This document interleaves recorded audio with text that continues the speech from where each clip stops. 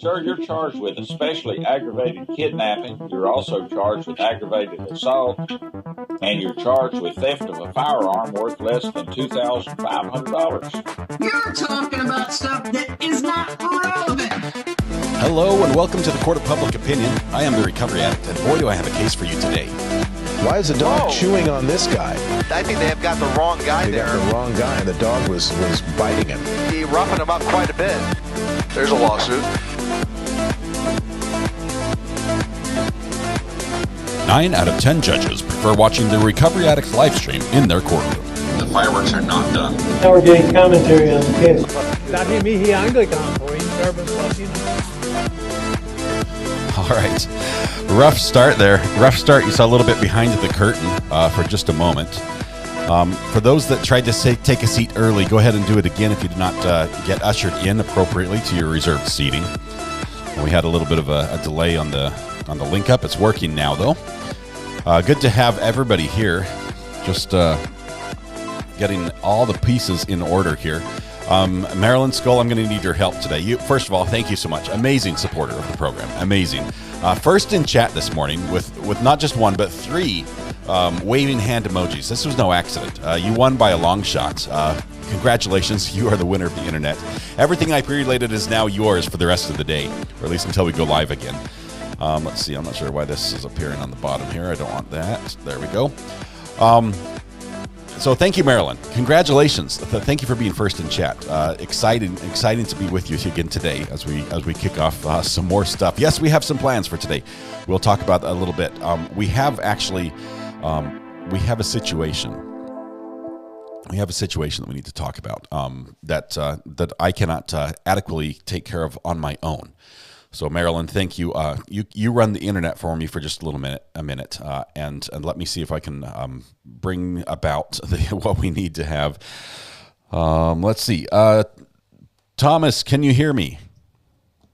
Good morning, Scott. Yes. And True Crime Addicts. Yes, we have Weather Watch on the line this morning, which is, it's a good thing. I love to talk to Thomas. He's not only my podcast partner, but he's a good friend.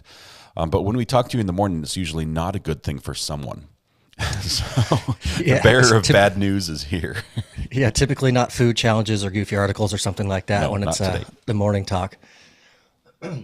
What's in store today? First of all, I have to say on Twitter last night, I was catching up with everything as I tried to do every evening, and I saw videos all over the place of people watching a tornado.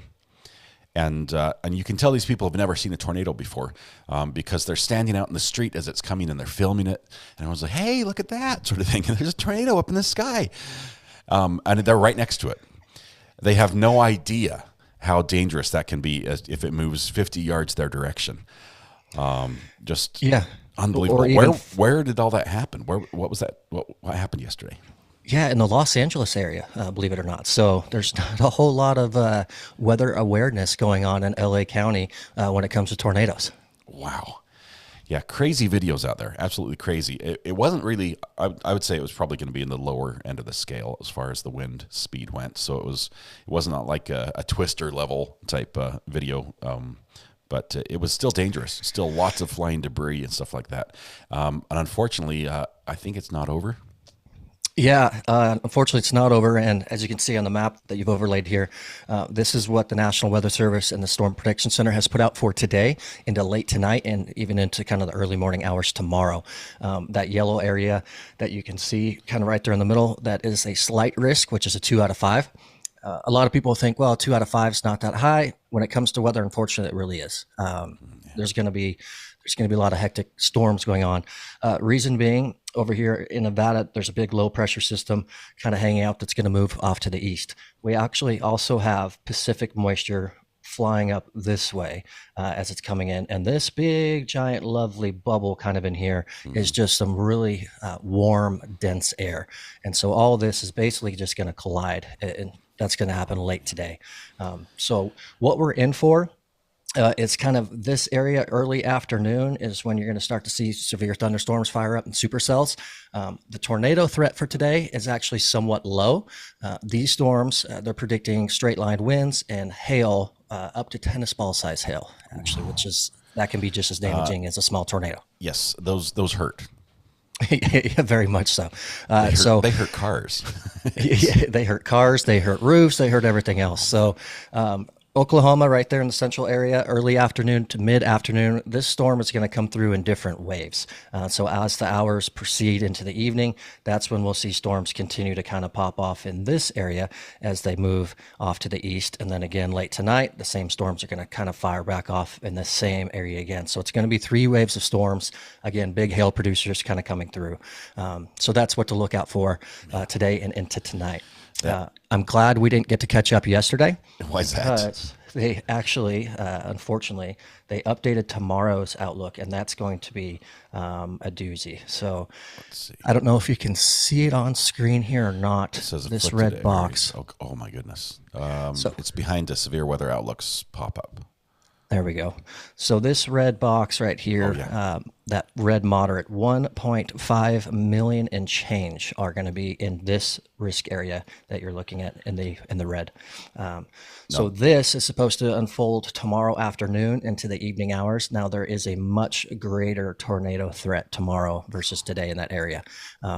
They're actually calling it for a potential outbreak, and all the storm chasers have already kind of rallied the troops, and they're loading up and they're heading that way. I saw that. There are trucks on the road, all the heavy vehicles that chase this weather and gather critical data for the Weather Service, as well as some of the amazing footage that we see on social media are headed down there now.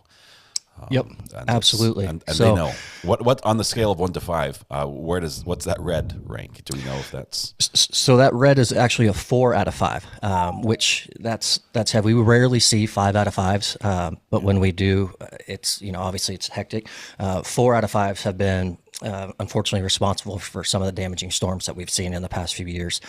So definitely something tomorrow to keep an eye out on. In the mornings, you might see some showers and thunderstorm, but it's really going to be impactful tomorrow late afternoon and into the evening because of that daytime heating and all that available energy that's going to happen. On top of that, I don't want to leave everyone out because of that kind of Pacific moisture we talked about that's blowing up this way. It's going to move a lot of these storms from today and tomorrow. They're going to kind of keep moving this way. So there's a big flood advisory that's going to be put out, or it might already be out for this area from tonight into tomorrow as well. So a lot of weather going on for the next 48 hours or as plus. If we hadn't had enough over this winter. I mean, it's just been one after another. I mean, all the way from West Coast to the east, north to south. It has been a crazy weather season. It really has. It's been active, and it got active early. So those are the major threats to look out for as we move into the next few days.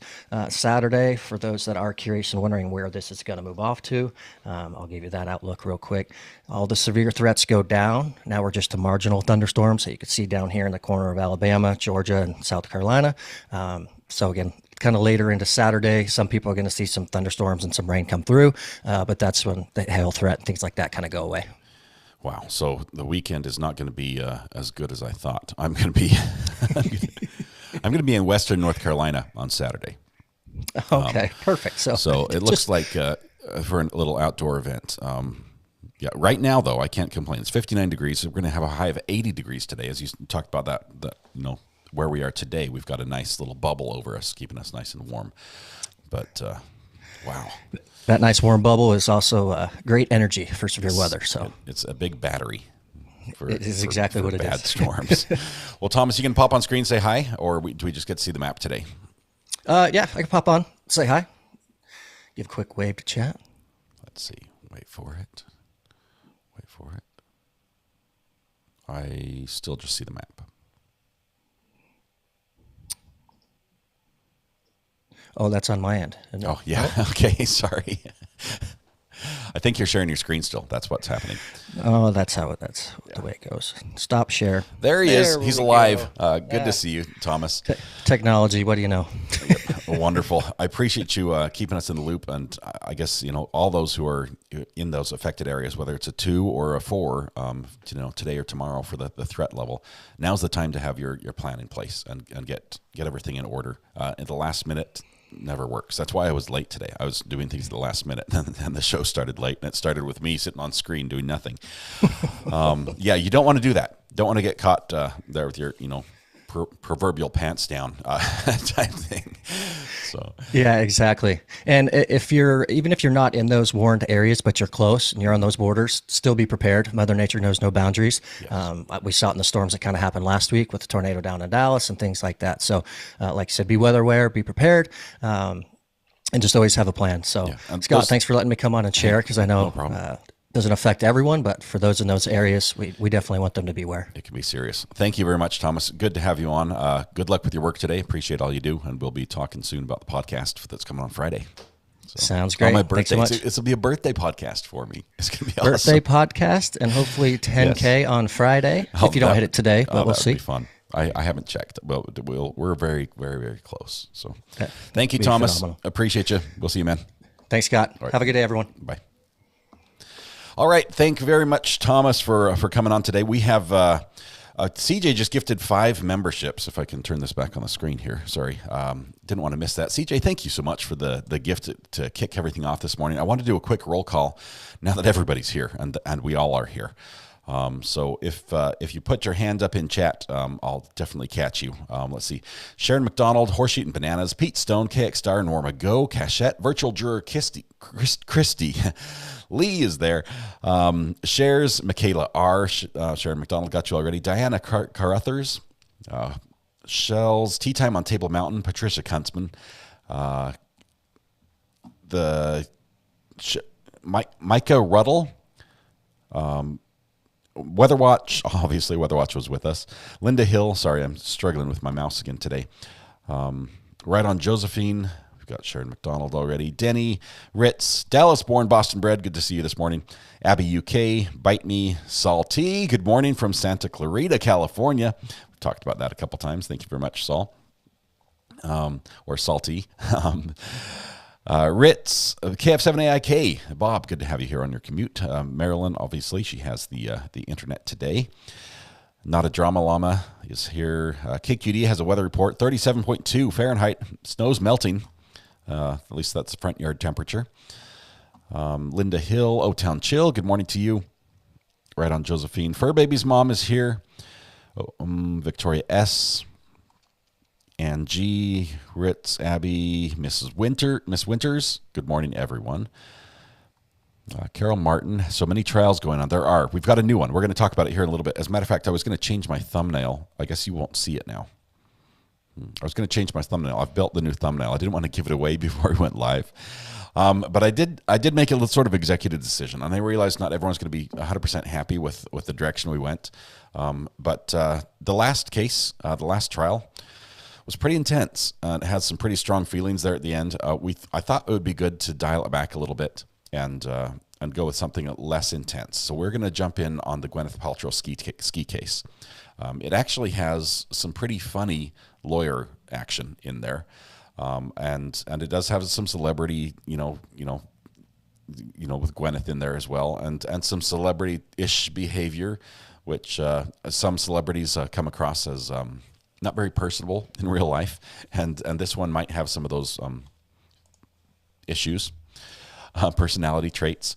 So we're going to see that. We're going to see her on the stand, I believe. I don't think she's taken the stand yet. I've got a little bit of an update to catch you guys up with what's happened and what the case is about, and how this case is a little bit different because it is a civil case. It's not the state, pressing charges. It's a individual against an individual with a jury and the back and forth.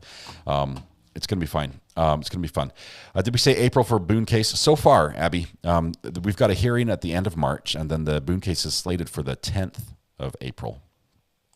So I don't know why this computer keeps wanting to click. It thinks I'm right-clicking when I'm left-clicking. What's with that? I don't know. Okay. Linda, we got you there. Thank you very much. Lynn Hoke, Jane Deer Girl, good morning. Checkmates, good morning from Napa Valley. I believe that's is that California or Idaho? I think it's Nampa, Idaho. Napa Valley, California, I think. Pampered Glampers here. Carol Martin, KQD, right on Josephine. We got you there. This mouse is gonna kill me. We might have to cut roll call short. The mouse is fighting me today. Pampered Glamper, Carol Martin, KQD, Linda Hill, Jen, I see you again.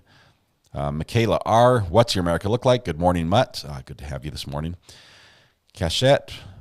You know what? You know what this morning needs? I know what it needs. Other than some more water, which this water is yesterday's water, and I'm not sure if I want to drink it. I forgot to get a new mug. What this morning needs is some cinnamon rolls. Am I not right?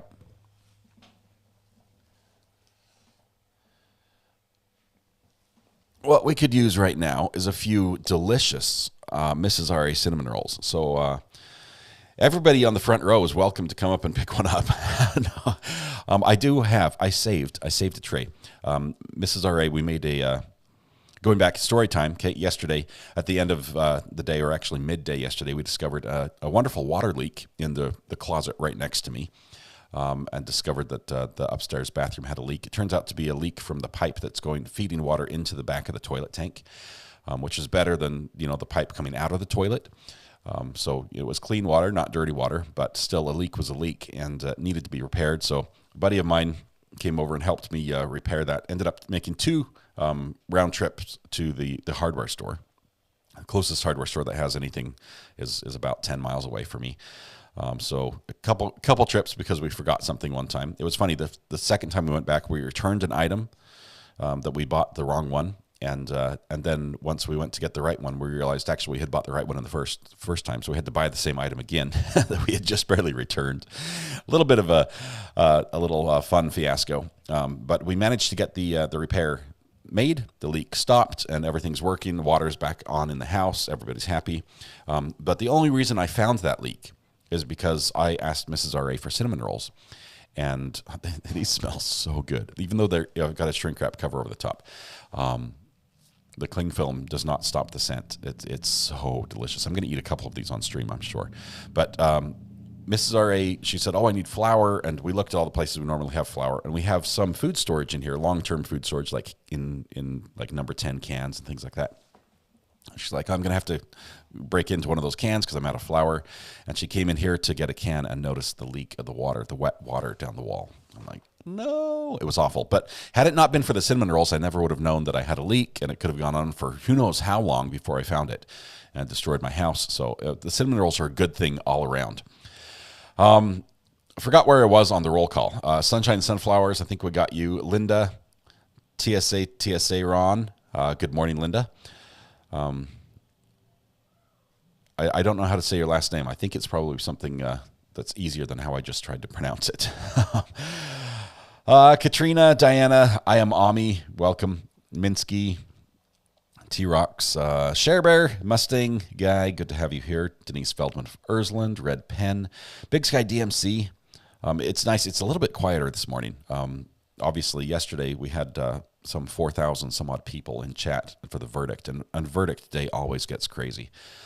I do apologize. A lot of the people who come in have no idea what we're about. They have no idea that we're all friends here and we're actually nice to each other, and they just come in and find a new channel to say whatever their piece is on it.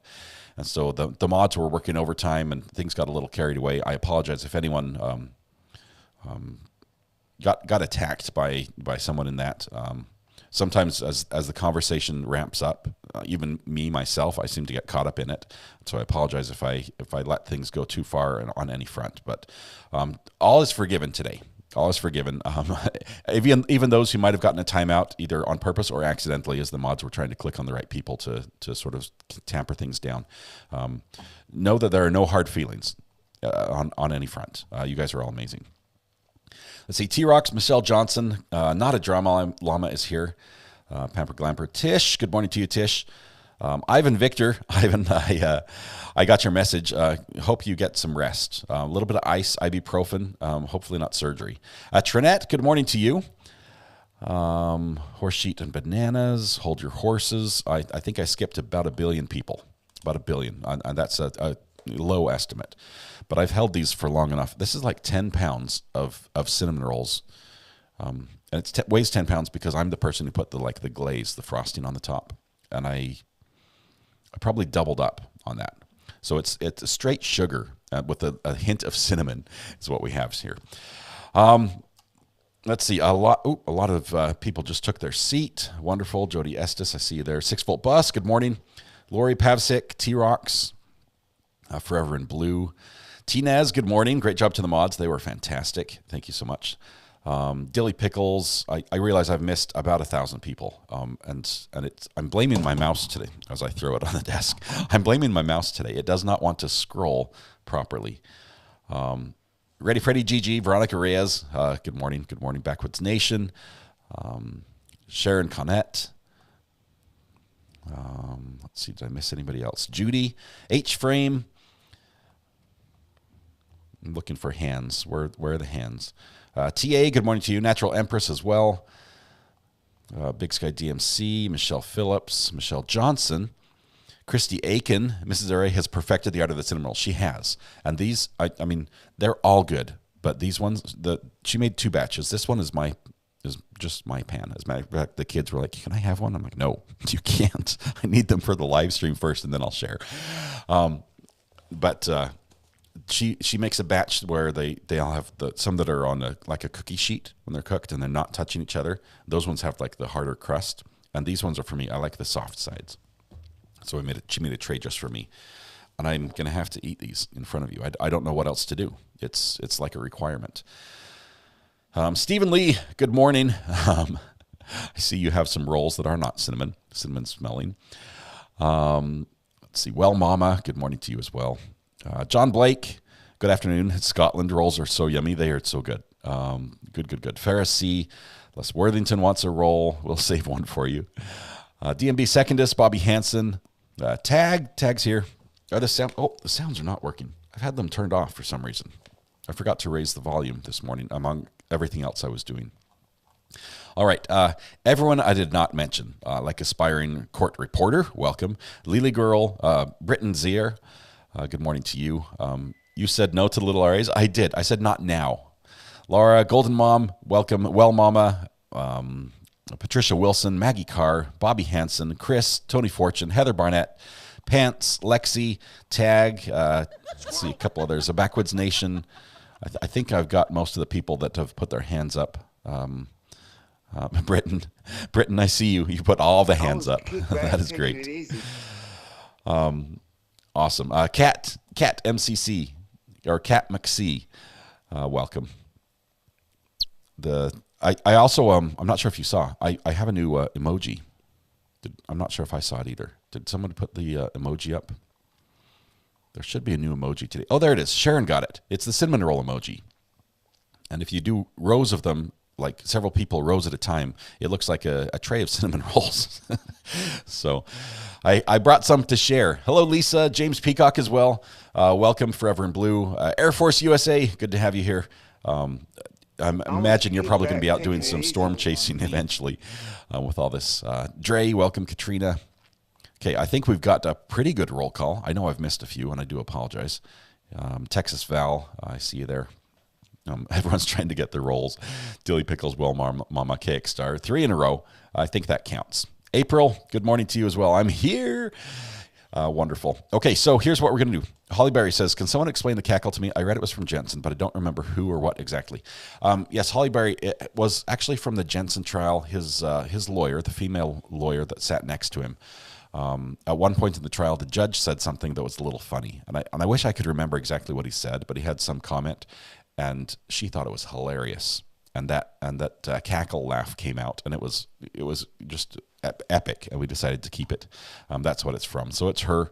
It was just from something the judge had said in sort of like one of the off moments, like sort of like at the right before a break or something like that.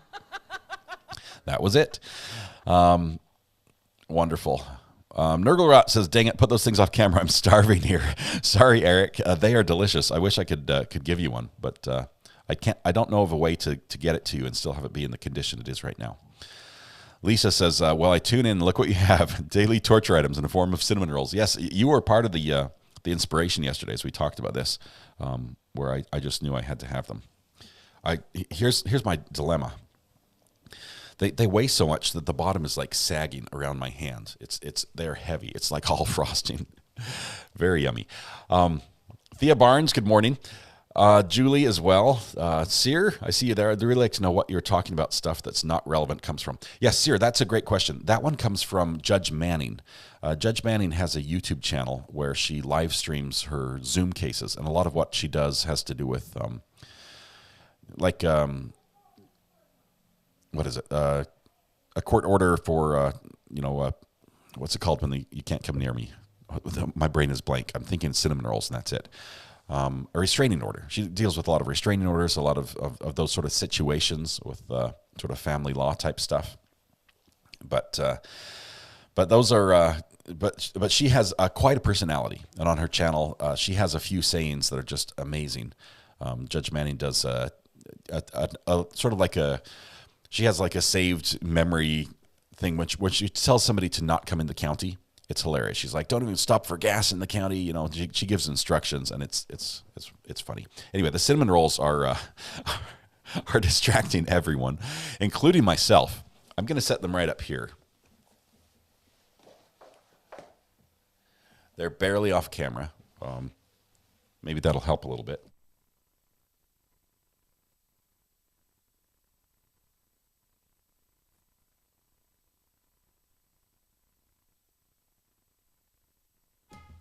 Okay, my daughter's going to run and get me a new mug, so I'm not sure what color she's going to choose. I've got red here, but she has two to choose from.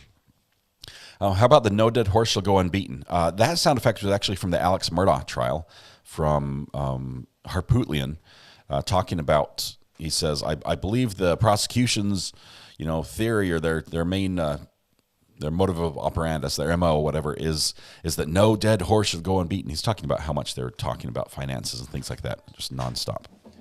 Thank you. There's water in that one. Can you dump that one out? Appreciate it. Oh, there's water in this one too, apparently. Lisa says, I think I can smell them, actually. She went with the blue. We're going with the blue mug today. So a little bit of ASMR here. Got milk? I need to get some milk.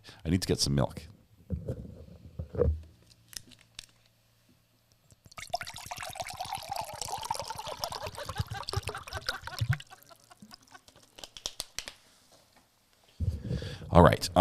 So enough of that. We want to talk a little bit about the upcoming case. Oh, thank you. I'm going to need this a little rag to wipe my hands off before I touch all the electronics.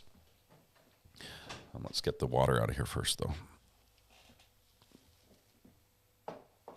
Okay. So here's what we want to do. We want to talk about the Gwyneth Paltrow case, and get you up to speed as I need to hit a few buttons here. Go live on that one. Need a remote. In this case, the Gwyneth Paltrow case, this is a civil case where there's not a criminal penalty. No one will go to jail, no matter how this ends. No one's going to jail. No one's getting something on their record. This is a civil suit where the judgment will most likely be a monetary value assigned to one party or the other, or neither, as the case may be. But I think pretty much it's going to go one way or the other. Let's see if I can find the case here. The case involves an incident in 2016 in Utah in the Deer Valley Ski Resort. Deer Valley Ski Resort is one of the large ski resorts in Utah. It's pretty popular. It's a nice one. We have some great snow in Utah. At least I say that because I used to be there. Utah's slogan is "Greatest Snow on Earth." It's on their license plate. It's sort of the thing that they brag about. Utah was the site of the Olympics. I think it was the 2002 Olympics. That was pretty neat. So a lot of people know about the Utah snow and about the skiing there, and Gwyneth Paltrow is one of them. And she went there in 2016 and was there with a couple of her kids. She was at Deer Valley, and her kids had ski instructors with them from the ski resort. So they had like a personal instructor each with them, and they're headed down a hill. I don't remember exactly what the hill was, but depending on who you ask what happened, there are a couple different stories. Hey, Toxic, I see you. Did I say 2016? I think I did. I think it was 2016. So it's a long time ago. if it might be 2018, but I think it's 2016. Anyway, we've got the. Sorry, Bob says, what was the verdict for the last case? Guilty on all four. Was what it was for for Zachariah. Sorry, I was thinking Alex for some reason. We have so back in 2016, we've got this skiing, great snow. People are there. Gwyneth Paltrow's there with the kids. She's skiing. The kids have two ski instructors. She's there, sort of with them, watching them. And then, depending on how the story goes, she apparently says the kids say, "Hey, Mom, watch me," type thing, and she skis off to one side. She's looking over and watching, and then, according to the plaintiff, or at least the gentleman that she collided with her, depending on how you view it, and his name is Terry Sanderson. According to Terry, or Terry's the people testifying on Terry's behalf, she wasn't watching where she was going, and she slammed right into the back of Terry Sanderson. Terry Sanderson. Terry Sanderson is a retired doctor who has a bunch of injuries. He has a traumatic brain injury, a TBI. He has like 3 or 4 broken ribs, a couple of them completely, not just cracked. And he says this is from being hit in the back and falling forward with Gwyneth Paltrow on top of him and landing on his arm, and his helmeted head hitting the ground and receiving a concussion. KF7IK, speaking of Park City, I'll be going by it in about 5 minutes. I'll wave to Gwyneth Paltrow for y'all. So the crash apparently, according to to Terry, knocked him out, left him unconscious, and said, and he was injured, and there were some words exchanged. She was not nice, and she left. What you doing type thing. And she left, and there was no help offered by the ski resort or anything. You turn around and ask Gwyneth Paltrow what happened, and she has a completely different story. She talks about skiing slowly with her kids. That part's not disputed. And as she's skiing, she notices 2 other skis come up underneath between her skis, because she's snow plowing, so your skis are out and going slowly. And 2 other skis, someone skis right up behind her, and she hears some groaning noise or something. I haven't got into exactly what that is. And she's like, "What is that?" type thing, and ends up getting tripped up and falling forward with him on top of her. Or they turn and fall a little bit that way. And she's like, "What are you doing?" type thing. And it's just like an accident or whatever. And she says, and people say, "Is everyone okay?" And Terry says, "Yeah, we're fine. Everything's fine." Yeah, so interesting. Can we see your face, not your arm? Yeah, we can do that. Sorry. We can do that. Thank you, Lily girl. So depending on who you talk to, the story is completely different. Gwyneth says she was hit by Terry. Terry says he was hit by Gwyneth. There was only one person who claims to have seen the accident, and this guy was sort of uphill from the two and watched this go down, and says that that Gwyneth just slammed into him, speed run, nailed him type thing. And Stephen Lee says, "I have sexy arms." Thank you, Stephen Lee. Stephen Lee is the artist who made this possible with the mouse pad, which is available out on eBay. Thank you, Stephen. Anyway, so you've got to understand a couple things about skiing, because there is some protocols. There's in the ocean, when 2 boats are going on the same course, there's a procedure, or there's a general accepted rule of who has the right of way. And generally it's the larger boat. When you're skiing, some similar rules apply. And the person who has the right of way when you're skiing is the person who is downhill, the person who is further down the hill. That only makes sense because it's very hard for them to know what's going on behind them, as they have to watch ahead. But the person behind them can see what's happening ahead of them. So you've got that factor. So whoever is downhill in the situation is probably the person who got hit, and they should be the person who wins the case, arguably. Now, the actual lawsuit itself, Terry is suing Gwyneth Paltrow for he started with a cool $3 million. Okay, because he says that's his actual damages. And he's saying things like that his personality has changed completely. He used to be a really nice guy, and now he's like a curmudgeon. I don't know. He's saying that he's got all sorts of issues, and he's not the same person he used to be. And I'm not saying he's not. I'm just trying to present the facts or the facts as they're being portrayed from each side. Gwyneth was not the larger boat, says Lee. Yes. I love that. You win the comment for the day. That is awesome. But so he's suing. He sued for $3 million, and the judge threw out part of the claim, and I don't know exactly what part of the claim he threw out, but because of it, it lowered the amount that you can sue for to about $300,000. So somewhere in there, it's between $3 million and $300,000 is what he's suing for now. We don't know exactly where. Gwyneth, on the other hand, is countersuing, okay, but she is suing for $1 because honestly, the money means nothing to her. She doesn't have any injuries to cover, according to what we've heard. She's basically saying, no, this is just a frivolous lawsuit. This is somebody trying to sue me for no reason, and I'm not going to. She could pay out. She could pay out the $300,000. She could write the check out of her petty cash drawer and be fine.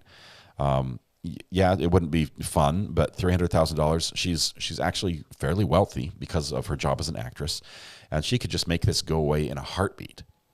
But she doesn't want to. And it's because she says that's not what happened. I refuse to be pushed around and bullied into giving you money because that's not what happened. So, yeah. So we have $1 plus legal fees. And now the legal fees, as Eric points out, the $1 plus legal fees, the legal fees, by my calculation, based on how her attorney is doing, and by, I think, was it JT said this as well, the legal fees are equivalent to about 50 cents, so $1.50, okay? Because her attorney has come up with the most bizarre, weird, incorrect things in front of the court. It's almost like he's never done this before. So he's got to be a budget attorney, which I don't know why. He was suing for $3 million, Chrissy, but the judge threw part of it out, and so the amount dropped. And I think it's down to $300,000. So I realize there are some people who look at this and say, I want absolutely nothing to do with Gwyneth Paltrow. I hate her acting. She never should have won whatever award it was, whether it was a Golden Globe, Academy Award, Webby. I don't even know. I don't follow those, honestly. I don't even know which ones are music and which ones are acting. But she is an award-winning actress. She is a big name, and she has a fair amount of prestige behind her name. So I mean, her name would be in bold if she's in a movie. She's one of the big ones. She's not like a B-list type actress. And her lawyer is a worse actor, says Raison Josephine. Yeah, maybe the witness was in on it. It may be that they saw this celebrity, okay, and said, "Hey, here's a chance." Unfortunately, there are people out there. Here's a chance for us to make a buck, type thing. And we don't know, but the court is hearing this. We are mid-case right now. We're in the middle of this. So we have a couple names we need to know. Terry Sanderson is the person who is opposite Gwyneth Paltrow. Those are the two suing each other, Terry and Gwyneth. Craig Ramone was the only eyewitness. And by all accounts, he pretty much got destroyed on the stand by Gwyneth Paltrow's lawyer. Really struggled. He came out with some great one-liners as he's trying to say, he's stumbling over who hit who as he's recounting the story. Okay, just small details like that, which is basically the whole case. And he's saying, sorry, I get dyslexic when I'm nervous and things like that. So we got those moments from him. We also have Eric Christiansen, who is one of the Deer Valley ski instructors, who was involved as well. So we've got some other names. We've got a few people, and we're trying to catch up with how this goes. I still need to get the feed accessed. Let me shut down Zoom. That will help. And meeting for all. If anyone was there, they're gone now. Okay, so let me get the feed up. The court itself doesn't start for a little bit, and it might be a little while. So So let's see. I'm not sure exactly the timestamp on the court starting. So hang on just 1 second. It is in Utah, so we're in Mountain Time Zone, not Central. That means that they have 2 hours difference from where I am. So Alex, it's 9 a.m. here. It's or 9:43. It's 7:43 there. Gwyneth Paltrow starts at 11, so it starts in an hour and 15 minutes. So we have just a ton of time. Let's move that over here, which means there's time for me to eat that entire tray of cinnamon rolls. You think I can't do it? Challenge accepted. Okay, so here we go. Wait for it. All right, can we do the opening statements? I think we can. Give me a second to pull them up. Let's see if we can get those. We might watch them a little bit faster than normal. Let's see, camera 3. Let's see if we can do opening statements on that.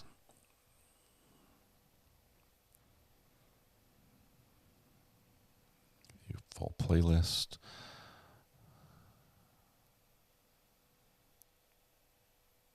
I was kicked back, taking it easy. Yeah. I think day one is going to be it, right? Get back to the beginning.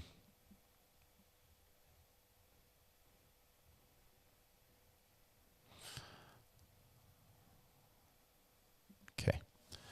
Let's see. That it had been subject to peer review, but she really didn't convince the court that it really had. So hold up here just 1 second. She didn't explain how this database this is the judge's voice you're hearing or right now. 7,000 or whatever it turns out to actually be. That's one problem, is how many entries in the database were there, how were they selected, what did they consist of. There's a lawsuit. And then the court considered that that it really hadn't been subject to any outside analysis. And there. So we're trying to jump ahead just so we can get the statements.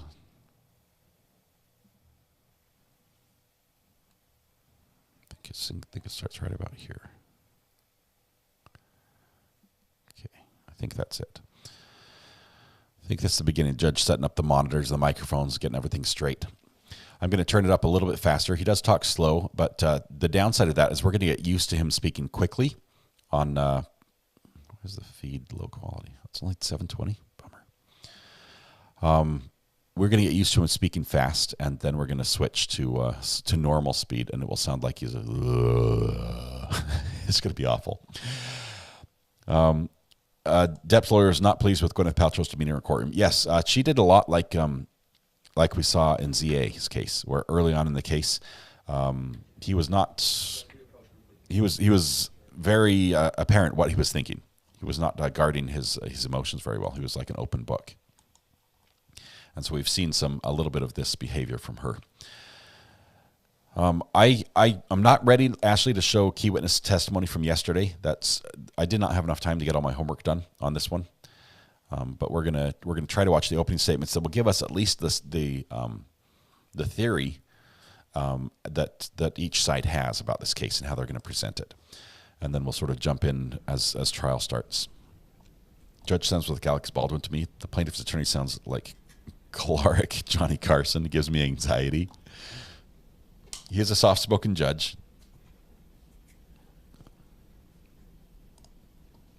Leonard Amber. You know what's funny? My son, my programmer's son, my first of all, Mrs. R.A. loves to watch YouTube at 2 times speed. And even people that talk fast, she can follow along. And she'll do that while she has like 2 videos playing on the screen at once. So she'll be following both. Her mind just is that good. I struggle at 2 times speed to hear one and to follow along. But my son, in his programming, he found out that my wife liked to watch 2 times speed. And he's like, did you know if you go into the code, you can actually speed it up to like 16 times speed? And he learned this because in his college classes, there are boring videos he has to watch. And it tracks to see if you actually watch the video.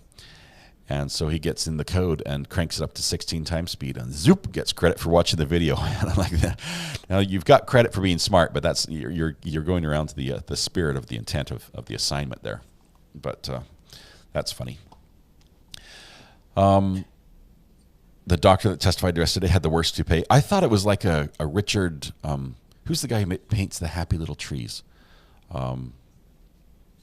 Who's that painter? It seemed like he had that the very curly hair. The happy tree guys. No accidents, no mistakes, just happy little accidents. Bob Ross, thank you very much. 6-Volt Bus was first with that one, and you guys are all flooding the chat now with Bob Ross. He had Bob Ross hair. I thought it was pretty interesting. You just want to run your fingers through it and feel it. It was amazing. Let's see. Y'all be prepared. There's a coffer. Oh my goodness. Yes. The Terry's lawyer. I think he's contagious right now. The judge ordered him yesterday to take care of his members of the jury for being so patient while we were working out a few details. Thank you. This is the case of Terry Sanderson versus Gwyneth Paltrow, case number 190500048, beginning trial here today. Would you please swear in the jurors? If you could please stand and raise your right hand. Do each of you affirm that you will well and truly try the issue now before the court and like render a true verdict according to the evidence and instructions of the court, subject to pains and penalties of perjury? Thank you. Does anyone have a birthday today? So in front of you or in your seats you have a notepad, hopefully a pen or pencil, and then the opening jury instructions, which I will read to you now, and you can certainly follow along. You can make notes in them. You can write your name on them. I'm going to skip through the jury instructions available to you throughout the trial. Just keep them. They're very similar to the other ones. Jury instruction 1, general admonitions. Now that you've been chosen as jurors, you are required to decide this case based only on the evidence that you see and hear to what other evidence that might have been presented might have shown. There you go. So pay attention. So that concludes the opening instructions. Best jury instructions ever. Are the plaintiffs ready to begin their opening statement? Yes, Your Honor. You want to introduce ourselves first? If you could, I neglected to do that. If you could please introduce who's at your table and your client, please. Good morning. My name is Robert Sykes. This is Lawrence Bueller. He and I are the co-lead counsel here. We also have Kristen Van Orman and Peter Sorensen. Peter Sorensen. Altogether, we are honored guy to represent Terry Sanderson here at the end. Thank you. Terry's in the gray suit, so he's the defense. Thank you. The plaintiff. My name is Steve Owens. I'm here in town at a firm called, I should say Salt Lake City, at a firm called Epperson & Owens. This is James Egan, Noreen Aburama, Peter Jensen, and we're all here for Ms. Paltrow. Thank you. Thank you. He pronounced her name wrong. Mr. Bueller, you may begin. Thank you, Your Honor. He said Paltrow instead of Paltrow. So this is how it starts, pronouncing your client's name wrong. Also giving his whole company tagline on the intro was a little bit interesting. Usually you just say your name, not who you're representing and what city you live in and everything else. But he was doing his full intro. A little nervous. Cause crashes. Defendant Gwyneth Paltrow knew that looking up the mountain and to the side. Counsel, you need to use a mic. I'm so glad they stopped him right there. It's right here. Testing. This guy's trying to bend the podium mic backwards. 4 lawyers stood up to help him with the mic. You should be clear that no witnesses at the trial are permitted in this courtroom. I'm not keeping track of everyone, but the exclusionary rule applies. The exclusionary rule will apply, meaning that anyone who will be a witness in this case cannot sit in and listen to the case before they testify. So if there's anyone here that's a witness, you'll need to leave the courtroom now. Thank you. Did we get it operating? Okay. So we get to hear again. This is awesome. Thumbs up is not an audio check. Ladies and gentlemen. Still can't hear. Oh, well, let's try this. Is that better? You can rotate the base of that. You can actually turn the podium instead of breaking the microphone off at the... Okay. Ladies and gentlemen, distracted skiers cause crashes. Defendant Gwyneth Paltrow knew that looking up the mountain and to the side while skiing down the mountain was dangerous. And she knew that skiing that way, looking somewhere else, blindly skiing down a mountain by looking up and to the side, was reckless. And she knew if she continued to ski that way, that it was not a matter of if, but when, by looking up and to the side, it was not a matter she would crash into somebody below her, and someone would get seriously and permanently hurt. She knew what she was doing was dangerous. I don't know why he has to read She knew it this. was reckless, and somebody would get hurt anyway. I think I just said that. But before we get into the details of this case,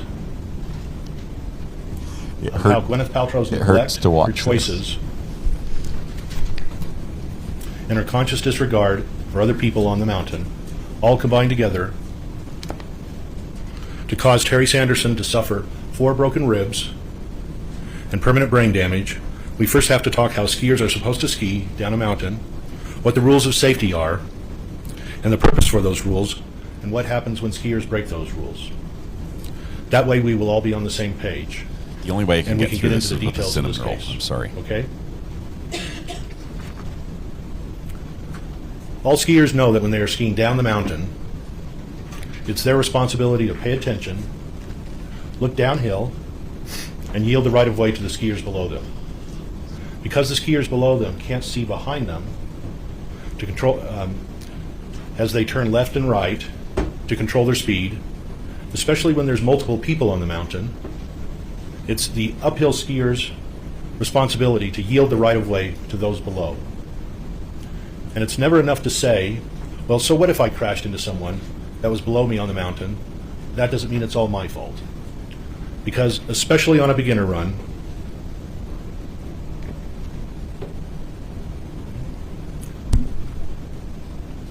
they know that skiers may be less experienced and that skiers below them trust that the ones coming behind are paying attention. That's what skiers do. Before they start down a hill, they take account of how many skiers are below them, what those skiers are doing, and they keep their eyes forward down the hill so they can yield the right of way. And even though it can be challenging sometimes when skiers do these things, they get to enjoy skiing, they get to practice their skiing, and most importantly, everyone gets to go home safe at the end of the day, and that's a good thing. But some skiers say, well, what's so wrong with looking up the mountain behind me and to the side while skiing down the hill? Just because a crash occurs on the mountain with somebody that was below me, that doesn't mean it's my fault. And some skiers say, well, what if the person below me on the mountain was changing directions quickly? Maybe it's their fault too. And finally they say, look, what's the big deal? You're not that hurt. And it's attitudes like this, behavior like this, and choices like these when crashes happen. And sometimes it's just a bump or a bruise. Sometimes it's a scare or a close call. But sometimes it's worse. Sometimes it's broken bones. Sometimes a concussion or permanent brain damage. And that's exactly what happened here. So let's get into the details of the case. Defendant Gwyneth Paltrow has skied since she was 3 years old and considers herself an intermediate skier. Ms. Paltrow has skied about half a dozen times at Deer Valley Ski Resort. She hires multiple ski instructors for her children, which allows them to skip the lines. The private instructors cost thousands of dollars per day. On the day of the collision, February 26, 2016, Ms. Paltrow is skiing at Deer Valley with 9 people, including her 2 children, her future husband, Brad Falchuk, his 2 children, and 4 Deer Valley private ski instructors. Eric Christensen is one of those private ski instructors. He has worked for Ms. Paltrow's family for a handful of ski vacations in past seasons. Eric Christensen knows the family well enough that one time he sent her son some pottery that he hand makes. A few minutes before noon, Ms. Paltrow's group of 10 meet at the top of Bandana Ski Run to go to the bottom for lunch. Bandana is a green run about 3/4 of a mile long. Deer Valley grooms Bandana every day, every ski day. Skiers have skied on it for 3 hours. The snow is packed. Although a green run, Bandana is steep enough for skiers to pick up speed unless they make turns. Slow signs are always at the top. I'm just going to show you a picture of that real quick. Maisla. This is not the actual ski You're watching day or me the eat event. cinnamon rolls. This is just an example of what Bandana And looks behind like. me is the Gwyneth Paltrow ski crash chase or case. But mostly just me eat cinnamon rolls. This is sped up 1.25 speed. This is opening statements of the case. This happened a couple days ago. The lawyers here are bumbling all the way through this case. So this is the top of Bandana Ski Run. This is not the day of the crash, but it's near the crash site.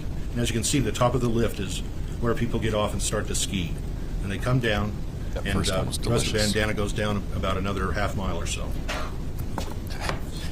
It's just a white screen with little skiers all over it. A couple trees. It's a picture of snow. There's no depth perception anywhere. It's just a different size of skiers. I just had one of Bob's fisherman's friends cough drops, and it's a little drier than I expected. Oh, a little plug for Bob's Also at the Fisherman's top Friends. of Bandana is a meetup group of about 6 adults. A meetup group is a This trial is in group Utah. that meets online to engage in activities like skiing, hiking, or bowling, or many other activities. Plaintiff Terry Sanderson is in this meetup group. 4 in the meetup group ski down. 4 of those in the meetup group ski down first. Then Sanderson skis down to the right. Craig Ramone is another person in the meetup group who skis about 35 feet behind Sanderson. Sanderson and Ramone know each other only through skiing in this meetup group. So they're not really close friends, but they know each other. And they've only done about a half a dozen of these meetup groups together. At the top of Bandana, Ms. Paltrow, her 2 kids, and their 2 instructors are ready to go down to the bottom of Bandana for lunch. Before they ski, one of Ms. Paltrow's children says, Mommy, watch us ski." Okay. The children and their 2 instructors ski to the left.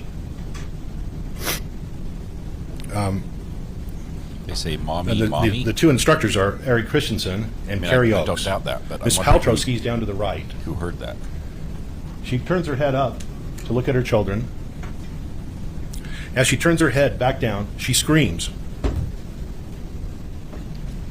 Then skis back into the back of Terry Sanderson. She rides back down. They hit the ground hard, and Miss Paltrow bounces off of Terry.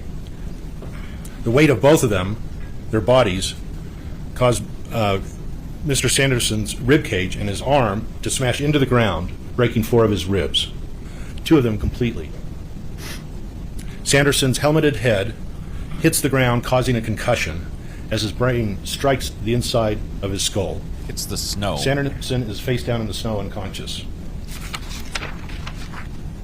Skiing 35 feet above them, Craig Ramone is the only eyewitness to of the crash. Ramone skis down and stops just next to them. He asks if they are okay. They say nothing. Ramone, again, is the only witness of this crash. Ms. Paltrow is slow to get up. Her son's instructor, Eric Christensen, skis over from the left and stops above Sanderson and screams at Sanderson, who is not moving. "What did you do? What did you do?" Surprised by the crash and Christensen yelling at Sanderson, Ramone thinks, "Why is this Deer Valley guy screaming at Sanderson? He didn't cause this collision." Christensen doesn't let up, so Ramone steps between them. Christensen stops yelling at Sanderson. Sanderson is still not moving. They ask Sanderson if he is okay, but Sanderson only groans. Craig Ramone turns to Paltrow. "Are you okay?" He asks several times, "Are you okay?" She doesn't say a word, and she slides a few feet down the hill. Terry moves a little and groans, "My ribs." Paltrow turns away and bolts down the mountain to the bottom. Christensen turns to Ramone. "Do you realize your buddy just took out Gwyneth Paltrow?" Sanderson moves more, trying to get his skis around. Eric Christensen steps closer to Sanderson, picks him up by his hands, and stands him up. Snow is caked in Sanderson's goggles. Christensen turns his skis down the mountain, and he bolts, skiing straight to the bottom, following Paltrow's group, leaving Sanderson and Ramone alone at the crash site. Sanderson is standing but hunched over, mumbling, and Ramone says, "Do you think you can ski?" "I think so." Sanderson tries but skis poorly. Ramone says, Stop, you forgot how to ski." "Do you know your name?" "Terry." "Do you know where you are?" "I have no clue." Ramone says, "Let me get some help." And Ramone steps back and flags down a Deer Valley employee and says, "Can you get ski patrol here? This guy's been hit. He's hurt, and he's just out of it, disoriented. Within minutes, a Deer Valley ski patroller, Whitney Smith, arrives with a sled. Smith examines Sanderson, puts him in a sled, and takes him down to the first aid station at the bottom of Bandana. At the first aid station, Sanderson again is evaluated, and he still has some disorientation. His ribs hurt. Whitney Smith tells him, and the group of people in the meetup group that are with him, he needs to go to an Instacare in Park City. Terry goes to the Instacare with someone who drives him. He's not sure who it was. And at the Instacare, he's evaluated, but the Instacare says you need to go to an ER room. It appeared that his pain in his ribs might be broken, and he reported that he was unconscious. The next day, Terry goes into the VA emergency room. So what does the defense have to say about these things? First, they say, that's not the way this happened. He hit me from behind. I know the witness Ramon says he heard me scream and look up and saw the crash. I never saw Sanderson before he hit me. Sanderson was the one who hit me. This wasn't my fault. They also say, the defense, this is all Sanderson's fault. He's the one who can't remember the crash. My ski instructor, Eric Christensen, said he saw Sanderson above me making big turns and going really fast. This is Sanderson's fault. And they say, look, what's the big deal? He's 69 years old. Our doctors say he had some dementia, and blindness in an eye, and many other problems. Yeah, he broke some ribs, but those will heal. And 85% of people with brain injuries heal. What's the big deal? Oh, and look at his high test scores. He can't have a brain injury. And finally they say, so what if he had a head injury and 4 broken ribs on the day of the crash? 8 hours later, he wrote to his daughter, I'm famous. That shows he can't be injured, and this is just about celebrity of Miss Paltrow.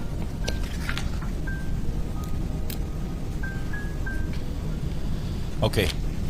Because of the defense's claims that nothing Miss Paltrow did caused this crash and his injuries, we, on behalf of Terry and his family, we contacted Dr. Richard Bain, a neurologist and biomedical engineer. He applies medicine and physics to understand traumatic brain injuries like this. Dr. Bain, the defense says nothing they did caused this crash and Terry Sanderson's injuries. Is that true? And Dr. Bain says, well, I don't know. Give me everything you've got, including medical records, scans, x-rays, reports, and so forth, and I want to examine him. Then I'll look at his case. But just so you know, you may not like what I say, but I'll tell you true. So we give Dr. Bain the x-rays, the tests, the reports, and Terry sees him for an exam. And after Dr. Bain has reviewed these things, we call him up. So Dr. Bain, what do you think? Bain says, no, actually, absolutely, she caused this crash. She hit him from behind, which means she was higher on the hill than him. That's key. Well, but how do you know? Well, he broke his 4 ribs when she hit his back, knocking him down to the ground, and she landed on top of him, just like Ramon, the witness, said. The only way for his broken ribs on the right side could fracture like this is if she hit him from behind and landed on top of him, pressing his right arm into his chest. That's really the only way to have broken 4 ribs like this, too severely broken. Well, Dr. Bain, the defense says he should have recovered from the concussion. Well, that makes no sense, because he still has symptoms more than 18 months after the crash. That means his brain injury is permanent. Well, Dr. Bain, will you be willing to come to court to testify to our jury so we can get this right? Because the defense says they're going to take this all the way to trial. I'd love to, but I'm busy that week. But I can give you my deposition. Why? So last week, the parties took Dr. Bain's deposition. You, the jury, will see it this week. And just so you know, a deposition is an out-of-court sworn testimony where the lawyers on both sides testify or ask questions to a witness, and in this case, it was recorded. So what happened to Terry? Well, the day after the crash, he goes to the VA hospital. At the VA, they x-ray his ribs, and they say, yes, you've got 4 broken ribs, 2 of them broken completely. And then a few days later, they confirm Terry suffered a concussion in this ski crash. over the next year, Terry is seen by various people at the VA, including speech therapists and other doctors, a psychiatrist, and he's trying to get better. Terry doesn't want to have a brain injury.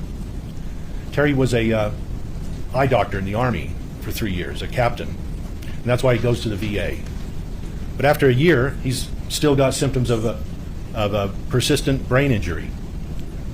So I refer him to Dr. Alina Fong. She's a neuropsychologist in Utah County, and she treats thousands of people who suffer brain injuries that are persistent. It's not a doctor referral, it's a lawyer referral. And Dr. Fong, this is opening arguments treated right Terry.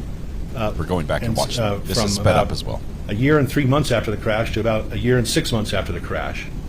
And Dr. Fong will testify in this case via video deposition because she couldn't be here for trial also. She has a conference in the Netherlands because she treats patients around the world and is a known treater of people with persistent post-concussive symptoms, which is basically a brain injury. So after this litigation began, after 2019, Terry went to see a neuropsychologist, Dr. Wendell Gibby of Utah, who's examined and scanned thousands of patients with injured brains. A neuroradiologist is a medical doctor who specializes in radiology, everything from x-rays to MRIs to CT scans, and his specialty is also in neuroradiology, examining the brain. But he also examined the chest x-rays that were taken at the VA. And we asked Dr. Gibby, how bad is it? Dr. Gibby says, it's bad. His brain is permanently injured. He has persistent post-concussive symptoms. Although we can treat him, he will certainly have problems with his brain function the rest of his life. Well, Dr. Gibby, the defense says Terry's problems are pre-existing, and his brain problems were there before the crash. Well, that's what they always say about permanent brain injuries. Terry suffered a significant concussive brain injury in this ski crash. I've never heard this matter of the injury is permanent. Recounting in other story words, and opening statements. Terry will have problems with his brain the rest of his life. Well, doctor, the defense says he has pre-existing brain issues such as NPH when he had the brain scan in 2009, 7 years before the crash. NPH is normal pressure hydrocephalus. Basically, it's when your brain has too much fluid in the canals of the brain, or the ventricles, and it builds up and it presses on your brain. It may actually make you more susceptible to problems from a concussion, but many people go their whole life without any symptoms, and they never know they have NPH unless they get a brain scan. Well, the evidence will show that Terry Sanderson had no symptoms of NPH prior to the ski crash. Dr. Gibby says because Terry was asymptomatic or had no symptoms, this gets worse. Before the crash, the brain injury he suffered in the ski crash is the cause of his current problems, not NPH. Well, the defense is 3 medical doctors. The defense has hired 3 MDs and 2 PhD neuropsychologists say, well, the NPH is causing his problems. And Dr. Gibby says, well, I'm not sure what they're thinking, but this ski crash caused Terry's current problems. Further, like Dr. Bain, Dr. Gibby thinks it's highly unlikely that Mr. Sanderson hit Ms. Paltrow. The way he sustained the injuries to his ribs is more likely than not caused by Ms. Paltrow landing on his back when Terry Sanderson hit the ground, when she rode his back after the ski crash. Then we talked to Dr. Sam Goldstein, a neuropsychologist who has a clinic in Salt Lake City, who treats patients with brain injuries. He's been treating people like this for decades. We asked Dr. Goldstein, what can you say about Terry's injuries? So this is Terry's lawyer, it's more likely Paltrow's. Dementia or NPH or other problems. Well, Dr. Goldstein says, well, it's permanent and significant, this injury he had when Ms. Paltrow hit him, because his family and friends and the people he knows before and after the crash report that he had very few problems before the crash, but after the crash, he has very significant problems. Are we ready to skip to the defense one? Because of that, we know, and because it's lasted for years, more than a year and a half, and now it's been lasted for 7 years, we've got the we gist know of he the has persistent post-concussive symptoms. Goldstein says, yes, most people recover, but in a situation like this, where Ms. Paltrow denies she caused his injuries, it's like his frustration digs into his frontal lobes, so to speak, and his problems are permanent. Yes, he can alleviate them with treatment and medication, but he will have problems all his life. Okay, so that's the gist of the of one side. That's Terry's side. We're now going to switch over to Gwyneth Paltrow's. The important part of this is it's going to tell us the two sides, what they say happened. It also lays out some of the groundwork of the testimony, much of which we've missed because we're catching up late to the trial. Mr. Owens? So Mr. Owens stands up, and hopefully he does a much better job than Terry's lawyer, unfortunately. Members of the jury, thank you for being here, partly against your will. It's a beautiful thing, the law. When people are in big disputes, our system, both our U.S. Constitution and our state constitution, allows these disputes to be done openly, publicly, and by a jury of one's peers. I'm going to work on this and audio. I think it's a beautiful thing. It's slow. A lot of people complain about lawyers, but no one gets hurt in terms of we don't burn people's houses down. We don't do acts of violence. And oddly enough, if a trial is done right, even the losing party feels that they were heard and understood, and that they feel some sense of peace. So if you can't tell, this is a big deal to the parties, and it's really special that you were chosen. You should feel complimented, and perhaps one day you'll tell your children and grandchildren, I was selected for a jury, and it was an honor to serve, and I helped my community by trying to figure out a difficult problem that the parties have. And so I thank you for that. I don't know why he went there. Even in Greece, ancient Greece, they used to resolve problems like this. He's not reading it, though, so he's doing a good Bring job. in some criminal, some are civil. That essentially means, can someone go to jail for it? That's criminal. Is someone asking for money? That's civil. So this is a civil claim. And they would gather the people and listen to the dispute. So this is a very historic tradition. The burden of proof is one of your statements here from the judge, and I just want to comment on it. Burden of proof is a weighing of evidence. So I put before you Lady Justice. If you're ever in Salt Lake, go to the Salt Lake City County building and look up, and it's this statute, although this is not the exact statute of her. But you've seen this around, and I've done another one for you here that I like to keep in my office. All right, so what's important about this? She's blindfolded. So one of the judge's instructions for you was no sympathy, passion, or prejudice. You're not to award anyone anything because you feel sorry for them. This is important because over the next 2 weeks, we're going to hear a lot about Terry Sanderson's mental and physical health, both before the ski collision and after the ski collision. And you're going to feel sorrow for him. But we're not here. This is opening statements. We're waiting for the court to start today. You're here We're to going to listen figure to out opening statements if someone while we negligently crashed wait for that to into catch up. someone, or if no one did. And I think the law will permit you to decide that no one was at fault. Unlike a car accident or something, a ski collision is different. There are inherent risks of skiing. I know when I get on the top of the tram at Snowbird, and it's a gusty day like today, and I say, if I don't do this right, I could kill myself. I mean, it's a breathtaking, wonderful, exhilarating, but also a little dangerous, isn't it? That we're strapping on pieces of wood or fiberglass on our boots, and we're going down a very snowy, icy hill. So, powdery hill. That happens. Maybe some of you have been hit. I've been hit skiing. It was disorienting. It was unhappy. I was unhappy, to say the least. But I did recognize it as an inherent risk. I mean, okay, let me move on that. So the blindfold. The blindfold is, I'm not going to do this because I feel sorry for someone. Then the scales. Mr. Sanderson has brought the claim. As a result, he has to tip the scale. Okay? The tie means plaintiff does not win. Tie goes to the defendant. So they have to tip. That's who brought the claim. That's the weighing. And then you see the sword. Now, the sword can be, I'm seeking justice, so I'm proactively fighting it, and sometimes Lady Justice is actually seen with a shield. Let me suggest that that sword is being used to defend a meritless claim, a false allegation, really kind of an offensive one, that she somehow left him an unconscious man and bolted, and it's I can tell you, we believe it to be utter BS. Objection, Your Honor. Argument.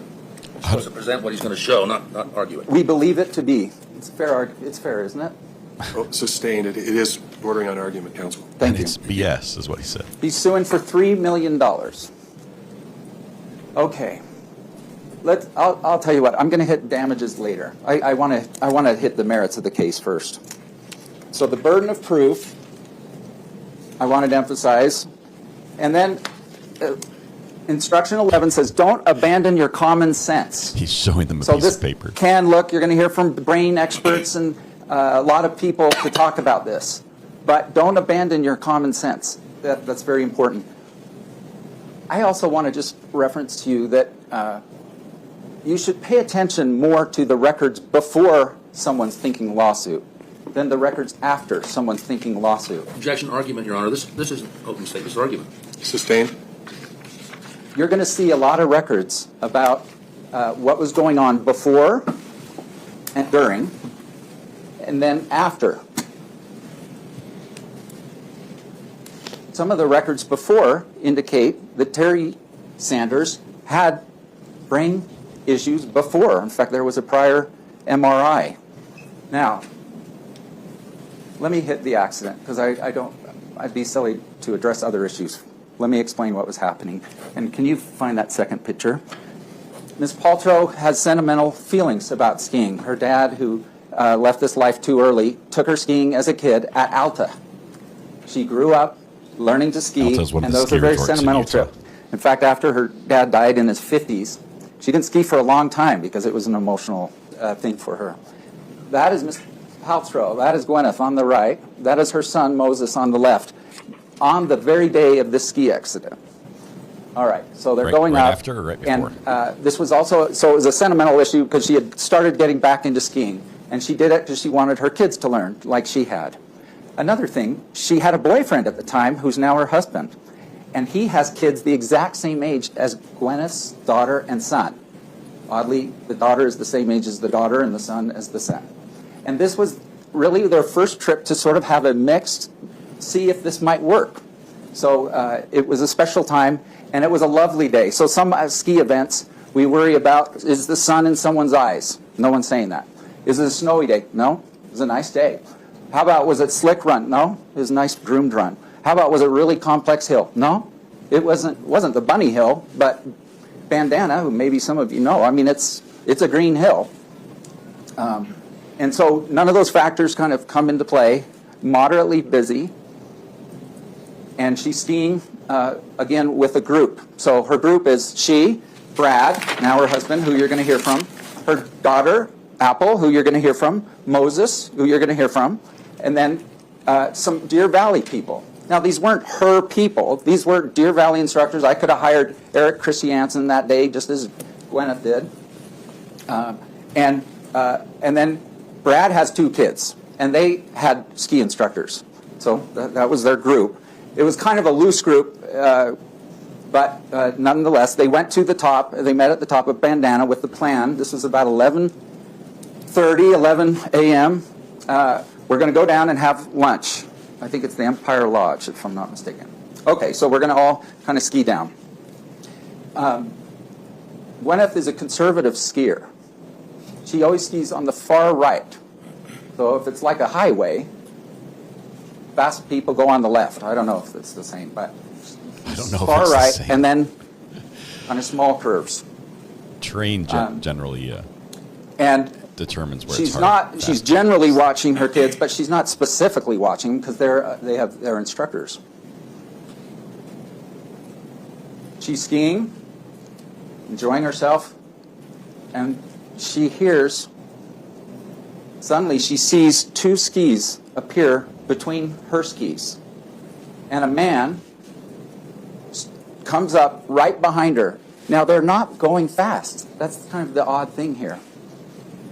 He comes up almost body to body like this and starts groaning. she doesn't know what's going on. What's going on? Am I being assaulted? She's moving forward, and then she's like, they begin falling to the right, and she's feeling freaked out, I think is a fair statement. And he hits down, apparently his side and his head, and she is essentially falling on him. But keep in mind, his skis are intertwined now with hers. Her first reaction is get away from this. And so she's trying to get away. What has just happened? Now, she only has to think about this for a few seconds to realize, okay, I'm not being assaulted. But this fellow, she had a more colorful word, has just run into me. And she said, what are you doing? Or words to that effect. And he's like, words to the effect, I didn't see you. And then there's a question, well, who ran into who? And he says, you ran into me? And Gwyneth's like, no, you ran square right into me. And he said, I'm sorry.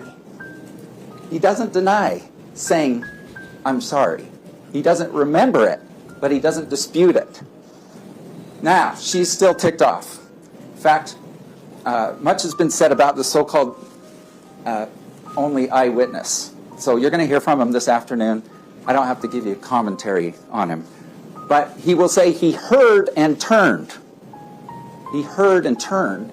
That's what the Deer Valley guy says. Eric Christiansen, one of the instructors, said he heard and turned and then saw. So I'll comment just a minute more on Mr. Ramon in just a minute. You'll hear about him. Back to Gwyneth's story. She's backed up. She's safe. Eric's on the scene. He's helping people get their skis off. And he's trying to figure out what happened. Now, Eric, backing up, they started at the hill. This is at the very beginning of the hill, by the way. It's not halfway down. It's not 3/4 down. It's the first quarter down. He's trying to figure out what happened. But he had seen Gwyneth go down. Then Terry, who was cutting across the whole thing. If I'm misstating it, we're going to have to defer to their testimony when they testify, but I'm trying to give you a big picture. He's making a much wider turning, and guess what? He's blind in one eye and has decreasing vision in his left eye. He has hearing aids. He's had heart, stroke, many other medical conditions. Just weeks earlier, he told his doctor, I'm feeling old suddenly.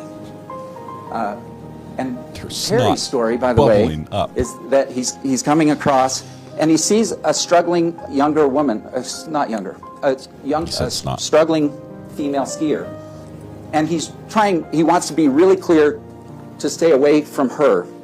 So he's actually turning his head to clear the beginner skier.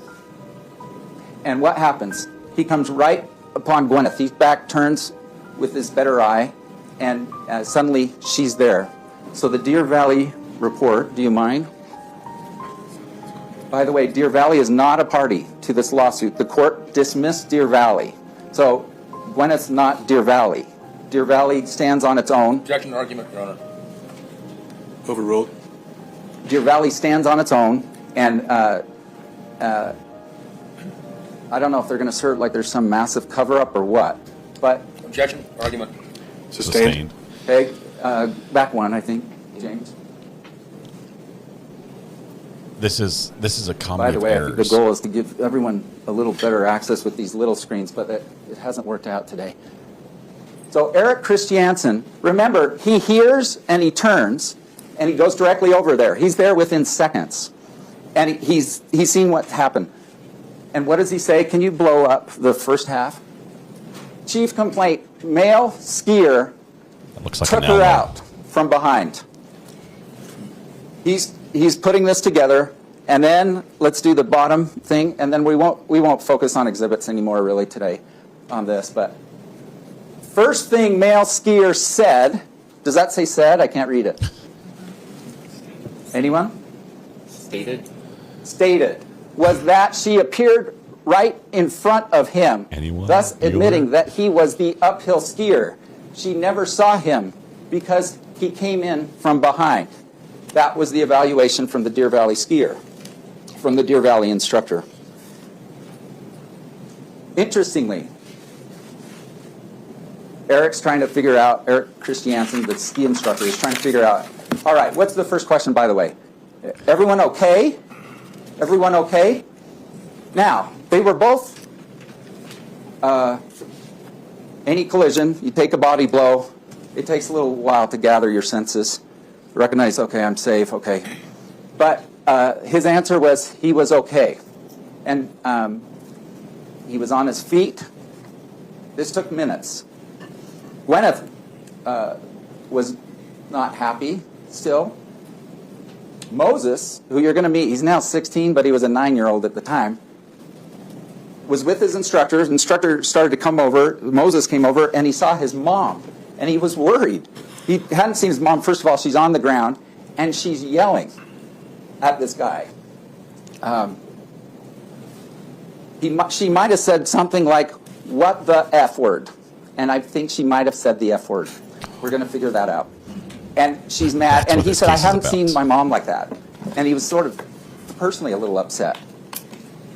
All right. And then, okay, everyone's okay? Everyone's okay. And Eric Christiansen, the ski instructor, said, a ski patrol person, who's different than the instructor, a ski patrol person came by and said, "Everyone okay?"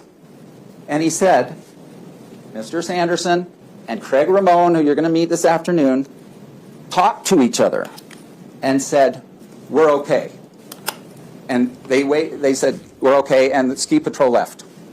All right, now everyone's okay. And then I think Eric Christiansen, okay, Gwyneth, you can go, join your family. By the way, your family's waiting for her at the bottom. Brad, interestingly, had heard it and looked up and saw his wife on the ground and had come back up, and she had skied down to be with him, not to leave. By the way, you'll never hear the words hit and run in this whole trial. This was not a hit and run. But he just used the plaintiff even had a ski expert evaluate it, and he said it's not a hit and run. Used them again. So take that out of your mind. All right, so all right, now what's going on? Okay, everyone's good to go. Everyone went. Terry, right before he left, apparently, Eric Christiansen said, "Your buddy just took out Gwyneth Paltrow." They didn't even, no one knew who she was. By the way, she had the helmet and goggles and everything. Guess who who denied that? Craig Ramon. Their so-called first skier has a whole different crazy story. Objection argument, Your Honor. That is argument. Overruled? Oh, that is argument. Never mind. Reassert my craziness. You reassert my craziness. All right, so I'll continue the story. It's like he surrendered before. Everyone's good to go. The judge Good to go. rules. Okay, then they now hear she's Gwyneth Paltrow, and okay, well let's ski down. So they ski down a ways further, and Terry, I shouldn't call him Terry, Mr. Sanderson, does not feel good. He feels confused, he says. So you'll hear them. Like, I'm going to back it up because I talked over it. Let's get a ski patrol person now. We'd previously waved one off, but now we've changed our mind. Like, okay, well let's ski down. So they ski down a ways further, and Terry, I shouldn't call him. Oh, got to back up just a little bit. Sorry. No one knew who she was. By the way, she had a helmet and goggles and everything. Guess who who denied that? Craig Ramon. Their so-called first skier has a whole different crazy story. Objection argument, Your Honor. That is argument. Overruled? Oh, then I reassert my craziness comment. All right, so I'll continue the story. Everyone's good to go? Good to go. Okay, then they now hear she's Gwyneth Paltrow. And, okay, well, let's ski down. So they ski down a ways further. And Terry, I shouldn't call him Terry, Mr. Sanderson, does not feel good. He feels confused, he says. So you'll hear them like, well, let's get a ski patrol person now. We'd previously waved one off, but now we've changed our mind. We need ski patrol. Toboggan person comes named Whitney, and she pulls up, and the first thing Whitney says is, what happened? And Mr. Sanderson says, I don't know. I'm not sure. He did not say, I was just hit. Interestingly, Craig Ramon, the friend, did not correct that statement. So Craig Ramon, by the way, never once told Eric Christiansen she hit him. Didn't say one word about it. Didn't say we need help. Part of this crazy story is he says Mr. Sanderson was out cold for 2 minutes, unconscious. Now, do you know how long it is to look at a person who might be like dead or dying for 2 minutes and not do one thing? He didn't do anything. It's not true. Everyone on the scene was saying absolutely. If he was out, it was for seconds, not 2 minutes. Christiansen's going to just ignore someone who's out cold. He's saying, I'm okay. He's on his feet. He's declining ski patrol. Very different story than someone who's out cold. I said, did you start CPR, like where you check his breathing and stuff? No, I didn't do any of it. You'll see there are a lot of ridiculous things I think about it. Objection, Your Honor, argument. Sustained. Gwyneth didn't have a helmet. He says Gwyneth didn't have a helmet or a face mask or a goggles on her. She had those things. She doesn't go around skiing. She's safe conscious, and she's probably a little celebrity conscious about, like, I don't do that. So anyway, we'll address that this afternoon more, but let me continue the story. So he's on the toboggan. Now, Whitney, this toboggan person's pretty smart. She goes, hey, I want you to remember, I'm going to tell you a few things, and I want you to remember them. And they're unique things. All right, guys, we'll get into it later. We have video and at the from bottom of the hill, courtroom she's now. checking them, and he remembers all of them. In fact, he's a poster. So he posts. So we're gonna switch over to the live smiling court picture right here of the toboggan person. Okay. Oh, great! Yeah, thank you. I didn't have a printer. So. This is live now. So we cut off the morning the opening statements. Now we've jumped ahead.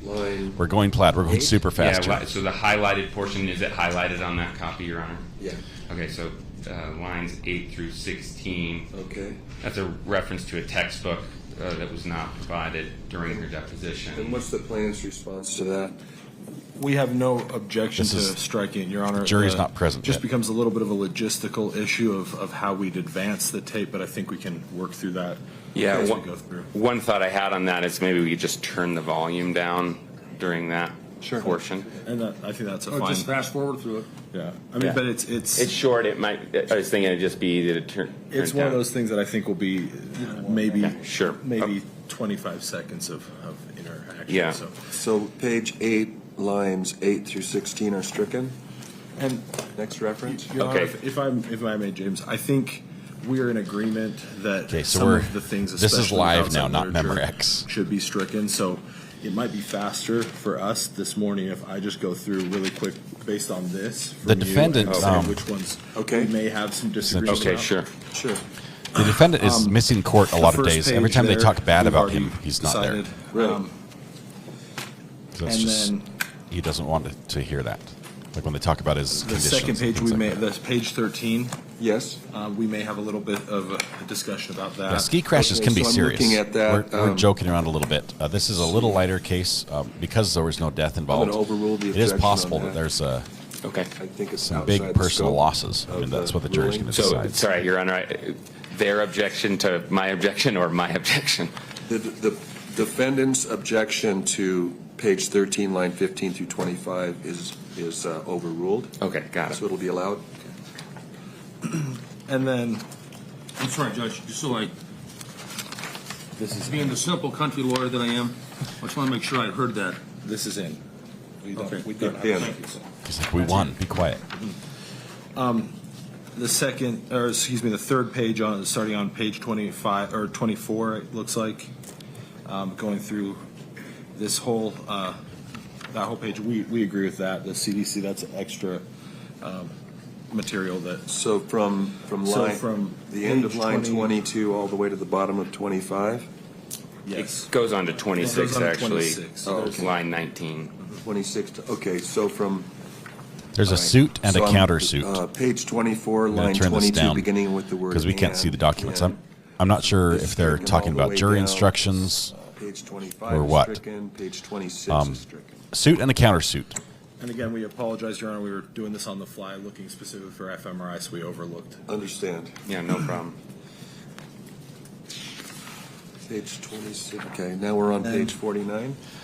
This is where it gets a little bit tricky for us, Your Honor, because there are some parts that, it does say focus on particular regions, which I think does probably run afoul of discussion of the fMRI, but specifically with this, it may be referencing fMRI, but it doesn't say specifically fMRI, so I don't know that there's a huge issue of confusing the jury, but we'll defer to the court on that with what they want to do. It just will be a little bit choppy. This one might be hard to turn the volume down. I mean, so this sounds like they're talking about the doctor's again, I think testimony, technically it does Dr. violate Bain's the order, testimony. but it may be insignificant enough and unclear enough that the jury won't understand what's Dr. being Bain said. is busy this When week she and says can't be in imaging, court. It also includes So it's all video MRIs, deposition. and so Right, but the before and after imaging was fMRI, so that I know was that. why. So that's right. why it's not necessarily just clearly about the fMRI.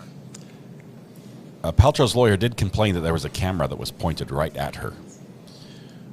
First time I've ever heard a celebrity so not on like the attention, but the court, no, just kidding. we can strike. But yeah, he did not page like that. 49, line 7, beginning with the word very, targeted and focused to those particular regions and ending with the word regions. That's stricken.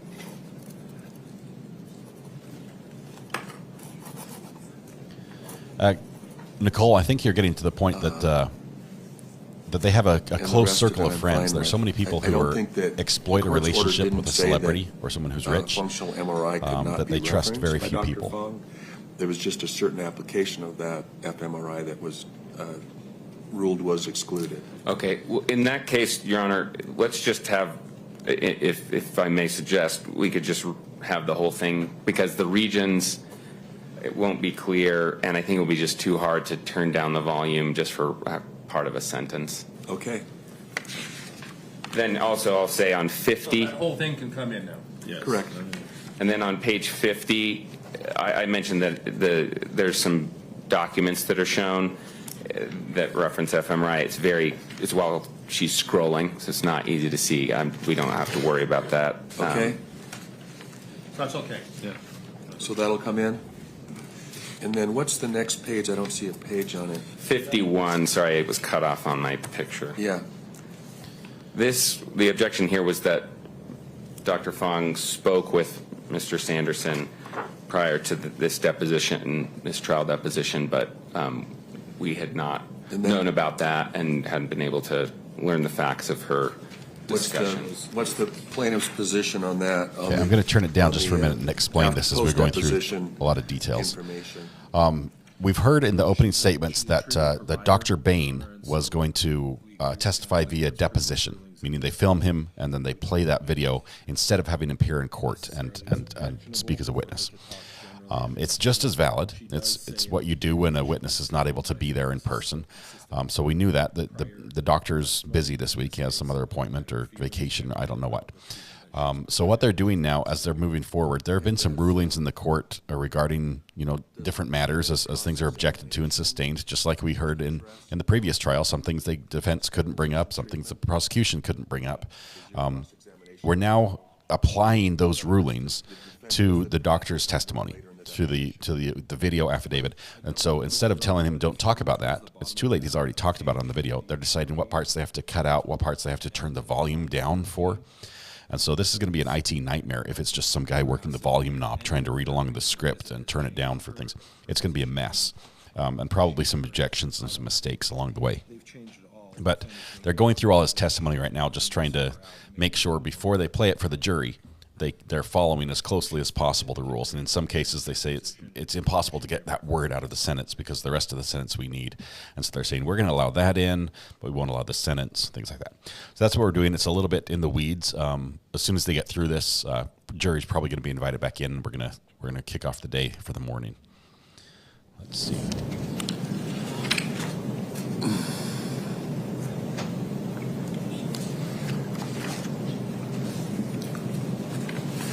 Deposition. Did I skip the word deposition? The video deposition.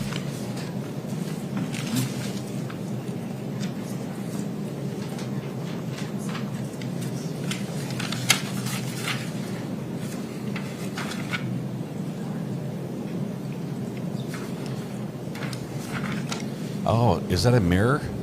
That makes sense. I thought it was a monitor. I thought it was like a TV monitor for some reason. Maybe that's where a witness can sit back there and watch without being seen, or something like that. I wonder what they use it for. I don't think it's like a security thing. They've got bailiffs in the courtroom.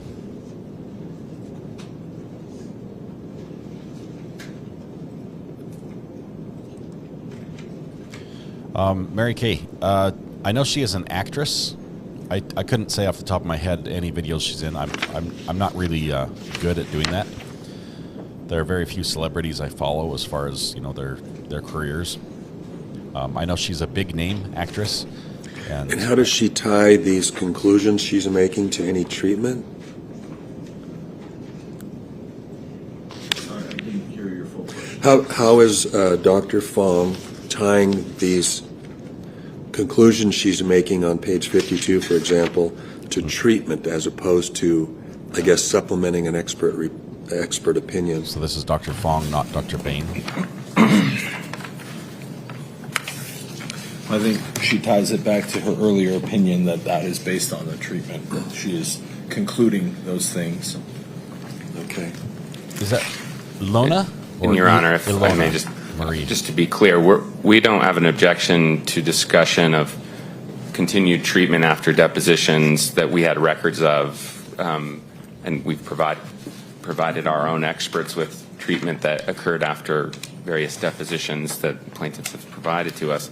But in this case, we didn't get any records of this conversation, and it seems like you're pointing out, and as I pointed out in my objection during the deposition itself, it didn't seem like it was related to treatment. It was just kind of a conversation with him.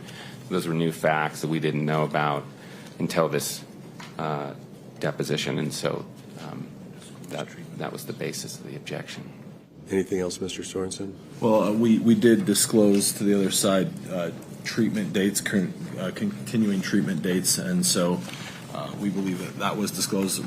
To our knowledge, there are no additional records because I think this was just a phone conversation that she spoke with him over, and so she didn't produce any additional records.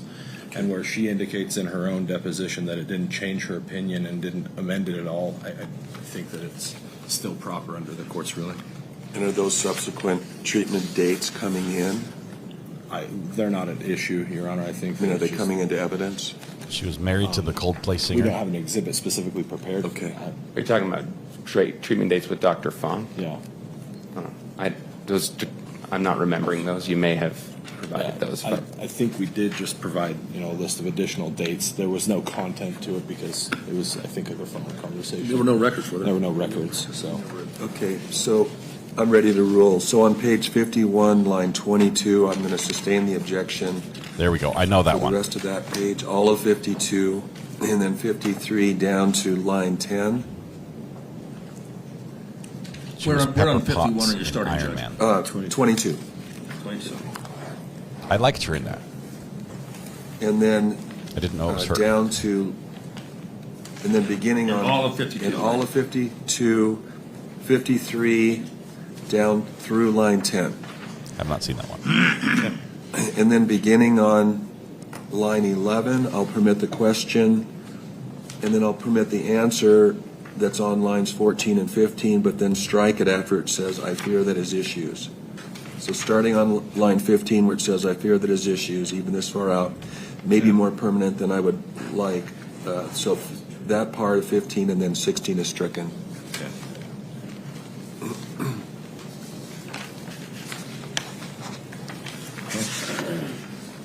Think you can work the volume magic on that? We'll do our best. Okay. And I apologize in advance to the court if we are a little slow or something. Cat's Addict, thanks for the warning. I will not check out line what her 59, product lineup page is. 59.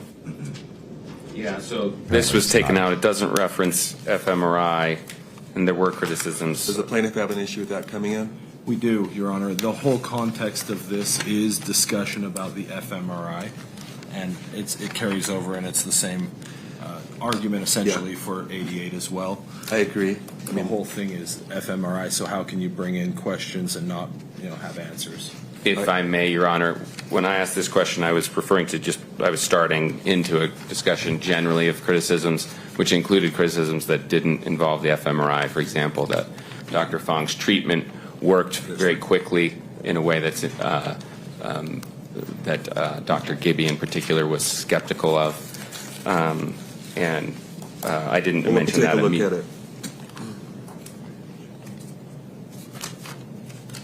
I mean, they've excised out all of, or the rest of 59, all of 60 and 61, most of 61. I think you guys have thoroughly exhausted her. So you're saying that career there's as far as additional movies testimony appearances go. following page 61 that question and answer relates to? So there is questioning later about about her treatment and whether it was effective, and I don't think that I specifically asked about that criticism that plaintiffs had. Maybe with Sarah Boone, we'll that plaintiffs' experts had. I think it was just Dr. Gibby on this point. But again, when I asked this question, I had that in mind, and I think it's relevant that the jury know that there were criticisms of her that did not relate to the fMRI. And where in here later are you discussing criticisms of her specifically? Yeah, like I said, Your Honor, I don't think I actually referenced Dr. Gibby's criticism in particular, though there is questioning about whether her treatment was effective, which was his criticism. All the criticism is fMRI criticism. There is a man bun alert. You guys see that objection. Between the two attorneys? I think in it back. relates to the fMRI unless you can tie it to some other later questioning relating specifically to criticism. I'm going to overrule it. Then page 88. And 88's the same issue for us, Your Honor. I think it's just in the middle of all of the fMRI discussion, and that's the relevant context that this question's being raised. The problem I see, Your Honor, is that first of all, I don't think this is just related to fMRI, and secondly, the way they've spliced it, it goes straight into an answer without a question being asked. So there's this necessary context that's not there. And again, the question is about treatment issues or effectiveness of treatment issues. So the problem is not just one relating to fMRI. It's whether the treatment, even if she hadn't done fMRI, might be treating something other than a post-concussive syndrome or persistent symptoms of concussion. No reference to fMRI there, and I think that's necessary context for the answer that they then include.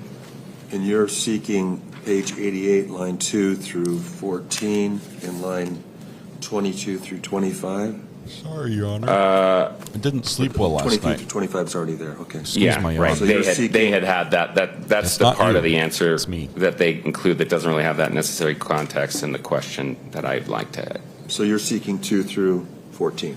Yes. Hang on a second. I have to mute them for just a second. Metronet is in my front yard.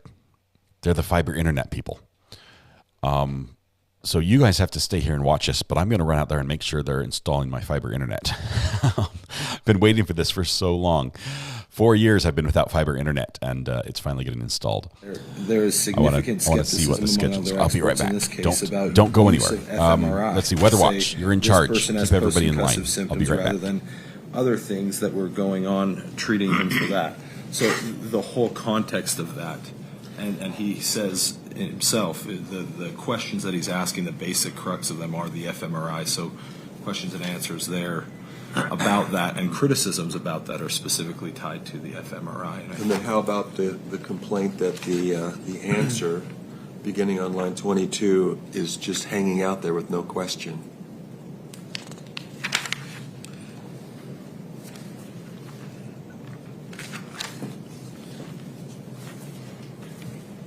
Are you still Going objecting? back- yeah, Are you sorry, objecting to that hanging out there? I mean, I'm going to overrule the objection on 2 through 14. I think it is just a continuation of the fMRI questioning. But are you still objecting to it starting on line 22? Yeah, if we can't have that question, and I think we should just start at the next question. Mr. Sorensen, are you okay with that? Yeah, I think it could tie back to the question that she was asked back on 82, but we're okay to strike that in the middle if the court wants to do that. So, it's not that I want to. I'm just wondering what the parties are agreeing to. Okay. Well, Judge, this is going to be an hour and 15 minutes, an hour and a half.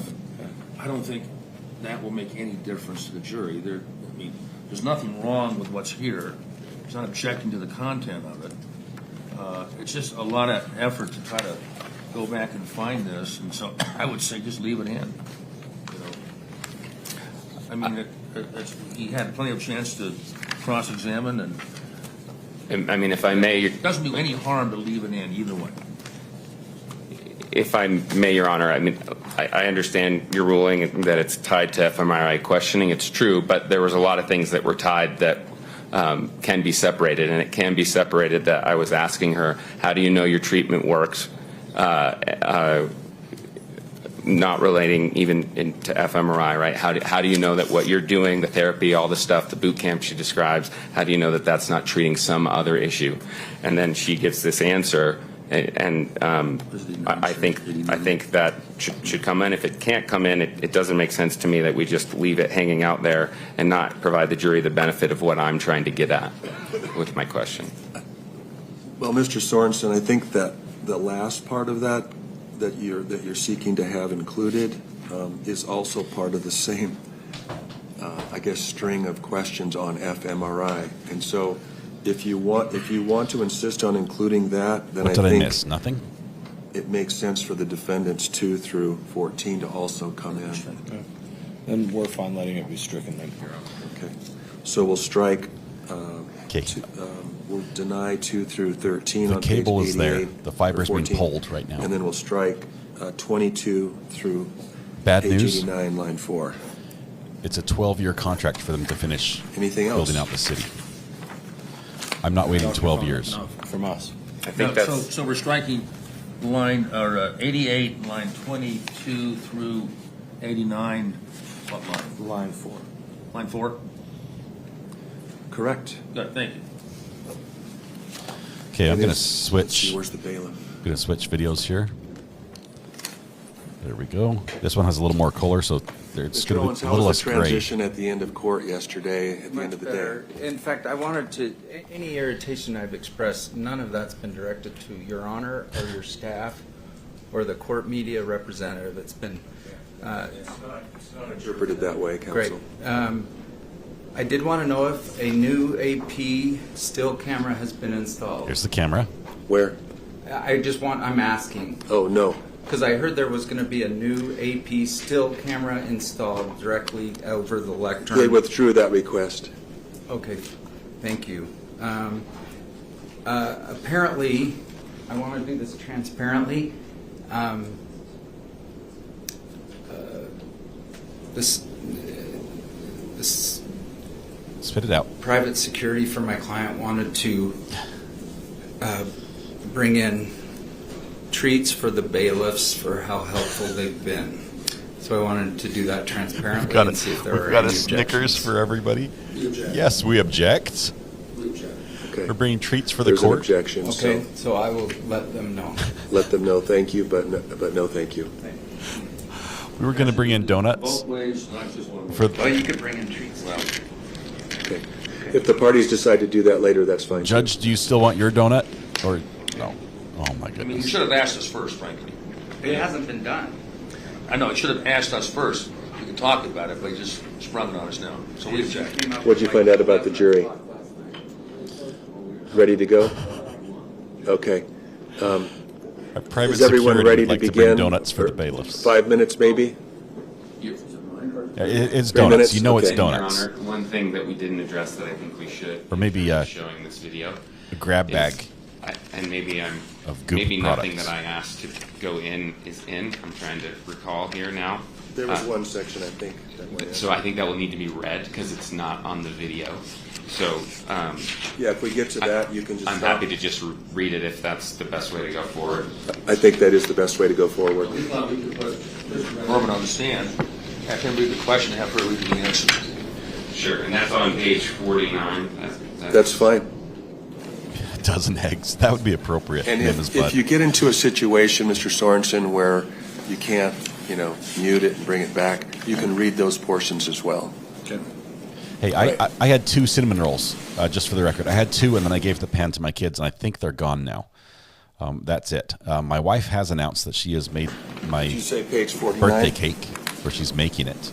It'll be ready for tomorrow morning. Our understanding was the objection was that everything was remaining in, and they wanted it out. On page 49? Generally, is that what we're talking about? I thought I had agreed that we could just have that in. I don't think it's not out right now, is it? I think It's frowned upon to bring what I mean. gifts But we'd have to read to it. any state employee. I As a think matter of fact, in Utah, it's prohibited by I have statute. in and out written here. Anything over a It's certain okay. amount, And I I think would it's like tell one. $10, $5. It's in. We'll just want it out. You can say play the video. We're good. So 53. 50. Judge, just so you know, this is a mess. About an hour and 19 seconds. Thank you. Now, if we need to take a break in between, that's fine. I think it's not a bad idea.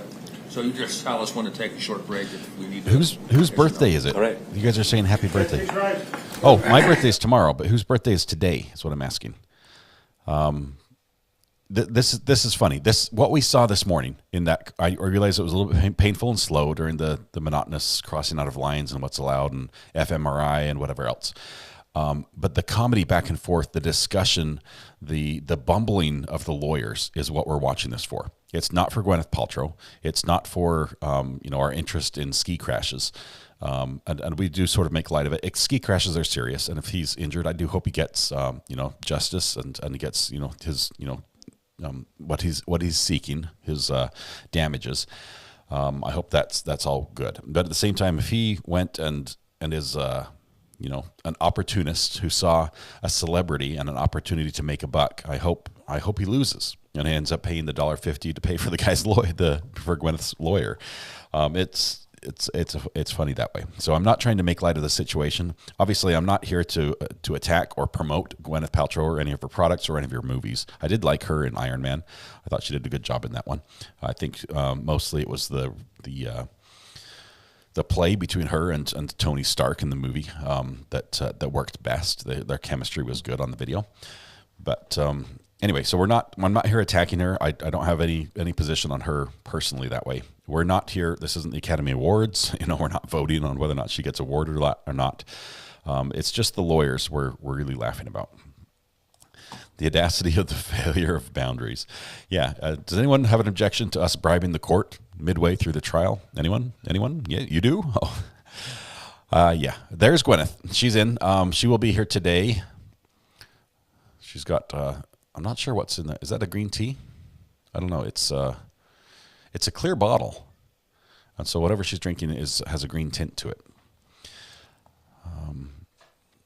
I hope my candy from Peru arrives today. You get candy from Peru? Sounds amazing. Let's see.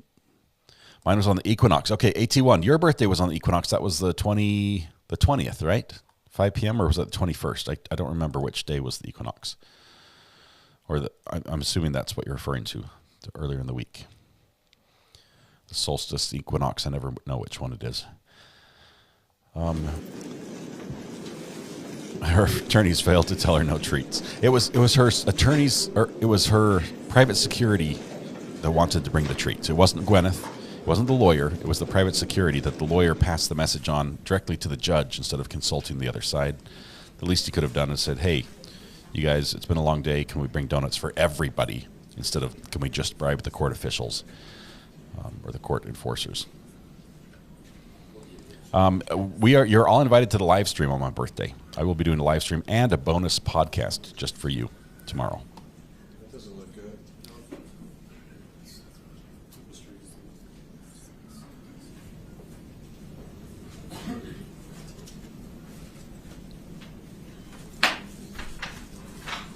did hear a little bit of a complaint about the camera. That stems from yesterday's discussion where Gwyneth Paltrow's lawyer was upset that a new camera had been installed directly facing Ms. Paltrow.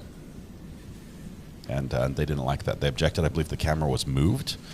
We'll see today if we get that shot or not, but I think there's some pan-tilt zoom cameras in the courtroom, so either way, we get a good shot of everybody. Good morning, members of the jury. Good morning. The lawyers are getting ready to show you a videotaped piece of testimony, and they're just finishing their preparations for that, so we're just going to sit and wait for just a minute.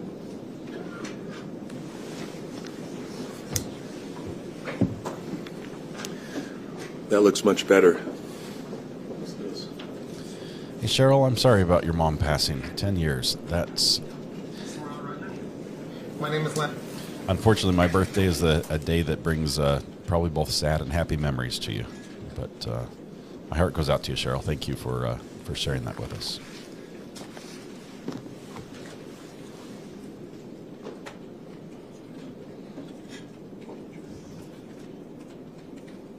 I'm Harrison. I'm the videographer. The court reporter is Rosanne Morgan. We represent Diplomax Merritt, located in Salt Lake City, Utah. Sounds good. The time and date indicated How's the that jury? feed is Any trouble 1:15 hearing? p.m. Okay. I wouldn't mind the volume a little higher, but when we turn the volume up there. Judge has a bow tie. It looks that way. Does anyone need a hearing Clip-on. assist device? We've got those.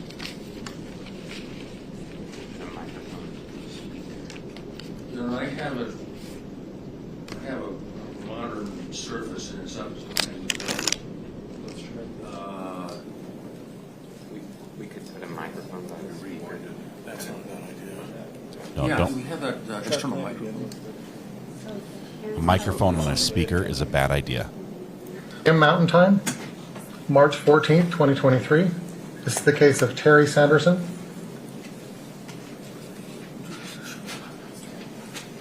Thank you, Adam, for the education. Equa equals equa, nox equals night. It's like night and day. Happens in spring and fall as Versus opposed Gwyneth to summer and winter Paltrow. with long days. Case number Thank you. 19050004. Your Honor, may I ask where the sound is actually coming from? The speaker. Where's the sound coming from? Turn your ears. Pretend you're a bat. 1915 court reporter. Hey, we're on record. My name is Lance Harrison. I'm the videographer. The court reporter is Rosanne Morgan. We represent Diplomax Merritt, located in Salt Lake City, Utah. The time and date indicated on the Zoom feed is 1:15 p.m. Mountain Time, March 14th, 2023. This is the case of Terry Sanderson. No, there seems to be an echo or something. There's an echo. Maybe they have our feed playing in the courtroom. Judge, can you turn down your speaker? Versus Gwyneth Paltrow. Case number 1905000048. Echo. In the 3rd Judicial District Court of Summit County, State of Utah. Counsel will now introduce themselves, and the court reporter will swear in the witness.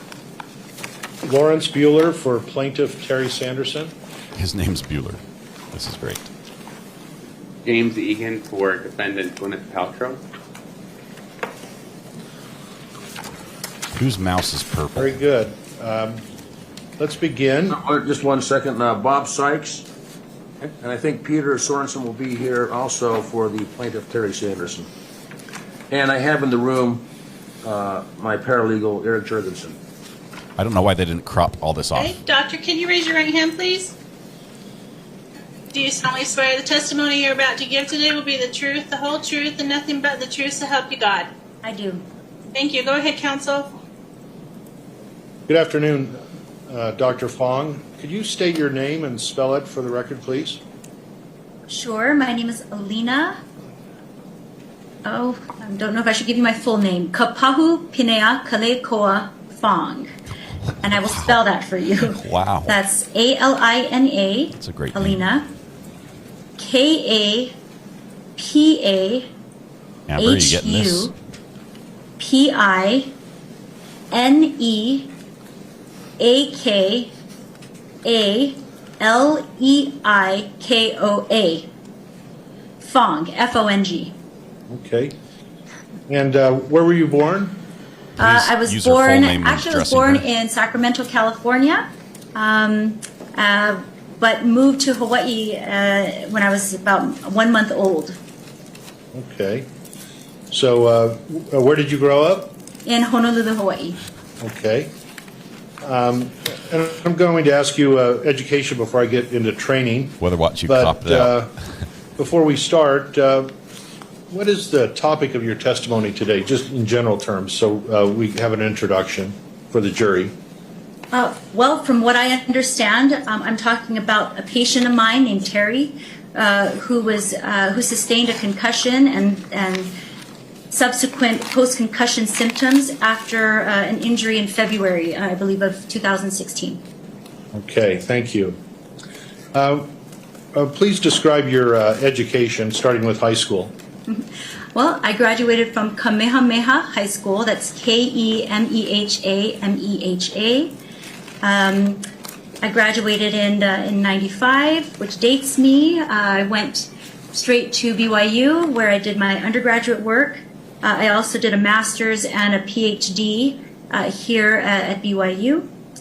And then BYU went on is in to Utah. That's a local school. my internship residency at the VA hospital in Salt Lake City. Okay, and at BYU, what was your graduate degrees in? So I obtained a PhD in clinical psychology with an emphasis in neuropsychology, and my field of study was EEG and fMRI. Okay, now I'd like to get into your training. Can you describe your training in psychology? Sure. And how many years? And how many years? I'll let you go ahead. So I had an undergraduate degree, which was 4 years. I then entered a master's program, which was 3 years, and then matriculated into a PhD program, which was 5 years. I had the opportunity to be the only neuropsych emphasis student, so I got to train with one of my mentors, Dr. Aaron Bigler, one-on-one for much of my training, also other professors in neuroscience. So it was a really wonderful program that allowed me a lot of one-on-one time with these great mentors of mine.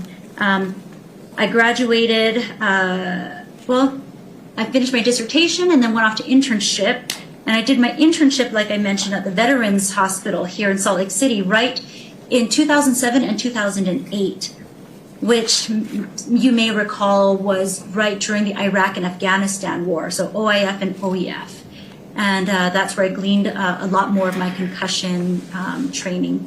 Wow. Okay, and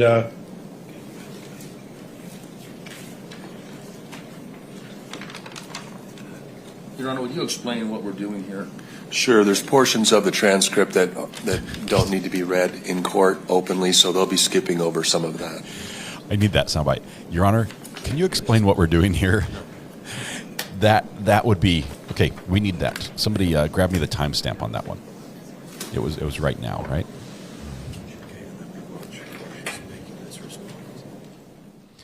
Here's what we're going to do. I'm going to back that up and record. Not on this one, on the other feed.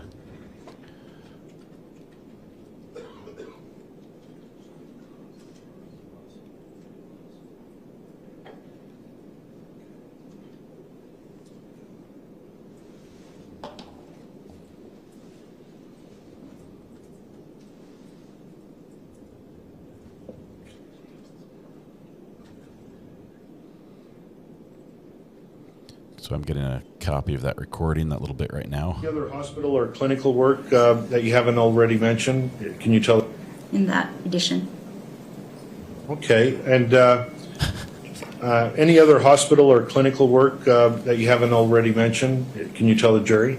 Sure, yes. So this is my 18th year working for Intermountain Healthcare as a neuropsychologist. I started there in neurotrauma rehab, which really was focusing more on inpatient severe and moderate traumatic brain injury patients. And we had a wonderful multidisciplinary team there, but I did neuropsychological assessments on patients in the hospital and also in the outpatient realm. And I'm still working for IHC. I've been able to help open IHC is Intermountain 2 Healthcare. concussion clinics for IHC, one at Utah Valley Regional and one at American Fork, where I'm still working part-time there. I also work for, I have a clinic here called Cognitive Effects, which is a clinic where we cater to, and we specialize in chronic, persistent post-concussion symptom patients. And then I also have a clinic called Neural Effects, which is located in Provo as well, and we cater more towards the acute, newly injured patients. Can you explain to the jury the types of TBI victims that you've treated and dealt with in your career? Sure.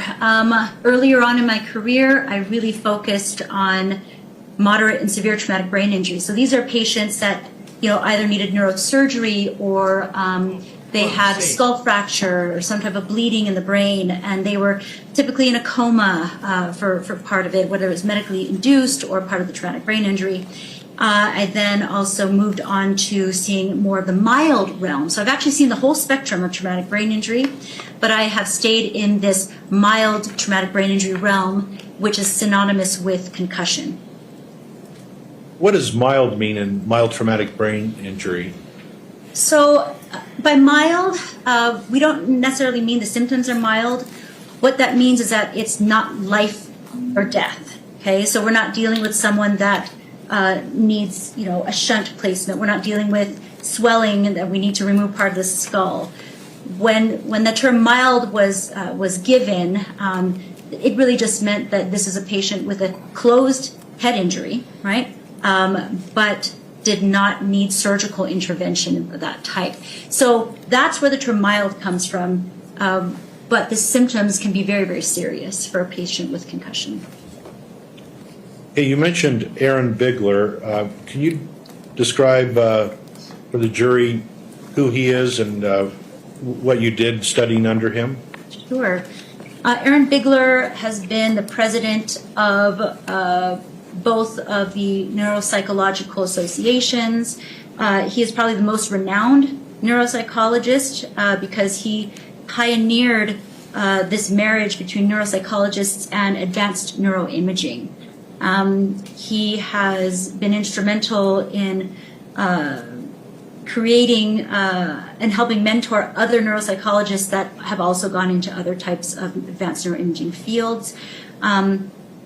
He's just, I think, probably the most prominent, if not one of the most prominent neuropsychologists to date, internationally. Okay, let's talk about the clinic. Let's see, in your professional specialties and interests, there's, children, adults in general, and concussion victims. If you could describe that. Sure. I specialize in the entire age range of concussions.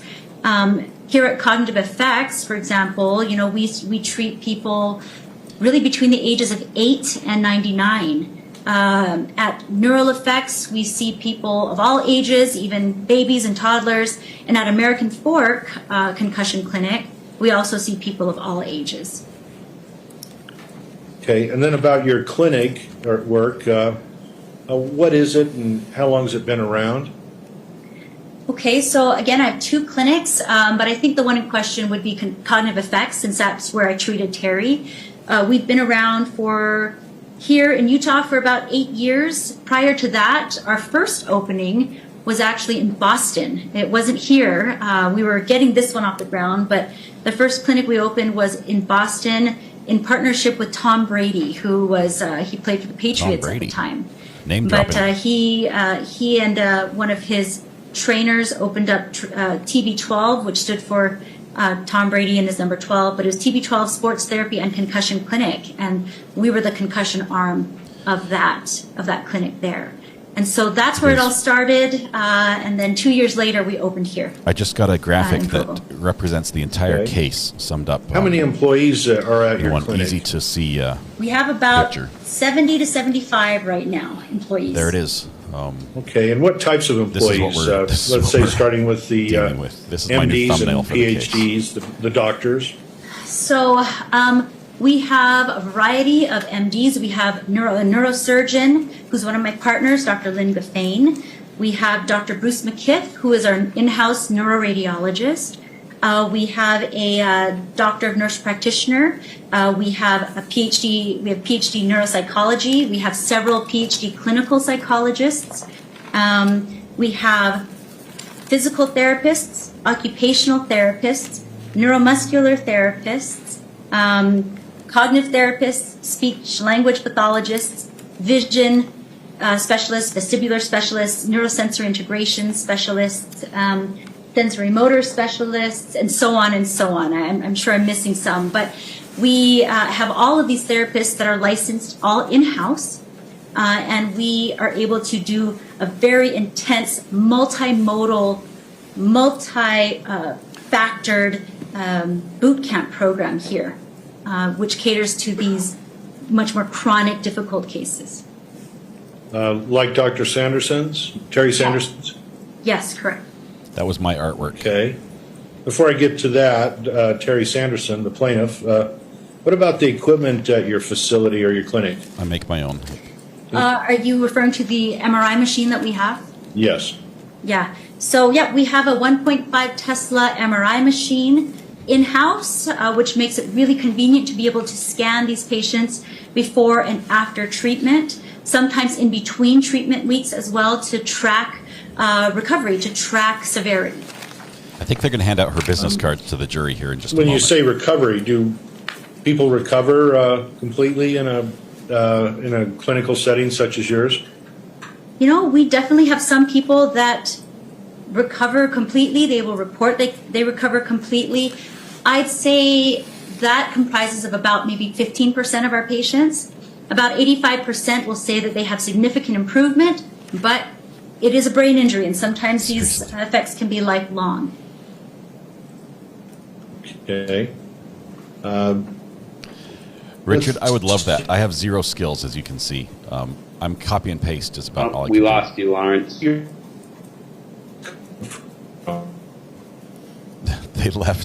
They left the audio failure in the video. Oh, you. Okay, you.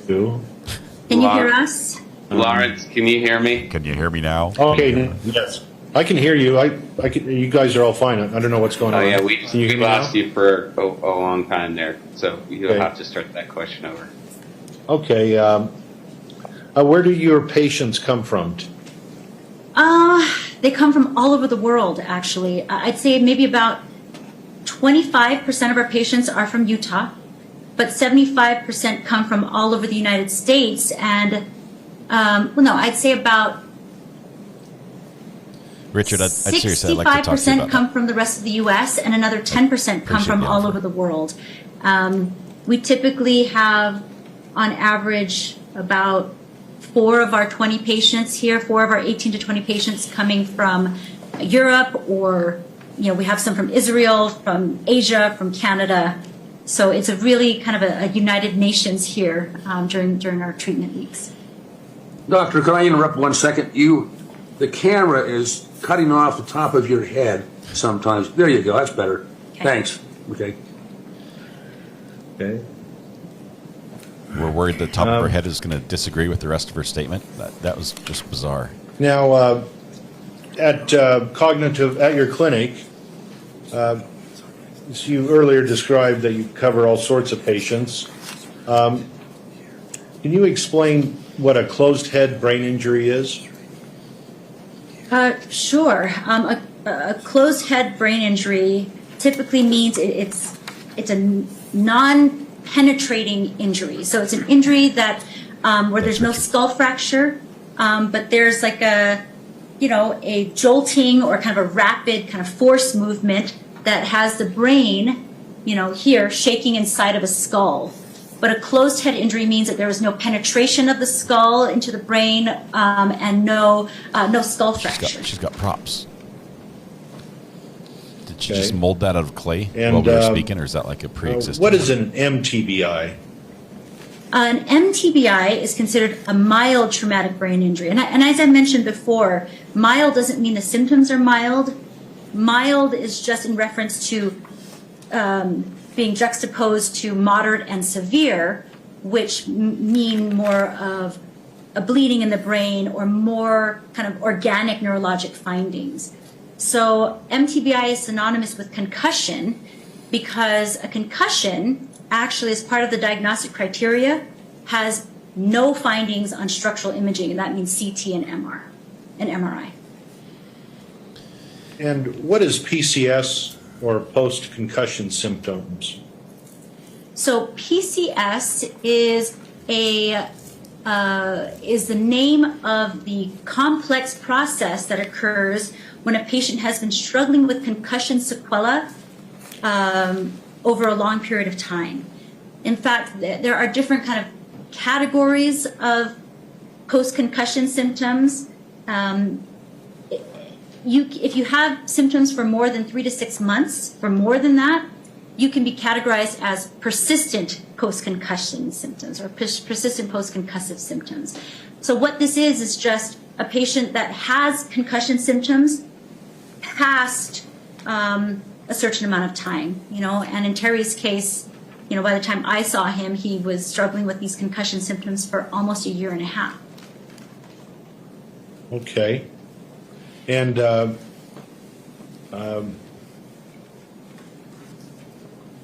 so are these names closed head injury, MTBI, post-concussion syndrome?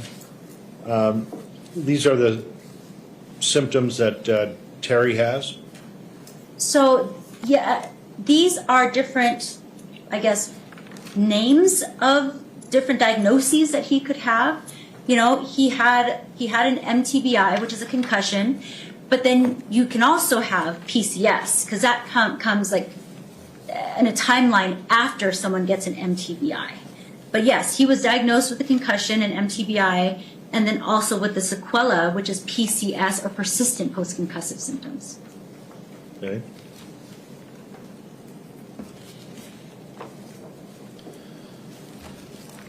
Okay, I think she's lost most of us. What are the risk factors too many for acronyms right harmful consequences from a concussion?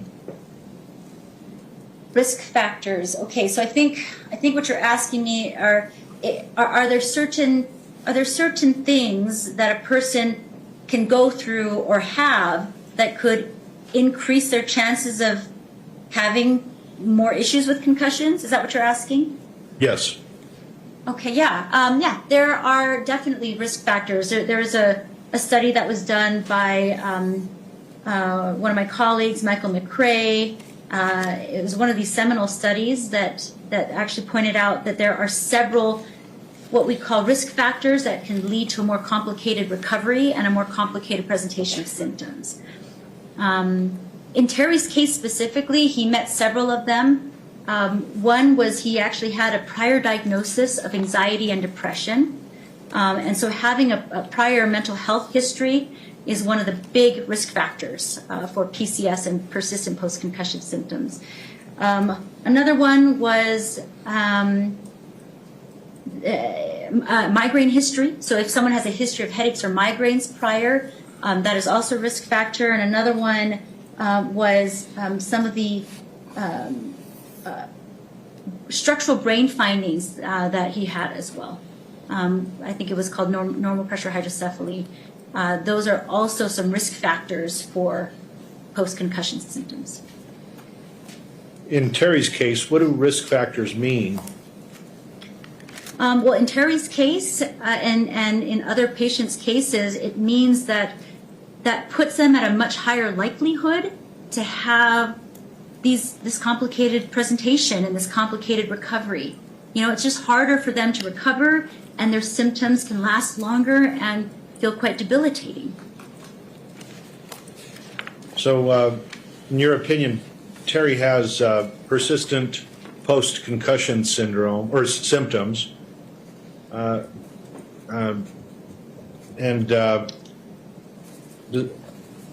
In your opinion, has he recovered, or will he ever recover? Terry came to my clinic, about 2017, so a little under 6 years ago. And he worked so hard. He really, gave his best effort.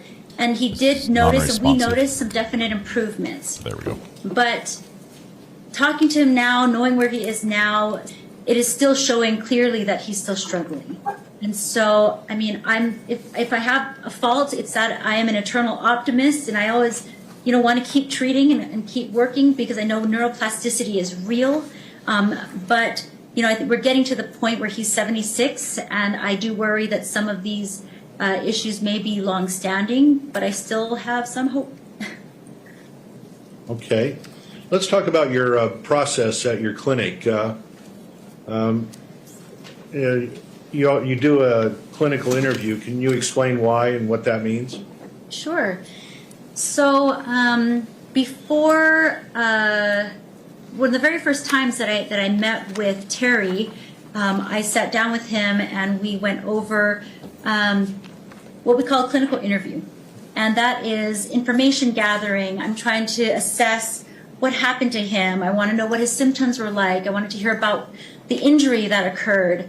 And so it's a really good way to gather information and to get a really good history of the patient. I'll ask about psychiatric history. I'll ask about some prior medical history. I'll ask about some prior concussions as well. And so it allows me to assess what's going on and to then have a clinical diagnosis based on that clinical interview. Okay. When you first met with Terry, I think it was August of 2017. Does that sound correct? That sounds correct, yes. So that was about a year and a half after the ski crash that is the subject of this case. And what was his diagnosis at the time when he came to your clinic? Well, he already came with a concussion diagnosis, right? And it was my job at that point to confirm that. I felt that he did meet that criteria, but I also was able to list out a year and a half later, 15 months later, what symptoms he was still struggling with. And for me, what's most important is if those symptoms were things that I thought that I could treat or that I could help him with. It's interesting. She said something was real. Is self-reporting and clinical questionnaire, like in Terry's case, I'll have to go back and listen. How to normal what is that in assessing neuropsychological issues in the medical community or the psychological community? So, very common. In fact, most of the time, by the time a patient gets to me, they've already had diagnoses from several other clinicians, right? I mean, usually a neuropsychologist is not their first person they go to, okay? But, really, as a clinician, the best way to ascertain if someone has a concussion is to ask them questions. We have some different types of tests that we can do as well, like balance tests and vision tests that we can do with them, which are very easy to do and can be done, very quickly in a clinical setting. But yeah, for the most part, it's talking to them, talking about what symptoms they have, when these symptoms started, and so the patient really reports all the kind of symptoms. an They're not, inciting event or a cause for what they're not happened. like detected and when by a these symptoms scan or by testing. What sense do you have, or any evidence do you have that Terry might have been malingering, exaggerating, or faking his symptoms? None whatsoever. Terry showed up to every appointment on time. He gave his best effort. The treatment that we do is very, very intensive. So it required Terry to show up every morning on time, to give his best effort in every single therapy appointment. And we're looking at, in a given week that he was with us, 32 hours of therapy, all right? He was an ideal patient. I got to see him every day while he was here in treatment and got to follow up with him and connect with him. And there was no issue with any of our therapists that he was in any way malingering or faking this. In fact, it was almost the opposite. Terry is, a very, very intelligent man, and he didn't want to be injured. I mean, I think that was really clear. It was he's someone that doesn't want to be sick and was willing to do everything he possibly could to improve where he was at. Thank you. What is your understanding about his concussion in the ski crash of February 26, 2016?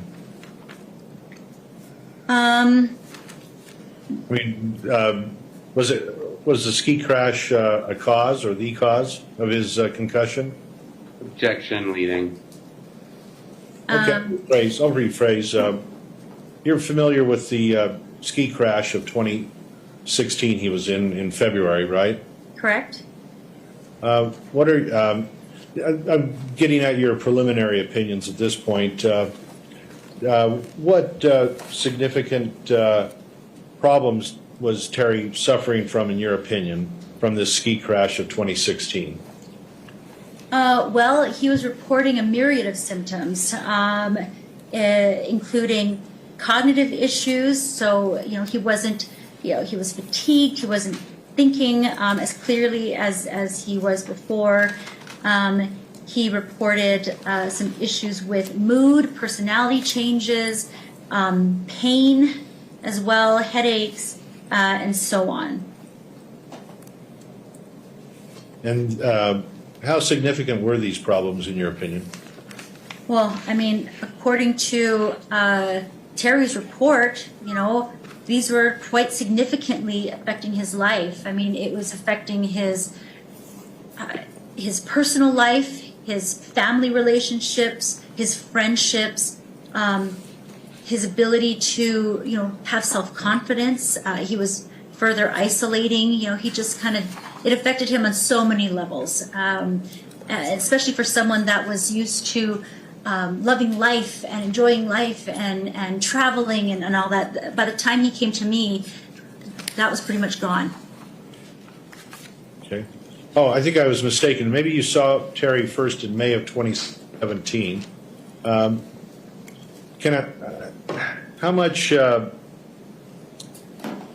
significant I guess what I'm trying to get at is how can a person with high average or superior scores on testing still be impaired by a traumatic brain injury and suffer persistent concussive symptoms? Can you explain that, please? Sure. I think what you're referring to is, I know that he completed a neuropsychological evaluation, I believe maybe at the VA hospital. Does that sound right? I don't want to misspeak. Yes, maybe that's it. Yeah, and in fact, I know who, Dr. Madsen, I believe, and she was there when I was doing my residency at the VA. She's a wonderful neuropsychologist. What we have, when we deal with concussion patients, okay, we have seen that, especially if they are intelligent or if they are at a higher level of functioning, which, I would assume he would be, considering his education level, him being an optometric physician, you would assume that he's functioning rather well. So with these patients, he was an eye doctor? Often the neuropsychological paper pencil tests that they can do are not sensitive enough to pick up some of the challenges that he's having. In one sense, maybe his functioning was up here prior to the accident, and then now he's down here. But if everyone else is down here, he'll be kind of in the average, maybe high average range. But, we could assume maybe he was in the superior range prior to that.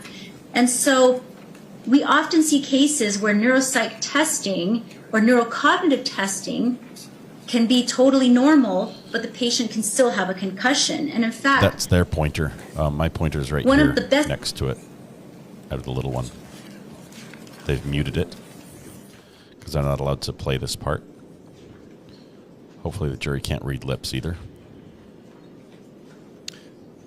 The blank out is intentional. The blank out. Let's see. Let me just play this audio really quickly, make sure it works. Your Honor, will you explain what we're doing here? Yes, got it. Sweet. I've got it. I'll put that. I think we're going to put that on a trigger for you guys to play. Yeah, it's sad. Unfortunately, he spent his life, his career, helping people see, and now he himself is going blind, probably from a condition that is not operable or not treatable. It sounds like an expert witness. She was interviewed just about a week ago, but she has done a lot of treatment for him. So I'm not sure if she's testifying as an expert witness or as his doctor. The way she gave her CV, her resume there at the beginning, definitely seems Concussion like and brain injury, where to get help, and it says about like concussion. She was being presented as an entitled head. Excuse me.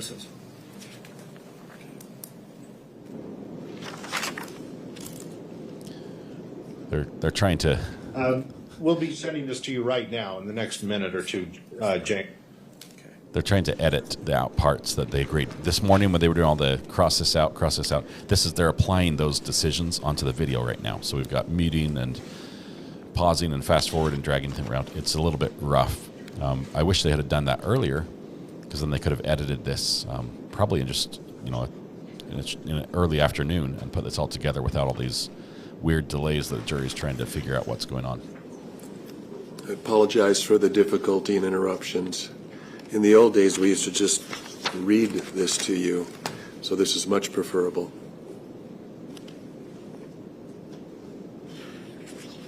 I guess the old days wasn't that long ago, was it? I think we will follow the Crumbleys. That is a huge issue with the parents being sued for the. I mean, obviously they had some culpability here, I think, or at least it could be argued that they do. So I think we'll follow that one. What's the date now that decisions come in? We were just waiting for that decision. Second hot mic.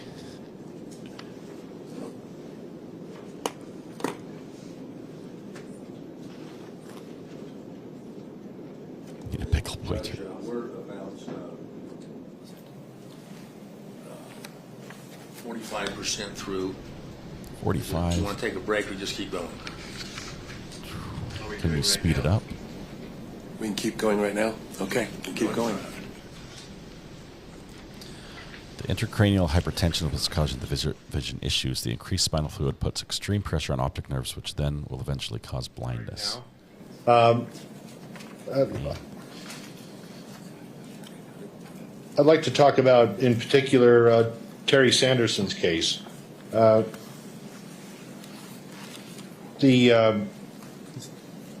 It's my understanding you recommended that he travel. Why did you recommend that he travel? So when he completed the boot camp with us, part of what he said that he missed and part of what gave him so much joy was traveling. And as someone like Terry, who I actually really love to travel, right? In fact, I'm heading to Europe for work to present at some conferences internationally. I encouraged him to try to get back to doing things that he loved. I did caution him that he should not travel alone because of his memory issues and other problem-solving issues. But I did strongly recommend that he try to get back to doing things that he enjoys, and that included travel. So, can you? How would you describe the treatment then that he's received at your clinic? So the treatment was very intensive, very targeted and focused to those particular regions, right, that we saw. And it is a boot camp. I mean, he was here with us for a full week. He participated in no less than 32 hours of therapy, and then the rest of those hours were filled with before and after imaging, right? He was very compliant, but every day he had at least 1 hour of cognitive therapy, speech therapy, occupational therapy, physical therapy, neuromuscular therapy, vision, vestibular, and even psychotherapy, right? I mean, you cannot extricate some of the, the depression and anxiety aspects because he suffered from that beforehand. So we made sure he got some of that here into treatment as well. Hey, Lawrence, if I may, I'm just noting that if she has to leave at 3:30, there's only an hour left, and I have an outline of like 10 pages. So it's going to be tough for me to get through without the rest of the time here. Okay, we'll try to go quickly. Thank you, Doctor. They're both there on the phone call. What are some of the recommendations that you've made after this treatment for Terry in terms of his regular life or outside of the clinic? I believe I listed my recommendations on a report that was on actually Exhibit 33, if you want to share that one. I have some recommendations on there. I don't have it right in front of me, but, I'll share it real quickly. Okay. It's not in color. That's okay. Just go all the way up to the top.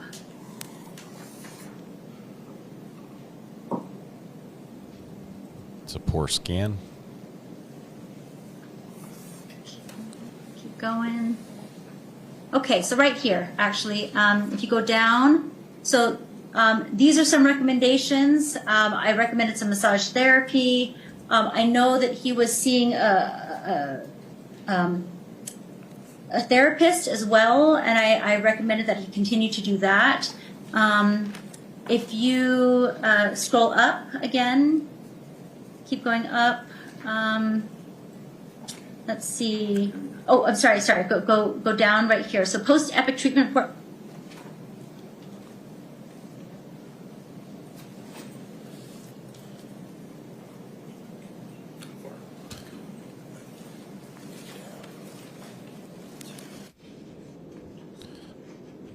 This is like the ghetto editing. It's the worst. Fast forward, they're pausing, they're turn the volume up and down. DB status hearing from Milwaukee at 1 p.m. Oh man, that's tempting. What does somebody have a link to that courtroom? Most of the Milwaukee courtrooms are broadcast on the internet, or a lot of them are, like by default. Even if there's no news cameras there, they broadcast on the internet, and we can grab that if that's available. I just need to know. Let's see, what county is Milwaukee in? Is that Waukesha? What's the county there? Henderson had a concussion on or about February 26, 2016. Yes, it is. And that resulted in a TBI. It resulted in what we consider an MTBI. Yes, a traumatic brain injury. Judge, just 1 second. We're going to try to find out if we skipped ahead too far. Page 51, line 12.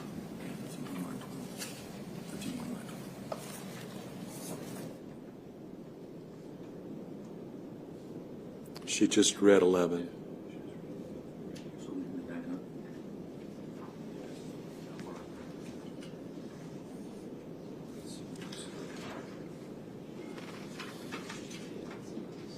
It's in Milwaukee County. Okay. No. Here it's at 1 Psychotherapy, p.m. I recommended. So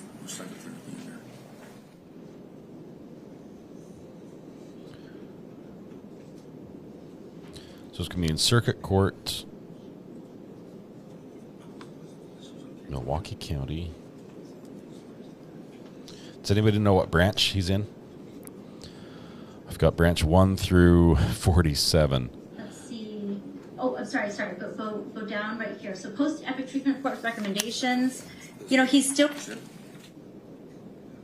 reporting balance issues, dizziness, mental fog, feeling slowed down, difficulty remembering, irritability. And so I recommended, psychotherapy. I recommended some additional cognitive and occupational therapy, as well as neuromuscular therapy. Okay, and these are pages 6 and 7 of the 87 pages of Exhibit 33. Okay. So is it... I hear the whispering, Is it your too. opinion that Dr. Sanderson had a concussion on or about February 26, 2016? Yes, it is. And that resulted in a TBI? It resulted in what we consider an MTBI. Yes, a traumatic brain injury. And the cause, he self-reported that his injuries were caused by a ski collision on February 26, 2016. 46.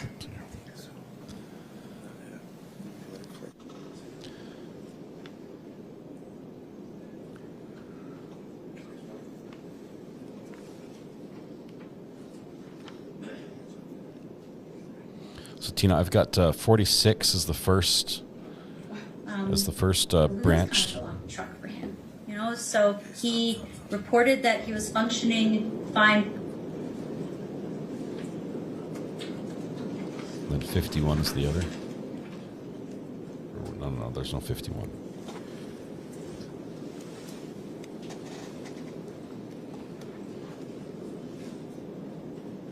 Andy, you're pulling my leg.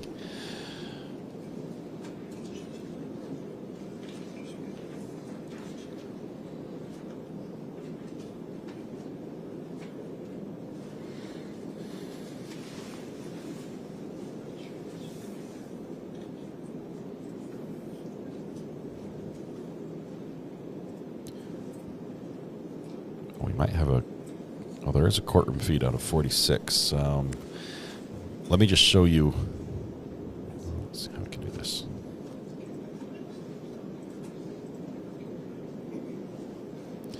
This is the courtroom that Daryl Brooks might be appearing out of.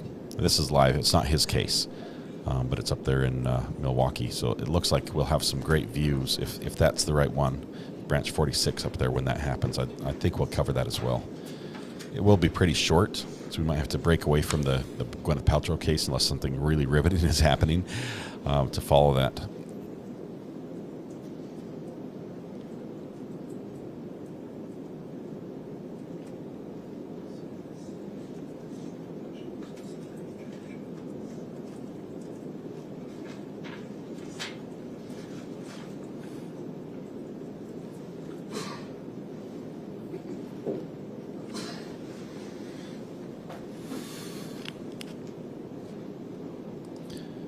Thank you, Eddie. I just grabbed those. Tina had posted those on Facebook. Thank you, Tina, for doing that.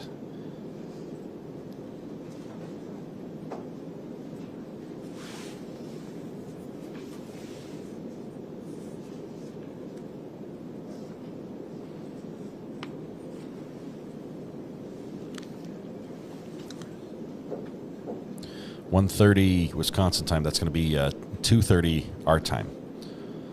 So it might correspond with the lunch break here in the Gwyneth Paltrow case. That would be good. Then we'll just have to work through lunch. I didn't want to make an objection in the middle of all that, but I just want... This is so bad. I want to register for the record that we object that. They're cutting out the objection. They're like, no, we don't want to play that. I just wanted to get that on the record. How are your opinions changed since your deposition? Have they? How have any of your opinions changed about Terry since his deposition? I don't think they've changed at all. If anything, I fear that... That's the part right there that you should pause it. The judge is trying to help Pop them. ahead to line 17.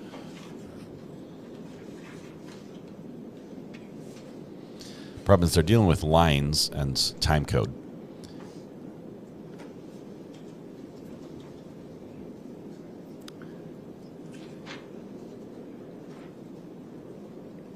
They need a video editor with this little speed dial that I have on my desk. experts, including make it all two happen. neuropsychologists, Dr. Eastfold and Dr. That's why I just want. You've reviewed the defense's handpicked experts, including two neuropsychologists, Dr. Eastfold and Dr. Askenazi. What are your responses to their opinions, or at least in their reports? Well, I mean, they have a lot of opinions in their reports.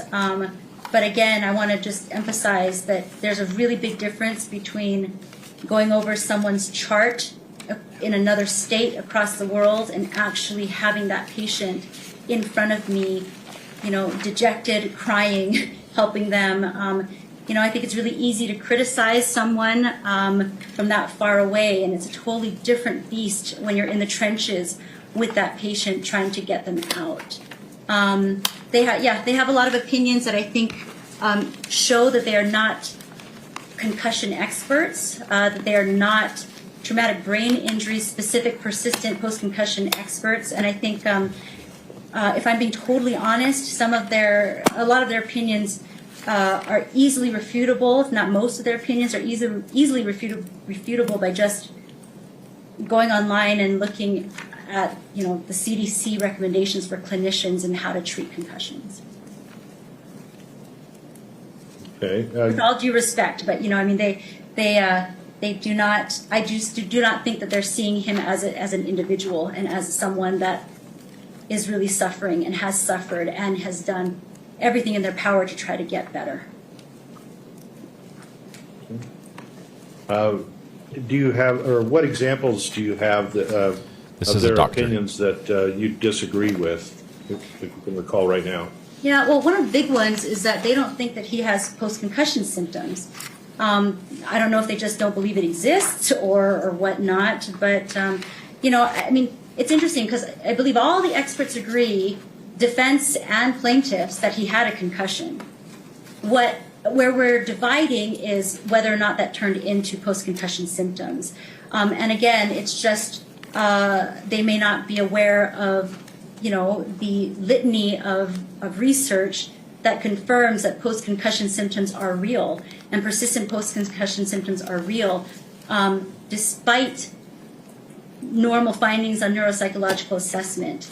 A lot of their attacks seem to want to place a lot of the blame and the burden on prior diagnoses, like his prior anxiety or his prior depression or his prior headaches or his prior findings. But the important thing to note is that this is a man who at that age of his late 60s was very, very active, was very high functioning, you know, was someone that was volunteering out in the community all the time. He organized social gatherings for people. I mean, this is someone that was engaged to be married, you know, and now has lost even that prospect. I mean, this has completely changed his life, physically, emotionally, biologically, psychologically, and socially. We call it a biopsychosocial model, right? And he has been affected in all those domains. And like I said, a litany of literature will back this up, that, you know, he's not one of the miserable minority. And in fact, so much research will bear out that actually now a majority of patients are still reporting symptoms past the 3 to 6 to 5 year mark. Okay, You know? Lawrence, are you almost done? Because yes, I'm on the last page. They're fighting each other. The defense has mentioned repeatedly normal pressure hydrocephalus, or NPH. How does that factor into Terry Sanderson's condition from this post-concussive syndrome? Well, you know, so normal pressure hydrocephaly is just kind of this, it's an abnormal buildup or an increase in cerebral spinal fluid in the brain's ventricles, right? And so it was noted, I know in 2009, the interesting thing to note was that he was asymptomatic with this, right? So people can have this and not even know that they have it until, you know, you get a brain scan or something. So I think he was identified as having that, but I believe that the doctor who, or the radiologist or the doctor who ordered that noted that he was not symptomatic at the time. But one of the things that I want to point out is that that was one of the risk factors for him having post-concussion symptoms.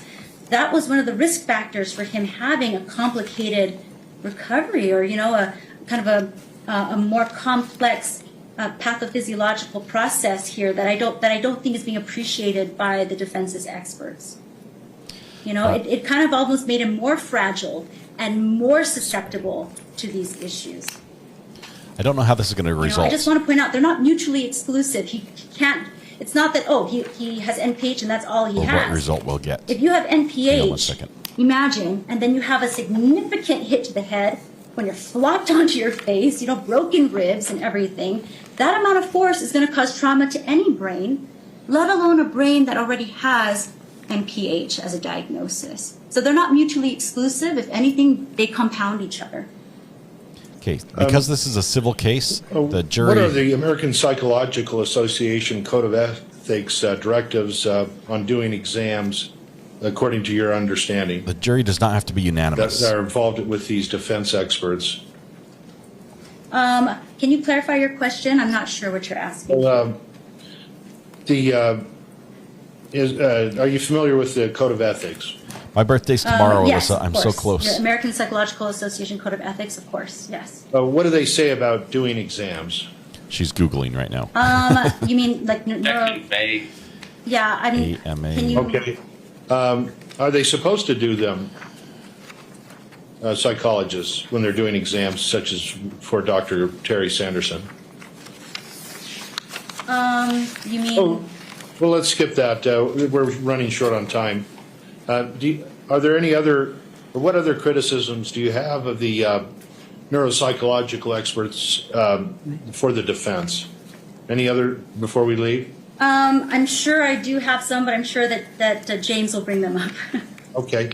That's all I have for right now. Thank you, Dr. Fong. Okay, so now we're switching to the defense. Great. Let's get right questioning to it, of the Dr. witness. Fong. I'm going to be kind of quick and curt, but it's not because I want to be a jerk. It's just because I have a job to do and want to help us make sure we're getting to the truth here the best that this process can do. This is the spicy So side. if you wouldn't mind just making sure you really listen to my questions, answer them, especially if it's just a yes or no. It'll help if you just give me that, and then you'll have a chance to explain yourself with some of the other questions as well. So I haven't heard you explain why you can say that Terry's findings are clearly connected to a post-concussive syndrome as against developing Alzheimer's, or he has multiple things listed here. I could go through them, but you get the point, I think. I do. And Objection.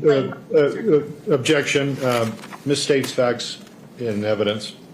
I'm using my 18 years of expertise as a clinical neuropsychologist and my expertise treating concussions using self-report measures, clinical interviews, using different in-house assessments to determine that. The reason I said that I believe it came from that accident was because, again, I'm using his report that prior to that accident, he was functioning fine. After this accident and the trauma and, all the other physical trauma that happened to him, now he's having these issues. So I just want to clarify. Okay, well, one of my questions, though, is that you didn't do anything to assess whether there might be past medical history that could explain his findings during your evaluation, aside from received self-report from him. Is that right? Yes, correct. Okay, so that's, again, I'm sorry, I don't mean to be curt. I'm just trying to be quick here. Counsel. No, Lawrence, you gave me no time, so I'm trying to be quick here, okay? And she'll be able to explain herself. So, Dr. Fong, just to be clear, you did not ask for prior medical records and go through those to see what there might be in Mr. Sanderson's past, correct? That is not correct. How is that not correct? At your deposition, you made it really clear that you did not look at prior medical records.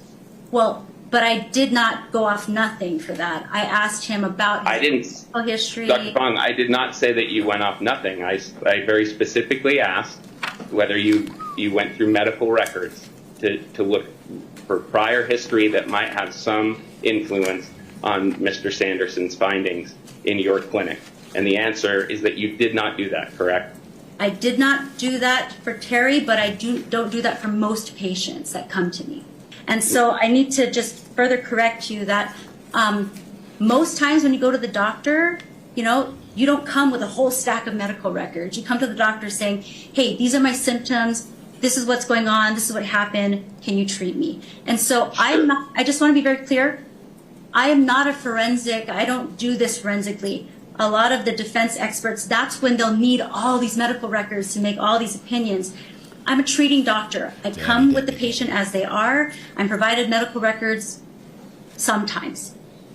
Right, but you did know when you treated Mr. Sanderson that he was in active litigation about exactly the sorts of things you were evaluating him for, and that your testimony, your opinions would be used in this case, did you not? No, I did not, because there are some people that come in with attorneys that never, ever, ever ask me for an opinion at all. We have some people that come in without an attorney that through the course of the time get one, and then I have to testify. But I think unlike some of your defense experts, I'm a treating physician 95% of the time. I only do this when I have to in these cases. Right, but I think you're misunderstanding what I'm getting at. I'm not saying you always testify. I'm saying you knew that your records would be, and your conclusions that you put in your records would be part of, likely be part of litigation, correct? See, yes, and that word was likely. I don't know, though, right? I mean, sure. I treated him like I treat everybody else, because just because someone has an attorney doesn't mean that it's going to go to litigation, and I've been in this game long enough to know that. No, of course, I know that as well, but because you knew that it was likely to go to litigation, because it was in active litigation, why is it that you didn't ask for records so that you could be as precise as you can be, right? I mean, you should be able to do some interrogation of the facts that you're gathering from him, so that you can feel confident about the results that you offer, correct? No, and see, this is where I think you're trying to miscategorize me, James. I didn't treat Terry any differently than I treat any other patient that comes to my clinic, whether they're in litigation or not. All my job is to testify as to what I did with him, the treatment that I had with him, and I did just as well with Terry's information that I do with the 18 patients that I have outside my door right now. So in the cases where there are medical records to be seen, I will see them. Patients waiting but right now. I don't think you fully appreciate how busy my clinical practice is. I don't think you fully appreciate how many patients there are with post-concussion symptoms. I mean, of all the traumatic brain injuries that occur, 90% of them are MTBIs or concussions. So I am very, very busy. I do not have time to pore over every single medical record. I take the patient as they come. If they provide me with some, that's fantastic. But my job is to get to work, get this patient better, and to move forward from that point. Right, but wouldn't you agree, as I think you did multiple times in your deposition, that you, at the time of your evaluation of Mr. Sanderson, had not reviewed or were not aware of multiple aspects of his prior history that could be relevant to your findings? No, I believe the only thing I didn't know about at the time was the NPH diagnosis. I already knew about the migraine history in the depot. I already knew about the past anxiety and the past depression. Doctor, we're going to have to go to your deposition, I guess, because I think there are multiple places where you acknowledge that you didn't know some of these things. I don't know if you have the transcript available. I'm happy to go through these, but it's going to take a while, and I don't have time. So then I don't want to, I don't think you want to misspeak either, No. What I can say There's is no that, question before. Nothing's perfect. Maybe I missed one or two things here and there, but overall, I assessed someone that was struggling, that listed his symptoms, and we went from there. Okay, so let's just go through a couple of these things. You were unaware at the time of your evaluation that he'd had 2 neuropsychological evaluations before your evaluation, right, in March 2016 and May 2017. Is that correct? Yes, that is correct. And you also were unaware of the 2009 MRI that he had underwent prior to your evaluation. Yes, which I stated, yes. Right. And you were unaware, let's see, of his vision and hearing problems? Or are you saying now that you were aware? No. And in fact, no, I wasn't aware of his vision and hearing problems at the time. He did not report those to me. Right. Okay. That's all I need. Yeah. That's all I need. Yeah. Were you aware that Mr. Sanderson reported to his primary care provider a few weeks before the collision that he felt like, quote, he was getting old all of a sudden? Maybe not in those specific words. Okay. I mean, you probably didn't know anything about that, right? Because you didn't look at records. No, again, what I had was his self-report to me of what he was struggling with. And I just want to point out that the relevance of this is to a treating doctor is not that relevant. I wanted to treat him who he was right here. The fact that he had 2 prior neuropsychological assessments, how would that change my treatment of him, right? Because all I'm saying is he's coming to me with these symptoms. You know, I just want to treat from here on out. I think right. No, I get that. You've explained that multiple times. I get that. I'm saying it's relevant because there are experts on the plaintiff side, not just the defense side, that say these prior issues are relevant because the results might be influenced by those prior issues, and you didn't know about them. But I'm not you saying get that point? They're... Can I finish? I'm not saying they're irrelevant. What I'm saying is, so I knew about the migraines, I knew about some of the psych issues, and what I'm assessing for, James, is these risk factors that set him up to be even more complicated, right? But that still doesn't change how I treated him. So what you are pointing out to me, though, are definitely things that make him more fragile, that make him more susceptible to having more issues after this violent injury that he had, you know? So sure, but on that point of violent injury, Dr. Fong, you didn't do anything but just receive his report about what the collision was, correct? Oh yes, that is correct. I received. And are you aware that there are multiple various fact witnesses that contradict his account?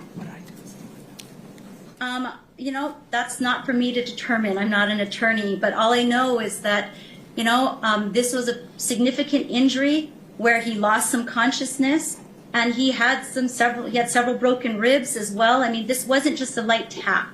Yeah, well, Dr. Fong, but some of those facts are in dispute, including whether he lost consciousness, and you're not aware of that dispute, are you?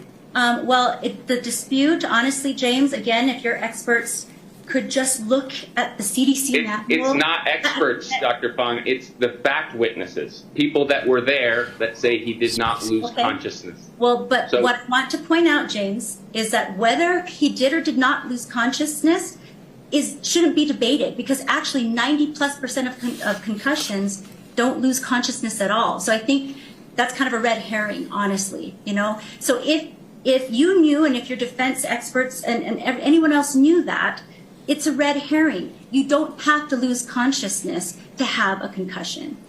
90% of concussions do not have a loss of consciousness. So that's not why I'm bringing this up, Dr. Fong. I'm bringing it up to make sure the jury knows the facts, that you were not aware of any of the various claims about how this injury occurred at the time of your evaluation. Is that correct? That may be, but now that I do know, it does not change my opinion, nor did it change how we treated him, nor does it change that he's still struggling with some of these issues and still needs help. A good way to get to this is to ask you whether there was anyone prior to your evaluation of Mr. Sanderson that diagnosed him with post-concussive symptoms or syndrome.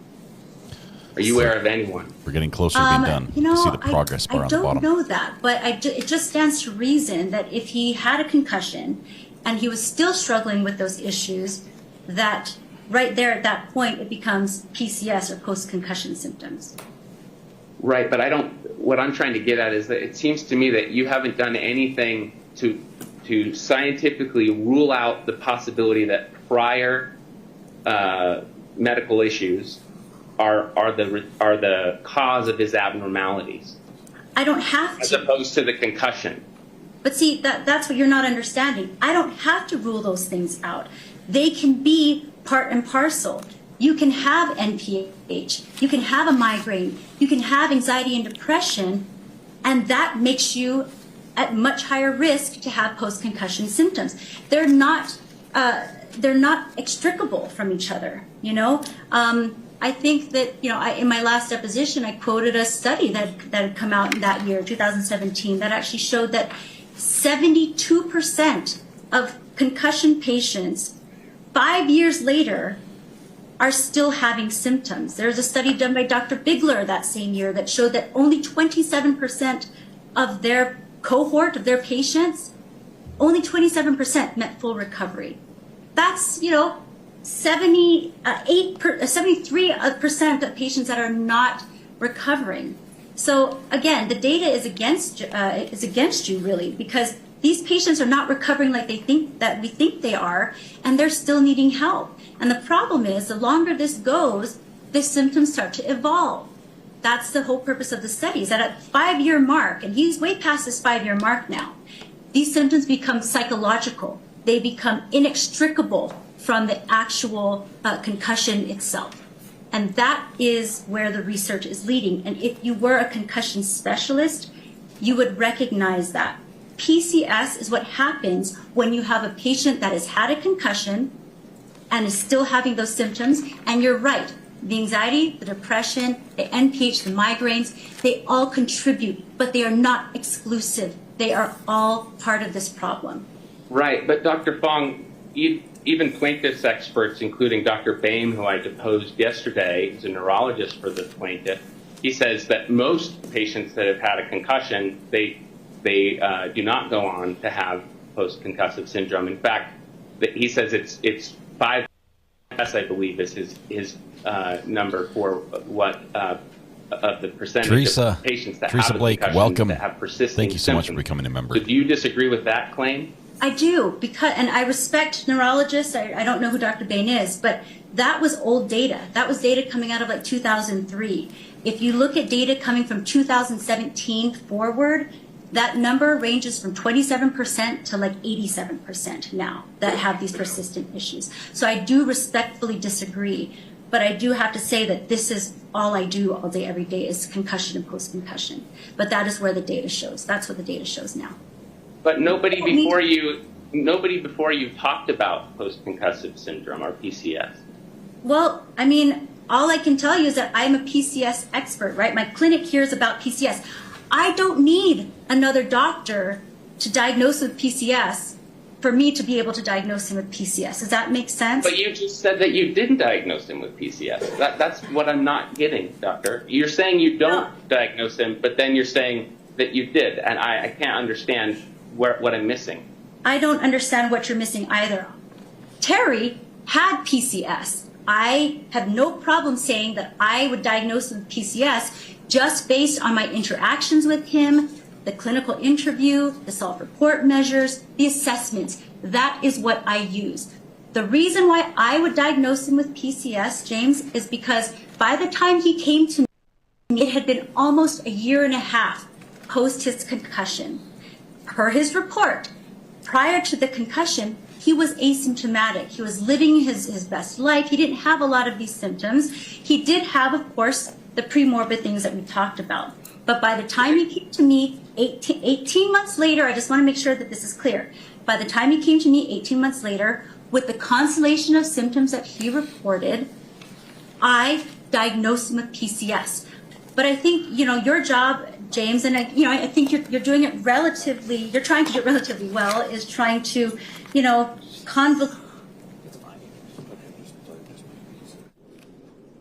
this and say that how do you know it's not just aging? How do you know it's not just this? How do you know it's not just this? because you're ignoring the big event that catalyzed all this, that started all. No, I'm not. Dr. Fong, I'm not.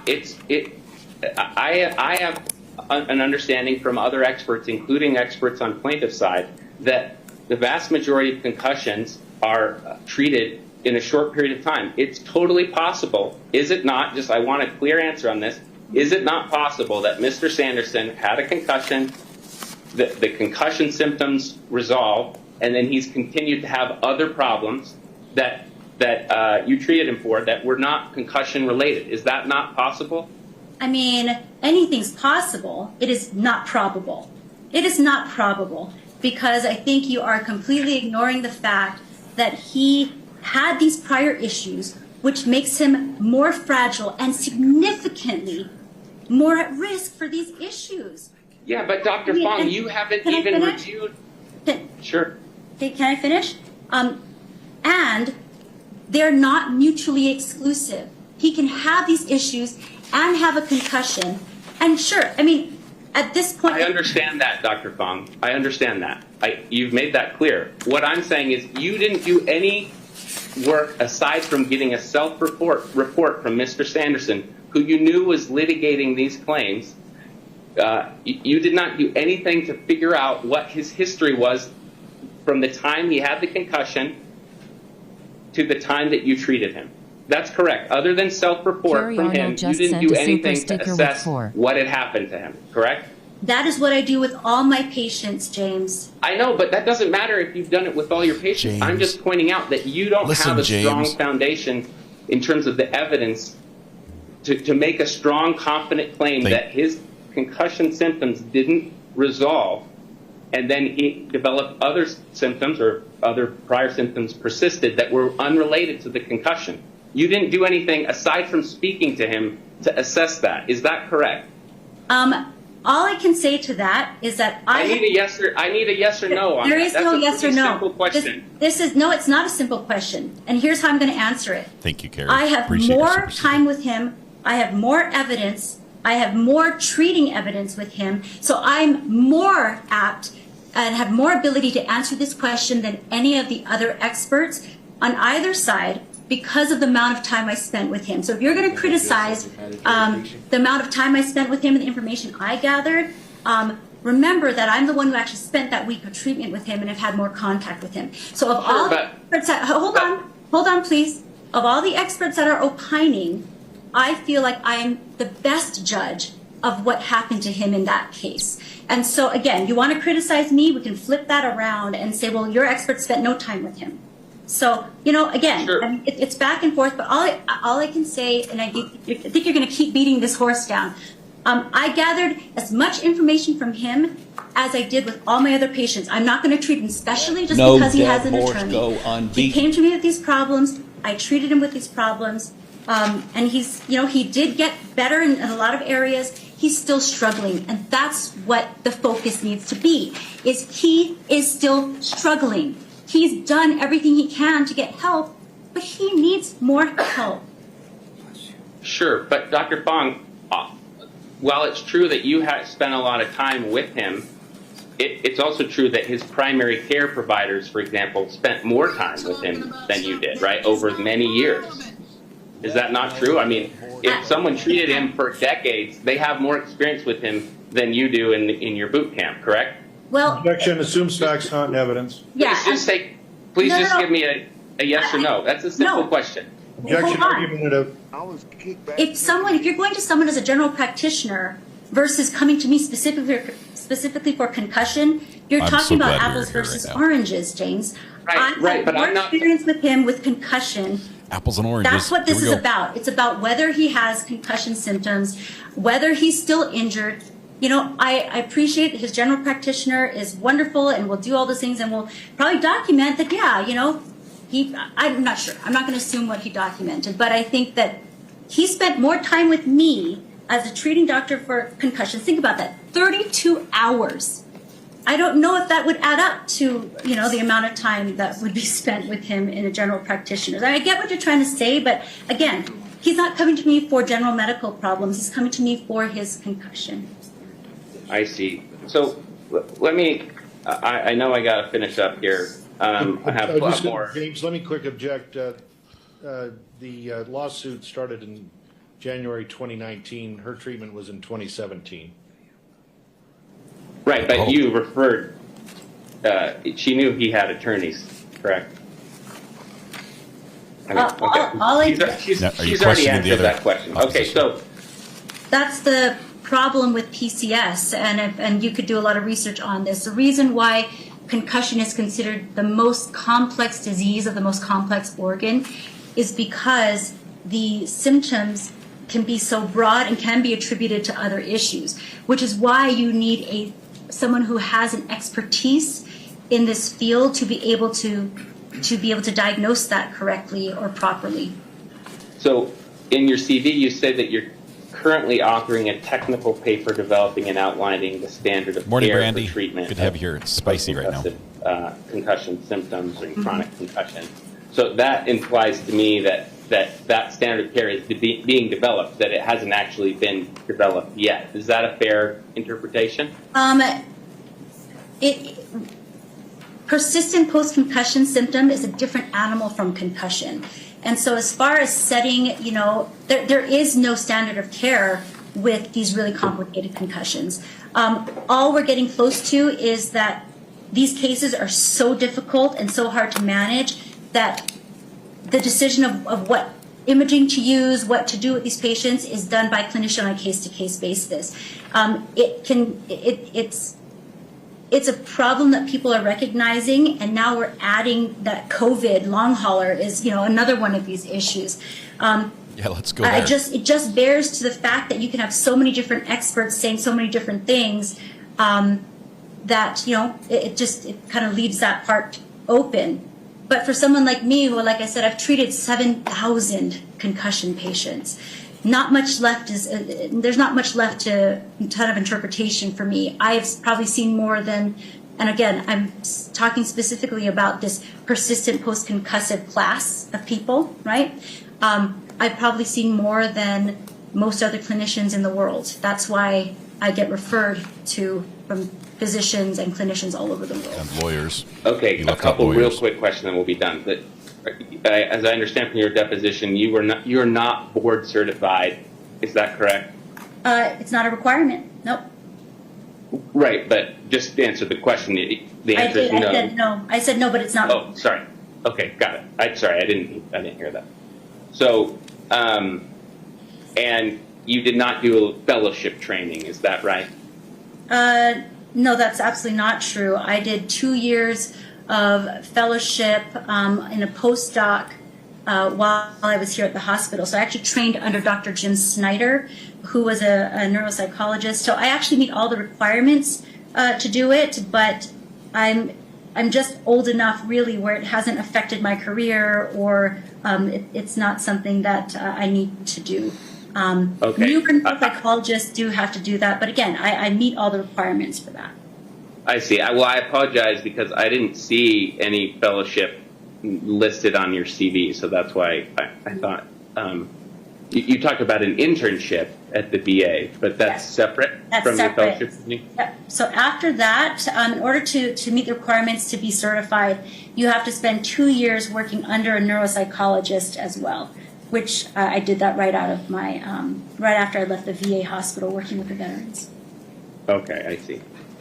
And you actually have like a certificate, maybe it's on the wall behind you, that says, I completed a fellowship in neuropsychology or whatever.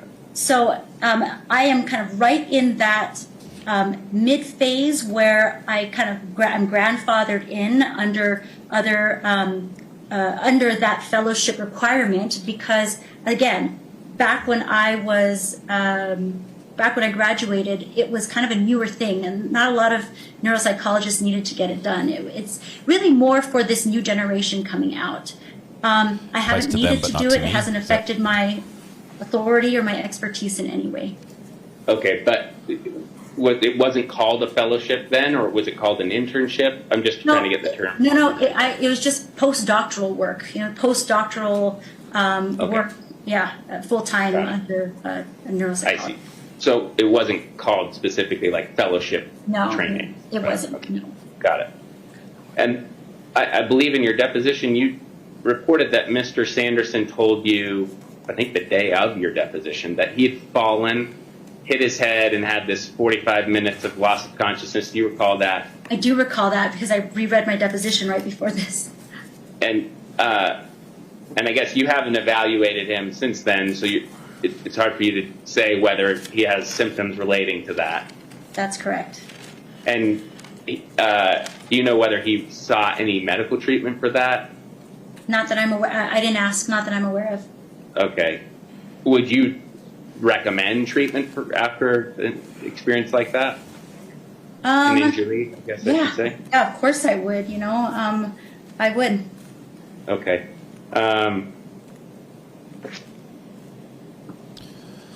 Wow. Little body language there from her. So maybe you answered this when Mr. Bueller was asking you questions, but it seems like the treatment that you provided you saw as successful, but you have since learned that Mr. Sanderson has gone downhill, was I think the term you used in your deposition. Why did the treatment not stuck? Or I'm not quite sure how to ask this question, but you get what I'm asking, right? That if he was treated for it and it went well, why does he still have these symptoms, and maybe they're even worse now? Yeah. So, and you know, when I say successful, I don't mean 100% full recovery, right? I mean, you know, he by successful, I mean that there are definitely some areas that improved, and even he reported some improved, symptoms. But, you know, I think one of the reasons is he wasn't done, right? I mean, we did a week with him. I still had some issues that I noted there. I recommended some further treatment for him. But, you know, it's a brain injury, you know? I mean, it's, and I only get a week with them. Like I said, in some cases, you know, especially in younger patients, they can get better pretty quickly, and we never hear from them again, and they're off. But, you know, to be honest, Terry was already, I don't know, maybe he was in his 70s by the time he came to us. I'm not sure, maybe 70s, I don't know. But, you know, older adults do tend to have a little bit of a harder time, you know. There's not as much neuroplasticity. I mean, there could be a lot of reasons. I think she's rambling because she knows she has a hard stop to this deposition. You know, like the NPH and the prior The more migraines she and talks, other the less things they that, can ask. you know, made his recovery harder and more complicated. I think I'm done. Let me just look at one more page, if I may. Is that okay? I'm sorry to take your time here. Why don't we go on a break then? Back on record, the time is 4:01. Thank you, Dr. Fong. That'll be it. And they're done. That's it? Yeah. Thanks, Dr. Fong. Again, I apologize for, I could have treated you better, but I could have, but I didn't. It sort of felt time crunched. I had a lot to get to. It's all water under the bridge. You're fine. Thanks for being patient with me. Thank you, James, and thanks for everyone hearing me out James. here. And yeah, so good to talk to you again, James. Swing by anytime. We still on for Friday. Wow, that was fun. Okay, that completes Dr. Fong's testimony, and we'll take our recess now. Okay, we get a little recess. Recess time. Monkey bars are available right now. I will tell you, I only have one. I can show you. I only have one cinnamon roll left on my napkins right here with my sticky fingers. I did not eat the whole tray of cinnamon rolls. The one that is left is absolutely beautiful. It is the best looking one in the bunch. I ate 2, and my kids ate all the rest, and now I've had 1 more. So I'm going for number 4, which I think is, if I remember correctly, that was like the recommended daily allowance of cinnamon rolls is 4. So I'm right in line with doctor's recommendations there. But thank you. I told you yesterday. I wrote it down. Yummy. A little spicy lawyering, and this is why we love this particular case. It's fantastic. I have not, for those that asked, I have not yet shared the recipe for these, and I do plan on doing it. The actual recipe card is like postcard size recipe. It has seen better days. It's been handled every single time we make cinnamon rolls. We pull it out and make sure we follow the recipe exactly. At least I do. My wife, she sort of remembers it all, but she still gets it out to check on things. It's seen better days, and taking a picture of it, it looks like it's been through the war. So I'm not sure if we'll have it rewritten and fact-checked and then supplied for you, or it's shown in its original form. Matthew Harris to Goodman Law. Have you ever had a deposition go this far off the rails? Holy cow. This was, we had the Kanye West, I'm going to let you finish moment. We had, listen, James, we had all of that in this one. Just incredibly spicy. In addition to that brief moment where we had an interruption where in real time today, one of the counsel, I forget, I think it was the Terry Sanderson's side said, Your Honor, what are we doing here? Can you explain what we're doing here? Yeah, it's a little funny. Funny sound bites today. You're blaming me, Lisa, saying I ate them all, blaming it on the children. The children and Mrs. R.A. just left on another little field trip for school. I don't even know where they're going. We are planning on going to an Air and Space Museum, not the D.C. one this weekend, but another one on Saturday, which is fantastic.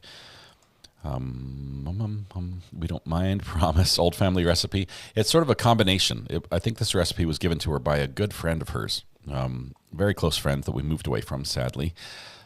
This friend had incredible recipes for both bread. It was like a potato bread, I guess you call it potato bread, and cinnamon rolls. And we got the cinnamon roll recipe from her. I've told her to do a video on her channel of how to make them. I think that's the best way. And then at the very end, you put the recipe and keep people watching until they get to the recipe. A little teaser on there. I know we're doing a celebrity case, but the big star arrived halfway through. Did you guys notice Brandy Churchwell was in chat? I'm not sure if she's still able to stay, but she was here briefly.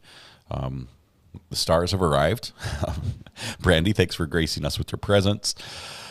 Brandy does some great videos, has her own video channel on YouTube that she puts together amazing timelines and summations of videos. And she followed the last trial. We followed the ZA case and did a great job there. If you ever want a quick recap of everything on the ZA trial, Brandy's channel is the way to do it. Fantastic that way. Let's see. Good day. Yoliswa, welcome. You're still around. Wonderful. Love the flag and everything. Looks good.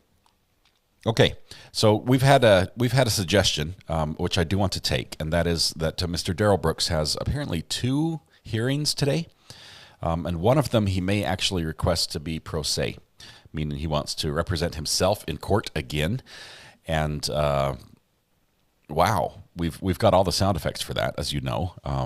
So we're looking at going ahead and doing that, popping into the Wisconsin courtroom. Those courts are broadcast by default. Some states it's impossible to get video, and Wisconsin's the other way. They push the video whether anyone wants it or not. So we'll probably pop in there and just see how he's changed or how he's remained the same after a few months of incarceration. We did follow him at the end of last year, as you remember. Are we going to address there he is. That's probably going to be brought up today. Really is. Little Miss says, just checking. The number is a tiny bit behind, I think. Let me see. No, that might be right. We do have 9,683, 84, 85 now. 9,685 subscribers. So we are so close to 10,000. It's awesome. We might get some new sound bites from Daryl Brooks. That would be funny. What's the exact name of the channel you just mentioned, please? Cat's Addict. Brandy Churchwell. Brandi Churchwell is the name of the channel. I probably should have it up so I can copy it. Do any of the mods have that readily available that they could post in chat? That would be great. Brandy popped in just to say hi earlier, and a couple people waved at her. I don't know how she does it, because she not only watches one time through, then she goes back. There it is. Thank you, Weatherwatch. Thomas comes through. There's Brandy's channel. Great summation. I'm not sure which one. I'm not sure if she's following this case or she just dropped in to say hi. But I know she's going to be following some of the big cases. I think BK is definitely on our radar. I don't think we'll need her timeline for Sarah Boone. It's pretty clear that all the important things happened on video in that one. So we probably won't have a really big timeline chart on that one. But BK is going to be fantastic. I can't wait to see her work on that. That'll really help clear things up and make some of the evidence really fall together for us that way. See what else we have. We've got the ground soundbite. There were so many Let It Be Summer, and I have yet to find one that's really good because he talks over people, right? And I need the soundbite to be clear. Even the clip, let's see, which one did I just get today? The crumbs one. Listen to this. This is the judge saying crumbs from the last case, right? Oh, for crumb's sake. Even that one, I've got one, either defense or the prosecution, the female from one of those tables, because I can hear the voice speaking, or maybe it's one of the clerks. Oh, for crumb's sake. You've got just a little voice in the background. That part bugs me. I'm going to keep it because oh, for crumb's sake. That was a pretty good moment there from the judge, from Bruce. Just saw the Crumbles can be tried for manslaughter. The parents, yes, that's going to move forward. I want to find out what that date is. That trial does interest me. Dream Crystals, just admitted to being an addict. Click the subscribe button. Thank you so much, Dream Crystals. Welcome to your new addiction. Good to have you here. Let's see. That's my absolute favorite one. We've had some really good ones. I missed the good Nicole's response. What was Nicole's response on Matthew's question? Hang on one second. Let's see. The best cross-examination I had, she says, was calling the defendant on my case, putting up his Facebook page on the Elmo, proving he was lying in regards to the case. His answer was first it wasn't him. Okay, so that's part one. So let me get to the second part here. And the second part, with a giant profile photo of him next to his face, he said that it's not him, and he had an unusual name. The jurors just laughed. Man, you can't make that up. It's like, wow, gotcha. I had an attorney instruct their client not to answer questions and then wanted to ask his own questions, and then it wouldn't leave without the threat of trespass. Oh, wow. That's you almost need bailiffs for your depositions at that point. That's pretty funny, Matthew. Two great lawyers here in chat, good friends of the channel. Love their input on all these different cases. Are you just so glad you're not in this courtroom in the middle of this the skiing? And I'll show the picture again because I didn't show it before. Well, I did show it, but not full screen. Let's switch to. I have to get it ready. Wait for it. I do have a single image that will keep you up to date on everything that's happened in this case. It tells you the whole storyline. It tells you the defense, both sides, what they want, who the players are, where it occurred, everything. I've crunched it down to a single image that really it's sort of like Brandy's timeline, but this one is a little bit easier to view. There it is. This is what we're discussing today. You've got Terry Sanderson on the right, Gwyneth Paltrow on the left, skiing there. That's clearly Utah at the ski resort, the Deer Park Ski Resort, or Deer Valley, Deer something. I don't remember which one it was. And then they crashed. Someone wasn't paying attention, as is clearly exhibited from this. This actually a photo. It's taken at the scene when it happened. So let's see. New Matthew Harris, just barely, because it's noon, actually 41 minutes ago, I think, well, or maybe in just a couple minutes, dropped a new video on his channel, a new short in our Ask a Lawyer series. How much more money can an attorney get you? This just might go viral. This is the question everyone who wants to know if they should hire an attorney is asking. Really, that's what it is. It's like, is it worth it? Should I sue them in small claims court, or should I make a call? The one call that will, that will get me my retirement funds completely filled up. Can't wait to see that one, Matthew. That's awesome. See, I would lose my cookies if either of these attorneys are opposing counsel on my case. That would be funny as well. It would be great. We like to see some things like that. Okay, so we talked about Daryl Brooks coming up in Wisconsin with those hearings, and I want to see, because if he is going to go pro se, if the judge will let him go pro se, because he knows what happened before, I don't know if he can prevent him from doing it, especially if he presents well, if he can go through the what is it, a colloquy he goes through with him first to see exactly if he understands the impacts, which I think he understands now more than ever. Daryl Brooks understands the system better than he ever has, but it's gonna be great. So we're gonna follow that and see where that one goes. If we can keep our ear to the ground for the Crumbly case, I would like to follow that one as well. I do want to see what happens here in the ski chase case, because just the lawyers, that's why we're here. We're here with our popcorn, just enjoying the banter back and forth. The fact that Gwyneth Paltrow's lawyer was up questioning somebody, and he asks the question, and the other side says, "Objection," and he immediately says, "Judge, I don't want an objection," and the judge is like, "That's not your call." And he's like, "Well, you're right." It's just like, of course you don't want an objection. You want to be able to ask whatever questions you want. Let's see. Both opening lawyers were terrible, bumbling goofs, very illogically presented, jumping around. Michelle, sometimes you, like in Alex Murdaugh's trial, the lawyers and the bumbling approach, I think, was intentional.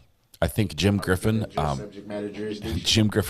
acted that way to make things seem confusing, so that the jury could be like, "Yeah, I don't get it either," type thing. All this stuff the prosecution is saying, I don't follow. I think that was intentional. Here, I think it's more of like a character trait showing through, that they either weren't prepared or thought they would do better than they did, and didn't they didn't practice in front of the mirror the night before. Reading your opening line to your statement and messing it up and having to repeat it in front of the jury, even if you have to read the rest of the opening statement, that first thing you say to them shouldn't be like, skiers, downhill skiing can be dangerous. Skiing is dangerous. Yeah, that was just not that's not a strong start, right? It's hard to make a good finish. But I guess if you start awfully like that, and it's all better from there. You can't get much worse. But I agree, the openings were terrible. Let's see. Do you have a full list of sound bites from DB? We don't have a bunch of them, because honestly, right after DB was done, we were also done with DB, right? We had been with him for weeks, and the circus had just ensued. It just, we wanted to pull our hair out. Some of us did. I had a lot more gray hair. I didn't have any before the DB trial. And it was just, we took a couple clips and left it. There were so many opportunities with the box forts and everything else that was going on to get little clips of some entertaining things, especially the back and forth.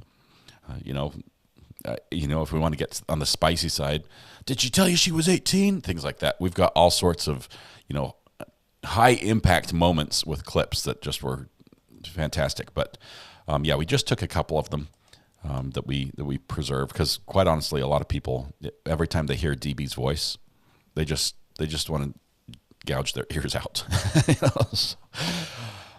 Anyone know the cop's name for Daryl Brooks' case? He was amazing. The one who got on the stand and emphasized his name at every opportunity. You, Daryl Brooks. Oh, that was a good moment. Oh my goodness. It's because I saw you, Daryl Brooks. Who's this Daryl Brooks you're talking about? It's you. That was funny questioning. He did that with several people, but that officer was really in his face about it. Let's see. The judge did lose the bid for the state Supreme Court, but so she'll be around a little bit longer. I'm not sure if her role is changing on the bench as she's sort of changing. I think they have, among the judges, they have their own little group, and some of them. Whoa! I just about lost my last remaining cinnamon roll. Saved it, luckily.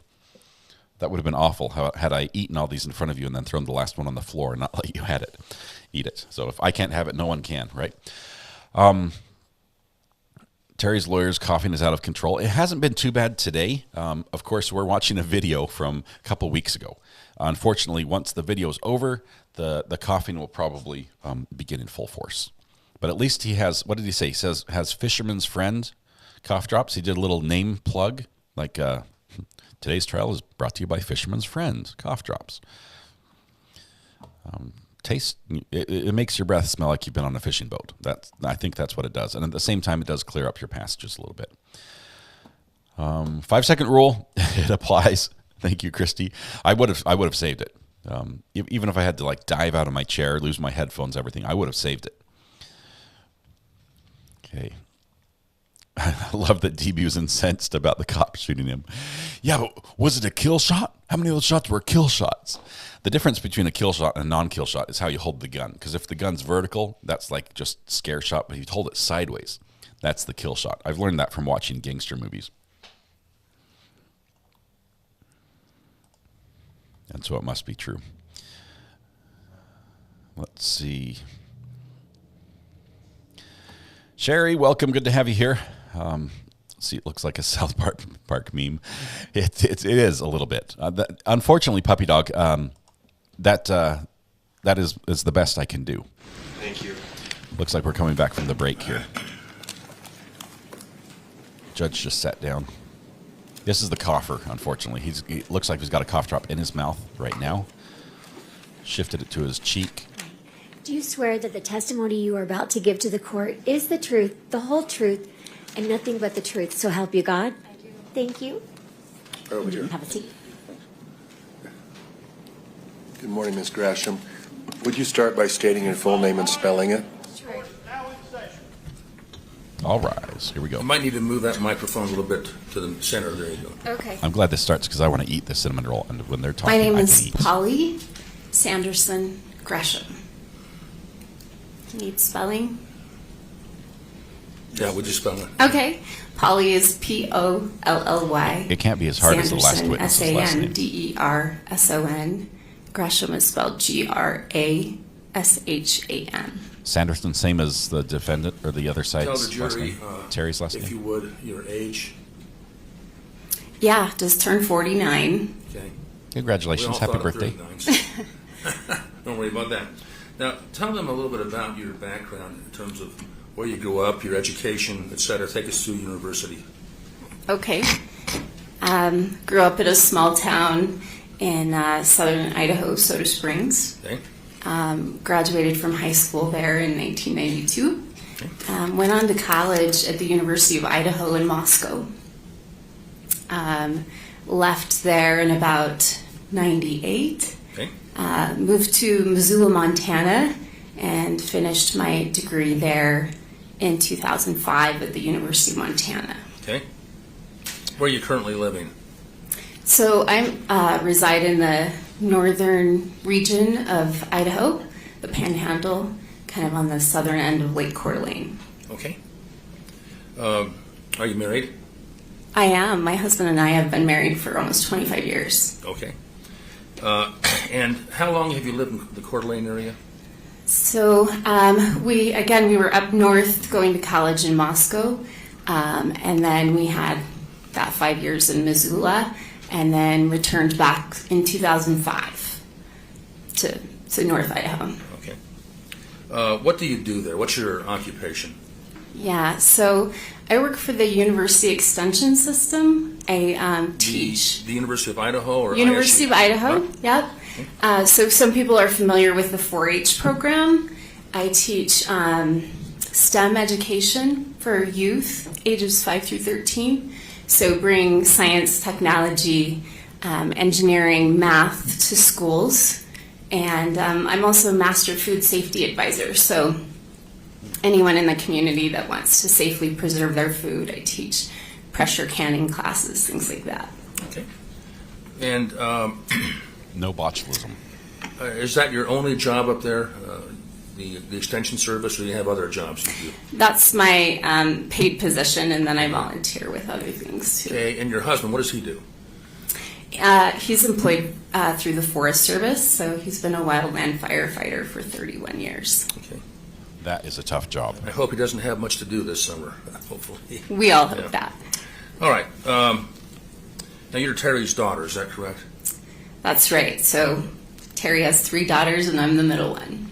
Okay, and who's the older one? So my older sister is Shay, and How- she's about 2.5 years older than I. And So she's 52-ish? Yeah. Okay. And then Jenny? Yeah, Jenny is quite a bit younger. I think she is 40, 41. I'd like to talk to you about Terry Sanderson before the ski accident of February 26, 2016. I'd like to ask you to tell the jury generally about his activity level before that ski crash. Okay.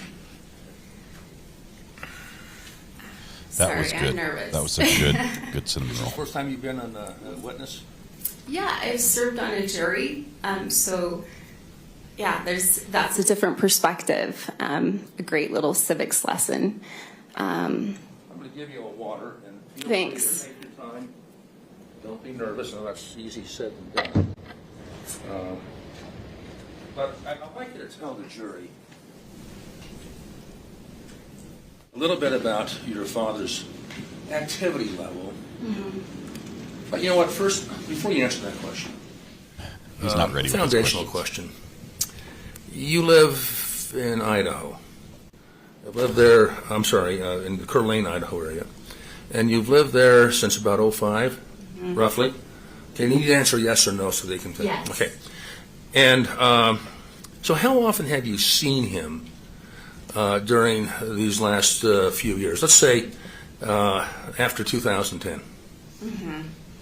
Yeah, so it was a little harder when he moved to Salt Lake City. Sure. I think he loved all that Salt Lake City offered, concerts and skiing, but it was a further distance from my sisters and I are relatively close, so but we would make time to be together on the holidays, usually travel to see him in the summer.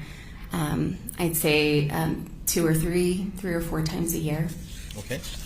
And for how long? I mean, would you be a few hours or a few days or a week or what? Yeah, typically a week. Okay. Yeah. Let's say in the 5 or 6 years or so before this February 26, 2016 ski crash, describe for the jury his activity level in everything you can think of. Go ahead. Yeah, so I would describe my dad as a goer. I think people would describe him as fun-loving, very gregarious, definitely an extrovert.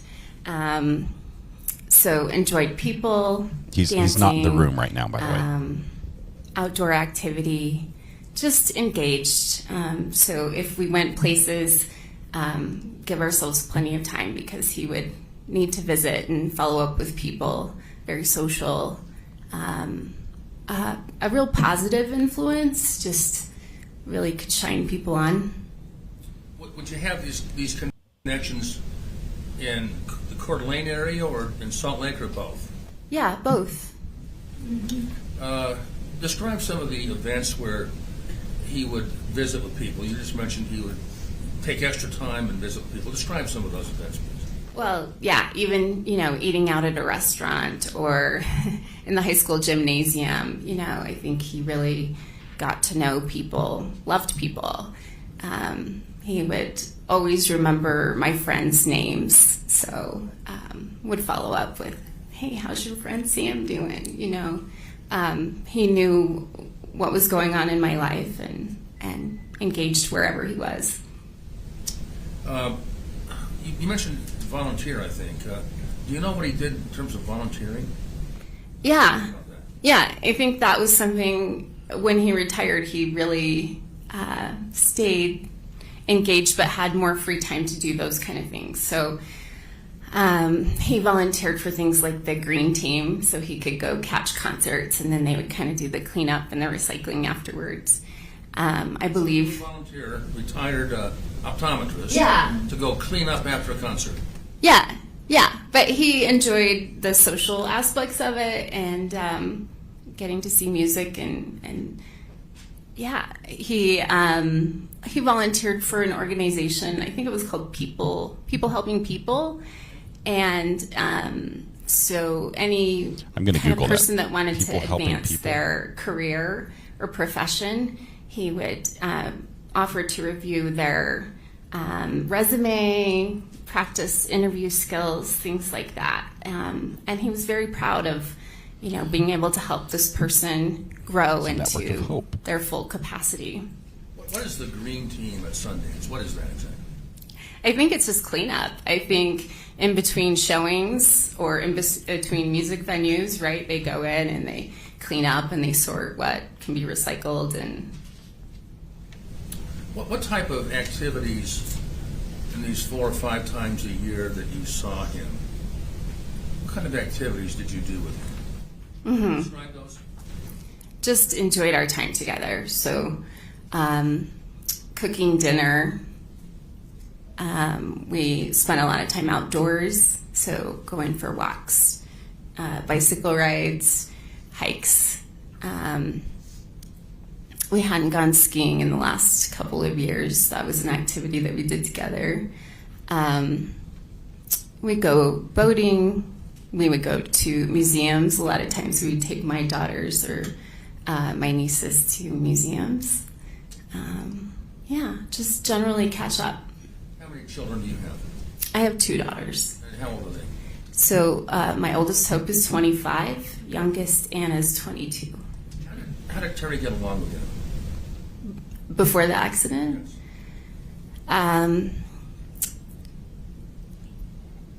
He was always just a big cheerleader, knew what was going on in their lives, followed up with their classes, showed up for events, would go to things like basketball games when he was in town. Was he able to, if you saw him in, let's say, December, and you next saw him in March, did he keep in his mind prior to the ski crash what they had been doing? Could he remember those things? Oh, yeah. And they're friends, too, right? Names of the friends? Names of the friends, yeah. Granted, it's a small town.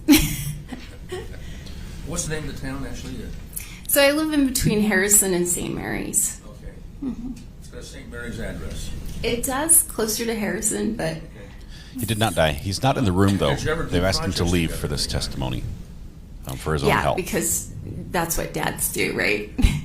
Because she's going to talk about how he's deteriorated. Yeah, so a lot of, repair projects I might have around the house. He helped me install the irrigation in my garden beds, and I had a leaky sink. Got anything that had not working, electrical that I was having issues with, he knew where my husband's toolbox was, and he was always willing to help me figure things out. Okay, tell the jury, if you would. CJ, thanks for the super sticker. About your dad's number 1 fan. personality. I appreciate you, man. His personality before the crash. I think in my description of him, I mentioned he's just really fun-loving, gregarious, was really quick with a joke and a smile, and just real positive. Was he easy to be around? Oh, definitely, yeah, and just made everything kind of smooth. Did he have any negatives that repelled people that you can think of? Any what? Negatives that repelled people. Oh. Sometimes I think when you are kind of that energy, right, you have to be mindful of the fact that of other people too. And I think he had the tendency to, sometimes not always notice everyone in the room, or he was a little bit more self-aware, I'd say. Right. There's the cough. What about his mental status? You've mentioned a few things that cross over into that area, but just kind of summarize for the jury his mental status as you observed it prior to the ski crash. So my dad was smart.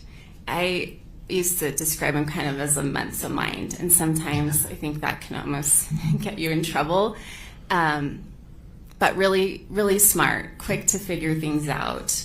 I have a memory one time when he'd come to visit, and my dryer wasn't working at the time, so I'd hung diapers out on the line, and he'd said, "Why are you not using your dryer?" I said, "Well, it's taken apart. James had to leave." And so there was all sorts of parts. Originally, James thought it was the heating element. It wasn't the heating element. He'd taken it entirely apart. And my dad was able to troubleshoot it and put it all back together again. And he did that all the time. Like he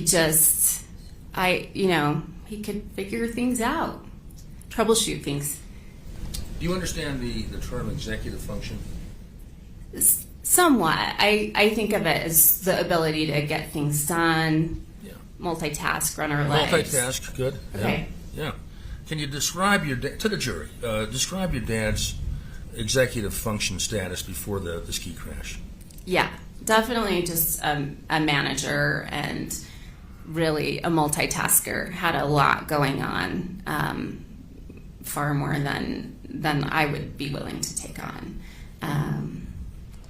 I think he liked that. Like I said, he was a mover, a goer. So, Maisela, this is the that was just Terry, how he operated. Terry Sanderson's daughter, Now, middle daughter.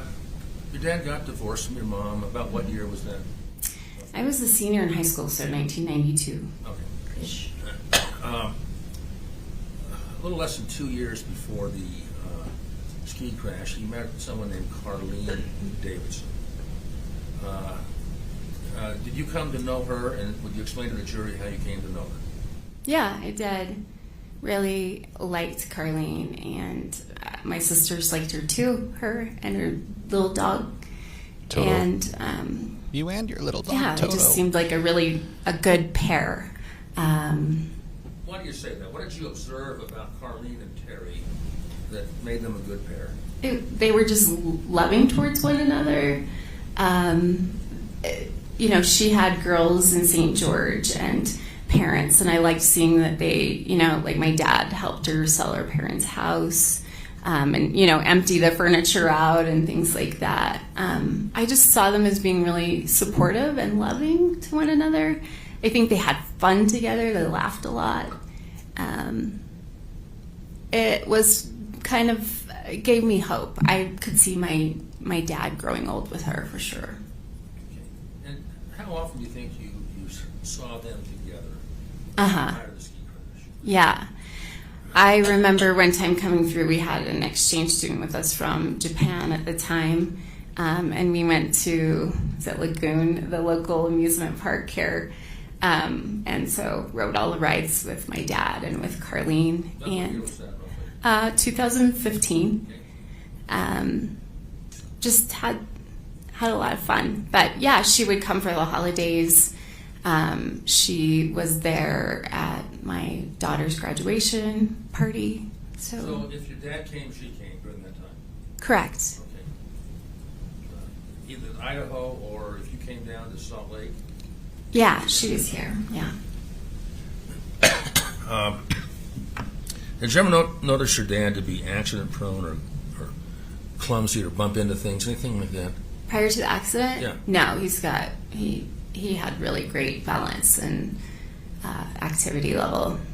Did he have any problem that you ever noticed? Now, when you came down here, did you ever fly or did you drive? Oh, both. We did both.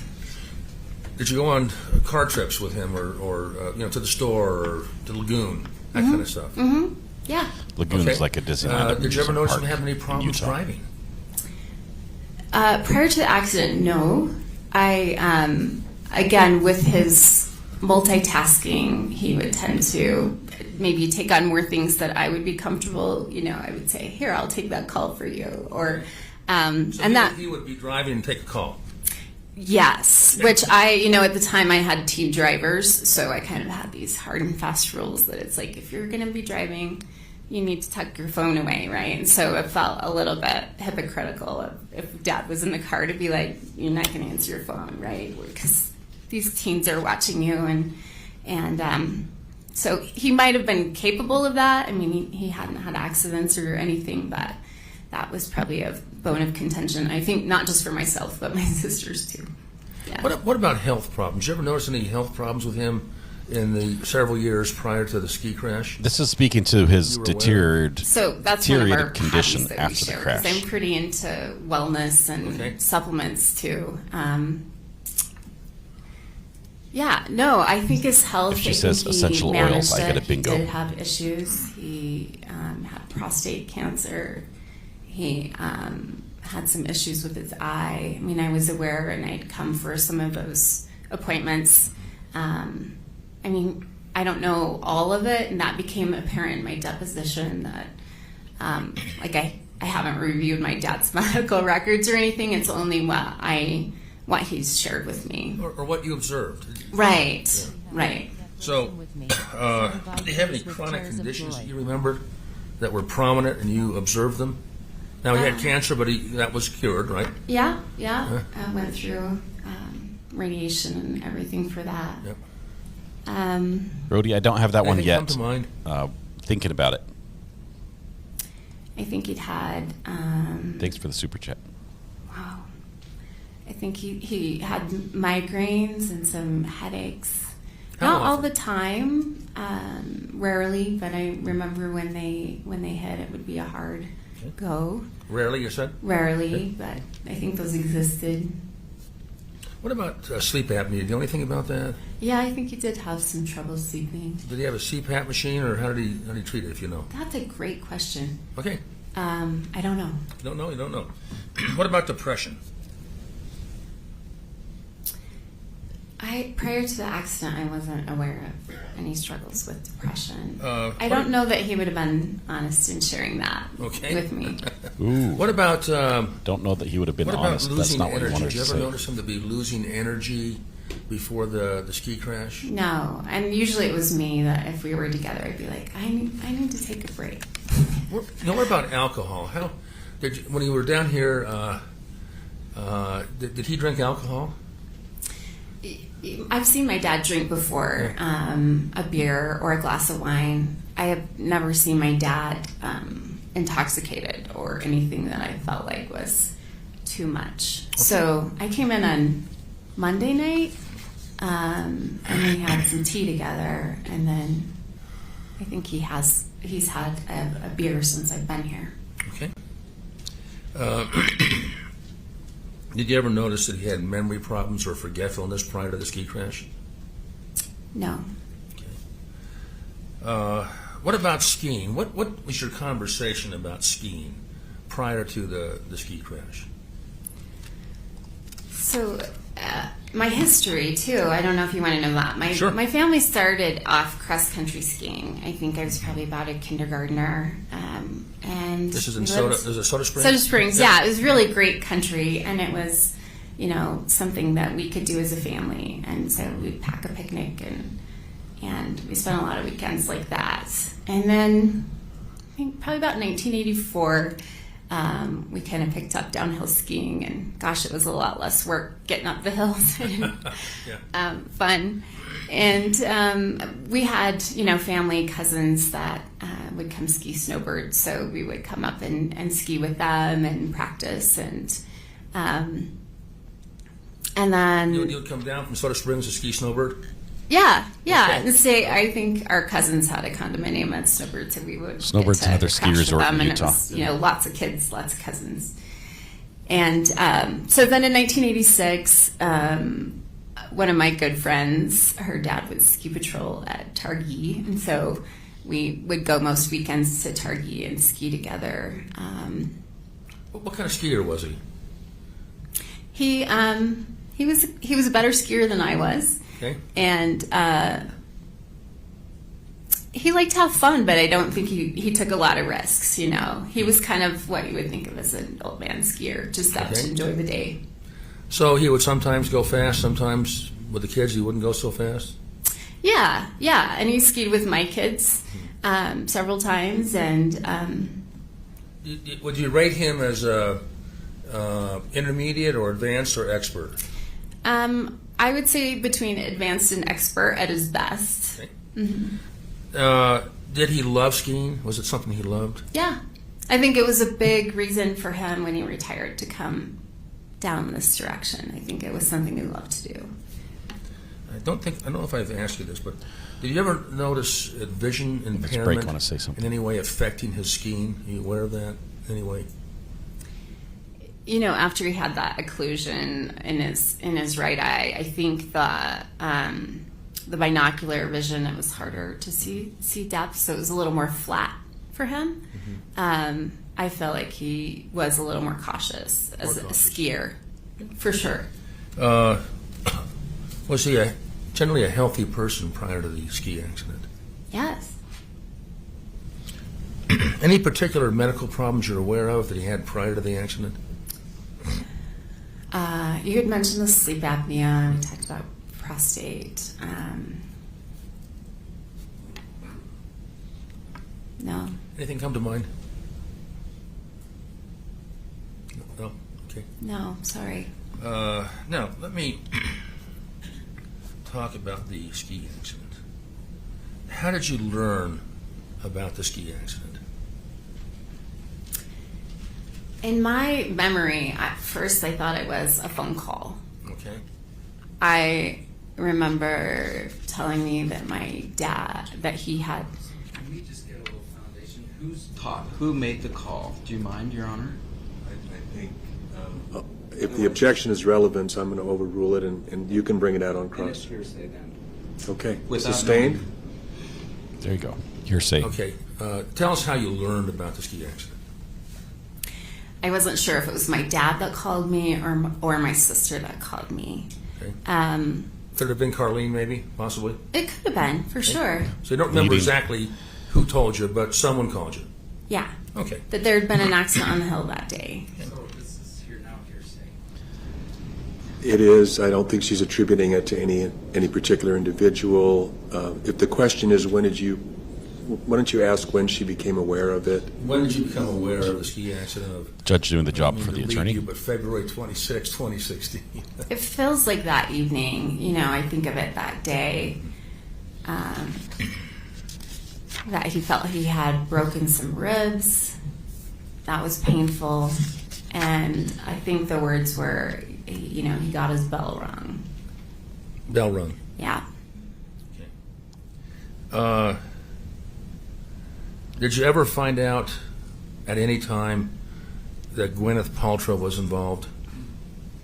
I don't believe that night. Okay. It was after the initial accident. Tell the jury about the details this guy of snorting your and coughing with Terry, awful. Your father, after the crash. Mm-hmm. When did you come down, and how often have you seen him in the past 7 years? Right. Summarize that, would you? Right. So I don't think I saw my dad in person until Hope's graduation, which would have been the end of May of that year. Did you have telephone calls that you exchanged before that? Yeah, we did, and text messages. I thought my dad and I talked probably every couple of weeks. The defense during my deposition had pulled phone records, and it didn't look like it was this frequent before that. So it could have been one of those spells. My sister had an injury, so I was kind of spending a lot of energy taking care of her as well, and my nieces, making sure she had some solid ground.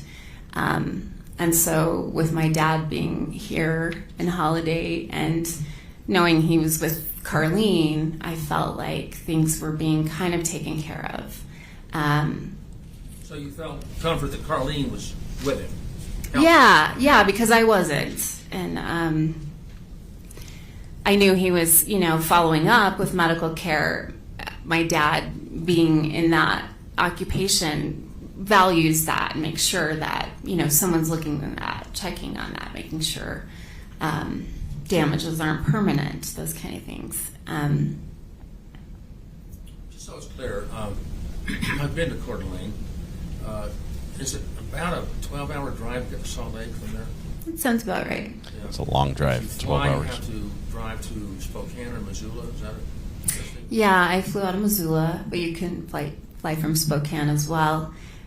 I think the other part of that is with the pandemic, that made a little more travel restrictions in the last few years. I definitely have not got to spend as much time with him recently.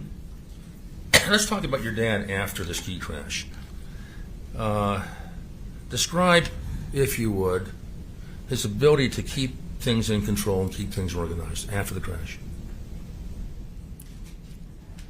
Realize this is a civil suit, so directly after this speaks to crash, damages right I would here. say That's why we're getting this testimony. Year and a half. I felt like,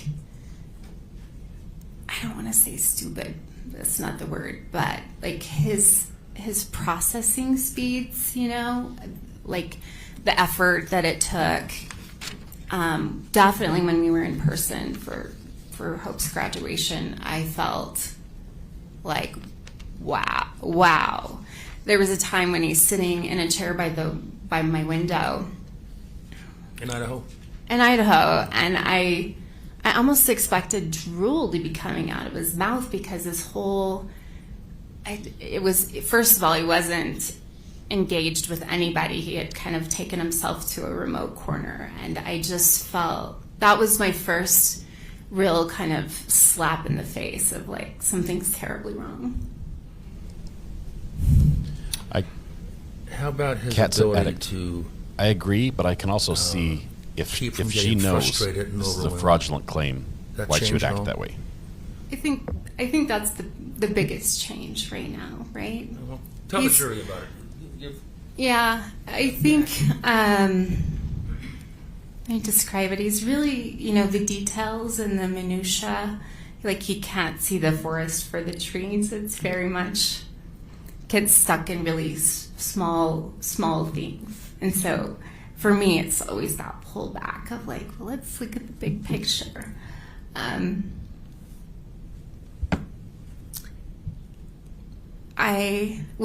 Even just last night, I was thinking about, when you write an essay and you have a topic sentence and then you add supporting sentences with some details for that main sentence. It's like the main sentence is gone and all we have are the little details. And so then you're kind of going, well, then, so how does this relate to that? I think he's just, if it's part of the frustration is he gets really caught up in details and connections and the primary focus or purpose, we lose that. And so then I have to come back around and I have to say, well, how does that connect with the kimchi we were talking about or the damage to your phone port? Like I have to kind of bring it full circle. And then, I think he gets frustrated and angry. I have tried to, remind him that because before he could have lots going on, and now it's very A to B. A to B, don't throw in a C or a D, right? Because then we're gone completely. So how do we simplify, and just this task, just A to B. And I had a conversation with my dad and my sister Jenny's boyfriend Nathan, and I was trying to say, maybe take it as kind of a gift to be in the present with what you're doing right now. Let's just focus on this one step. And I think that's easy for me to try to say, how do we move forward? But I understand that there's a lot of grief and loss for the way that his life functioned before, that it doesn't function now. He doesn't always appreciate my let's stay in the moment, or what are the gifts, what we can learn from now. He's still kind of grieving and frustrated that he doesn't think the way he thought before function the way he did. Any change in his ability to get things done? It's really messy right now. It's really hard. And I say, Dad, you can hire somebody to do that. If your house is messy, let's get some help. Or somebody can help you with the blowing out the sprinkler system. Like those are things we can have other people help you do. But I think he has a hard time with the way they do the work, and he's kind of real negative, and it doesn't feel like that's been an answer for him. And I tried to lead him in that direction so that he doesn't feel like there's just so much. And he'll say that I'm so behind. I'm so behind. I can't get things done. Even coming to his house this week, right? I know that this has been something he's put a lot of time and effort into, but I could tell that it's just piles of things.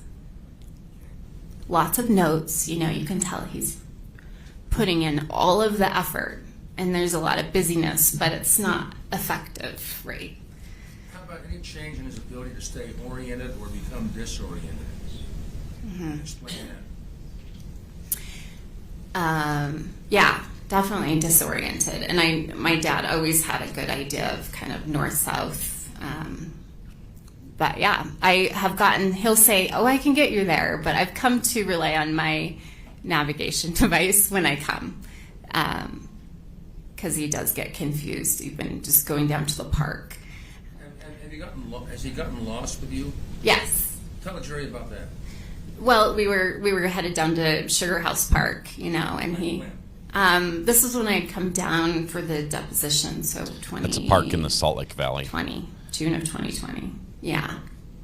He's like, oh, it's real simple, you know, we'll just go here and there, and we got somewhere, and it was like, I don't think this is right, and then, you know, pull up my Google Maps on my phone, and he's like, no, I can find it, you know, and he's like, I just need a minute, you know, and.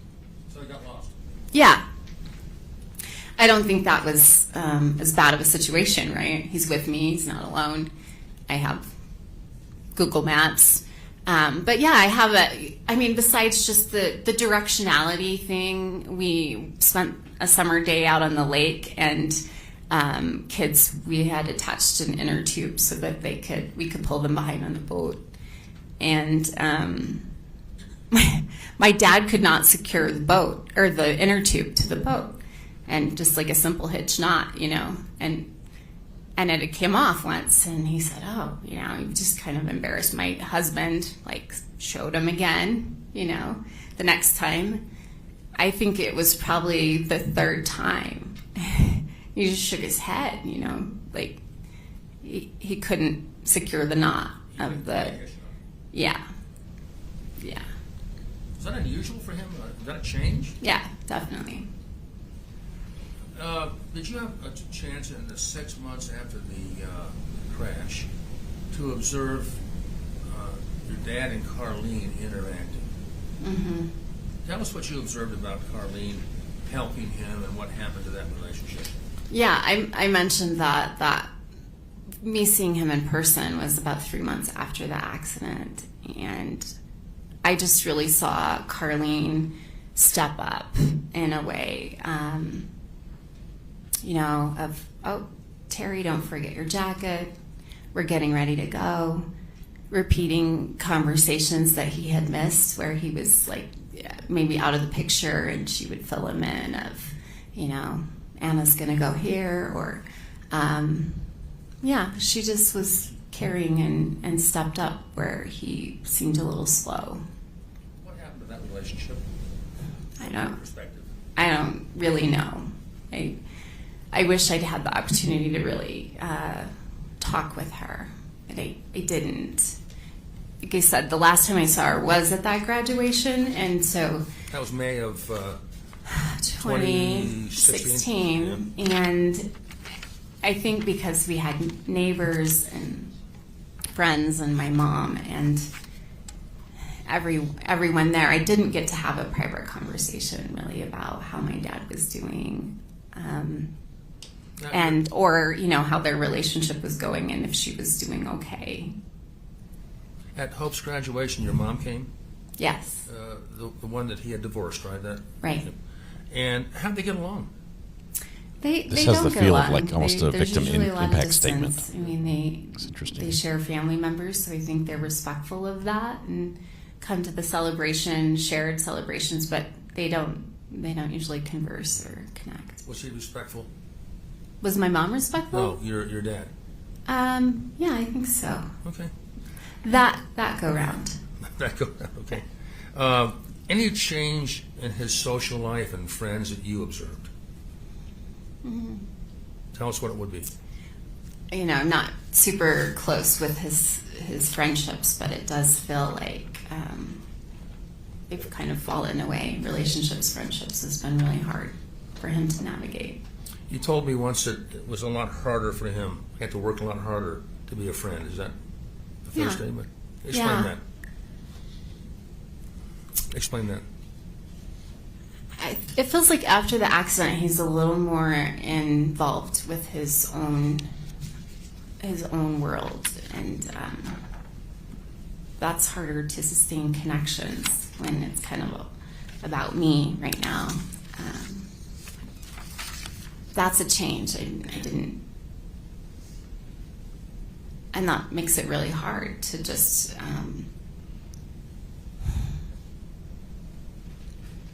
to genuinely care about people. That's part of our connection. Have you observed any personality changes, and if so, what have you observed? I think it's kind of connected to feeling overwhelmed. So he's easily frustrated. He gets agitated, angry for the first time. Like I didn't have memories of him being an angry person, but he's got a pretty short fuse these days. Yes. Teresa, thank you so much for the super sticker, the high five. What about Appreciate your support. any other personality changes come to mind?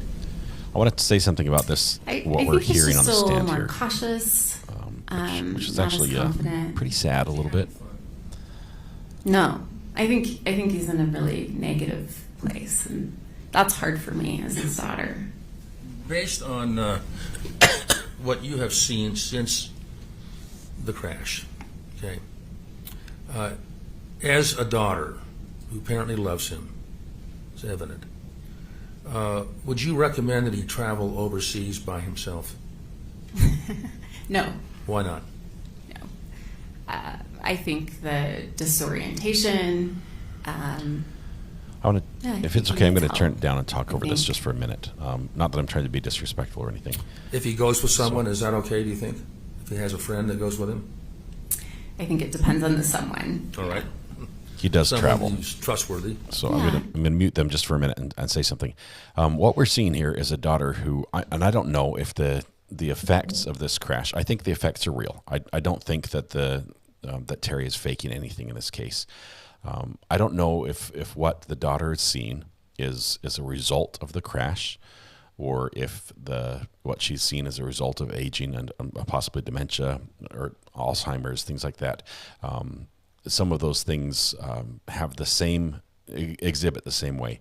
And if you want, I don't know, I'm not sure if you're into this type of music, but there's a song by Larkin Poe, Larkin space Poe, as the group. It's two sisters that sing a song, and they wrote a song about their grandparents, and it's called "Mad as a Hatter," and it's about the onset of dementia and how that changes people, and seeing it from the outside. And crazy powerful song. It's I think it's fantastic. I wish I could play it on here, but I would get a copyright strike. But hearing this, it sort of breaks your heart seeing a daughter who sees somebody going through this, whether or not it happened as a result of this ski crash. But if you get a minute, and if you haven't heard that song by Larkin Poe called "Mad as a Hatter," you watch it. There's one that they performed that song in an old church. That particular version, they give a very good explanation about the song and about why they wrote it, what it's about, what it means, and it's really cool. Several people have said this about the TBI can have the same symptoms or make the symptoms worse. And we're not trying to diminish that at all. We're not making fun of the situation.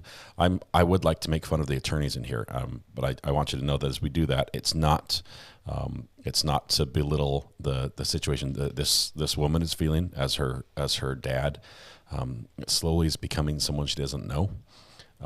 Nor is it to make fun of Gwyneth Paltrow and whatever she's doing. I think Gwyneth has come across as being very aloof in this case. But if she knows, I mean, put yourself in her shoes, if she absolutely knows 100% that the facts of this case was that she was hit and arguably assaulted or close to, as she's going down the mountain, she is adamant in that position. Then I can see her actions as in that light, and it's completely different. So that's what I just wanted to say. I appreciate you guys being kind in chat about this. We don't know. There are probably many people in chat who have a lot of firsthand experience with loved ones, very close to them that have been through similar type things, whether it's a TBI, whether it's dementia, whether it's Alzheimer's, things like that. So thank you very much. We're going to keep listening. I will let you know I'm watching right now for updates from both Branch 46 as well as Branch 10 out of Milwaukee. We are going to jump over to the Daryl Brooks case as soon as that becomes live. It's not live yet. But we'll keep an eye out for that. So we'll go back and listen here. Thank you for letting me interrupt here. That morning, because I was like, those are really small things. different is that from how he was before the crash? I feel like, even if you had a difference of opinion, we could always kind of reason through it, agree to disagree, get along, take care of one another. And so that was a hard thing for us to talk about, is that that's small and you're bigger than that, and it's kind of reversed because he was my dad that gave me those values, and then it feels like they've kind of fallen away and he's stuck in that. But I'm so mad and I'm so frustrated, Any change in his cognitive functioning that you haven't already talked about? Kind of summarize that, would you? Cognitive functioning. Yeah, I think his operating system is not quite as slow as that initial year and a half where I was just, There's been some improvement. Some improvement. I think he's been really dedicated to sort of working hard. He is a I will work hard kind of guy, maybe to a fault, but yeah. What about the negatives? Any negatives in his cognitive functioning that remain? You've seen. You've mentioned some already, but... And a lot of it goes with that inability to multitask. I think I see it in that... If I could describe, like, when we're conversing or whatever, I don't feel like he hears me. I don't feel like when he has a conversation with my kids that he actually hears them. I think he's, like, processing or thinking about what he's going to say next, but that is something that's really apparent to me, that I just feel like, where are you? Where is your headspace right now? Because you're not here with me or with my kid. I can witness that. I want to talk to you about changes in friendships. We already talked about Carlene Davidson. Right. Do you know someone named Robin Dale? I do. Was there a change in that friendship? If so, tell us what it was. Yeah.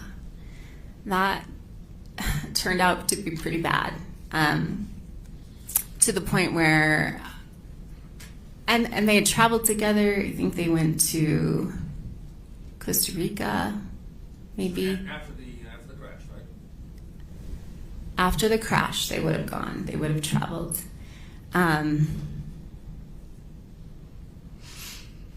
What happened to Robin Dale? Yeah, I was at the public library one day and I got a phone call from Robin. And about what month of what year, give or take? Gosh, I wish I'd brought my phone or had it. Following court rules. I think 2017, if I had to guess. She said, Sustained? Well, I'm not offering for the truth of what happened, but just for how this affected his friendship. And just your second. I don't know how you can separate it. You're offering up for what purpose? I want to show how the friendship changed.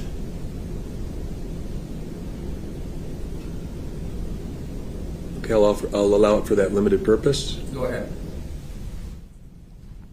So she called and she had said, I need you to reach out to your dad. I'm not feeling safe right now, and I'm going to have her young son, we're going to move back into my place. And I said, what do you mean you don't feel safe, And she had said, I've asked your dad several times not to attend my yoga class, and he has shown up. And I'm thinking, seriously? Like, you asked him and he showed up again? At some point, I had texted her back and just said, I thank you for trusting me, and I will reach out to my dad. I'll have my sisters, and we'll offer some support.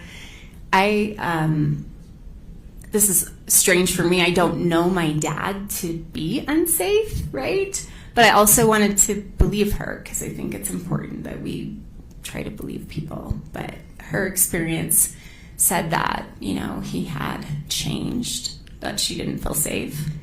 And I said, get yourself to a safe place then, and I'll follow with my dad. I then did call my dad and said, please don't do that. He said, I'm not going to hurt her. There's nothing, you know. I said, she has asked you and you need to respect that boundary. That's important that you, if she doesn't feel good, that you respect that. So that ended the relationship, essentially? That was it, yes. Okay. What about... I indicated at the beginning of the trial that if there was any evidence received for limited purpose that I would give an instruction to the jury. So members of the jury, some evidence is received for a limited purpose only. When I instruct you that an item of evidence has been received for a limited purpose, you must consider it only for that limited purpose. In this case, this evidence was not offered as to the truth of what, is it Robin? Robin Dale. What Robin Dale said to the witness, but rather as to this witness's understanding of the relationship change. That's correct. Thank you, Judge. Thank you. You know Mark Thanks to Harris? W for the I do. suitcase So that would fund. be my brother-in-law's letter, Sarah Boone brother. suitcase fund letter fund. Brother-in-law's brother. Okay. Yes. Thank you. Yeah. So Shay is married to a Harris. Right? Correct. And that Harris has a brother named Mark. Mm-hmm. Okay. Did that relationship change, if you know? I know they spent a lot of time before the accident together, and I don't believe they spend as much time.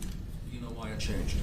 I do not. I see no action from the DB What about courtroom someone yet. named Sakia, S-A-K-I-E, from Holland? You aware of that person? Yeah, again, she had come over from the Netherlands, and that relationship didn't work out, and she left.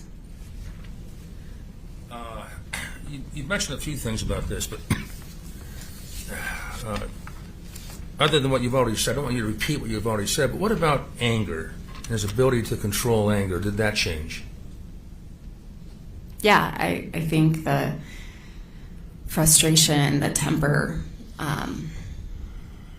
yeah, very much so. I have a memory, my younger sister, Jenny, and I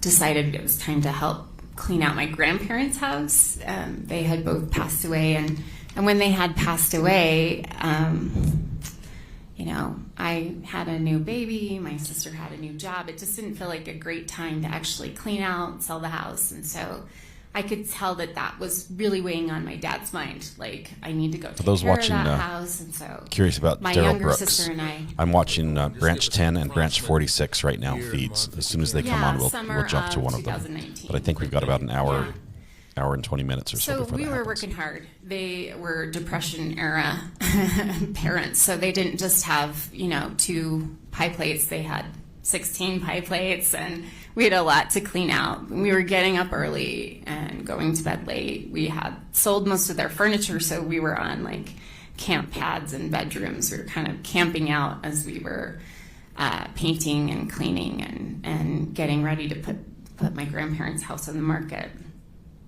And so pretty late in the evening, I had gone to meditate in one of the back bedrooms, and just take a break. And I stepped into one of the back bedrooms, and I heard my dad's voice elevate, and it didn't sound good. And I thought, Angry voice, or? yeah, he was mad, and I thought, what's going on? I sat for a minute to see if anything changed, and I went into the kitchen, and my dad was in my younger sister's face. He was like 2 inches from her face, and he is so mad. He's so angry. And I don't know what the conversation or the disagreement was about, but he was saying, fuck you. He just kept repeating that over and over again. And my younger sister... Anything like that in your life? No. Any relationship like that with your dad? No, I've never felt scared of my dad. I don't think I ever received a spanking from my dad. I think he's been upset, but I have never seen... I was terrified, and I just said, no. Like, this has to stop, right? And it was just like, he was in shock of what he was doing too. And my sister didn't respond. It was terrible. It was terrible. And we had been there working so hard, and that was not anything that my sister deserved. What about any changes in feeling overwhelmed and confused? That's a big part of where he's at right now. Right? That's just, he is just befuddled, and yeah. How about preoccupation with details? Mm-hmm. We talked about that a little bit. I think that's where he's stuck. He can't really see the big picture. So overwhelmed and confused, you think, is one of the big things that is plaguing him now? Yeah. Okay. Let's see. I think I'm about done here. Well, okay, just in conclusion, based on what you've seen since the ski crash, what do you see on the horizon for him? Tell the jury. Yeah. I hope that he moves on. I hope that we're able to put this very strange chapter behind us. I think we don't always choose the doors that we walk through, but we can choose like how we walk through them. And so I think we have a lot of healing to do, and just that rehab, so that he doesn't feel that he feels empowered to live a good life to the end. He deserves that. May I have one moment, Judge? Counsel table, thanks. I think that might be time for cross on this witness, which might seem further harsh. questions, Judge. Within 1 hour. Yeah. They can go to cross. Thank you. So members of the jury, are we good to go 10 or 15 more minutes and then take our lunch break then? Got a late lunch here. Thank you. Let's do that. Mr. Owens.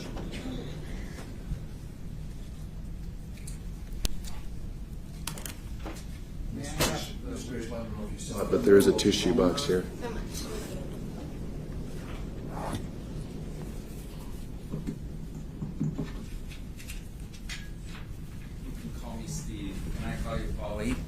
Please do. You and I haven't met, true? Nice to meet you. You too. We're okay, I guess. Thank you. All right. This is hard. This is a hard position you're in. Do you agree? This is not a happy thing that you're having to do. Correct. And let me just, I think my nephew, who was once worked with me, took your deposition before. Do you recall that? Yeah, Wayne Owens. And we'll talk about that after lunch.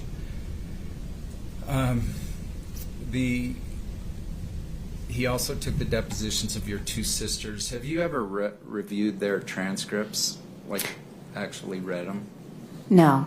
How about summaries of them? More of an oral, like, maybe my sister Shay would say. I did ask this. And then this is our third day. I'm just wondering, have you watched any of the proceedings the prior 2 days? No. They're not supposed to, so that was a trick question. One thing that there was a fellow yesterday named Sam Goldstein, who's a neuropsychologist. Mm-hmm. He said your dad is obsessed. He's sort of with this. Do you agree? Oh, yes. I think at some point I had sent my dad a message that said, go for a walk. Please don't let this consume you, because I'm very aware that it has been consuming for him. And in some sense, the resolution of this trial, whether it's for or against him, will be a good thing for him. Do you agree? Bring some closure for him? For everyone. And him. Mm-hmm. Yes? Yes. Oh, for everyone. There's audio, and him. so we always have to get your answer on the record. Thank you. Jenny is your little sister, right? Correct. Is she the one that your dad said F you to? Correct.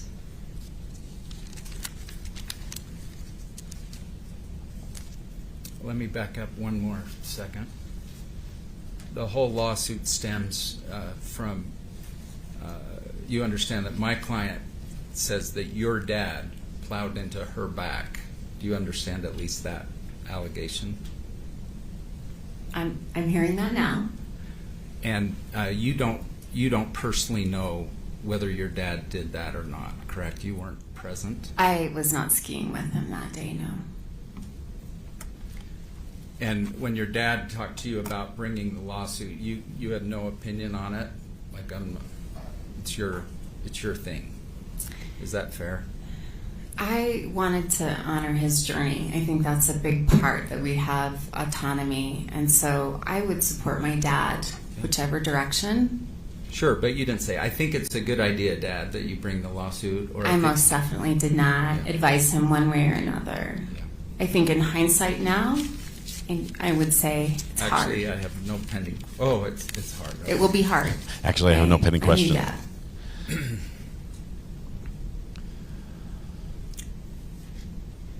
We are watching the courtroom 46, branch 46 out of Milwaukee for any action. I'm going to ask you. When that happens, we'll follow the Daryl Brooks case there. Before, he's generally a healthy guy. Before, very good personality. Before, very active, good mental health.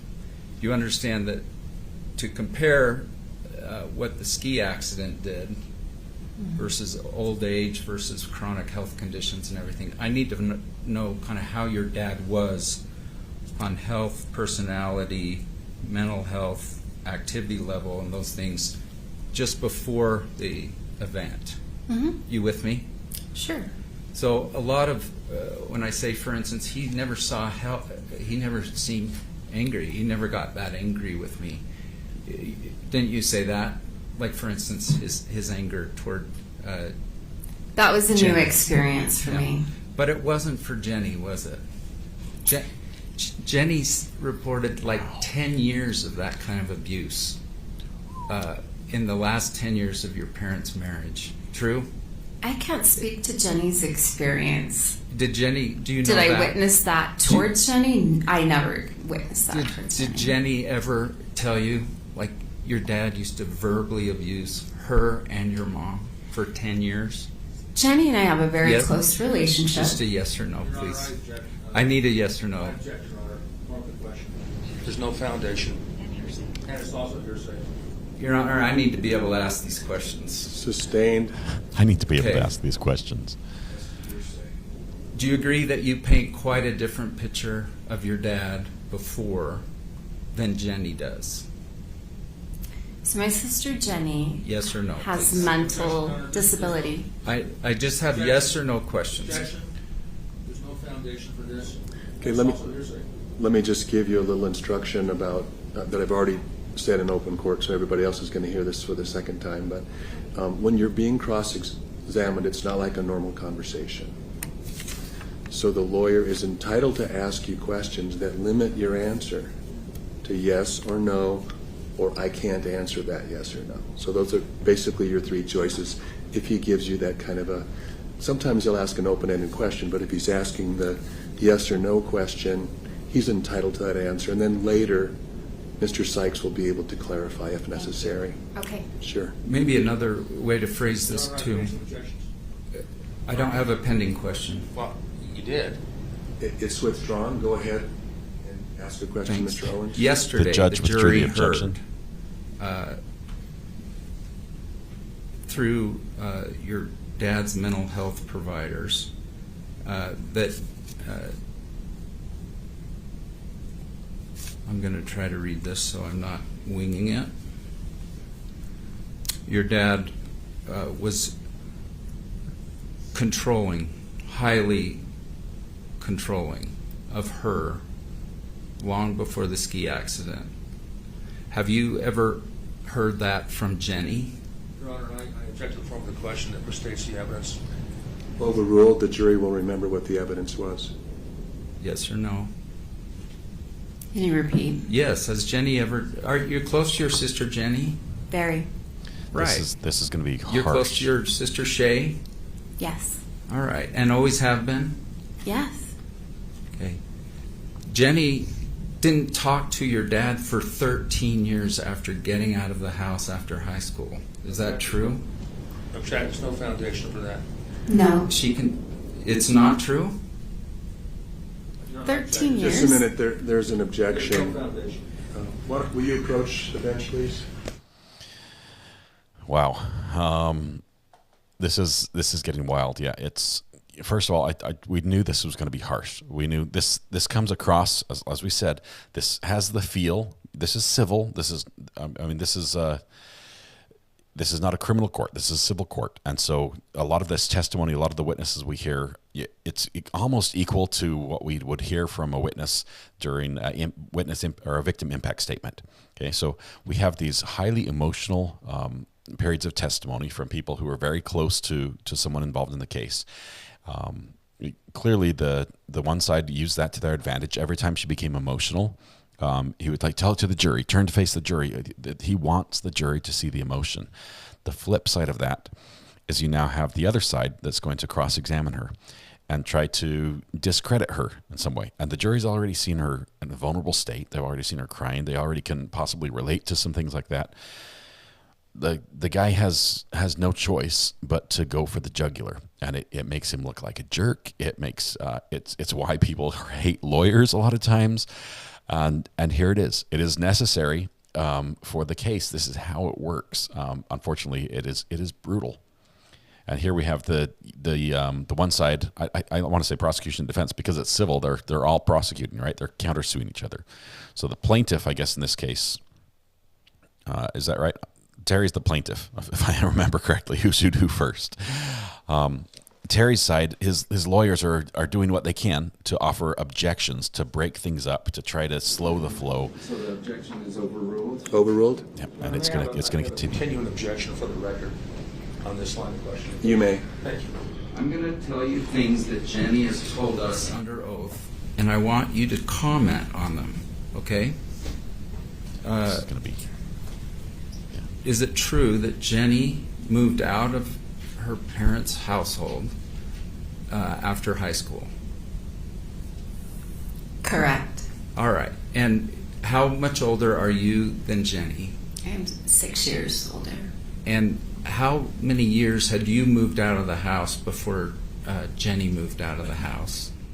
So I moved out at 18, so she would have been 12. So she had 6 years at home without me. Okay, and and would you describe your parents' marriage as a good marriage when you left 6 years before their... They were in the middle of a divorce, and not an amiable one. And his second divorce wasn't amicable either, was it? Objection, no foundation. Overruled? She can always say, I don't know the answer. So when he says foundation... Oh, no. If you don't know the answer, rather than hear this objection all the time, you can just say, I don't know. I don't know. Judge, there's one judge in the courtroom, and it's not Judge Owens. Yes. So I'd appreciate it if you wouldn't try to explain to the witness what things mean. That's fair. I'm not a judge. I think each questioner can give some ground rules to the witness, and I think it was appropriate. So. The judge is letting him do it? Amicable? I don't know. Don't you really? You have no idea if your dad's second marriage parted peacefully or not peacefully? I don't know. This judge's judge card is about what's to be your revoked. Like, what do you know? Like, it was the divorce went smoothly or it didn't go smoothly? I know that they're friends today. Okay. So your answer? It seems like they've been able to continue a friendship anyway. The jury heard evidence yesterday by Mr. Goldstein, Dr. Goldstein, that these words described your father before the ski accident, and I want you to tell me just if you observed this. Just a teeny bit. He was argumentative, controlling. No. He relentlessly tried to mold people. All people? Specific people? Jenny. I would say, yes, he did try to mold Jenny. in a negative way? I think he would say he was trying to be a positive influence. I asked for your impression. Did you believe that's a positive thing? I have no opinion on that. Jenny has a pretty strong opinion on that, doesn't she? She does. That it was in an awful, unhealthy way. Is that her opinion? Are those words used in a deposition? Just ask. Oh, go ahead. I've been told not to read the deposition, so I'm just asking you to comment. Was it Jenny believes it was an awful, unhealthy way. Do you agree? No. You think Jenny would say, by the way, let me ask about Jenny for a minute. Yeah. Have you talked to Jenny about this trial? She knew I was coming. Mm-hmm. Jenny committed in writing to attend this trial, and then, let me finish my question, and then pulled out. That's irrelevant. The jury should disregard the question. Do you know if Jenny's planning to attend this trial? To answer that. Oh, she is not planning on attending. Do you know that there was a point in time when she committed to attend this trial? Overruled. Are you I was not aware. Or that she was planning to attend the trial? The question's been asked and answered, so there's not relevance to any more questions along this line. Did you or anyone you know attempt to dissuade her from attending this trial? No, she felt like it would be a financial hardship. I said I would be happy to pay for her airplane ticket if she wanted to come. I did too. Do you know that? That's totally irrelevant. I think the witness opened it up, so. Do you know I offered to pay too? No, I did not know. So did you weigh in on that, Jenny? I don't think it's good for you to attend the trial. No, not at all. I honor people's journey, and so that's entirely up to her. Lunch yet? 2 minutes. Okay, go ahead.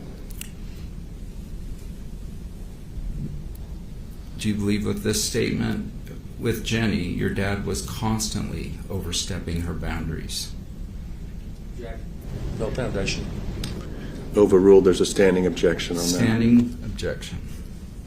So she can answer. Yes or no? Again, repeat.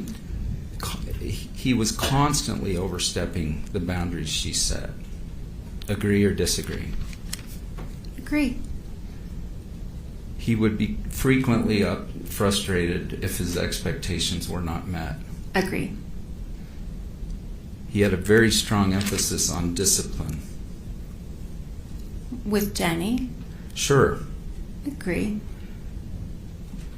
He had very high demands and would be very frustrated if his expectations were not met. Disagree. Okay. And to be clear, we're all talking about pre-ski collision, true? Correct. All right. That he was domineering to Jenny and your mother. Disagree. Okay, I'm going to split those because that was a compound question, we call it. So as to Jenny, was he domineering and emotionally and verbally abusive to her prior to the ski collision? Disagree. So she made that up. She's testified under oath. She made that up? It's her experience. So I want you're the asking truth. my opinion, and I think you have her experience. Is she lying? I mean, Are you saying there's one truth? Yeah, just a second. On certain facts, there. Counsel has Sure. an objection. What's the Yeah, objection? Your Honor, I don't think he can ask if someone else is lying. He doesn't know that. It's an improper question. This is her sister, Your Honor, I mean, who he can she's ask her very what the close facts- to. just a minute, fellas. You can ask her what the facts are. You know, and the jury can make up its own mind, but he We're going to shouldn't have be lunch here soon, concluding real for quick. someone that's not here whether she's telling the truth or not. It's improper. I mean, under certain circumstances, a lay witness can offer an opinion. I don't think I've heard enough foundation for that opinion, so sustained. Thank you.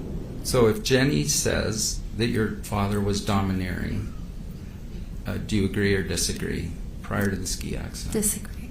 And if she so testifies, and we're going to read part of her transcript into the record if she so testifies that is not true.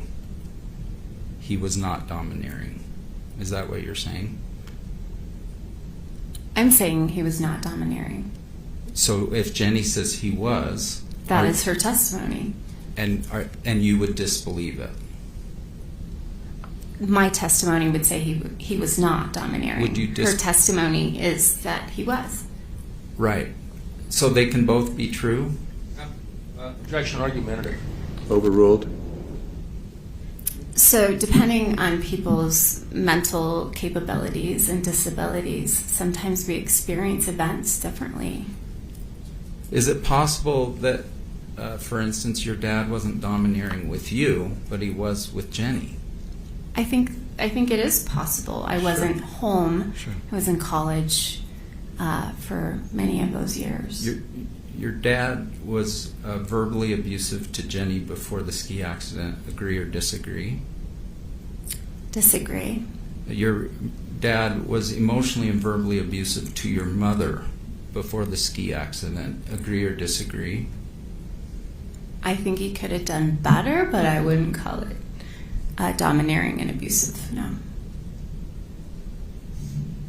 Have you known your dad to go up and, are you aware that he went up and just punched a guy once?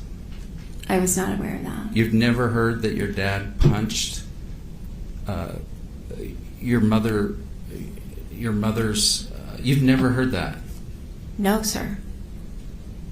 That your dad believed your mother was having an affair and went and punched the guy out? You don't know this? I don't know that. Okay. It's probably a good time to break. Thank you, Your Honor. Okay, we'll break now, or recess now for lunch, returning at 1:30.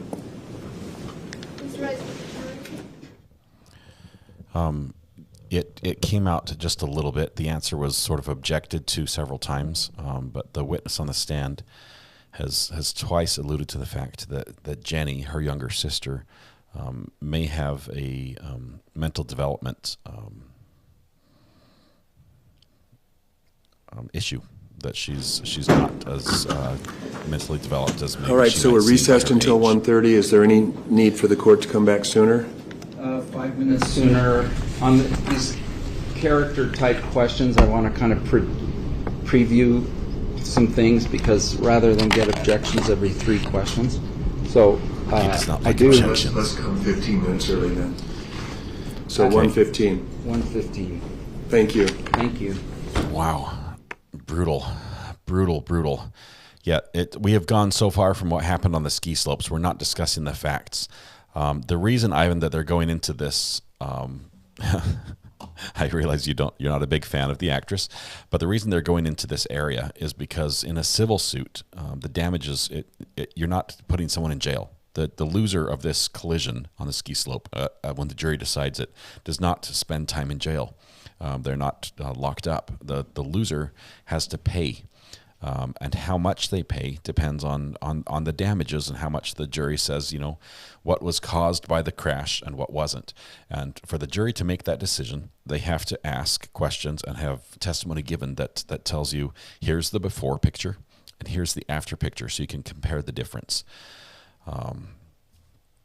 It's brutal. Getting the before picture, obviously on Terry's side, he wants to the prosecution or his lawyers want to set him up and say he was great, he was amazing, he was a brilliant eye doctor, he was very outgoing, he served everywhere. Little Miss, I'm watching DV. There's nothing happening there. I can show you the courthouse, at least this one here. That's just the default screen. It's not currently streaming. We're waiting for it to come up. This is branch 46 out of Milwaukee. We'll go there as soon as it goes live. But in this case, they've set him up and saying he's an amazing guy. Okay, and because they set that up, the other side has to come in and beat that down and attack that. Who just sent me that? I just gotta see. Just got something to the burner phone. I think it was about Daryl Brooks. That's why I want to interrupt. So yes, this is an appropriate line of questioning. It's not related to the actual ski incident. There has been testimony already about the ski incident, then there will be more. Let's see here. Judge Havas in branch 10.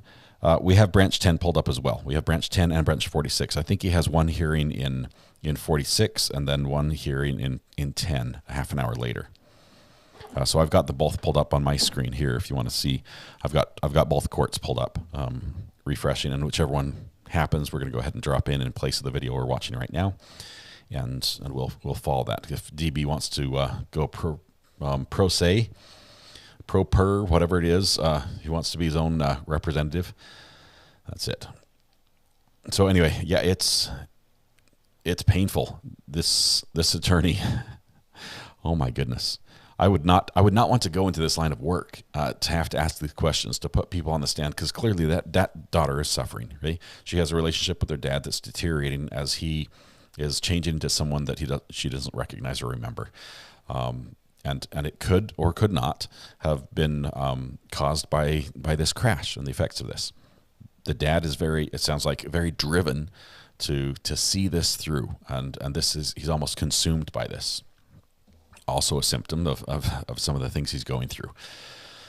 But was there one? There was an eyewitness, Ivan. There was one eyewitness who's already testified. Unfortunately, it was not one of those eyewitnesses that had just a perfect memory and was able to just recount the facts exactly as they are. He struggled. He struggled with the facts, so sometimes even mixing up who hit who, which is the key piece of evidence in this trial. The uphill skier has to yield to the downhill skier who has right of way, and so who hit who? As one person, you ski downhill. That's the way it works. I figured this out over watching many videos. The gravity is what makes you go, but you ski downhill.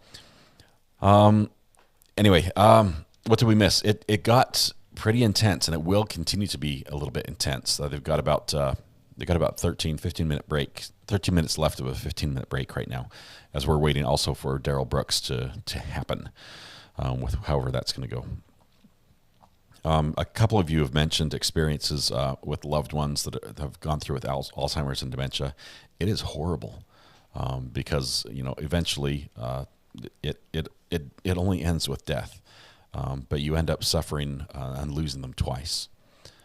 Once when you lose them, with the awareness and who you knew, and once when you lose them and physically their body dies, and it's losing someone twice, and only after the first one you're still there and still have to care for them, but there's no very little recognition there. One of my first memories of my great grandmother was when she was in a care home. And repeatedly asking who I was and who my dad was as we were visiting her. But anyway, it's rough. Rhodey says, just bought a mug. Stoked. Awesome, Rhodey. I appreciate that. Thank you so much. I'm going to go off when he takes a stand. I'll be at the theater, so we'll have to watch when I get back. Oh, sounds good, Raw. As soon as DB pops up here in one of these courts, we're gonna follow it. Marie, there are some ways you can get out of answering questions on the stand. Unfortunately, a good lawyer, if they ask the question right, will make you, if you want to get out of it, you have to commit perjury. You'd have to lie and say, I don't know. You can't just, and he got around it. As poor as this attorney did on his opening, he's very good at asking those prying questions that get you to the point where you have to answer a question. And this judge, as opposed to some of the previous judges we've seen in other courtrooms that have not allowed the attorneys really to stick someone in a corner and force them to answer a specific question, this judge allows it and says, actually, you have to, type thing. And so as soon as I heard that, I knew it was going to get pretty intense, and it will, and it's probably going to continue. Let's see. Where are we? I wish my chat were fixed. I've got to fix this computer. It does not update on its own. It sounds like there may have been some temper issues. We know that there was a divorce. Divorces generally, if it was not amicable, generally are not smooth things. They're never fun. So using that as evidence that he had, a deteriorating condition, that for me would be a hard sell. just the fact that people a relationship is ending is rough to begin with. And I imagine pretty much everyone in that situation has said something that they regret, or said some things that were probably mean that they don't regret in some cases. But I don't think that would be proof of mental decline in and of itself. The witness was 40 feet away, so how much did he see? He was uphill. That helps. The witness was uphill, apparently, and skiing, so he had a view of the incident. And 40 feet with snow, there's not much else to look at, so it's not a lot of distraction. Like if you're in a city 40 feet away, other parked cars and things, it's really just people and white. So he might have had a very good view at 40 feet. That would be my understanding. I need to play some cute kitten or puppy videos in between. This is heavy stuff. Rando, I chose this one because I thought after this last trial, we need a lighthearted break. We need something that can be a little bit softer, nobody died here type thing. And here we jump in, and it's heavy. It's super heavy. So yeah, very limited options to use the Fifth Amendment. When you choose to testify, you're basically waiving that in some Fifth Amendment. Refuse to incriminate yourself. But the issue about the daughter Jenny, it sounds like she lives out of state, and I don't think they can compel her to cross state lines to come in to testify. If she were in Utah within state, they might be able to compel her with a subpoena that she has to be there. But several people offered to fly her down, even though she said she would be there, apparently, to the attorney, or at some point indicated that she would be there. She chose not to be there as a result. Has one witness been on the stand yet? We're jumping right in the middle, and I wish I had a list of all the witnesses who have been on the stand. The eyewitness has, we know that. In the cross, he struggled. He said things like, sorry, I'm nervous. When I get nervous, I get dyslexic, and I say things backwards, like my friend here, the guy I'm testifying for, ran into the back of Gwyneth Paltrow, which is exactly the opposite of what he was expected to say, is that Gwyneth Paltrow ran into him, and so he's like, oh, sorry, I get confused under pressure. Yeah, that was a big slip up. Okay, but that's the only eyewitness that we have. The other witnesses, I think two of them say they heard Gwyneth Paltrow yell out or shout or cry out in some way, and then looked over and then saw, let's see, then saw the collision or something. We want a reenactment. Somebody make a video with little stick figures and a little hill, even if it's like a little tiny grade school in a shoebox with little spray foam or something. We need to see a reenactment of how it happened. Appears he had issues prior to a ski accident. Alzheimer's patients don't remember faces, but the voice, yes, often go back to an era where they remember and are combative at times.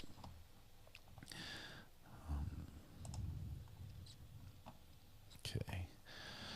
All right, so nothing from Milwaukee yet. Was it? Who's got the time for the first one in branch 46? Was it Tina? Let me pull up the listing here really quickly.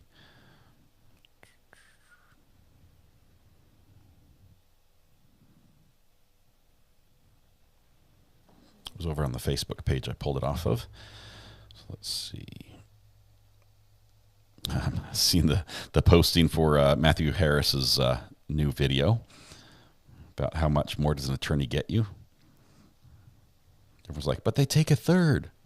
Well, do they get you more than a third?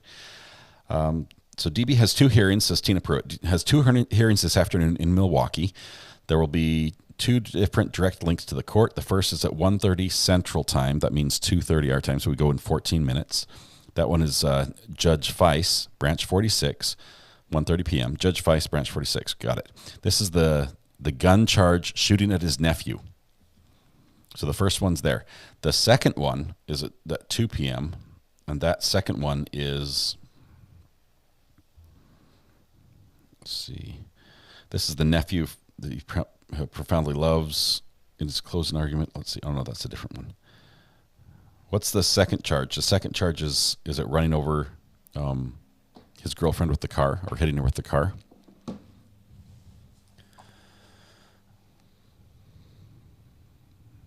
Okay, Jenny may have decided to leave this to Dad and wiped her hands of the matter. She's a capable adult.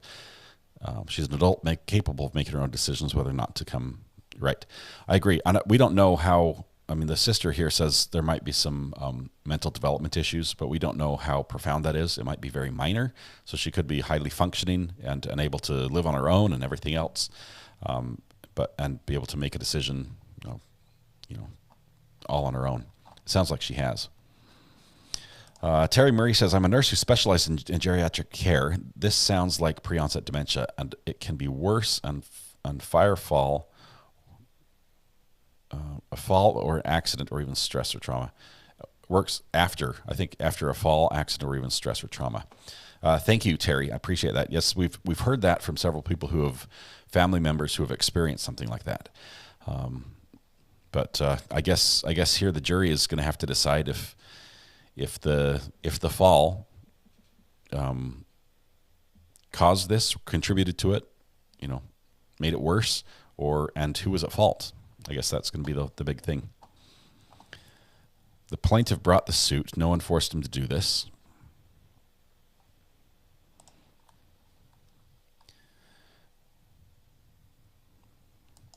Sad that there isn't a professional friend or other friend who could testify to this day-to-day interactions with others and not family members. Yeah, this is like it feels like dragging the kids to court for a divorce, and having the kids testify or something. This is rough. This is not. It's not fun, unfortunately. I apologize for that. I'm hoping DB picks up here, because that will be entertaining for sure. Is DB not doing an appeal? Duty Sweeney, the DB is going to do an appeal, as many as he can in his conviction, but these other two cases were the other charges that he had that were sort of on hold, sort of pending, as they waited for that case to finish out. So now he's going through these other charges that existed before, and I think one of them related to prior to the parade incident. I think both of them did. For the record, I don't consent to that name. You don't consent to that name. Let's see. I don't know who keeps turning my volume down there. There we go. Sound effects are back up, because it's break time. Okay. Is DB still going to do an appeal? Yes. I believe he did file a paperwork saying he was going to appeal, right?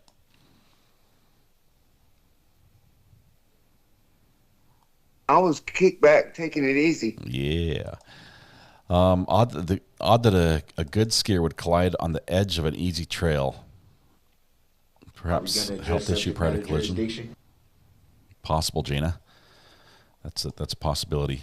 The whole testimony about she's not a really good skier, so she stayed to the right in the slow lane.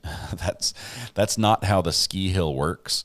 It's not just like the interstate, or the ring road, or wherever it is you're driving. We don't have a fast lane and a slow lane on the road that goes from left to right or right to left, depending on which country you're in. They're probably the edges, and I'm not talking about a slalom course. So the edges of the ski run are probably going to be less frequented by skiers, whereas the middle area is going to be more frequented. But you don't like stick to the right because I'm slow type thing. So her being on the right didn't mean that I was in the slow lane. I don't know if Sweeney. I don't know if Daryl Brooks is going to keep up that same pretense, that he's going to say you don't have jurisdiction, subject matter jurisdiction, prove that you have authority to operate this court. Is this admiralty court? I don't know if he's going to go through all that again. It didn't work the first time, and it failed quite miserably, I think. It didn't stop him from doing it throughout the trial. So maybe he's going to double down and continue that, which would be sort of entertaining. Or maybe he's going to try a different approach. It seemed through his first trial that there were several points where he seemed to have gained new knowledge about the defense he was presenting and the issues he was raising. And so as it started, he was not very well versed even in his own arguments. And later he gained more information. It might have been from talking with people in the jail. It might have been from his own research. And he seemed to be more proficient at arguing his point, even though it was just as invalid according to the judge. Okay. Got 8 minutes. 8 minutes until court starts, I think in branch 46. So here's what I'm going to do. They just updated the video from Utah that shows they've got an hour break. So it looks like they've started their lunch, right? I guess they have. I thought they had a 15-minute timer for some reason. So they've started their lunch. I'm going to go ahead and shrink that down. We'll get ready with Milwaukee Branch 46.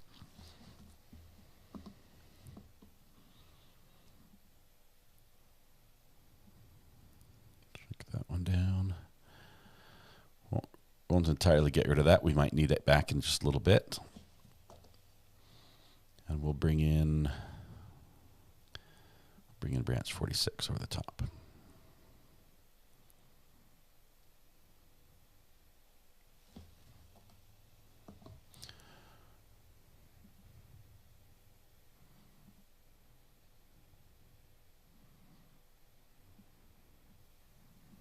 I'm going to keep the volume down, but we still want to hear when Utah comes back, so we'll get that.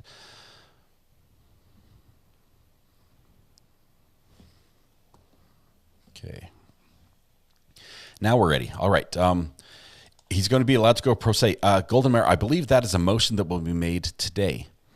I don't know if if he's going to. Psychic says no telling what he's going to do. He has nothing to lose. Seriously, he's convicted life in prison unless he gets an appeal on that. His status won't change. So he can. This will allow him to have more time out as he drags things out in his other charges. More time away from the cell and more attention. So we'll see. I think he probably will try it. I wonder if the judge will allow it. I don't know how the judge could not allow it, because as crazy as Brooks' antics were, let's see, Susan of NJ, it's hard to read all caps for me. Hang on.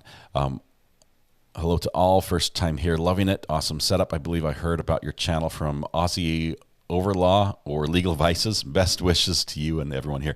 Thank you. Awesome. I appreciate them spreading the word, and good to have you here, Susan. Thank you. I forgot what I was saying. Yeah, I don't know how the judge could say he could not be pro se, because basically the questioning is not to see if he would win or not, if he would be really good at it or not. It's if he has an understanding of what it means to be pro se, and a thorough understanding of the fact that he won't have help with his case, that he'll be on his own, that he's going to be responsible for difficult things like filings and motions, and how he has to comply with introducing evidence and subpoenaing witnesses and things. And if anything, he's got a better chance now than he did before of being pro se. And so I think if he does put that motion forward, as is his constitutional right, yes, to defend himself, I think he will be. He's going to be pro se so he can harass his baby mama, says Andy. Yeah, this one would be his cousin, though. Oh, one of them is his cousin. The shooting thing is with his cousin, and then the baby mama's in the other one. Diana's off to cleaning the storage unit. That sounds like fun. I've done a few of those. Not excited. Not excited for you. My back is not excited for the idea of cleaning out a storage unit. His nephew. Okay, Melody, thank you. Correction. I think that he pointed the gun or fired the gun at his nephew. I believe it was both the gun and the truck, the car, the red truck that was in his music video. I think his nephew was in that music video too, if I understood correctly. So it's possible that music video might come into as testimony again in this next trial. We saw it played out in this trial, but with no audio. But fun. Who is you? Oh man, who is you? Who's this? Who's this Daryl Brooks you're talking about? Nephew was not in the video. Bummer. Okay. Well, maybe the gun. I want a chance at seeing the video and hearing the high quality musical abilities of Mr. Brooks. I think that should be something we can request. Who was the other person in the video with him? I thought that was his relative of some sort. Meth Boy Fly was his rap name. I think it was something. I think it was Math Boy or something, not Meth Boy, but it might as well have been, right? Nephew is a beautiful man. Actually, I have not seen him. I wonder what the impetus of the event was. The car was his mom's car, and yes, it was in the video. So the video might be brought in with the charge about running over his girlfriend or trying to hit her with the car, which happened prior to him hitting everyone else with that same car. So it's possible that video will be brought in at that point. Not sure if there were any after pictures taken of the car before the parade incident, so you can see before trying to hit the girlfriend and after, or if there was any damage from that event, if there was even contact. I thought he ran her over, is my understanding. Rando says, I'm about to tile my bathroom. My hands will be too sticky to chat. I'll check in when I can. Rando, good luck to you. Make sure you get those tiles set evenly. Use the spacers. They help. It's not cheating. Good luck. Don't let the grout set on you before you get the tiles in place. I guess the grout goes after, but don't let the mud, all that little cement stuff behind. I've done a little bit of tile work, very little, as you can tell, because I can't get the names of the different components right. Not proficient at all with the tile saw. It still scares me to death. Mostly when I try to use a tile saw, I get soaked. The machine runs out of water and the tile breaks. So. Don C says, I've seen the music video. It's terrible. I sing better in the bath. What bothers me with DB is something else that I won't bring up. You're welcome. Thank you, Jason. A lot of us are triggered by him a little bit, but yeah, well, I appreciate you keeping it out of chat if it's something that will cause some problems. Let's see. Denise says, Weather Watch updated your friend Tammy for chat, please. I just saw the GoFundMe update. That sounds great. I think that's over on Discord as well. It might be on Facebook. Not sure if it's over on Facebook yet. The video's so bad it's funny, sneering with his lazy lip. Have you had lunch? I had cinnamon rolls. I had 4 cinnamon rolls today, so I'm good to go. I'm probably going to have a sugar crash here soon. Okay, it's 2:30 here, which means it's 1:30 in Milwaukee. We're expecting the courtroom to have some action any second now.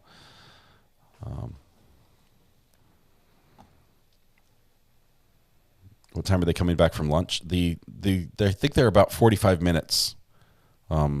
At least 45 minutes left to come back from lunch in Utah, but we'll hopefully be on the DB case for a little bit.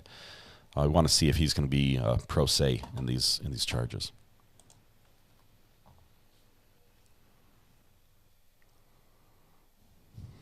Let's see what we can pull up here. I need...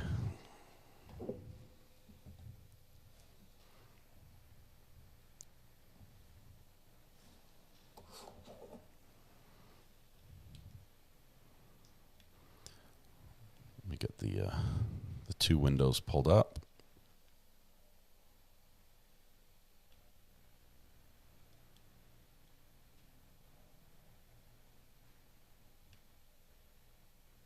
Okay, so they have 45 minutes left on that one. Give me just 1 second. Box source 1 is going to be camera 3. 2 will be camera 2. 3 will be camera 1. And switch. There we go. Oh, it would help if I set it up right. There we go. Okay, so our big box right here, this is where we expect Daryl Brooks' action to be. The top box above me is the state of Utah courtroom with Gwyneth Paltrow. It's your birthday week, so you can have sugar overload, Lisa. I might regret it later, but yeah, that'll be fun. DB has 2 hearings today, and I think they scheduled them on purpose. so that they only have to transport him once from his domicile. So he has 2 hearings. One that involves pointing a firearm at his nephew, and the other involves, I believe, running over his girlfriend with the red truck. So we're going to have some events in both cases. Gene, we actually have some contacts, some friends of the program who are up in there, literally who work very closely with the prison that DB is in and have contacts there. And apparently he is more than a handful, that he is a serious issue, and everybody is not happy when they have to be around him. That's what we've heard. Alex Murdaugh auction for household items is today. A sugar high. I'm going to have a sugar low. I've been high for a little bit on sugar, that is. There's another clip that I don't want you guys to take out of context. But just had 3 Krispy Kreme donuts. Love Krispy Kreme as well. DB flashing his $1 bills. All 10 of them. Let's see. A couple of you guys are being not nice to Gwyneth. Be nice. Be nice. When I was pregnant with my son, I ate a 6-pack of cinnamon rolls for breakfast, lunch. And when I went for my first appointment, the first thing he asked was, "What have you eaten today?" And you're like, yeah. Why is the baby, the heart rate going so fast and kicking so much? Because it's high on sugar. It's not his car, it's his house. It's his mom's car.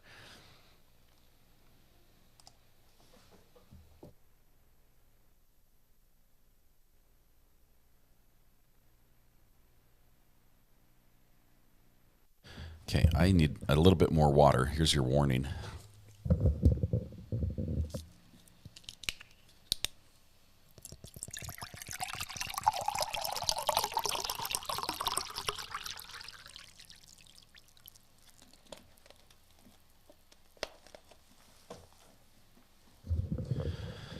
All right, let's see. Still nothing in court.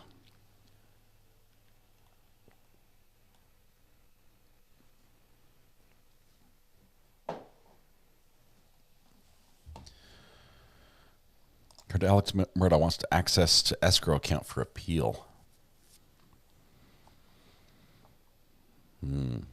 Well, the escrow account is held for the victims and stuff. So if he spends it all before the victims get any, what's the purpose of an escrow account? I thought he already had access, or he already had cashed in a lot of his retirement accounts, or had cashed in a sizable chunk from his retirement account to pay for it. Oh yeah. Oh yeah. How about that? Is that your sound? Hey, we've got Court 10. Court 10 has something. Let me bring this one over. I don't think this is Daryl Brooks. Give me just a second to get it set up. State of Wisconsin versus Derrick Henry, 23 CM 228. Appearances? ADA Jacob Mall for the state. Michael Chernin appearing on behalf of Derrick Henry. Mr. Henry and I are both appearing by Zoom with the permission of the court. Thank you, Judge. All right. Good afternoon. We are here for so this is not the one that might be conference, next. I believe. Where do we stand? Judge, I think Mr. Mall forwarded an offer to me on this, and the discovery. I think I received that last week, or maybe a little earlier on the discovery. And at this juncture, I have no idea what this trial's about. Trial date, please. We're just waiting for the next one. All right, I can. I think he still has a lawyer. Okay. Yeah, I'll tell Judge Hollis that. May 1st. Do you want to talk to the judge? 3rd or 17th? Hold on one moment. I'll let you talk to her. Do you want to talk to the judge? For 17th. What are we doing?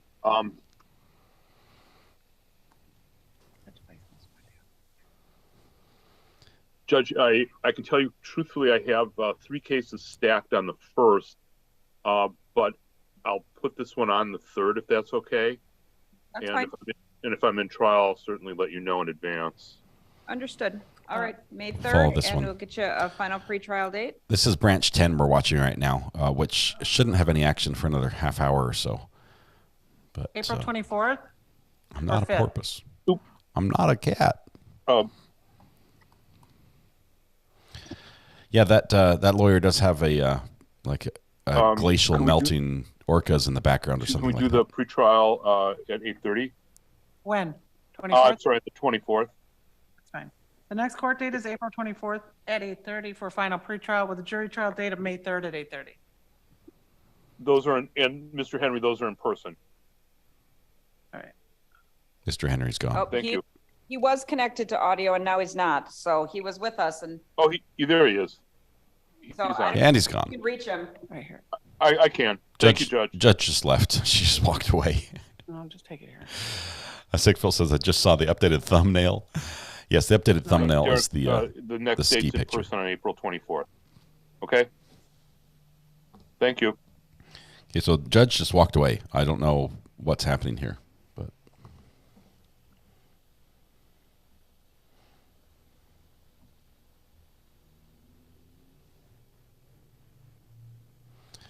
I'm not a cat. I'm not a cat. I don't know why the judge just left. The lawyer's gone. Mr. Henry's there.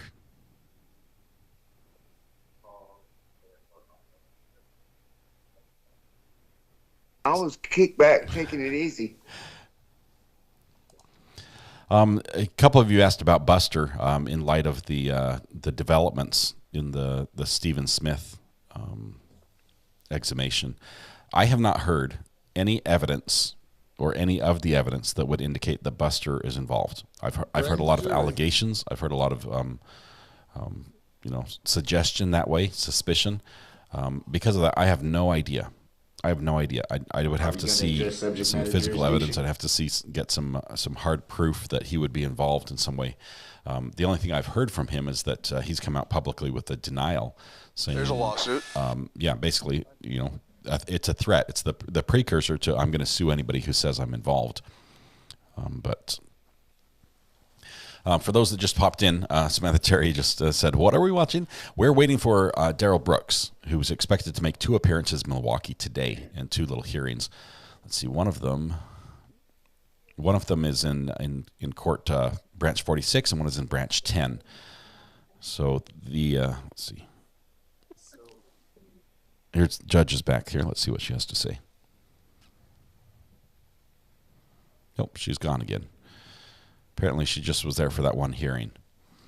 But these are the 2 charges he was facing before he was facing the parade incident charges, and they just set those on the back burner and did the big one first, and now they're following through on this.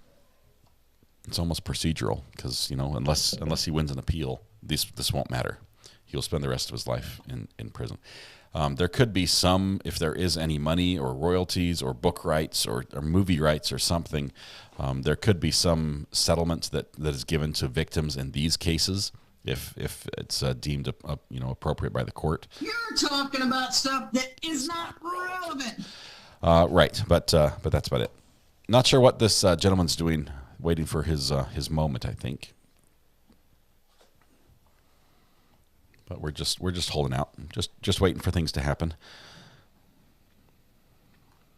Okay, this hearing is at 2:00. I just checked CCAP. So 2:00, is that local? Because that puts us 20 minutes or 19 minutes away. And that I was kicked back, taking it easy. And Laura, would that be for branch 46 or branch 10? Because he's got 2 hearings.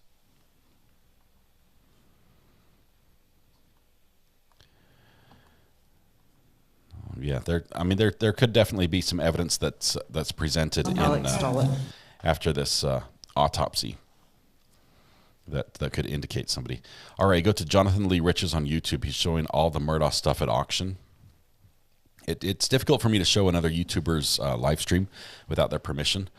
I have heard there is his auction going off on all his stuff. All the stuff that wasn't sold on the Posh, what was that Posh site or something? that Maggie's stuff was sold on. Someone gave you bad info or they're late. Yes, both might be the case. And the thing is, we've got people in different time zones, and I don't know which time zone they're talking about. So I just have to guess. All rise. Now in session. Zoom's a buggy mess that is not secure and can be used like a Trojan. Jim Bob, 100% true. What was the case we were watching down in Florida? It was the rapper. I think it was the rapper case, and we're sitting there watching that, and it's you've got like 20 defendants, right, that are all being tried together. It's a big RICO situation, racketeering type thing, a huge criminal enterprise that they're accusing them of being involved with. We're sitting there watching, and there's a Zoom link, a video in the middle of the screen that somebody hacked into and starts playing video, highly inappropriate video. On the screen, and even though it was a side view and it wasn't a direct shot, and people noticed exactly what was happening on that video, and it was not appropriate. And I had to delete that live stream that day because there's no way I wanted YouTube to look at that and say, yeah, that violates our terms of service, you're out. So we left that courtroom in a hurry that day, blushing, I might add.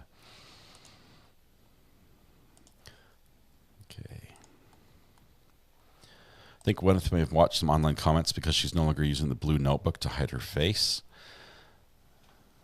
I think she probably will. She probably hides her face when she wants to say something she doesn't want people to see, but just general stuff she might talk about.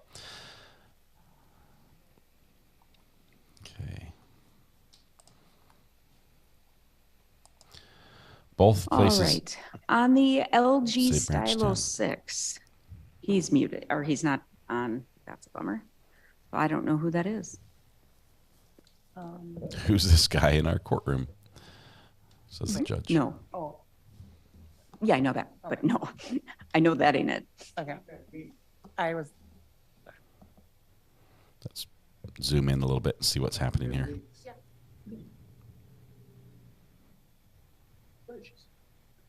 Well, it's not bad. It's not bad. It's not bad.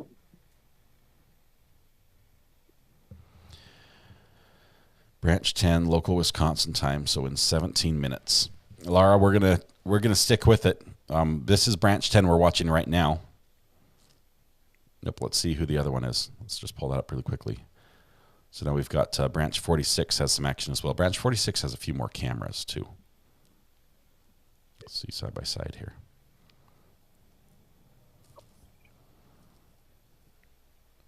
Yeah, make sure we have audio. Oh. Both have audio.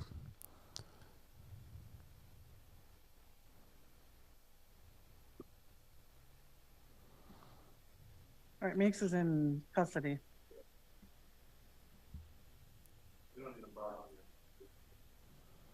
Oh man, now they've got I don't think so. pictures everywhere. This is great. What's going to happen here?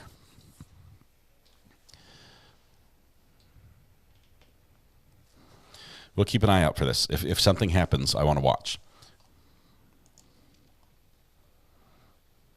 I'm sick of Zoom. Went to the side of the auction. It was crazy. I felt like there were buzzards flying around, picking over things. Very sad. All right, I'm ready.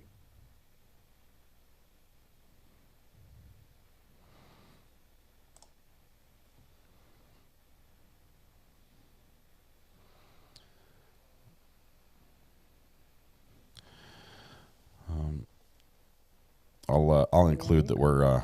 Yeah. I can't remember how to spell Daryl Brooks. Darrell. Is that it?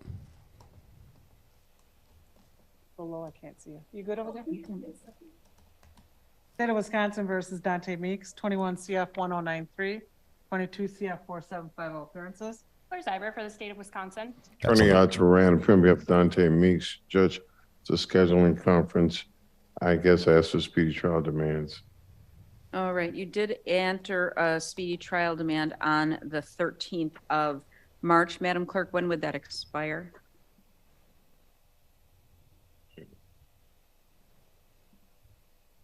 Okay, updated the June 12th. Okay. name.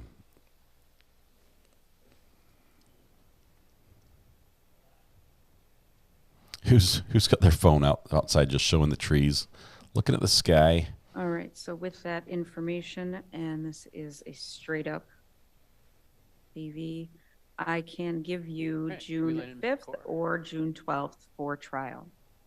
Let's do June 12th. All right. June 12th? Yeah. Yep. Please. Glenn was here. He went up to Childs. Okay. We'll get you a final pretrial. Hampton and Rakestraw are in the back. Oh, is Daryl Brooks there? I believe, yes. He is. Okay, that's Daryl. Week of May 22? May 22? The week of? Oh, excuse me? No, I'm out. You're out that whole week? Okay, I'm going to kill that one. It looks like they're going to be at 46. That's what we're hearing, because 46 was talking about Daryl in the back. That's on the left-hand side of the screen. It looks like, yeah, Mr. Daryl Brooks. Yeah. Let me go ahead and make this full screen. Make sure that's going to be where we're at. Is that better? You guys see a little bit better? This is unfortunately the view we get, which is good and bad.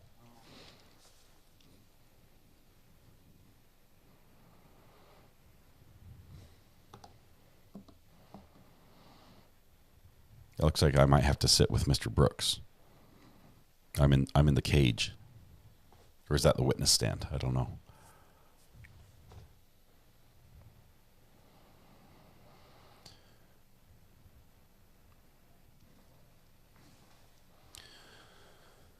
I think the guy's the DA.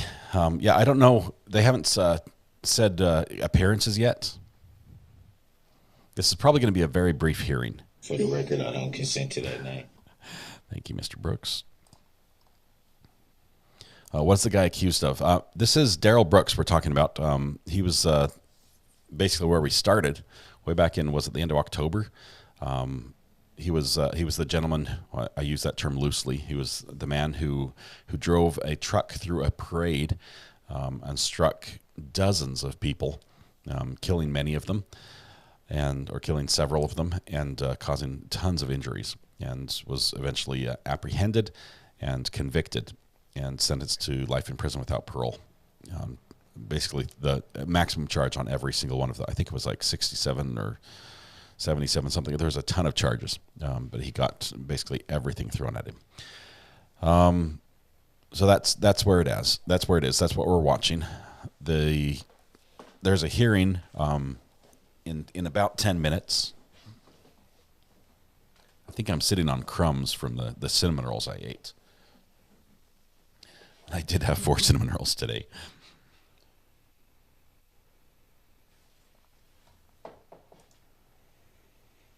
Okay.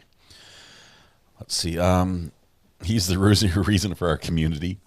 He's like our mascot, but not in a good way, right? Can you have like a good mascot that you cheer for, and then a bad mascot?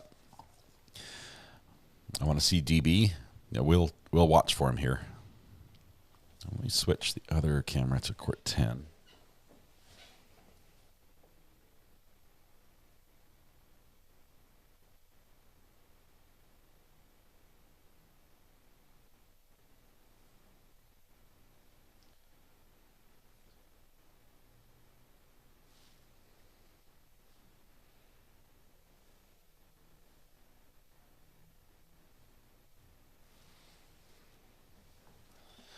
Okay, this way I can watch the other court just in case something happens over there, so we could jump back and forth between 323 between this guy's over here appointing him.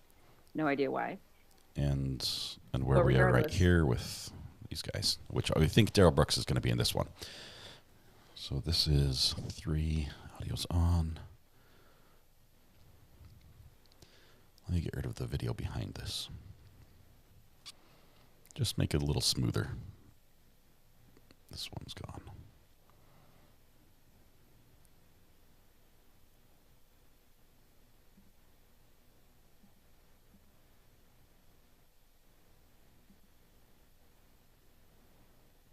Why can I not see anything? I'm blind as a bat here. There we go. Okay, so now we have we're set up. We're ready to fly. I got a notification, one of those CCAP notifications that he filed some kind of a letter. on the case ending 06, but it wasn't uploaded in fact. I know there was a letter filed on the other case regarding Glenn not talking to him. I'm going to boost the audio on this. Thanks. He filed some sort of a letter on CCAP.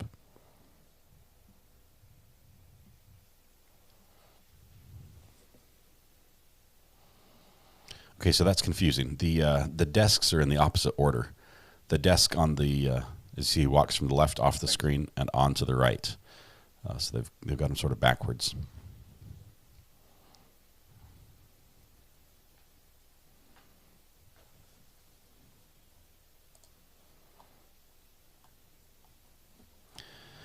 Now I'm in the box for it. I'm safe back here. Why is DB in court? He has additional charges on a different case, on 2 different cases. I'm blind from sugar. I'm sorry. The problem is my mouse does not want to work, and every time I click on the screen to highlight a chat, it pretends that I right-clicked on the screen, and that's when you get like a menu of options that opens up, says, what do you want to do? Do you want to... Yeah, I'm struggling to keep up with chat today, just a little bit. We're good if they're good. All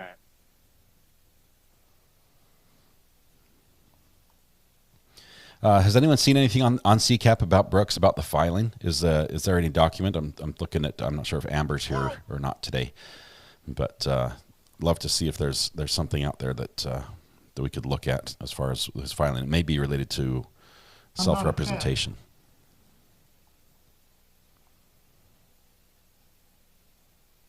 My desk's in the wrong place. You have no jurisdiction. I'm not under you, Judge. I'm on your level.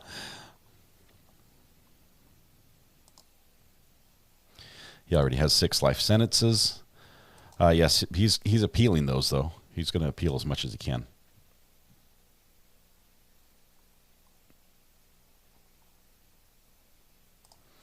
Will he be in a wheelchair and strapped in? Only if he refuses to make an appearance and the judge orders him to be there. I'm guessing that if he has filed a motion, he wants to be there because he wants to argue it. So I'm guessing he would probably show up voluntarily if that were the case.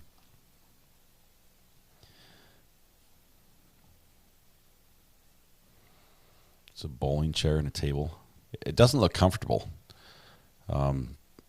There aren't any even armrests. Subject matter jurisdiction. Yes, we will. You know it's going to be asked.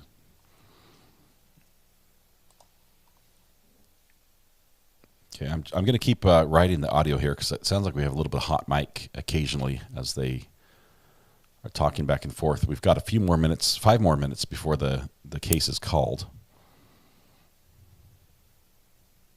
We've got 21 minutes before Gwyneth Paltrow comes back in the courtroom in Utah. Oops, I just clicked the wrong button.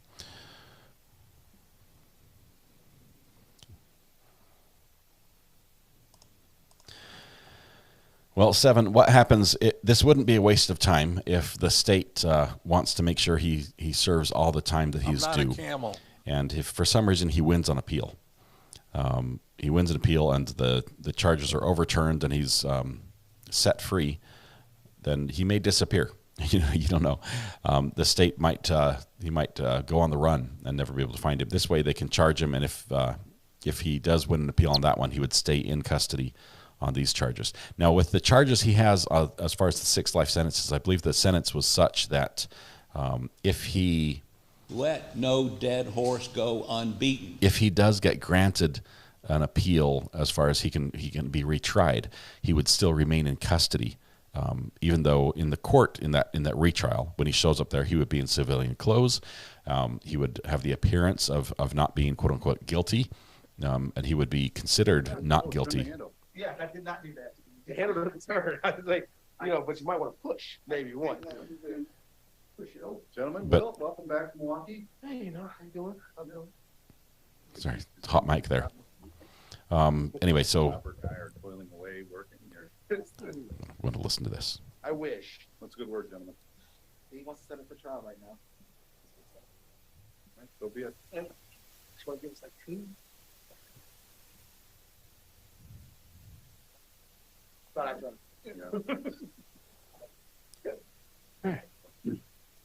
camera stuff. I'm surprised. It must be up in hot. So. Good afternoon. There we go. Look at this. Yeah, I'm okay. How are you today? All right. We have a wheelchair, and there's Mr. Brooks, top left-hand corner. He's back again in custody, wheeled in. Thank you.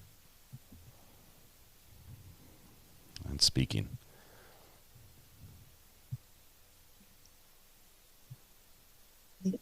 Better. Now I can actually see you guys. He's got a sense of humor, too. This is State of Wisconsin versus Daryl Brooks Jr., case 20 CF 2550. Appearances? It appears by Jacob Court. Good afternoon, Your Honor. And Attorney Robert Hampton and Attorney Will Rakestraw up here with Mr. Brooks. Good afternoon, Your Honor. Good afternoon. We are on the calendar for a status conference today. We were last in court on February 2nd of this year, which was again a scheduling your status date. And we set the matter over to see if the parties could continue some discussions and see if there was any resolution in this matter. I also note that on February 2nd, there was a motion to withdraw that was filed by Mr. Hampton and Mr. Rakestraw. Is that still something we need to talk about? I don't think so at this time, Your Honor. Okay. Very good. So how does Mr. Brooks want to have his case calendar going forward? After speaking with Mr. Brooks, he would like to set this for a trial, Your Honor. Okay. Let's look for a trial and final pretrial date. I don't know which case this is. Is this the... Looking at the court's calendar... I see you guys playing those sound effects as much as you can. Mr. Core, I don't see you have anything scheduled on July 10th. Is that because you're not available, or? No, I'm out the week before, but I'm back the 10th. The court would have availability July 10th if that works for counsel. That would work for me. That's fine. All right. July 10th for jury trial. And then let's see if we can pick a final pretrial date about a month before that. Okay.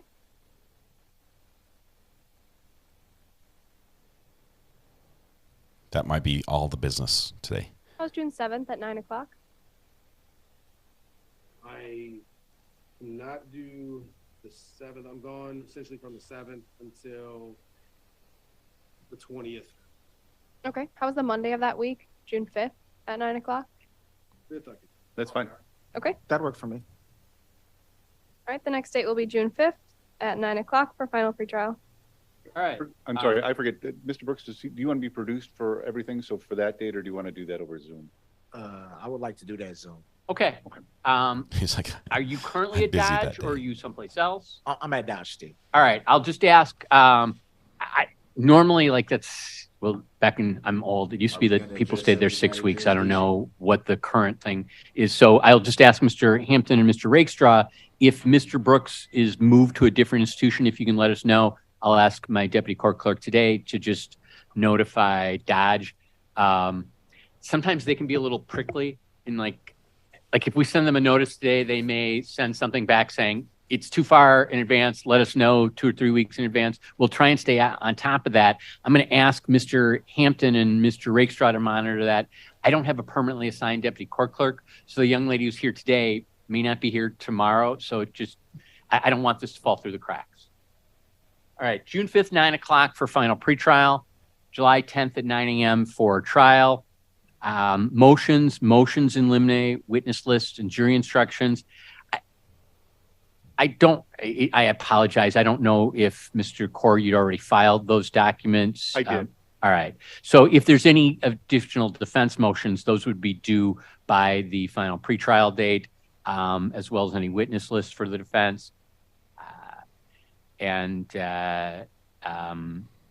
I will require that both parties review discovery materials in the event they believe a necessary witness for either party requires independent representation, that they make arrangements for that representation through the Office of the State Public Defender. Anything else we need to talk about this afternoon. Mr. Hampton Rakestraw? Mr. Core? No, thank you. All right, Mr. Brooks, good luck to you. Try and stay safe. Try and make good decisions. We'll see you June 5th, 9 o'clock for final pretrial. Thank you. His outro is a little bit different than mine. Stay safe. Try to make good decisions. Try and stay safe. All right, well, have a nice trip back to Madison. I will. I've got some other stuff here. Things to kick around. Motions that can't get heard. Whatever happened to the gentleman that we had that had the paraplegic? The guy, what was the kid's name who got shot? Oh, he's still. Yeah. Well, I know. Did he ever get help? Do you know if they ever I mean, I found think anybody? because of what happened, I think it's too quick. Yeah. I mean, at the most, he might get some more. But I mean, I think it's just. Okay, this is just hot mic talk. Yeah. So. I don't know. Was there any sense he would have ever gotten that back? He would have gotten type of. Oh, really? Yeah. But they did. Okay, so He was in the past, though, so he- do we have another hearing in the same courtroom? They couldn't make a call. Right. And then by the time. What was the date? What was the date that we have for Daryl Brooks moving forward? I was so focused on the audio, I didn't listen to what the actual date was. I might have to go back and have somebody watch the rewind, both to get the case number and the date for the final pretrial. Final pretrial means it would be another short meeting, a lot like this one, unless there was an issue that arose. It was basically saying, is everything still on board? Are we still on schedule to move forward with the trial? Right. Yeah, we'll see. All right. See you, Will. No explanation on the wheelchair at all. Probably still sustained suffering from the injuries of when he was body slammed and he was arrested. We're all good. Good. What's the deal with the wheelchair? It probably has to do with his didn't antics notify in anybody, custody. Yeah, I just saw it. All right. Okay, so we are going to go from this room back to camera 2 here because there's no more Brooks happening up there. Let's see who has information about the second one, the second appearance. Pretrial June 5th, trial July 10th. Okay, thank you, Sherry, for that. Pretrial June 5th. That's final pretrial hearing. Wheelchair because he's unpredictable. Yeah, they're not giving him any room at all. He's still in Dodge. We heard that, and it sounds like he might stay there as these things are working through the system. Kick back, taking it easy. Brooks makes good decisions.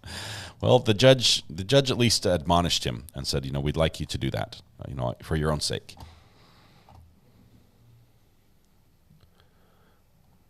The listen place of that chair. For the record, I don't consent to that name. What was that again, Lisa? It's his Hannibal wheelchair. It's interesting that he chose to appear out of via Zoom. He asked, "Do you want to be produced for that?" Meaning, do you want the state to have to bus you to the courthouse, load you up and everything? And he's like, "No. I'll just do it from home. I'll call in from home on the jail Zoom computer."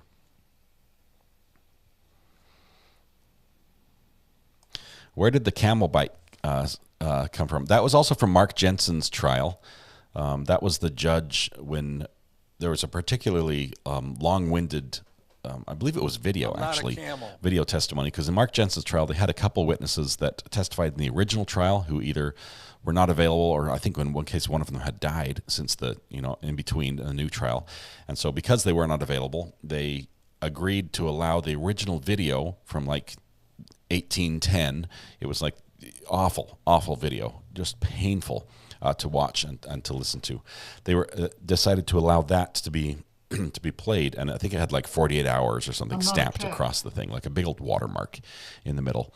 And they allowed that to be played instead, and it went on forever. It was like the 12-disc box set, director's cut or uncut version, behind the scenes. It was just so lengthy and just awful. It was painful. Anyway, at one point the judge was like, "Hey, I need a break. I'm not a camel," type thing. And we grabbed that from him. So we play that every time we talk about needing a break. But that's a fun soundbite. Okay, why are there so many camels? Hello, Hellcat. Welcome. Good to have you here. Let's see.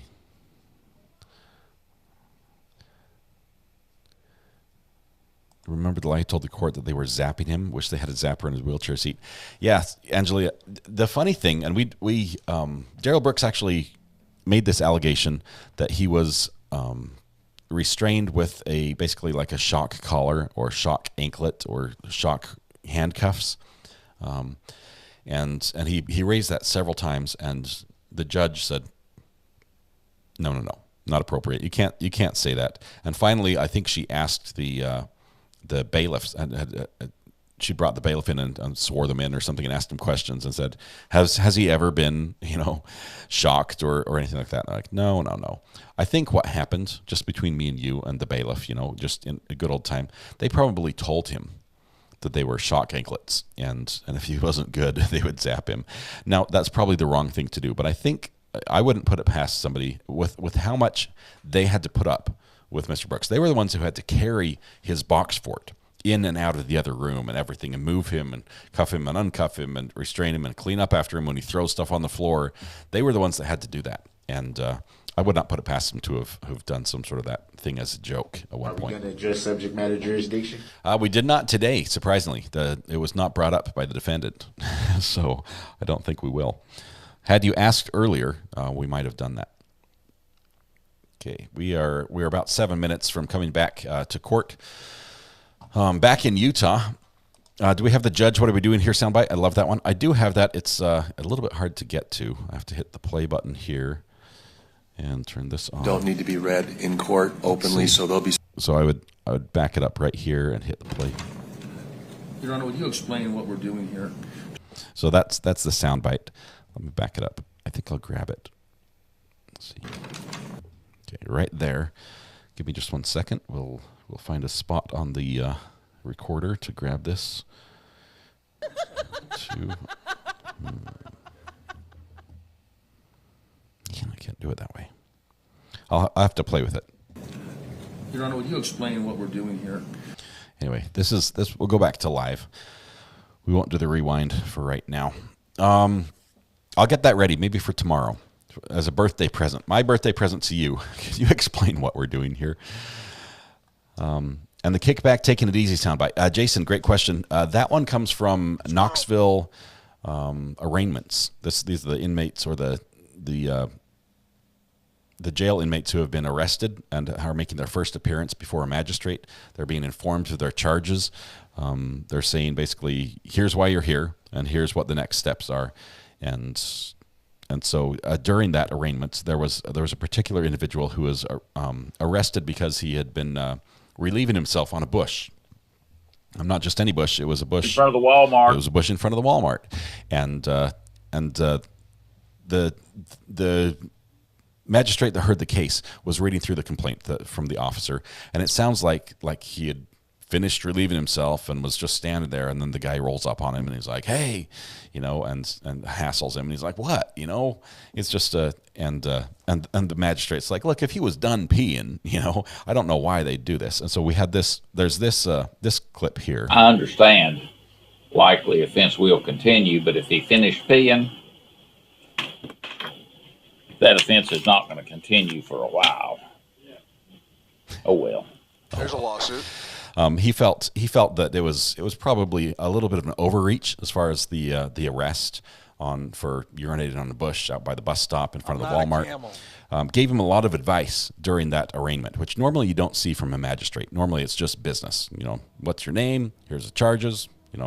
And here's the do you have a job? Do you have the money? Can you afford an attorney? One will be appointed for you. It's very quick and it's businesslike.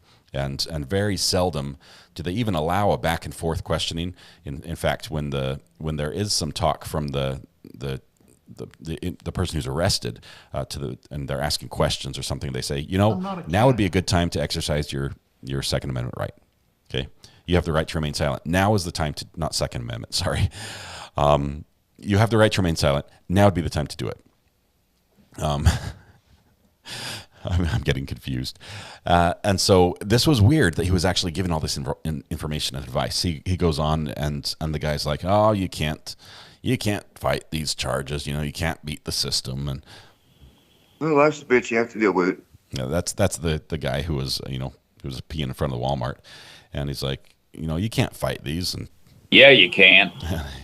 By gosh, go down and fight them. By gosh, make them work for it. And the guy's like, well, it's just a BS charge type thing. You especially want to go to court if it's bullshit charges because you get them thrown out.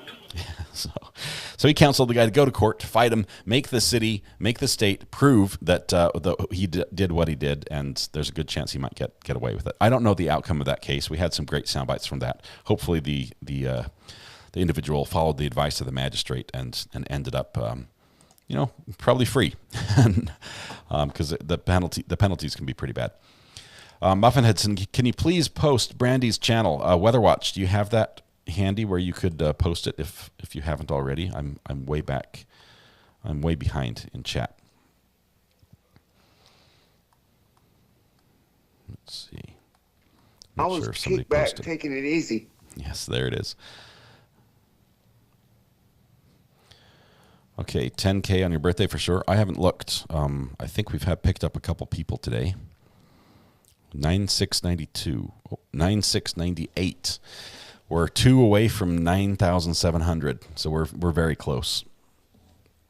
I wish he'd represent himself again, says Gene Williams. He might, but I think he'll only do it in one of the cases. Shirley Bennett says, like Recovered Act, I took a 504 square foot garage and turned it into a cottage, did my own plumbing, electric, etc. Has aged me an extra 5 years. 5 years for sure. Yeah, it's a lot of work. We're here kicking it back, watching court cases and nibbling on pickles. Yes, that's pretty much what we do here. Today we're going to be back with Gwyneth Paltrow. It's going to get heavy again. We had a light moment with Brooks there on an appearance. If anyone knows if there's another appearance, please let me know. I'm not seeing it yet. I'm not seeing anyone with a wheelchair. But if it happens, it might happen in 15 minutes. Is that right? You can hear the wad of tobacco in his mouth on the easy clip.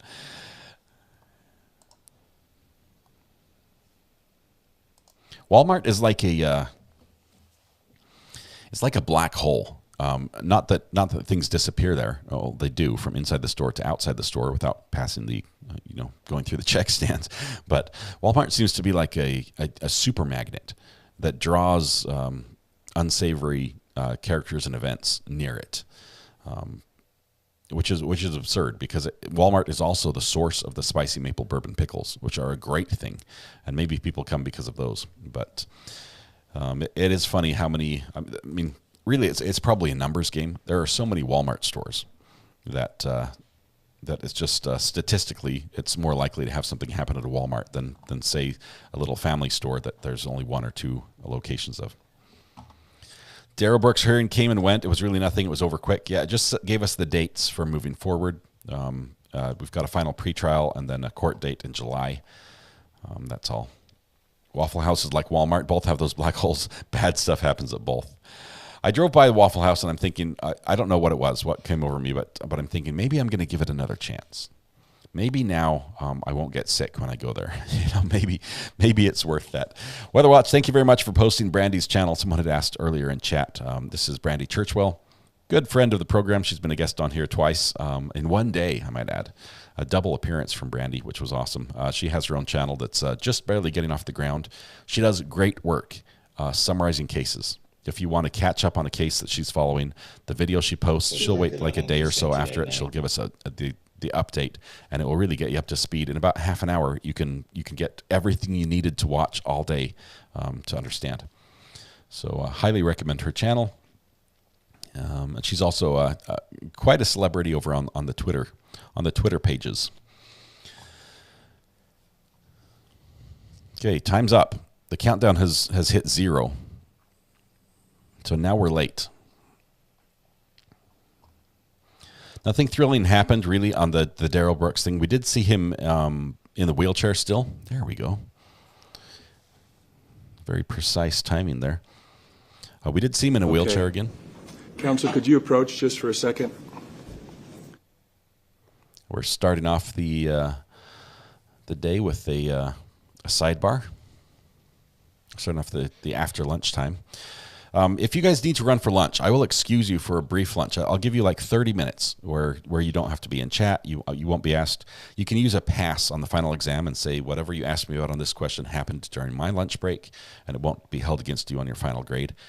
So if you need a quick break, now is the time. I'm going to stay here. We're going to hear the end of this with the Paltrow case, at least for the day. This cross could get heavy again.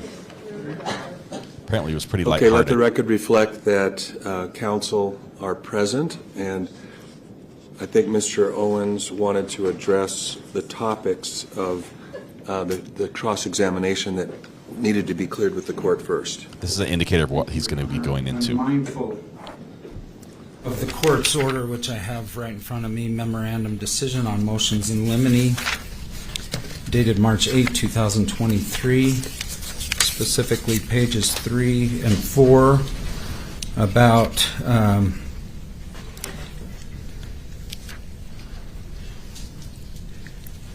probing plaintiff's credibility.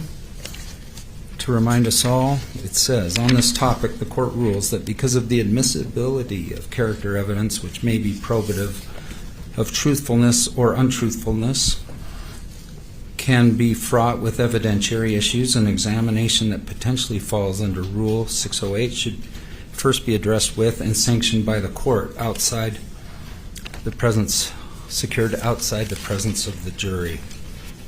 The lawyer's okay, late. You with me on all that? I'm sure you are. That was not much. There was testimony by Dr. Goldstein yesterday that the patient is not destimulating, or there was no destimulation. I think it's spelled maybe D-I-S, meaning the patient is not creating or enhancing symptomology for gain. There was also conversations that Mr. Sanderson had a good relationship with his daughters. There are various facts, some of which were already addressed, and I'm trying to avoid repeated bench conferences during the trial, during especially this next witness. And I want to be careful and comply with the court's orders. All right, so there are 100 facts, Your Honor, that I think go to this issue of whether he is enhancing his symptomology for gain.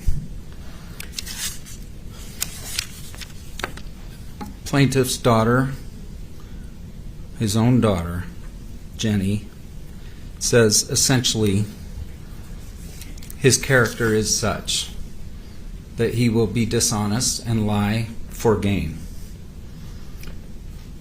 It's not quite those words, but it's essentially those words. That to become famous, essentially, he will lie. I'm putting it out there. Just putting it out there, Judge. Be warned. Have to do with the cross-examination that's about to occur. Because I want to ask her if that's a true statement. And what did she testify to on direct examination that's in response to? You know, I didn't personally take those depositions. Doesn't matter. You should. This witness testify to here in open court that would, I guess, provide the relevance to that cross-examination. I've only had 5 minutes, and we haven't hit those questions yet. Well, I realize this that. is but funny. I'm wondering. So what I envision doing is saying, this judge is so patient. Is this a true statement? And from her like sister? From her sister. And what did she say on direct that opened that up, I guess is what I'm saying? Yes. Like, for example, I did tweak my... Let me explain my thinking. So, thank you. The questions that you've already asked, I mean, this witness painted a fairly broad picture of her father's personality, his issue, his lack of issues or issues both before and after the accident. And so I think it's fair game for cross-examination to address those topics. So, thank you. Like you were. I think I better understand your question. So in other words, you said, well, isn't it, or are you aware that your sister felt differently about this issue or that issue? And are you aware that your sister felt as though she was treated this way by her father? I think those are fair areas of cross-examination for this witness because of the fact that she offered testimony on those topics. So I guess, so my next question, and as long as it doesn't, as the motion in limine order indicates, as long as it doesn't, I guess, tip the scale on 403 where its probative value starts decreasing because you covered the same area over and over again, or it's incredibly inflammatory and would be too prejudicial to read or to ask that question in front of the jury. All right, so can I address that this is within the scope of cross-examination? Yes. Thank you. I think that's sort of what you're asking. Great. There's going to be an objection. This is, look at the confused look on the other attorneys. All day yesterday were these objections. neuroradiologists and neuropsychologists talking about every single aspect of Mr. Sanderson. For instance, well, this issue, literally an opinion by Goldstein that he's not faking for gain. All right, so I think it would be very unfair to my client to not address that issue with every single witness now that comes up. I mean, it's their plaintiff's position that he is not faking for gain. It's the defendant's position he is faking for gain. So I don't think I should be limited for her to just hit 20 points when I have a $3 million case to defend for my client on every aspect of his brain. Darlene, is that her name? Carlene, thank you, said this accident took the joy of life out of him. Goldstein, essentially the testimony is this utterly changed his life. And I think it would be wrong for us, be unfair to my client and just general, the system of justice for me to be restricted tightly to, only, I can only ask her about how he couldn't tie a knot. I mean, I need to be way broader than that when we're dealing with a claimed severe permanent brain injury that's taken the joy of his life out. Thank you. I think I understand the argument. Let me hear from the plaintiff. Let me just say, that lawyer, I think he just got some continuing education credits. Mr. Sykes, what's your position on this line of questioning as it was just outlined? What do you mean by?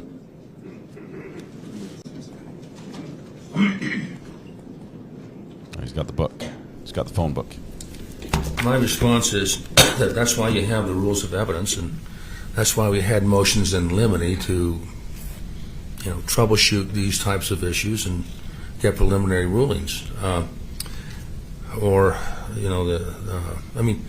You can't just attack someone's character for the sake of it because his client's worried about how the case is going for him. That doesn't give him a right to attack someone's character based upon someone who's not going to testify, maybe read the deposition, who has incredible mental health problems. And it's not right to let him go beyond the scope. He can put his own case on when he wants to, But asking a witness, she's, I think, 40.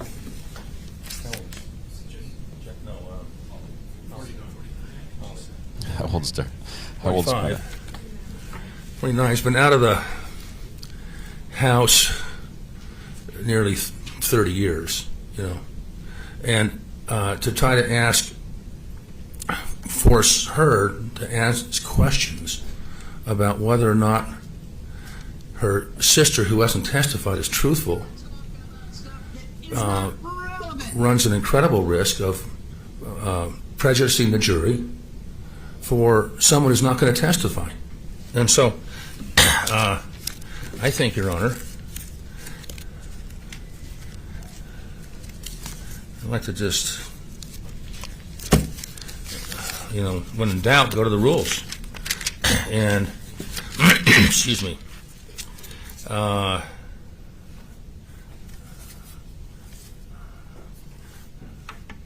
reputation or opinion evidence. A witness's credibility may be attacked or supported by testimony about the witness's reputation for having a character for truthfulness or untruthfulness. That hasn't come in. And the fact that a daughter that he didn't get along with thinks he might lie isn't reputation evidence. Or by testimony in the form of an opinion about that character. The evidence of truthful character is admissible only after the witness's character for truthfulness has been attacked. It hasn't been attacked. B, specific instances of conduct.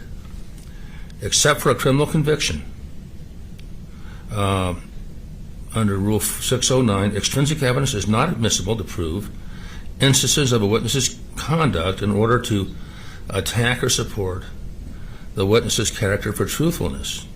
Okay? Not admissible. But the court may, on cross-examination, allow them to be inquired into if they're probative of the character for truthfulness or untruthfulness of the witness or another witness whose character the witness being cross-examined has testified about. And so, isn't that essentially where he's pegging it? I don't think so. This witness hasn't even testified. We're talking about Terry Sanderson. Hasn't testified. Talking about Jenny. I know. So the topics of her, the topics of her direct examination will create the contours of what the cross-examination might be. Except for a criminal conviction under 609. Extrinsic evidence is not admissible to prove specific instances of a witness's conduct in order to attack or support the witness's character for truthfulness. Okay? Is there something, Mr. Bueller, that... Oh, just the witness is Polly. Polly, sorry, thank you. But I mean, they're trying to attack Terry with specific instances. Can't be done. Specific. And beyond that, Your Honor, Honor, I think it's just unfair. It chews up time. We're going to be late now in a minute or two. He can put his case on. If he lays a proper foundation, he can perhaps read Jenny's deposition for what it takes. They served her with an illegal subpoena in Idaho. There's an allegation. And she thought it came from us. Now, I don't know if there was misrepresentation on it. We've already addressed this issue. But I mean, that's how. You don't need to rehash it. Okay, all right. But I'm just saying that she's not going to testify. They have a deposition, and the court rules provide that they can read that under some circumstances. So, let them do that. But why harass this witness, trying to get her to indirectly condemn her father by either agreeing or disagreeing with something that she didn't witness? It just makes no sense. So I urge you to deny his request. Okay, thank you. I'm still watching the other court cases. Probably smarter than I am. It looks like this on my screen. We have our trial date. Good.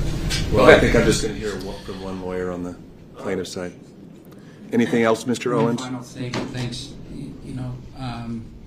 Plaintiffs did ask about personality traits on direct, and that his personality has changed.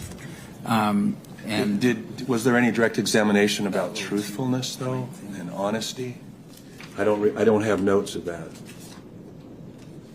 Okay.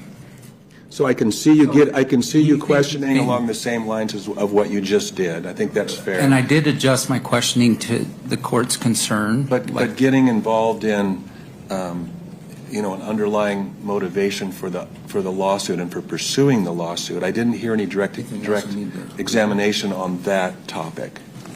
There certainly was yesterday.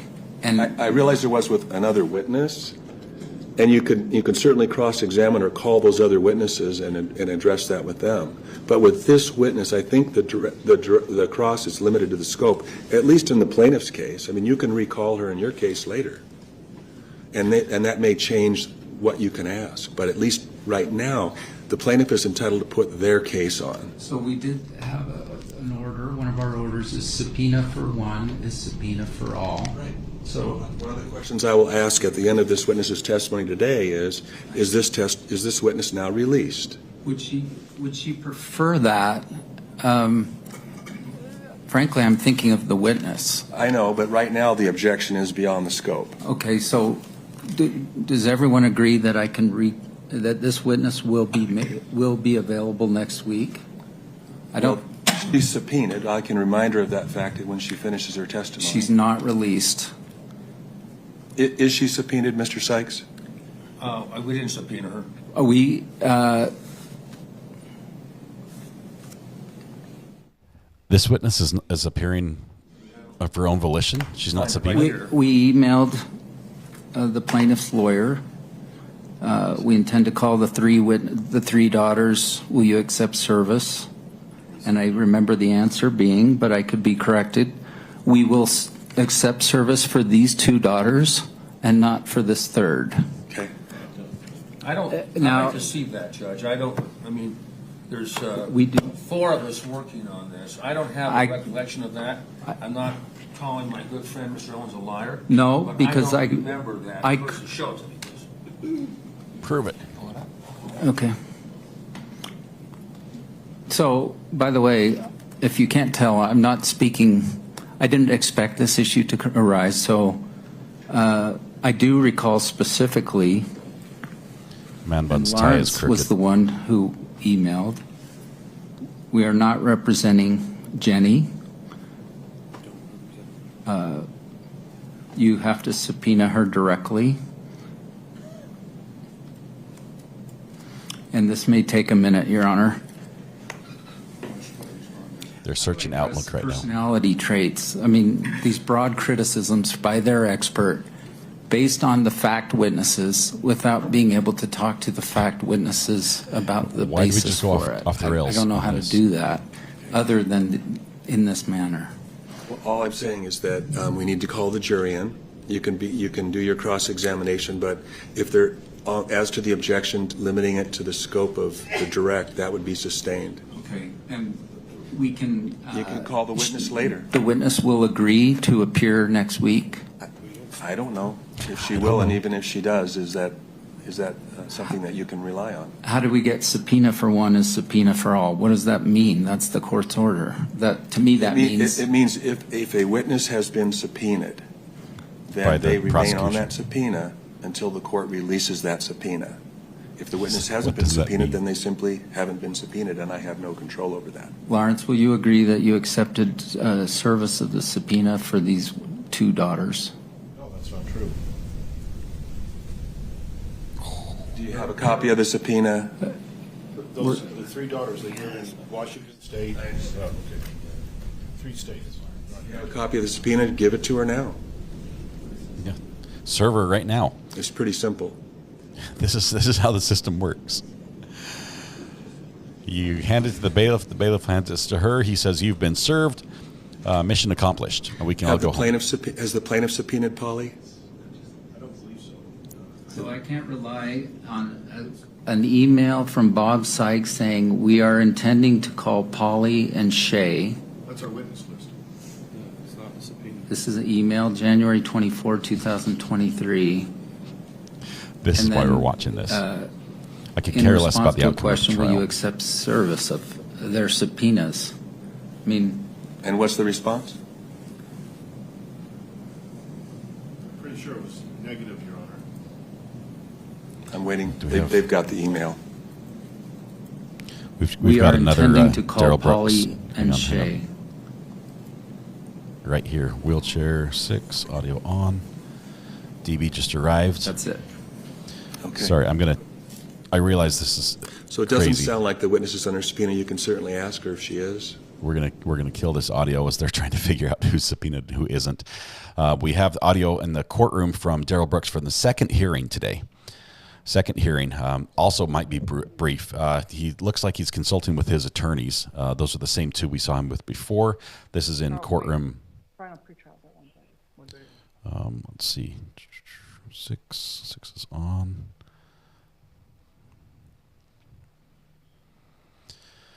Yeah. Okay. We've got audio. It's all set up now. Let's see what's happening. It looks like this might be the one where he wants to go pro se. This might be it. Are we going to address subject matter jurisdiction? Yes, we will. Has this been like this all day, Lindsay?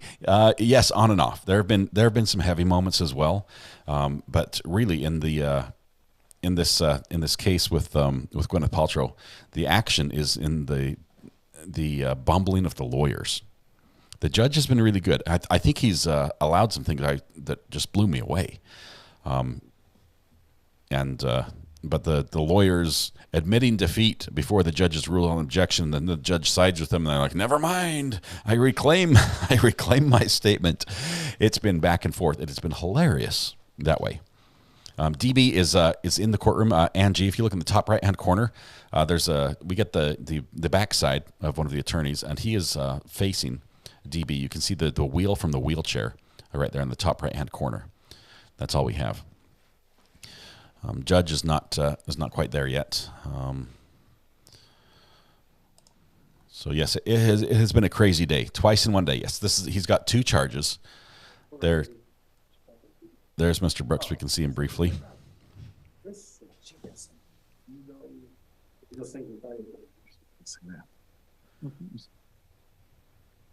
They killed the mics again.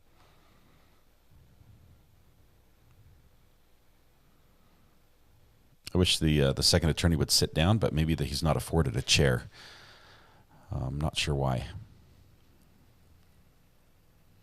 He does sort of block our view of Daryl Brooks. In the other case back in Utah, everybody's standing around talking to the judge. So the jury's not quite back yet there.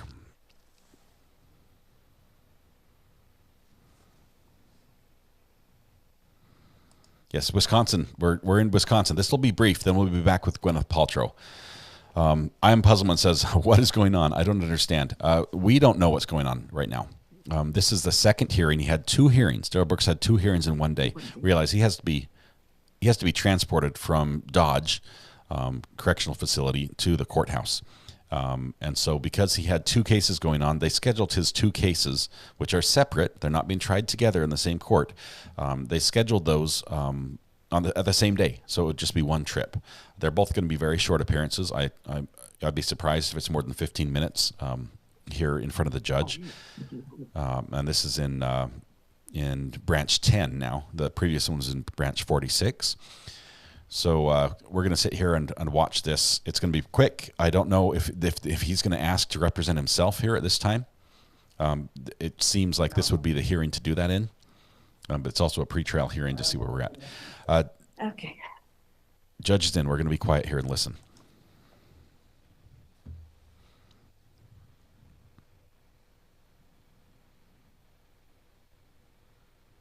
Oh, she killed the audio. Hang on.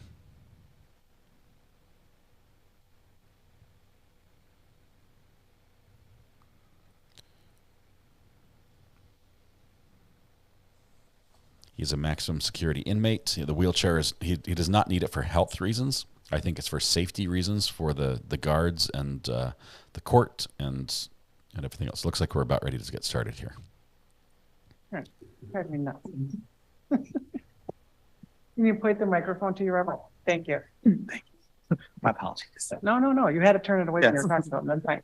All set? Yes. State of Wisconsin versus Daryl Brooks, case number 21 CF 4596 and 21 CF 5020. Appearances. Matthew Torbenson appears for the state. Good afternoon, Your Honor. Good afternoon. Attorney Robert Hampton and Attorney Will Rakestraw appear with Mr. Brooks. Good afternoon, Your Honor. All right. Good afternoon, everybody.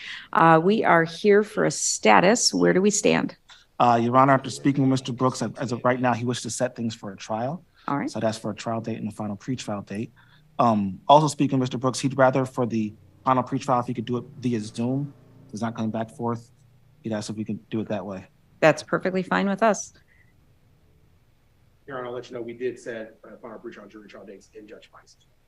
All right. Want to do the same day thing or separate days? Up to you. What date did you set there? Final pretrial June 5th at 9 by Zoom, and then jury trial July 10th.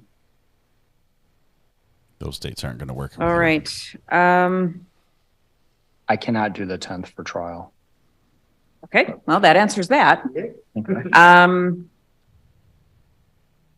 I can do June 5th or 12th here for trial. I know I cannot do, no, I'm sorry, I'm out from the 7th until the 20th. Okay. 7th till the 20th. I want your job. Since you're doing it, Mr. Torbenson? Yes. Okay, I can put it on the 26th. That's a CPOW week, but since you're not on the usual charging cycle of DVs and CPOW and things like that. 26th of June. I'm not available that week. Do we want to go into May or? This is like a family with 6 teenagers fighting over one car.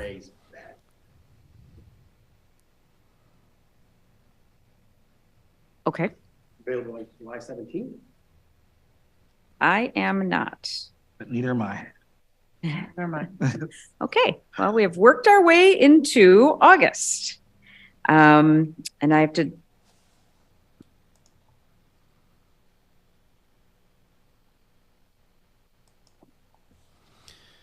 Okay, the question has resumed in the Gwyneth Paltrow trial. Do we want to stick here for the balance of DB or switch back to Paltrow?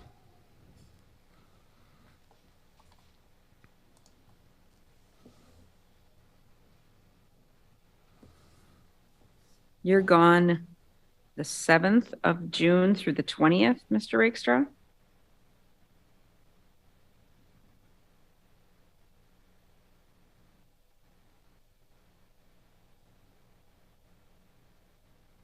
All right. Well, if there's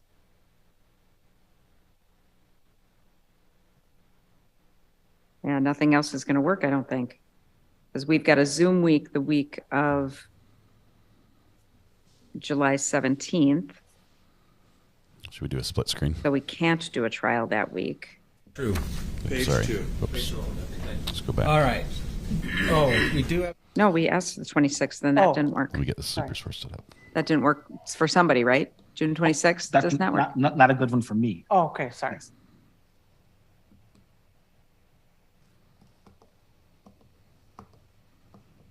Let me talk to the parties in chambers. Okay. We're just going to take Paltrow because it's back here. We'll keep an eye on this. Let me set it up so you can see. So that we can actually read the bottom of this. Do you recognize this by chance? It looks vaguely familiar. Her smile stands out to me. So do you recall that your dad, after being brought down on the toboggan, texted out a picture of the toboggan person? Does this ring any bells? Yes. I think it's likely. I think he was grateful for her service. Okay, you nodded yes, but Yeah. to get it audibly, perfect, thank you. All right, so I'm going to read this. Whitney kept me entertained while probing me with questions to evaluate my senses. A dedicated outdoor person and horse lover from Michigan. She also took me down in the toboggan by herself and won the DV, Deer Valley, I assume, Women's Downhill Race Contest. A sweetheart, exclamation point. Okay, you can sit down, that's okay. And can we go back down? Okay, we're going to hear the audio as soon as Daryl Brooks comes back in. They're in chambers right now. We'll monitor. If you want to read it again, you can. Okay. So do you recall seeing this? Like I said, it seems familiar. Like her smile stands out as maybe something I've seen before. And what's included down below sounds like my dad's eternal optimism and positivity. pretty articulate, would you say, just within an hour of his accident? He's an articulate human. And quite praising, and the toboggan person is Smiley, right? True? Yeah, I think he was grateful. Okay. Now let's go to Defense 102. Pretty good. How about yours? Sorry. So in that binder, they're individually numbered. May I approach? You may. I'll help you. I don't know who. We're getting audio from the Daryl Brooks courtroom as well.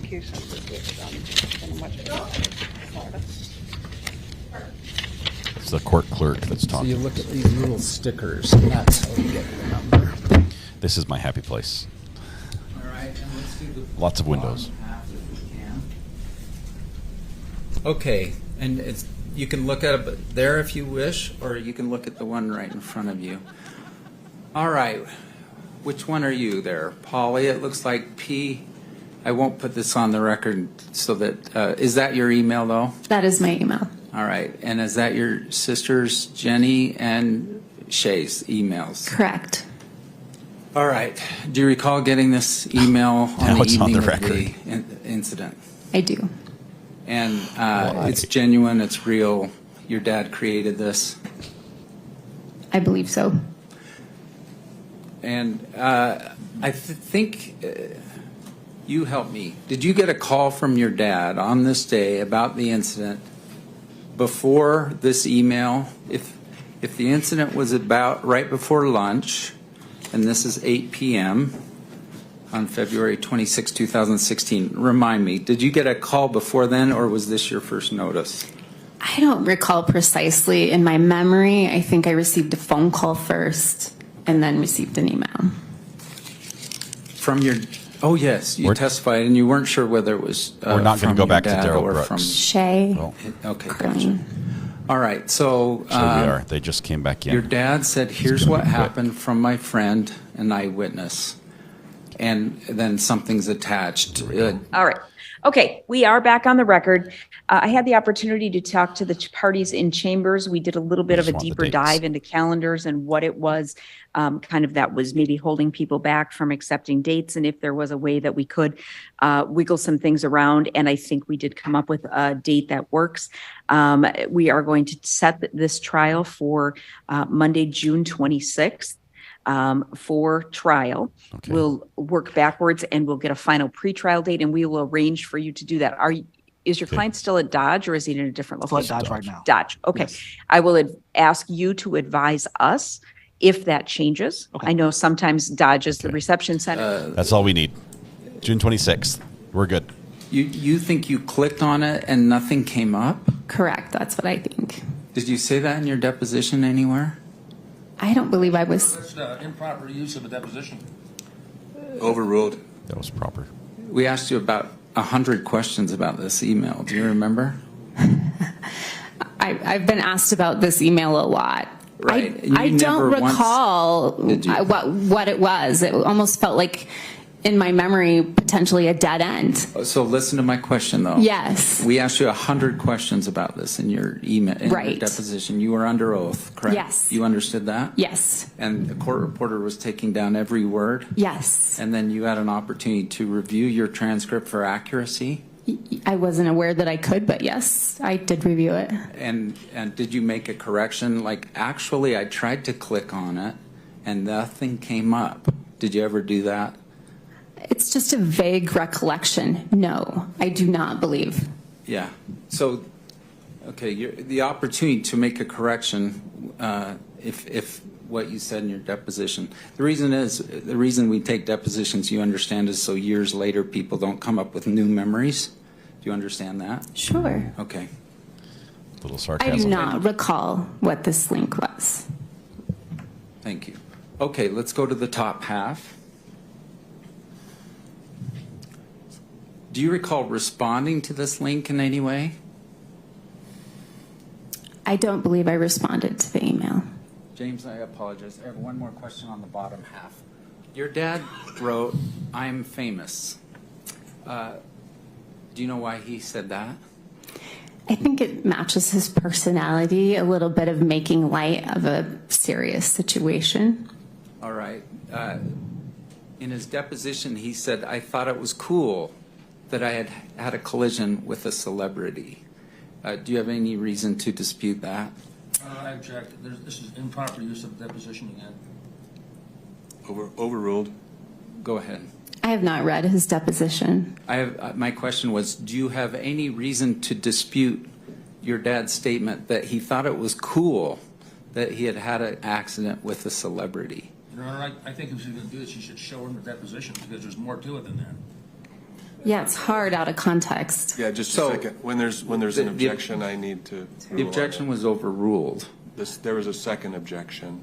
This was just. Do you have any reason to dispute that? I need to rule on the second objection, which is overruled. Go ahead. Thank you so much. Sorry. All right. Do you have any reason to dispute your dad's statement that he thought it was cool that he'd been in an accident with a celebrity? I do not think it was cool. I cannot dispute whether or not my father thought it was cool. Perfect. Okay. Now, nowhere on this does it say I'm hurt. True?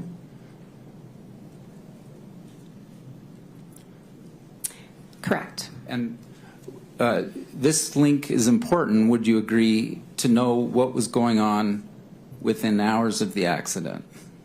Yes. And we've asked for this link. Do you know where it is? I do not.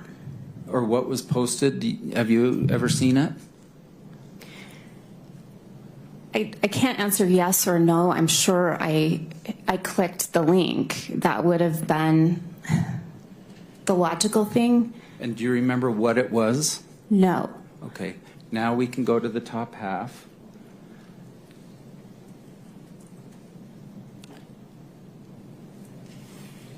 Your sister Shay has responded. This was her genuine response.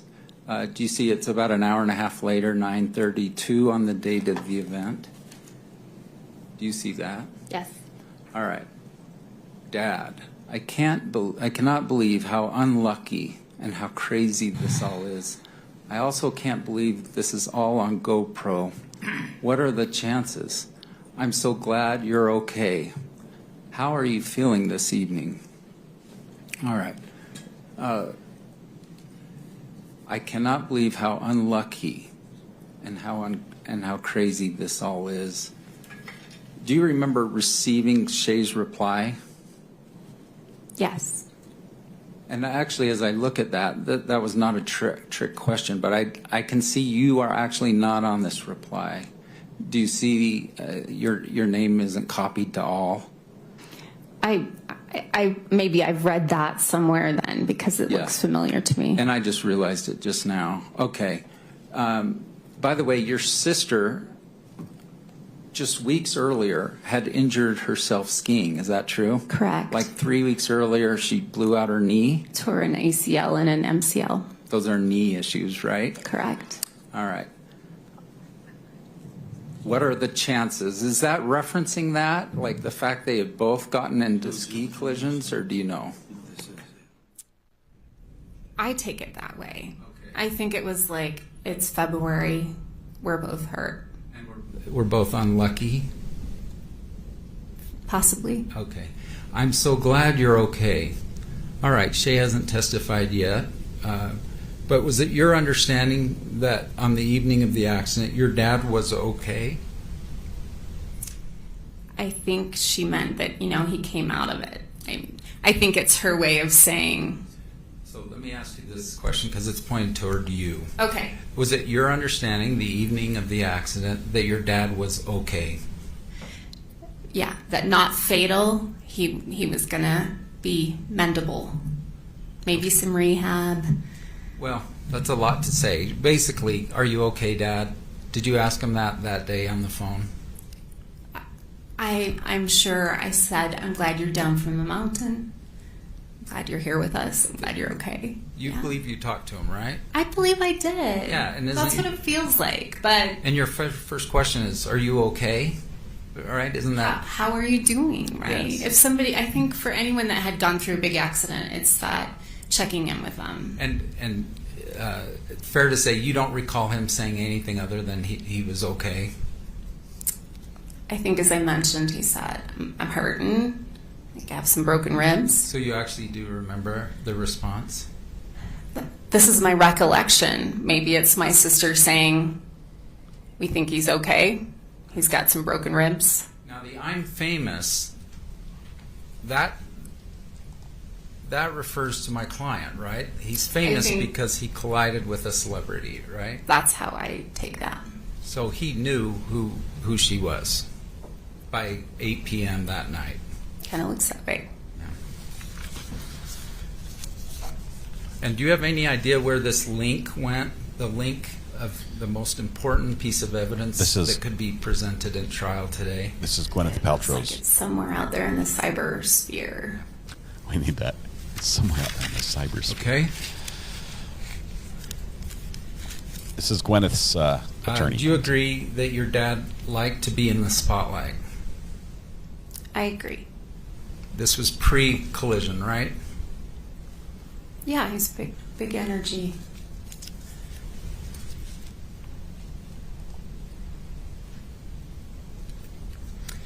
Now,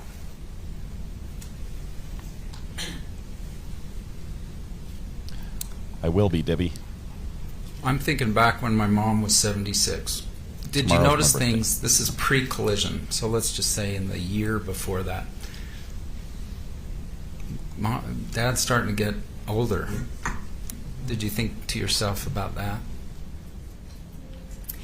I never felt like my dad was getting older or that I had noticed something like that. So when he's 68 years old, never considered like he's starting to get older? By numbers, yes. And I have lots of people in my family that I've watched age. You know, my mother, my grandmother, my father and mother-in-law.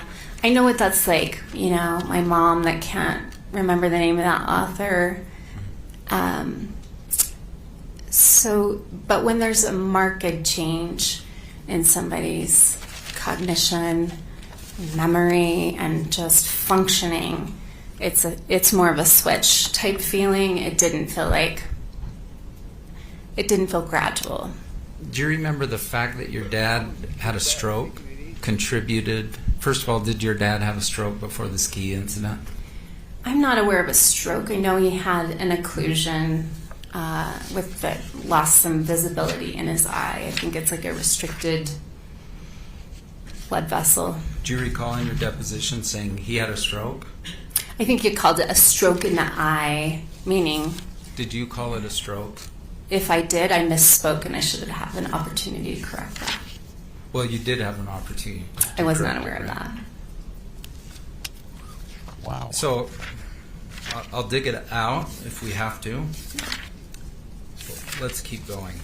I'll dig it up if we have to. Don't threaten unless you're willing to. Where the oxygen in his eye, in his right eye, was essentially turned off, and he lost his right eye. Is that fair? He lost some vision in his right eye, and you know, what are the odds for somebody that spent a lifetime committed to eye health, right? There's a reference to, he's an optometrist and he's not a medical physician, true? He's an optometric physician, an optometrist. So here's my question. Is he a medical physician, an MD? No. No. They found the right mic. Okay, so now let's go through.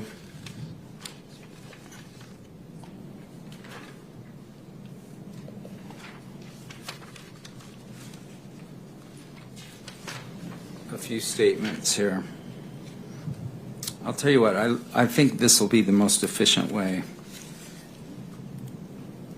A couple weeks before the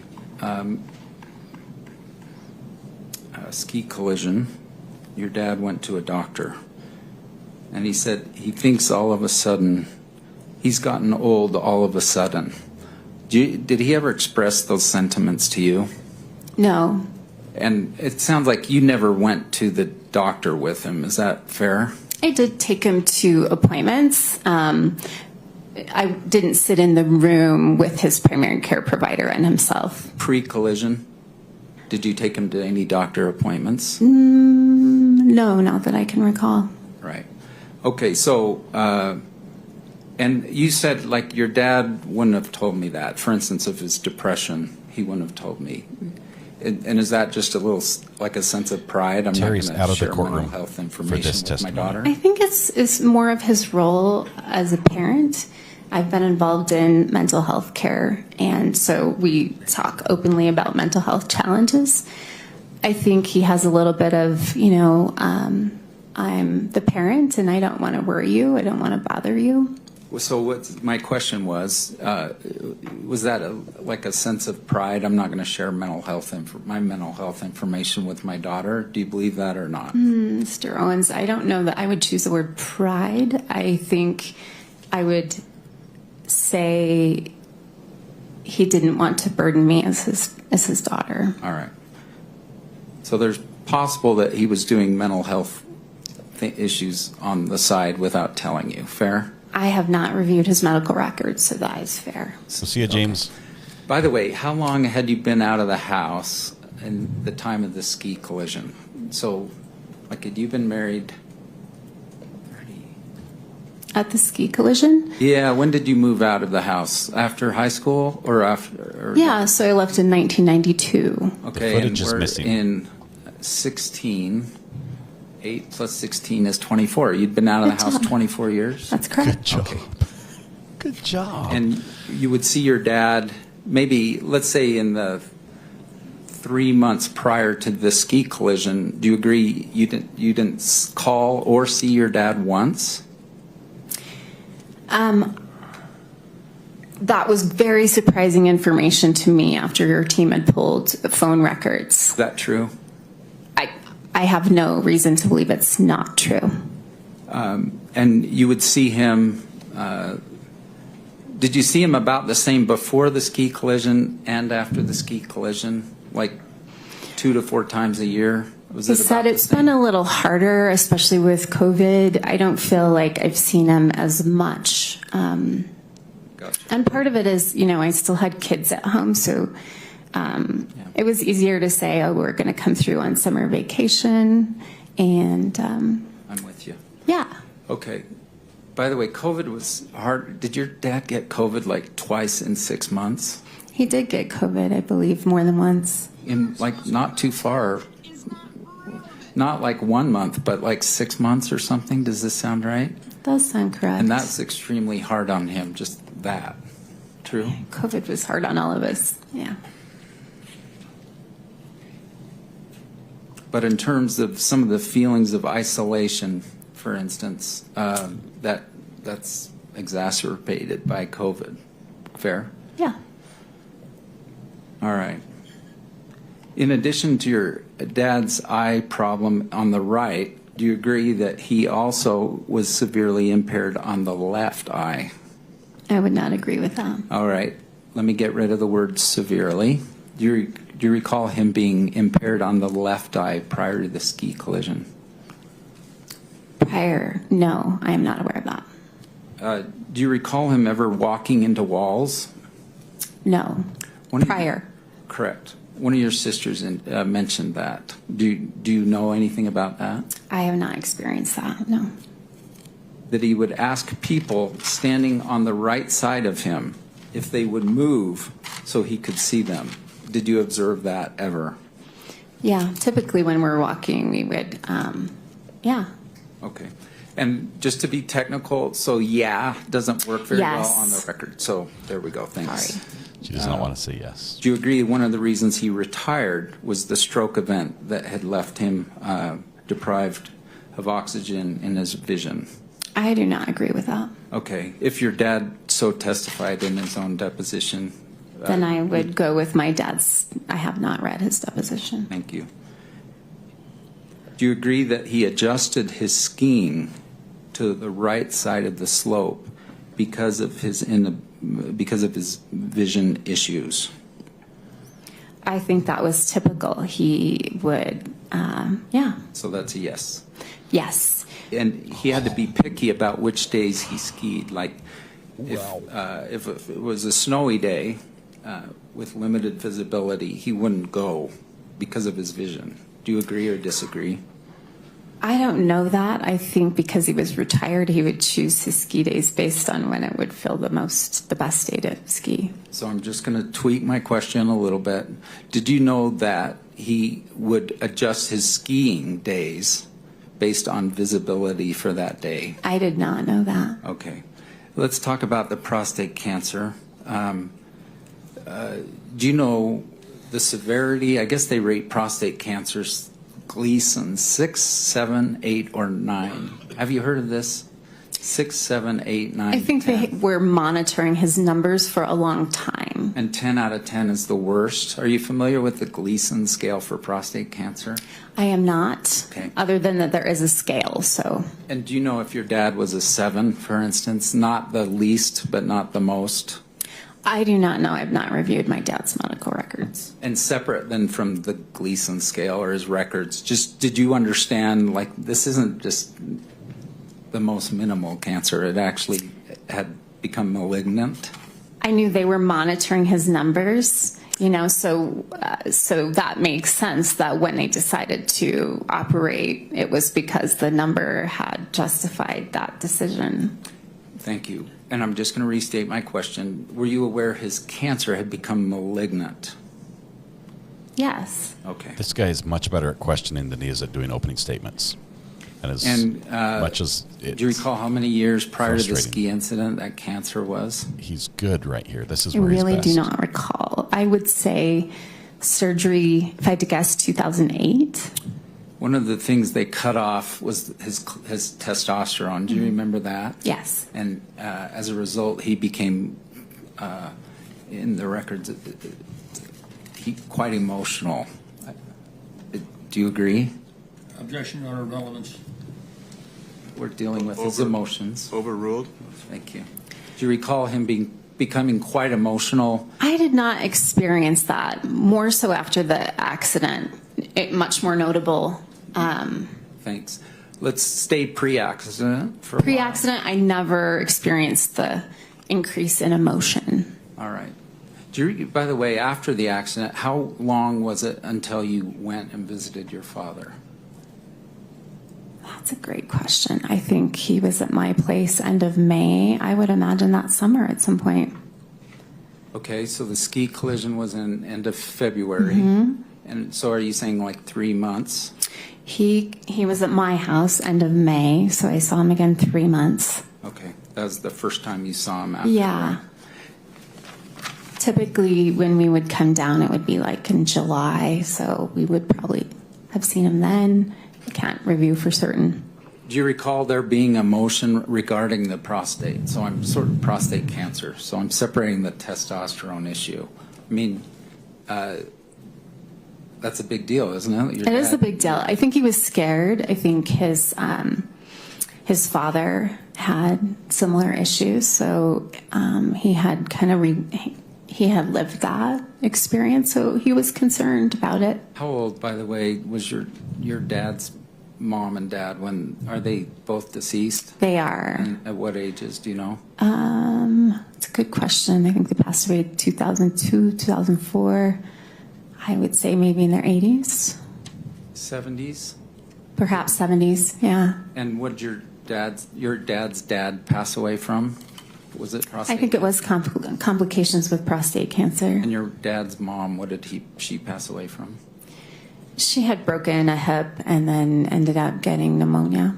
Let's talk about your dad's hearing for a minute. So your dad, about how many years ago did he start wearing hearing aids? So my first memory of my dad with hearing aids, my younger sister was kind of an infant. And so, because I remember she would make noises and he would kind of like, whoa, that's loud. So I think he... Like 5 years, 10 years, 20 years? Ago? Yeah. 40 years ago. 40 years ago, he's been wearing hearing aids. Yeah. And Do you agree one side is worse than the other, or do you know? I don't know that. I think technology's advanced.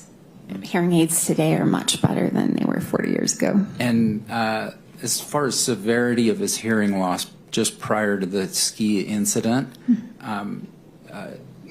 do you know? Can you quantify that at all? So there are times, say, in the morning when we're brewing coffee and he doesn't have his hearing aids in. Okay, let's talk about when his hearing aids were in prior to the accident. Do you agree he still had some impairment? Minimal, but yes. He had to actually read lips. Do you agree? I think he's a people person, so he really does read lips and read people. So pre-ski incident, even with his hearing aids, he read lips. Do you agree? I think he does, not because he wasn't hearing, though. He's just a lip reader? Do you agree that part of his hearing impairment, even with hearing aids, was he couldn't hear high voices, higher frequencies, like a woman's voice? Do you know that? I don't know that for certain, but I know that hearing loss happens in ranges, so that would make sense. Okay, so we've talked about his eyes, his ears, his cancer. Let's talk about his heart. He's a Do you very good recall attorney that right now. prior to the ski accident, your dad had some heart palpitation issues? I was not aware of that. Okay. Did you see any effects of aging in your dad prior to the ski accident? Any at all? I think his hair was getting a little more gray. Okay. Anything else?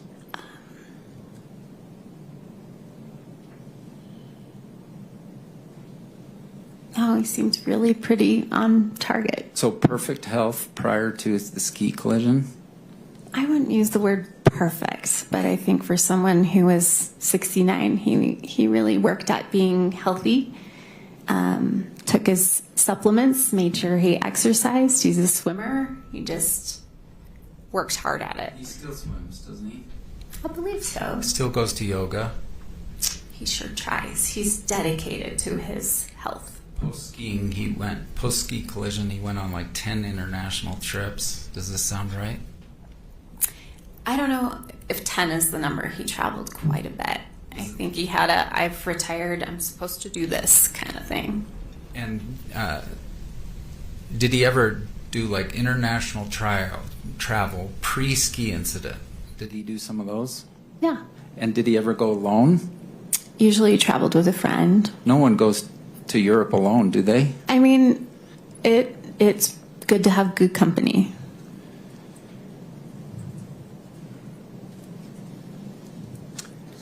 As part of the stroke workup, your dad had a lot of imaging done of his brain.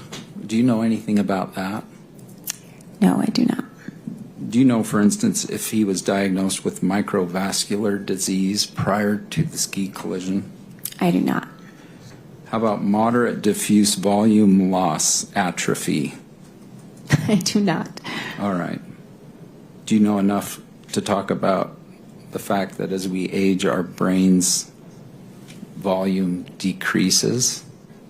I'm aware of that. Do you recall that he was diagnosed with a plaque problem as a result of the retinal eye occlusion? I did not. Okay. Did you know he was, for instance, prior to the ski collision on an anti-cholesterol, anti-statin, I should say statin, of some sort of cholesterol plaque reduction medication? I did not know it. All right. Wouldn't surprise me, though. And if he was on like 7 to 9 medications just prior to the ski incident, I take it you don't know what any of those are. I knew he took some medications along with his supplements. Like I said, he listens to doctor's orders. He would take what was prescribed to him. Let's talk about supplements. Your dad loves supplements. Is that true? I would say, yeah. Like 40 a day, even before the ski collision. I don't know the number. Foundation. He so testified in his deposition. How would she know? I think she's about to answer that. Go ahead. Go ahead. I just said I do not know the number of supplements he takes. But is it like a whole glass full every day? Objection, foundation. If you know. I have not watched my dad take his vitamins. What do you know? Like, how many supplements a day does he take? She's already So we'll talk things, like we were just talking about vitamin D, and I had said, I know it's better absorbed with vitamin K, and he said he did take a vitamin D, and I said, oh, you might want to look and see if there's K in it. How about number? I know he takes vitamin D. I don't know the number. Would it surprise you that he said 40? Objection, Foundation. Overruled. Go ahead. It would surprise me a little bit, yeah. I know he takes supplements. You didn't. How about therapy so mental health therapy pre-collision? Were you aware your dad had undergone counseling for anger and other problems? I was not aware that he saw a counselor for anger issues. I do know that he has seen a counselor for mental health. So pre-collision, he's easy to anger. Do you recall that? VA 1131, Defense 113C. He's easy to anger. That's why he's going to see a therapist. Does this ring a bell prior to the collision? Do I recall that? I have not read his medical records. Angry, discussing family conflict. Do you recall this? This was back in 2009, so the collision was 2016, so 7 years earlier. Was he going through a divorce right around then, 09? I don't think it was a divorce, but I think, did he split with his girlfriend in 08? So possibly. Was his girlfriend issue. The patient desires to feel justified in his anger. Does this ring any bells, 09? I didn't witness anger, no.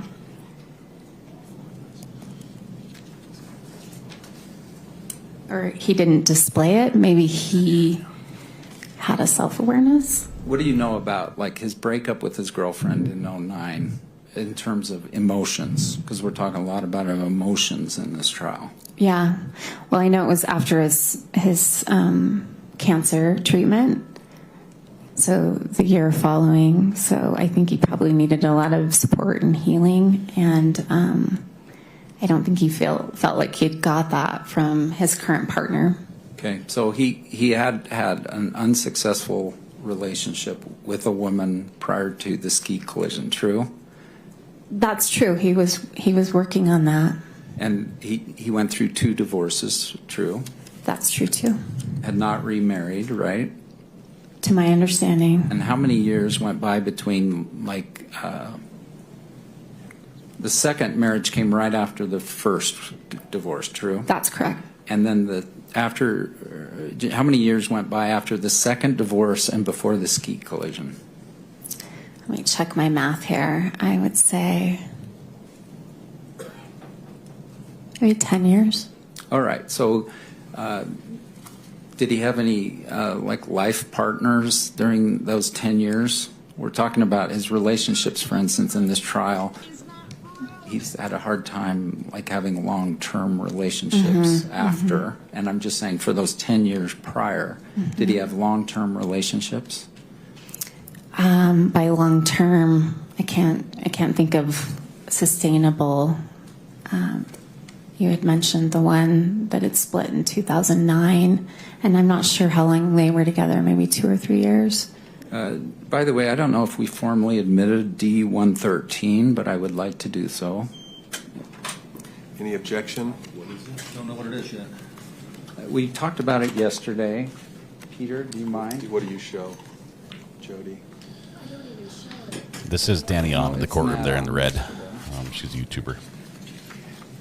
She's following this case as well. I'll keep going, but, would you prefer I keep going, Judge, or we deal with it right here? It's your choice if you want to get it admitted now, or are you going to use the exhibit with this witness? I don't know, but I do want it in the record because I'm referring to it. Why don't we wait? We can handle it over the break, maybe, unless you need this witness or need to ask this witness about it. I guess I will.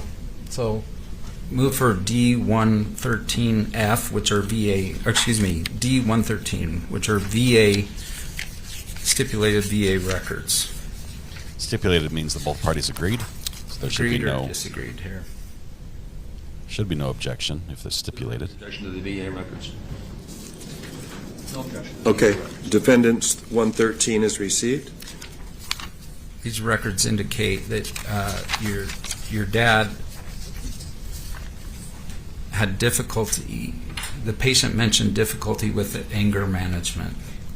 Did you ever know your dad to have an anger management problem prior to the ski collision? I'm sorry, Your Honor, what page is that? 113F. What VA page is it? Thank you. 1134. Second paragraph. So my question again, did you Ever know your dad to have difficulty with anger? I'm sorry, just a second, Your Honor. I'm on 113. I don't see anything here. Why don't you show counsel? 113. I gave them a hard copy too. Okay. Are you good to go, Mr. Sykes? Where is it? He's not Where good is to it? go. Okay, thank you, Judge. Did you ever know your dad to have an anger management problem? I never knew my dad to have an anger management problem. Okay. If it's in his medical records prior to the ski collision, I take it you don't dispute that. They're his medical records, yeah.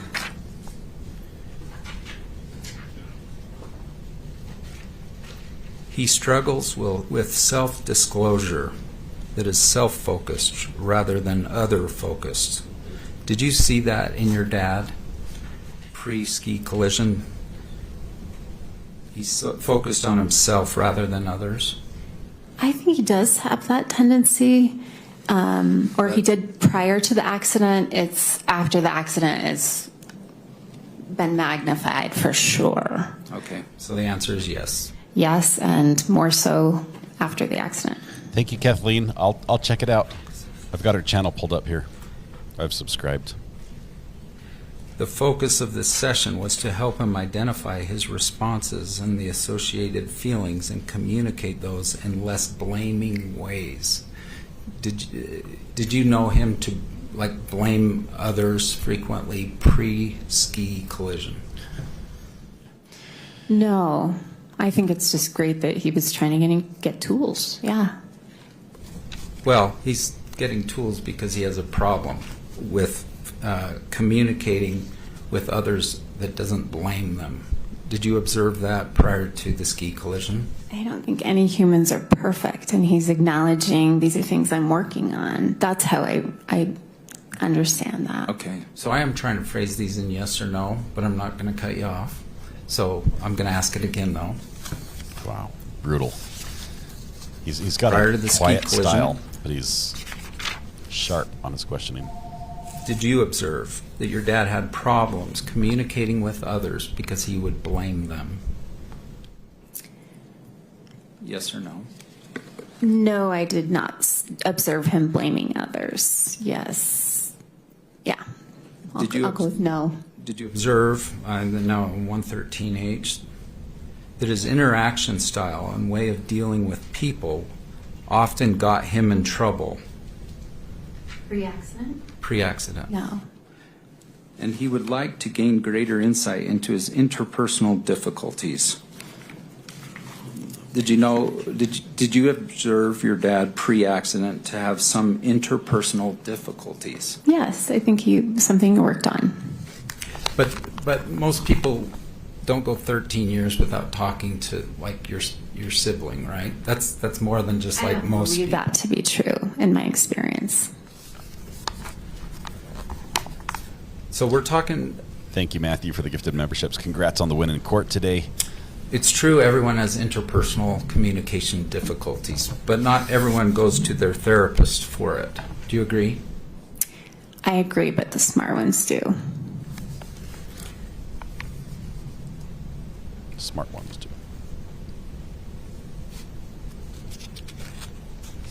Patient had a number of recent stressors which he appeared to minimize.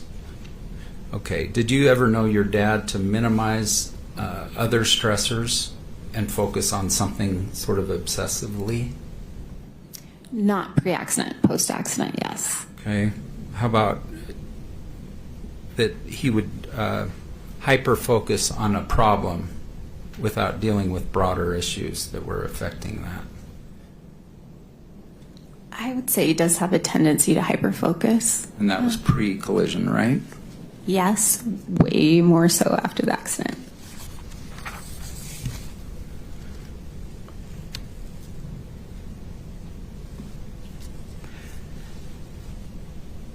Did his eyesight problem, hearing problem, heart issues, prostate cancer, did those somewhat narrow his abilities, his activity level? I really didn't see that change or modify a lot. I think not till after the accident. How about at all? Just like the 5 years before the accident? Any reduction in activities at all? Right. He does have the records. They're stipulated. Both I sides think agreed for them I would to be see admitted. my dad, make some adjustments. Like he would learn because he's not reckless. So Is that a yes or no? Reduction in activity level prior to the ski collision? yes, very, very minimal. And one of the things he told his doctor 3 weeks before the ski collision was he was not able to do the things he had been able to do. Does that surprise you? Very much so. Okay. You don't dispute the medical record 3 weeks before the ski collision, do you? I would have a hard time disputing his records. Migraines. He would have migraines pre ski collision, right?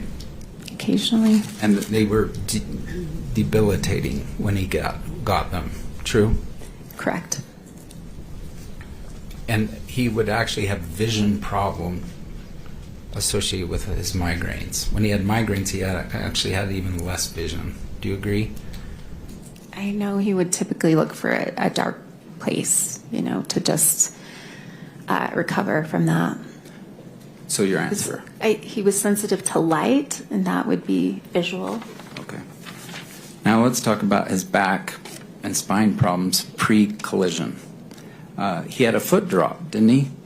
He walked differently. This is pre-collision? cross-examination. I wasn't aware of a foot drop or a different walk. Do you know what a foot drop is? Vaguely. So you have to more drag one of your feet. Is that fair? Okay, I didn't notice that in my dad. You never knew of one? No. Okay. How about weakness or pain of loss of sensation? Not aware of that. Daryl Brooks, second court is he did June have spine 26th. surgery. Do you agree? I think he had, was it a compressed disc or something? Right. That's not small-time medicine, right? Spine surgery is a big deal. I would say yes. Knee injury. Oddly, is this true? Before the ski collision, he actually injured his knee skiing. Does this sound familiar? I vaguely remember meniscus, maybe. Skiing. Mm-hmm. Yes? There's inherent risks in skiing, knees being one of them. So the answer? Yes. He's ruthless. Did that require surgery? Do you recall? I don't believe it did. Shoulder problems. Do you recall having pre-ski collision shoulder problems? I think he did have a shoulder issue. And what do you recall about it? Not very much. Hamstring injury, a torn hamstring. Do you recall this pre-injury? I do not. Osteoarthritis. Are you familiar with that term?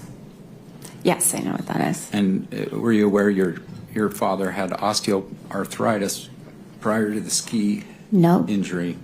Trigger finger. Do you know what that is? Yes, I do know that his thumb. He had issues with his thumb. By the way, do you recall one of the reasons he has hearing problems is from shooting a lot of guns without ear protection? In the military. Have you heard this before, or am I the first to tell you? Could have also been concerts, but I do know that he was in the military, so possibly. All right. When he was young, he was a rocker. Is that fair? If rocker, you mean like the Kingston Trio? Yeah, he was a rocker.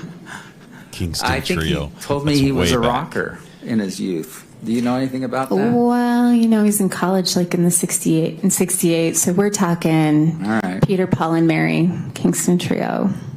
Real rocker. Still good music. Yeah. All right. Insomnia. Did you know him to have sleeping problems prior to 69 the was ski Woodstock, collision? just for the record. I knew that sleep was kind of a challenge for him. That's something that he shares with my older sister, Shay. And so they would talk about different techniques for getting a good night's sleep. So did he have insomnia issues pre-collision? I don't know if I would call it insomnia. You want to read me a definition for insomnia? Sure. Taking a medication for it. Oh. Did you know that one of the medications he took, like a lorazepam or Ativan or trazodone, I think he took all three of those at one time. Not at one time. I apologized throughout the years before. So that's how I would define it, requiring prescription medication. Okay, so I would defer to my dad's medical record. All right. Respiratory problems, were you aware your dad had respiratory problems pre-collision? I knew that he kept an inhaler, that he'd had had pneumonia at some point, and so we felt like, I don't ever see him using the inhaler, okay, but I knew he had one.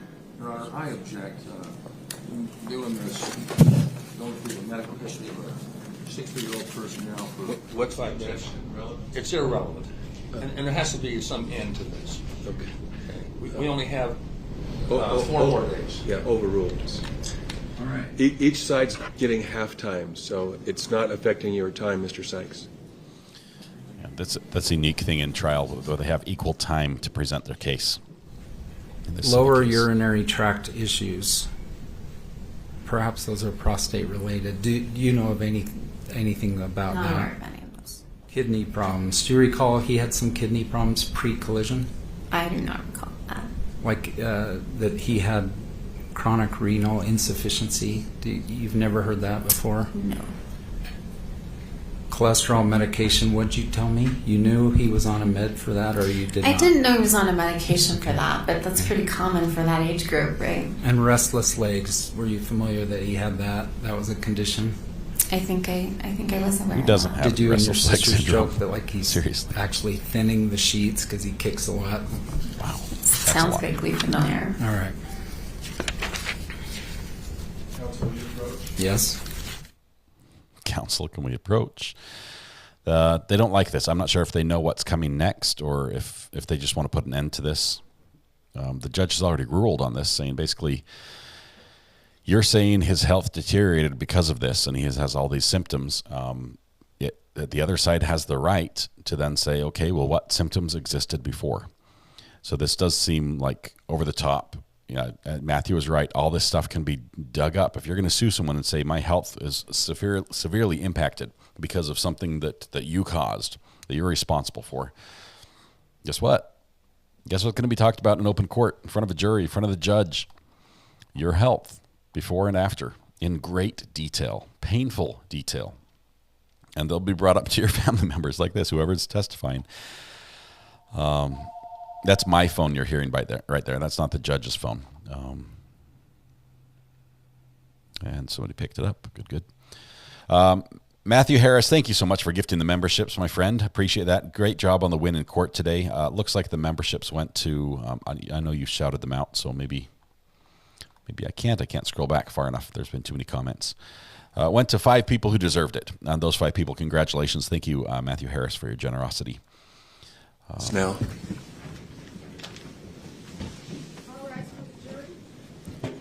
Jury gets a quick break, apparently. Matthew Harris has his own legal channel. He did drop a video today that I have not watched yet, but it involves basically if getting an attorney will get you more money in a lawsuit. That is the $1 million question, or depending on if you got an attorney or not, it could be a $3 million question. All right, we'll take a short break. Thank you. Judge not a camel. He's going to leave the bench briefly. That was perfect. Who did that? Heather, perfect time for the camel statement. Good. The guy's medical records read like mine, with the exception of my... of my 5 hand surgeries, 2 fingers reattached, wrist and thumb fusion, 3 herniated discs, L3 to S1, and 3 in my neck and more. Oh my goodness, Nicole. Nicole, you're right up there with Humpty Dumpty as far as what was broken. I'm glad you're still with us. Wow, that sounds incredibly painful. Hopefully you're on the mend. How much more money does an attorney get you? That was the phrase, the actual title of the video. Sorry, I sort of paraphrased that, Matthew. You all want to know, right? You all want to know what would it be with or without an attorney? How much more do you get? That's interesting. That sound you hear is a truck driving by my house, which for some reason I think it's really cool to cut the muffler off their trucks and then race up and down the streets. Let's see. Yes, Danny was in the background. That was Danny on Direct. Danny on Direct was in the background. She's done a live earlier today about this court case, so we know that she was there. Apparently she'll do another. I want to check out her channel. I have not followed her before.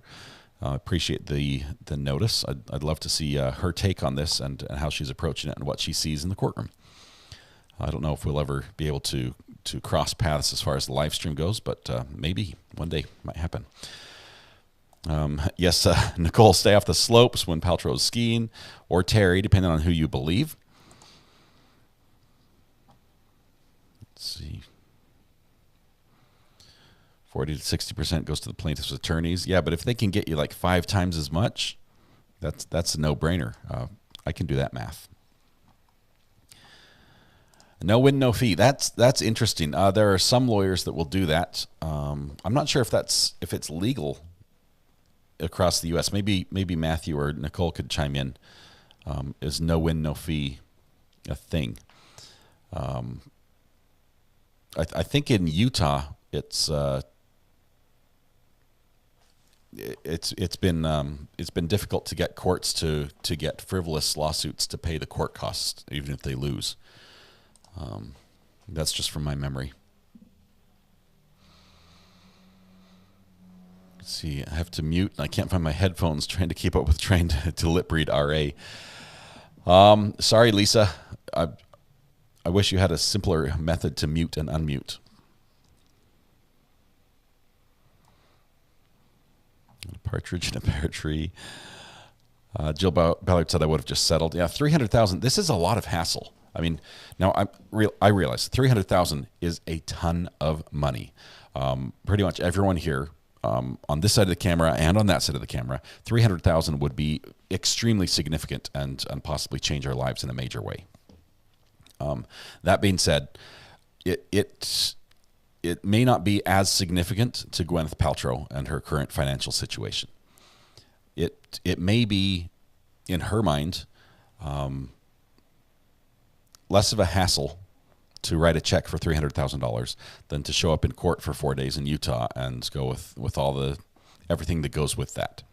All the preparation and the attorneys and the meetings and the deposition or whatever else back and forth and the witnesses and family members being interviewed and everything. It might be in her mind easier to do that. Now, if she, and I've said this before, if she honestly feels that she has a very clear recollection of what happened and it is not at all what the plaintiff is representing, that the plaintiff actually hit her. She was the one that was harmed. She was the one that was hit. She felt assaulted. She felt scared in the situation as to how it went down. I can understand her saying, no, there's no way I'm going to write you a check. There's no way I'm going to agree to settle for $300,000, as paltry as that may be to me. I'm going to fight this because you're laying out things that did not happen. And usually when there's an agreement, an out-of-court settlement, both sides agree to not say, we're not saying that I am blaming, I'm not saying I did it, I'm not saying I didn't do it, we're just agree to settle. But still, Recover Addict chat, scratch your head if you're watching moment is there. Yeah, I scratched my head. Brandy says, I did my final man bun video and the Recover Addict chat, scratch your head is in there if you're watching. Yes, Brandy, I cannot wait to see it. Let's see, Weather Watch. You've been the one that's been really good about posting Brandy's channel in chat. If you can do that again, if you're available, or that would be fantastic. Brandy has done some great summations of the Zachariah Anderson trial. As I've said all along, it's fantastic. When I don't remember what happened in court, I go back and watch her videos. And the last one, oh, there's Matthew. He got it. There's Matthew coming in with Brandy Churchwell's channel. Both of them have YouTube channels. I recommend both of them. But do check it out. I can't wait to see how you handled this scratch your head moment. That will be great. I'll watch it after the live stream today. I do sort of want to contact Danny on direct as well. I've seen her in the courtroom here with the Gwyneth Paltrow case. I'd love to hear her take and see if she might want to collaborate a little bit and share some information and insight. Her having a perspective that we really can't see here. Yes, please check out Brandy's video. Right click on it if you're on a computer, save it on an extra tab, and as soon as we're done here, watch it for sure. Peter Tragos, lawyer you know, is giving an update from personal injury lawyer perspective. He has, this is his realm. This is what he does. Okay, it's not him talking about a criminal case. Well, he is a criminal defendant, isn't he? No, he's personal injury. I swear he's personal injury. I think this is what he does. I can't remember. I follow a bunch of them. Now I'm forgetting which one he is. Gwyneth is only asking for $1 and reimbursement of court costs and attorney fees. That's my understanding. It is, which means it's just, it's principle. She's purely there for principle. Pete is personal injury. His father is criminal. That's the order. Yeah, so I can't wait to hear what he says too. Red Pen, she's going to be zeroed in on the jury as far as Danny goes. I'd love to hear what she thinks about that. Will there be a chance to prove who was coming down the mountain and who landed on who? Salty, the email exchange that was brought up in this cross-examination of the witness, where basically it seems the family was discussing and even had a link to a video. A GoPro video that presumably was on somebody's helmet that filmed the whole thing of it happening. Where's the video? I wonder if you can subpoena GoPro. The reason I ask this is because GoPro tends to have software that makes it very easy to share your own videos through their network, and some of that gets uploaded to a cloud. So I wonder if that happens. The particular camera we're using right here that's getting this image is a GoPro camera. I have, I think I own 4 or 5 of them. I actually love the cameras. Fantastic for what they do. They're awful at other things, but a little point of view camera is fantastic. Got confused when I heard the $3 million number, maybe an hour ago in court. The $3 million was the original ask from the plaintiff, and the hit and run element of this case sort of got dismissed, and because of that, it lowered the ask a little bit. I think it lowered it by a factor of 10. Let's see. Matthew Harris says, Brandy Churchwell and I need to team up one day. Then we can peer pressure Goodman Law Firm into start posting videos. We need to get all of you on in one big group. That would be fantastic. Let's see. I was checking out the video that totally freaked Scott out. I'm going back after Scott and the police chases. It was awesome. It was awesome. I can't wait to see how she handled it. Brandy does a great job on those recaps. Let's see. The Depp's attorney comments about this case as well. That might be cool to hear.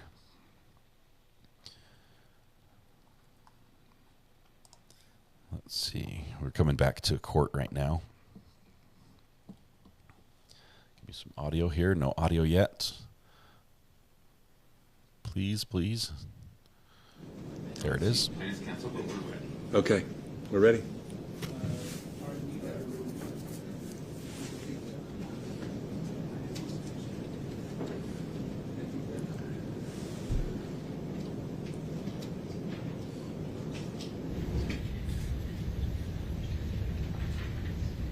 I remember that. The agony of defeat.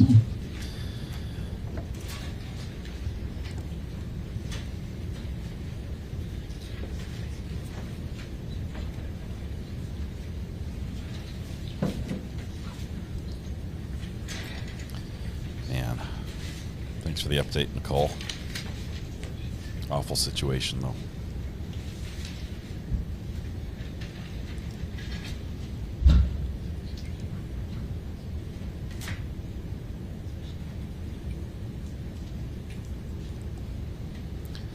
Judge's robe is looking Question for plaintiff's counsel. Is unwrinkled. the jury, have they been summoned? Why don't we wait? I do want to ask a question for plaintiff's counsel. Question for plaintiff's counsel. Have they been summoned? Judge says, why don't we wait?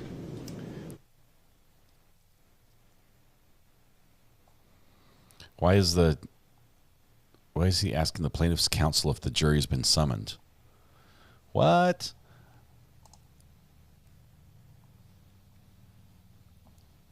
No video, no crime. It used to be a screenshot or it didn't happen. That was the phrase growing up. You know, if you say you did really well in a video game, they're like, oh, screenshot or it didn't happen. We need a video now, or this, we might not be able to decide that. Gwyneth is back. Because if they are, I'm going to spend more time with this witness. No, we're not. We're not planning on it, so. Okay, I'm going to rely on that and shorten my testimony. Okay.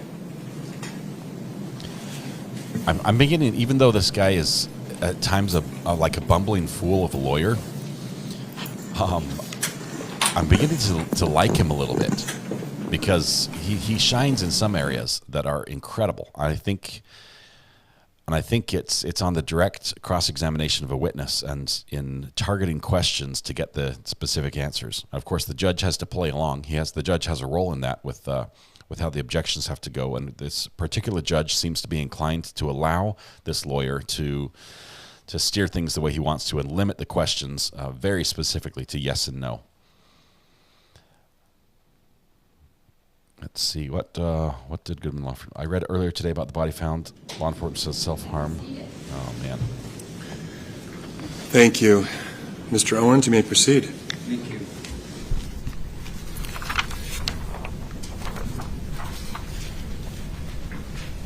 If your dad told the doctor 3 weeks before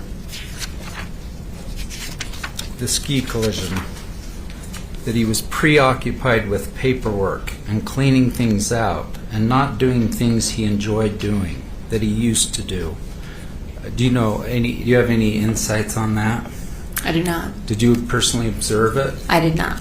And how long had it been since you saw your dad prior? We said 3 months after the ski collision, but I'm not sure I asked you. How many months prior had you seen him? I expect that we would have saw him either over the Christmas holiday or perhaps Thanksgiving. We usually did one or the other. All right, so where the accident was in May, it would have been 5 or 6 months. Accident was in February. Oh, you're absolutely right. Sorry. Yeah, so I'm thinking it would have been a couple months. 2 months, 3 months. Gotcha. Yeah. Was your dad sort of a scary driver before the ski collision? I think I mentioned he was a multitasker, so he did more things in the car than I wanted my teen drivers to witness. This is the first time I've ever seen this, but not just texting, but he would actually read a book while driving on the interstate freeway. Is that true? I'd heard that rumor, like back when we were children. From your on a sister? straight stretch. I think that was something that. From your sister? Yeah. That's bad judgment, isn't it? To actually read a book? I wouldn't recommend it. There's no foundation for that judge. She doesn't have any personal. Sustained. Well, do you think that was bad judgment if your dad was reading a book, driving? You just ruled on this. Sustained. It's a different question. Go ahead and move on, counsel. Thanks. All right. Your dad,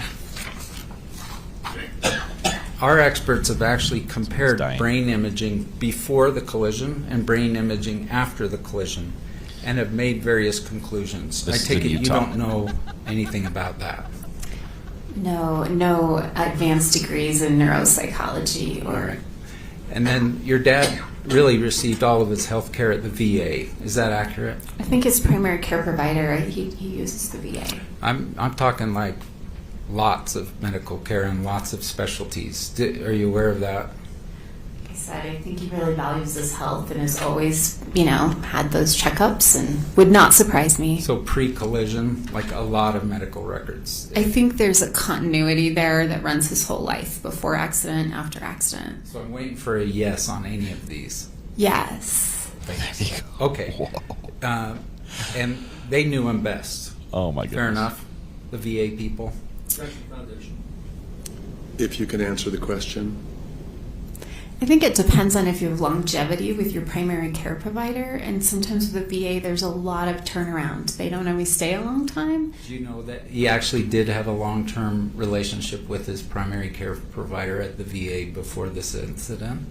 I don't know whether he did or not. I would be hopeful that he did. Margaret Rasmussen. Do you know that name? Maybe I'm misstating it. Never mind, don't worry. Okay, then, so does this surprise you that your dad would go to the VA people and say, I want to be checked out. I want my thinking to be checked out. Did you ever hear him do that? No, I did not. Or that he had done that. That's how I should have said it. I was not aware. I do know that he had follow-ups and healthcare visits, yes. Did he ever tell you that he had had 3 neuropsych assessments at the VA through his current treating providers? Pre-collision? No. I did not mean to switch on you. Thank you. That's a good clarification. So, like 1 month after, 1 year after, 1 and 3 months after, that kind of thing.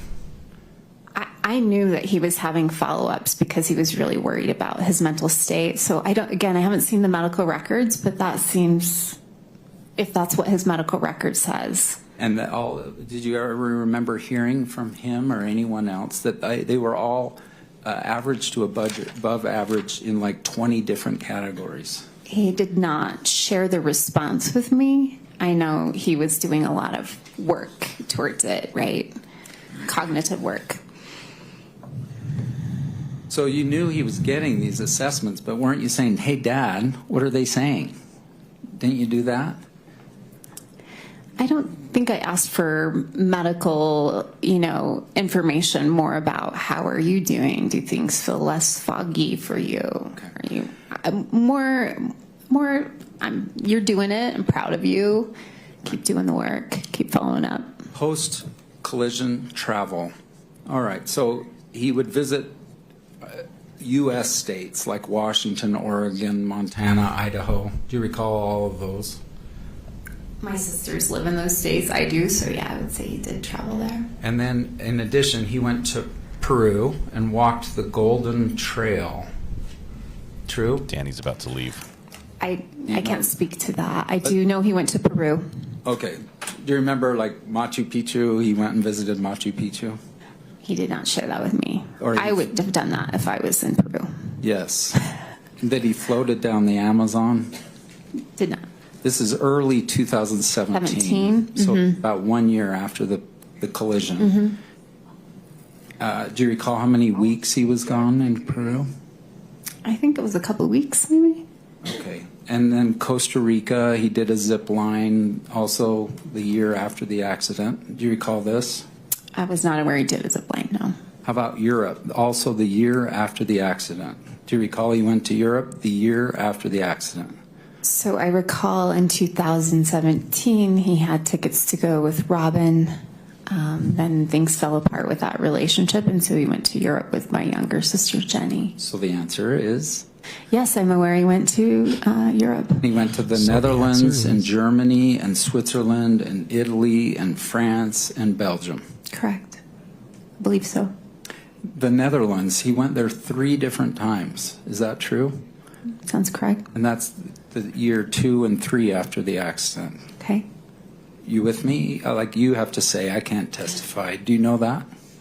I was not aware he had gone 3 times. I was aware that he had traveled to the Netherlands. More than once? To my recollection, twice. Okay. Morocco. Yes. He twice visited Morocco. That sounds correct. Canary Islands. This is the year after, 2 years after the accident. I aspire to be this guy in my retirement. Morocco. And the Canary Islands, I don't even know where those are. I should know. If they're not on a risk board, I don't know my geography. If you're a member of the UK, I would have to look at a map or an atlas as well. passport stamped there. Okay. U.S. does. Thailand. He visited Thailand 3 years after the accident. Yeah, with his friend Boyd. And each of these times he'd take pictures and post them with him smiling at all these great tourist spots. Do you agree? as you do. Yes. Yes. Big smiles in front of a Buddhist temple, for instance, right?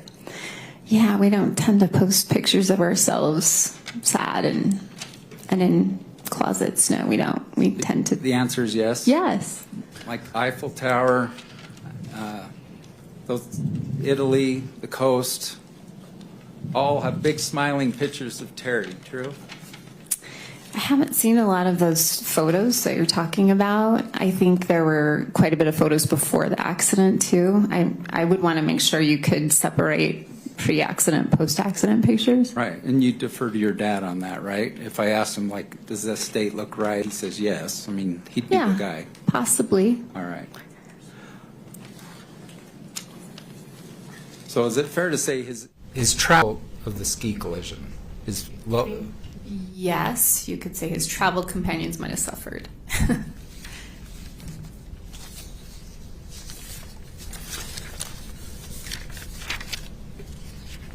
It's definitely getting hostile. It has been hostile before, and it's continuing to be hostile here.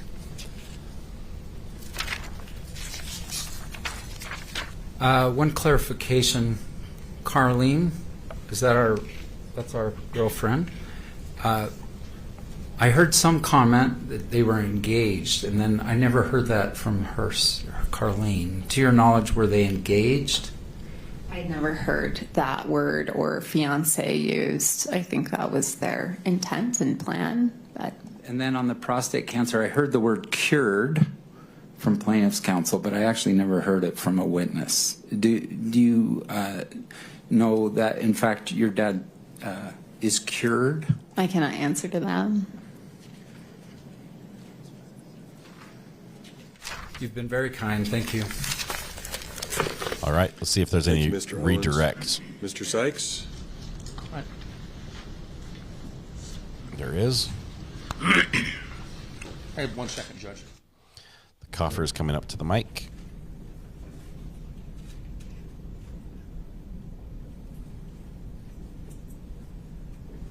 Swapping out the microphone. That's my one complaint is this this courtroom keeps adjusting the audio constantly, and I'm constantly fighting it. Mr. Owens asked you about Sam Goldstein's comment about Terry being obsessed. Do you know why Terry is obsessed with this case? Do you know why? It's the foundation.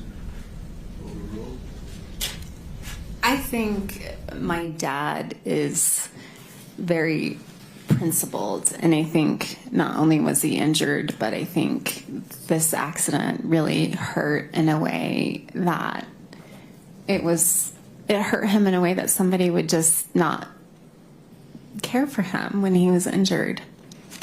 I think that his brain injury, he really does become consumed with things. And I think feeling like righting this wrong for him has really kind of consumed him. And he wanted to make it right. He wanted someone to at least apologize or acknowledge or be held accountable for their decision on that Perfectly day. Imperfect hit live on both. Do you have any screens. experience in mental health? And if so, tell the jury what it is. Yeah, so I managed a mental health and substance use disorder clinic for several years. In the Coeur d'Alene area? Yeah, in St. Mary's actually, for a FQHC there. So worked with people that were struggling mentally or with addiction. I ended up leaving just, during the pandemic. It got so that the demand was much greater than we could fill, and it was really a lot of people in crisis a lot of the time. So I thought I was going to just take a break, work with kids, get upstream a little bit, and feel like create some buoyancy. And I still might go back to working in the mental health field, but for now I like what I'm doing. Now, You and your sister both went to the University of Idaho in Moscow, right? All three of us. Three of us. And so Shay was a senior, you were a freshman? That's right. We were roommates. She was a senior, I was a freshman. That didn't work out so good. She was like, you need to be home by 10. You got homework to do. And I was like, wait, you're not my mom. But we got through it. Yeah. Did Jenny ever come visit you over there? Yeah, she did. And we went home every chance we got to. Okay. It was hard. Our parents were going through the divorce. So myself at 18 and Shay at 21, it really felt like we left our little one behind. So yeah, we went back every chance we got. You were quite close to her, right? Yes. Tell the jury about Jenny's mental health problems. So let me begin by just saying she's one of my favorite people. But yeah, as probably a young adult, she was diagnosed with mental disabilities. She is on disability now. Objection. Just a minute. Sustained. Well, do you know this for a fact about her diagnosis? And how do you know? I could, because I'm her sister and we communicate with each other, and That's hearsay. I know she's on disability now. That's hearsay. My objection was sustained, and we're just pretending it wasn't. That's not what she said. Objection is sustained. The answer is stricken, and the jury should disregard the response. Go ahead, Mr. Sykes. Well, I need to be able to explore this because he did quite a bit. So. Well, you need to produce Jenny, Here unfortunately. for just a minute. The argument that both sides have made right there is that, Your Honor, I need this information because, it's important to my case. I have to be able to allow the hearsay, and I have to be able to not have him object. It's funny. That's the circus element in this case. I think we have good attorneys in other areas, but it seems like in the actual legal battle of admitting evidence and fighting the back and forth, the adversarial system, that might be their weakest point here. They approach the bench. The subject is allowed. The problem is, what we're hearing here is the witness has been asked about Jenny's medical diagnosis regarding mental disabilities. And she's responding saying, I know this because my sister told me this. So she's saying, I know firsthand because my sister told her. That's not firsthand. That's hearsay. The sister told you. That means you're testifying as to something someone else told you. And that's going to be the definition of hearsay. And now there are a bunch of exceptions, of ways they can get around that. I'm not sure if they have one that they're going to apply here. I can't think of one off the top of my head. But unless, say for instance, to get around this, if the witness on the stand says, yes, I've viewed my sister's medical charts, or I was there when the doctor, well, that might be hearsay as well. I don't know. How do we get around hearsay here? She has to know firsthand. But we'll see how the judge rules. He's sustained twice on the objection. Let's see if they can come at it from a different angle and either get the same information. Okay, would you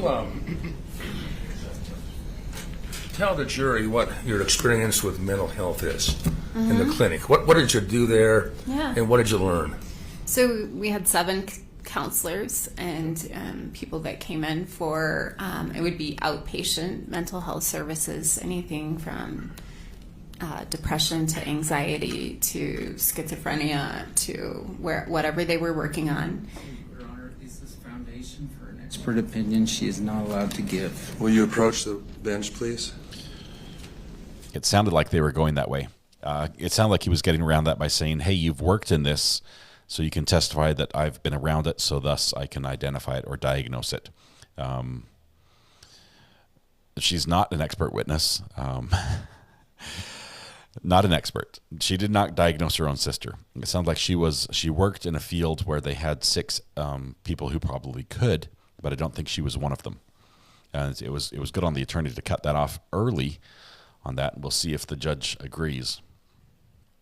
I think he does, from the way that the plaintiff's attorney is shaking his head.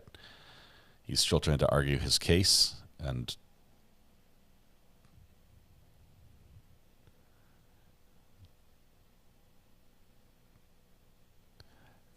I don't think he's going to win. I think the judge is going to stop this angle.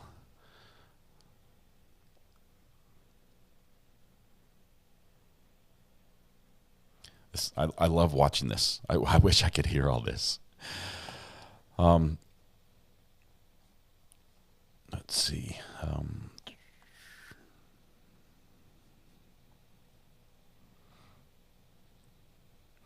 Crafty Ella, good job getting some house cleaning done today. There are a few people who've indicated that they were supposed to do some things and didn't get them done. So good on you. Thank you. Thank you very much. Let's see. Who else has... How was the defense able to get Jenny's mental health in earlier? I think it was objected to, or it was in part of a very... Sustained? Yes. Objection was sustained. And then I just requested an opportunity to put this on the record at some later date. I mean, some later time after the jury's gone. Okay. All right. Tell me the kind of things that Jenny... I just want to take the jury's time with the arguing. Oh, yeah, we understand that. So go ahead, Mr. Sykes. We don't want to hold them up either. Tell me some of the things that you discussed with Jenny on the phone. And when you had meetings with her, what are some of the things you discussed with her? Careful. Are you talking about like just our phone calls and our catching? Yeah, so... particularly with respect to your dad. Oh, yeah, for sure. Mm-hmm. I saw her last month. I went over to Missoula for my birthday, and we took in a film festival, a documentary film festival together. So we got to visit a little bit about this upcoming trial. She was nervous. This sounds like hearsay. Mm-hmm. Sustained as to hearsay? Yes, it is. Not what she said, but just what you observed about her. What I observed, I observed that she wasn't in a great mental place with us. She was... opinion moved to strike. I think... As a sister, not as an expert. Yeah, just a second. I want to hear the objection. She was not in a good mental state. That's an expert opinion. I think she can offer a lay opinion under Rule 701. Thank you, Judge. Go ahead. Offer your lay opinion, please. Yeah, I was worried about her. I could tell that she was stressed out. She confided in me that her counselor had said, You can't talk about what she maybe said. Oh, okay. To you, all right. But you're certainly able to talk about what you observed. Yeah. Her cat Potts wasn't doing really great. She was worried about her cat. She was worried about taking time to get here. And those would be communications. And that's something I can share or no? So something I observed. You can't relay information that you obtained from her verbally. Hearsay is very hard to understand what you saw as a when witness. you were with her, you can talk about that. Right. But not what she told you. Okay. I just really enjoyed my time with her, as I always do. Did she appear to be under a lot of stress? Yeah, she had some, heaviness about her. Over the years, as you've heard her talk about your dad, okay, have her complaints and observations always been accurate in your opinion?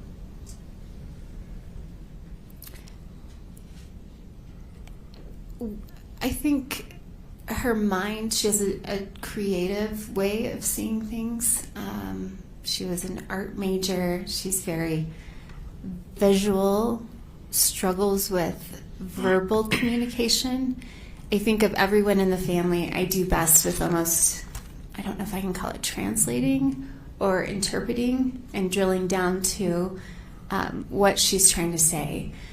There are times, though, when, and I don't want to speak for my other sister, Shay, but I can speak for myself when I've experienced that her understanding of a situation is very different than mine. To strike that. We're getting it out of a lay perspective. I think that is a lay opinion of...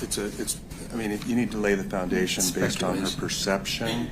Okay. So based on her reasonable perception, then it would qualify as a lay opinion. Yeah. Tell the jury, if you will, excuse me, what you've observed about her perceptions. Lay a foundation for us. Yeah. I mean, Lots of meetings, lots of telephone calls. You The talked sister about that. Jenny yeah, has some different testimony. Yeah, well, we FaceTime quite a bit. Like I said, she's very visual. One of my favorite people to walk with because she'll say things like, "Wow, stop! Look at that! Look at those colors together." You know, she sketches a lot. She has a whole nother way of seeing the world that sometimes is beautiful. That's an expert opinion. Do we have to keep dealing with this? She's laid a foundation for her perceptions. Overruled. Go ahead. Go ahead. It's really cool when you can expand your way of understanding, right? And we're always kind of myopic. Like I see things how I see things, and you see things how you see things. So what I appreciate about Jenny is that she has another way of seeing things. And sometimes that is really difficult. Sometimes with communication, things get twisted or confused, and there's a lot of clarification that has to happen often. I'm glad Jenny's not testifying. She is not here as a mental health expert, and she is not a mental health expert. I think you can bring that out on cross-examination. This is a lay opinion of a sister about a sister, and nothing more. Go ahead, Mr. I'm sorry you were interrupted. See if you can finish what your thought was. Yeah, and I don't want anyone to think that I'm an expert on anything. What I can speak to is the fact that I have had a relationship with her for 41 years. You know, she's kind of my first baby. I was 6 when she was born. So I can just speak to that relationship and growing up with her. You were saying, I think you said she had another way of perceiving things. Is that what you were saying? Yeah, I think she has a unique way of looking at the world. That's not always true? Your Honor? It's not always easy. Yeah. Just a minute. She can't make a credibility statement about her sister's thoughts. Sustained. Let me rephrase that. And also sustained as to vagueness. Okay. When you said another way of, I want to quote you correctly, another way of perceiving or understanding, you said that. I did say that. I think. Now, what did you mean by that is my question. It kind of comes back to Mr. Owens when I spoke with him earlier, and he was saying, so are you telling the truth or is she telling the truth? And I had a hard time answering that because I can speak to my own experience, but I am not in her lived experience with her, who she is, and I have not lived her life and her experience. I know her to be truthful. I've never heard her lie. So if she's communicating that to you, that is her understanding of the experience. Yes, we have had times though when she has saw something that I have not seen, or I would portray it as differently than her. Based on your knowledge of her in the past few years, okay, and your knowledge of her over the years as her sister and one who loves her, are her perceptions always accurate? They're not. Hold on one second, Judge. Okay, so they've gotten around the part they haven't been allowed to really bring in is that the sister has been diagnosed with some type of mental disorder or disability of some sort. Mr. Owens. I wouldn't want to see it. Knowing that, I would not want to see Jenny face this attorney. I understand Jenny to be a perfectly lovely, well-spoken person. Do you? She's lovely. I would not use the words well-spoken. Did you read her 136-page deposition? Am I allowed to? Of course you are. No, I have not read her deposition. Well, I don't know if you are, but I didn't give it to you. I'm just wondering. Does it surprise you that question and answering were perfectly eloquent? The whole thing, for like hours and hours. I object, Your Honor. She has no foundation to answer that question, and that's just a personal opinion. Sustained. Thank you. Does it surprise you that Jenny could talk eloquently for hours and hours? That was the question that was sustained. Sounds like counsel's testifying. Okay. She has a bachelor's degree, right? Whoa, it's hard fought, but we got there. Yes. Yeah. Is the answer? Yes, is the answer. She I mean, it sounds like I'm defending your sister here, and you're not. So let's kind of talk about it. No, because I will. Yeah. It was. Overruled. That's allowed. You said Jenny is truthful. Yes? I've never known her to lie. Intentionally lie, no. So,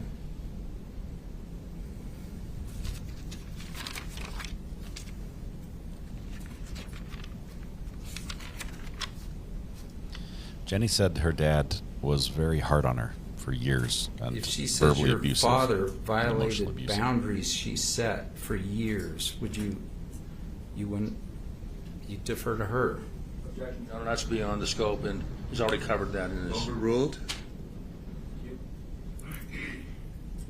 I would say that's something my sister has communicated to me, is that it's something she really practices with my dad, is healthy boundaries. And both the other sisters do too, right? Yeah. Set boundaries, Yeah. and sometimes he violates them.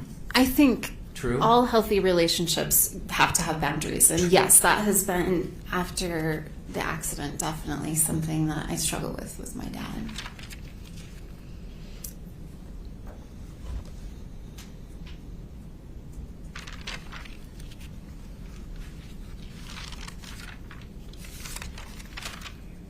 Is she telling the truth when she believes that your dad would exaggerate for money and celebrity? Objection, Your Honor, that's beyond the scope.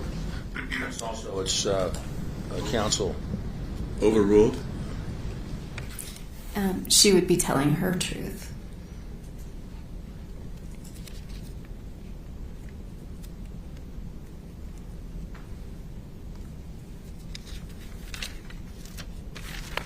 I am winding up here.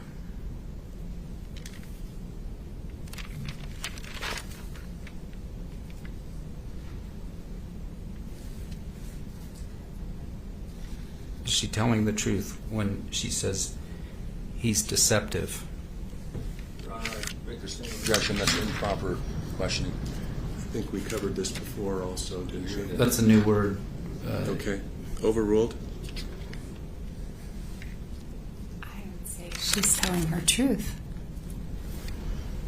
Is she telling her truth when she says, I'm having a problem finding my quote on this. I apologize. Give me 1 second, please.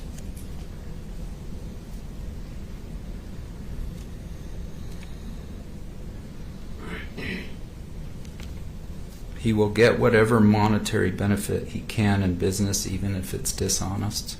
Objection, same, it's been gone through.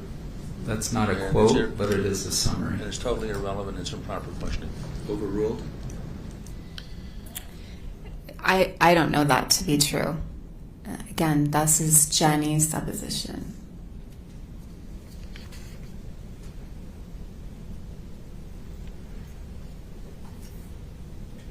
Is she telling the truth when she describes your dad as anal retentive? I'm thinking that word came up with my older sister too, because she brought up that word, and I said, I don't even know what anal retentive means. Jen? What does anal retentive mean?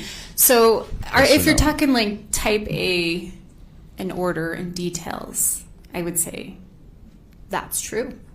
Okay, so let me make sure we rephrase, make sure we're on the same page. Okay. Is she telling the truth when she says he has anal retentive? He's anal retentive. I would not call him anal retentive, no. Okay, but both your sisters did, right? Shay said that too. Do you recall? Shay said that the word anal retentive came up in her deposition, and I said it did not come up in mine. Okay. Yeah, Well, I didn't make it up. came from somewhere. Okay, anal retentive has nothing to do with our bottoms. Is that true? Just to make sure we're talking about the same thing. Yeah. It's got the word anal in it. I know. I don't like saying it. There's another Is that the soundbite. definition? I'll tell you what. I Let's think move it's on. obsessive, sort of. That's how I understand it. But It is. Sustained. She asked me, but I'll be quiet. Yeah, Your let's Honor, move on. the witness asked me the question. Can I answer Those that? are all my questions. Thank you. Oh, my goodness. Mr. Sykes, anything else? Okay. What's up? And would counsel please approach. Okay, the judge is calling sidebars here over and over. This is interesting. Okay, so the reason we're talking about Jenny, the reason this is important is Jenny gave a deposition. She was going to come down to court. She said she would be coming to court, and then she decided not to. The Gwyneth Paltrow's Mr. Owens volunteered to pay for her flight down. The sister here, who's on the witness stand, volunteered to pay for her flight down. She didn't come. She didn't want to go. Interesting, this daughter, Jenny, she was the youngest, has a very different way to describe her dad than the other sisters. They disagree on a lot of things about how he behaved as far as the picture they paint of him pre-accident versus post-accident. That's why the defense wants all this information in. They would love to have Jenny on the stand. I think, honestly, it would be disgusting to watch. If, as we hear from this sister, and she's tried to get in several times and it's been sort of objected to every time, that Jenny has a diagnosis of some sort of mental condition or issue that would make it, she would be a punching bag on that stand with this lawyer, with Mr. Owens. As she describes things differently, she sees the world differently. Being forced to answer in a little way that they do. You're done with your questioning right now. I'm not done yet. But not released. Oh, I thought you were. No. Okay, I'm sorry. Go ahead. Well, redirect. She's not going to be answered released. some of but Mr. is Owens' what we're hearing. last questions. They're going to retain her. That she's telling her truth. Subject to recall. Define that for us, please. What does that mean? I think human beings move through the world and we have our own understanding and experience of things. I think there's a neurodiversity that exists in this world, and there are different ways of understanding and experience. Like I said, I don't know Jenny to be untruthful. I think she sees the world in a curious, different way. But that's not your truth. No, it's not my experience. Those are not my experiences. No further questions. Would she get it wrong that she didn't talk to her dad for 13 years? I believe that is wrong. Outside of the scope. Overruled. Overruled. What? I guess it's right. Can be wrong. Yeah, that sounds wrong to me from my knowledge and understanding. So if you want to clarify, you're saying that after she moved out, she never saw my dad for 13 years? We'll defer to her testimony, but whatever she said. Okay. Thanks. I forgot to ask you one question. 2017, your dad broke up with Robin Dale, right? Okay. Yeah, that's beyond the scope. And she went to overruled. Go ahead and. She went to. He took Jenny to Europe with him, didn't he? That's correct. Did they have a good time? No, it was miserable. I think at some point she sent me footage where the bearing had gone out on my dad's wheelie suitcase, and it was just an hour and a half of him like spinning the wheel trying to figure it out. And when I said, "How are things going?" Couldn't fix that post-accident, huh? No. Owens. Your Honor, I'm going to put this on the record because I think I misspoke. With Jenny, you said that you and your father didn't speak for 13 years after you graduated from high school. We spoke. Your Honor, I object to this. I'm correcting my error because I spoke in error. It says we spoke. It was just distant. So I misspoke. Thank you. Thank you. All right, so you can step down. You're still under subpoena, and so you need to be available for any further for testimony, perhaps later in the case. Okay. Thank you. She was subpoenaed only for today. Well, I guess I'm extending it by order right now then. Okay. Thank you. So she can't leave, even if she wanted to. She now has to stay on standby. Yes, I'm sorry. Thank you. I was just reminded. I'm sorry, Ms. Gresham. You're still under the witness rule, meaning that you can't sit in watch the the courtroom. proceedings, you can't sit in here, and you can't talk to other witnesses about the case. Thank you. Mr. Sykes? Well, confer with more learned counsel. Just a minute. They're going to put their heads together, quite literally. The five of them, I don't know if they're done. Is there anybody else they want to call? Or are they going to turn it over to the other side? I look at this a lot like a chess match, a chess tournament, where each person, depending on who's up speaking, it's counting against their time. So the cross-exam counts Your Honor, against... we're going to call Richard Boehm, medical doctor from Florida, by video because he had a wedding and could not come to the trial. And so, a few minutes to set that up? No, we're ready to go, but I mean, the jury might want a short break. 5 or 7 minutes, something like that, whatever. I think we're okay if, I mean, it's only been it's been less than 30 minutes. Okay, Mr. Bain Thank you. was the one who was not going to be here because of his, now we know it's a wedding. And counsel, for the record, would you spell that witness's name?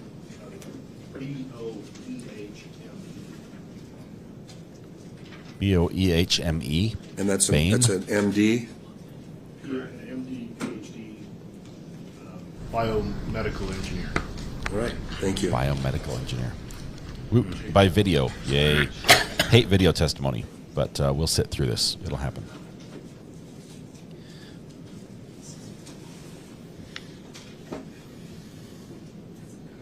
Who pays for her stay? Her?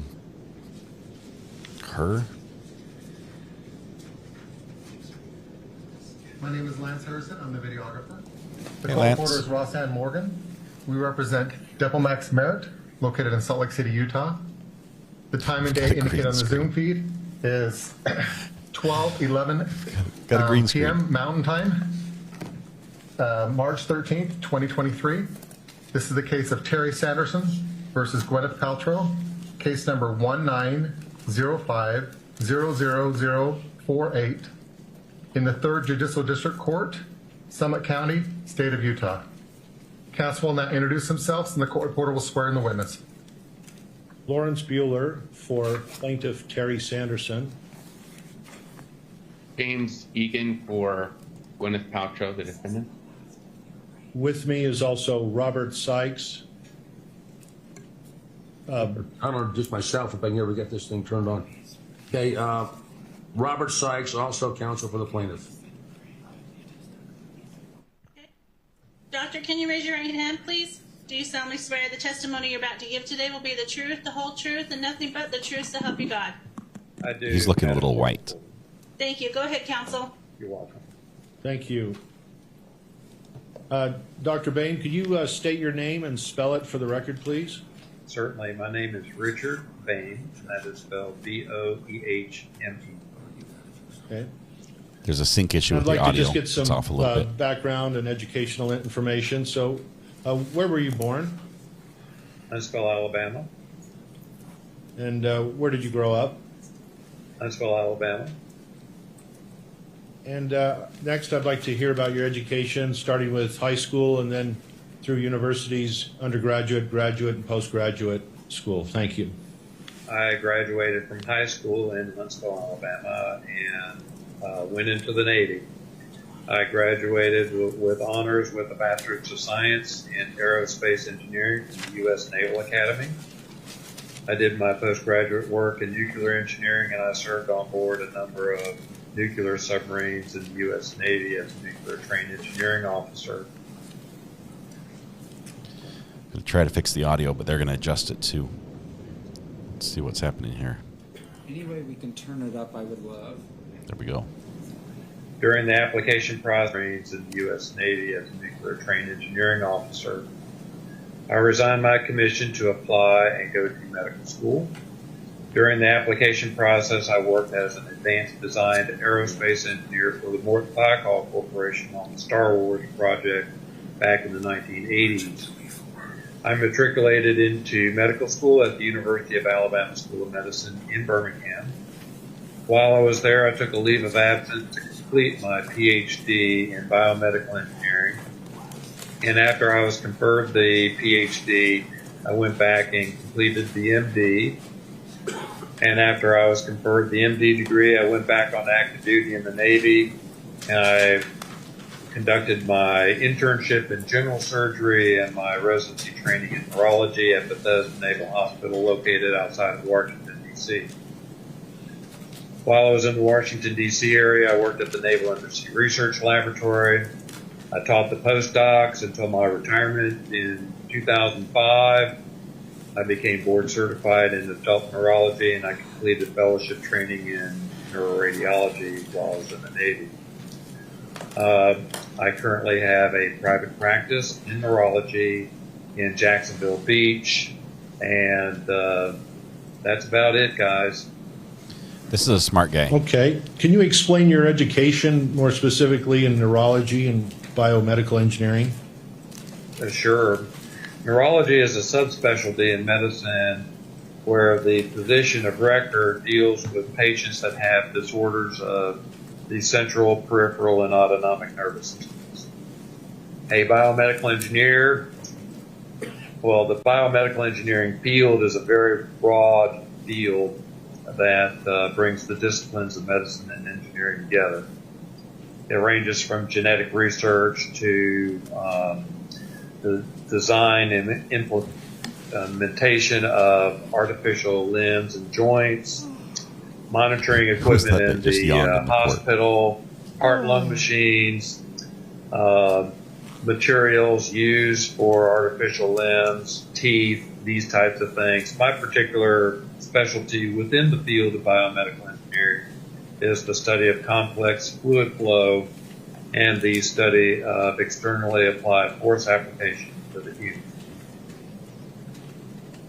That was. I'm sorry, doctor. I just missed that last part. The study of externally applied force application to the human.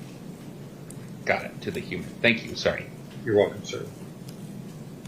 Now I'd like to move on to training. As a neurologist, how many years have you been practicing as a neurologist and training in neurology? Over 30 years. And what about how many years as a biomedical engineer? I would say about the same period of time. I did that work in the Navy starting on or about 1989, so I guess that would qualify as 30 years. Okay. Can you describe your hospital and clinical work?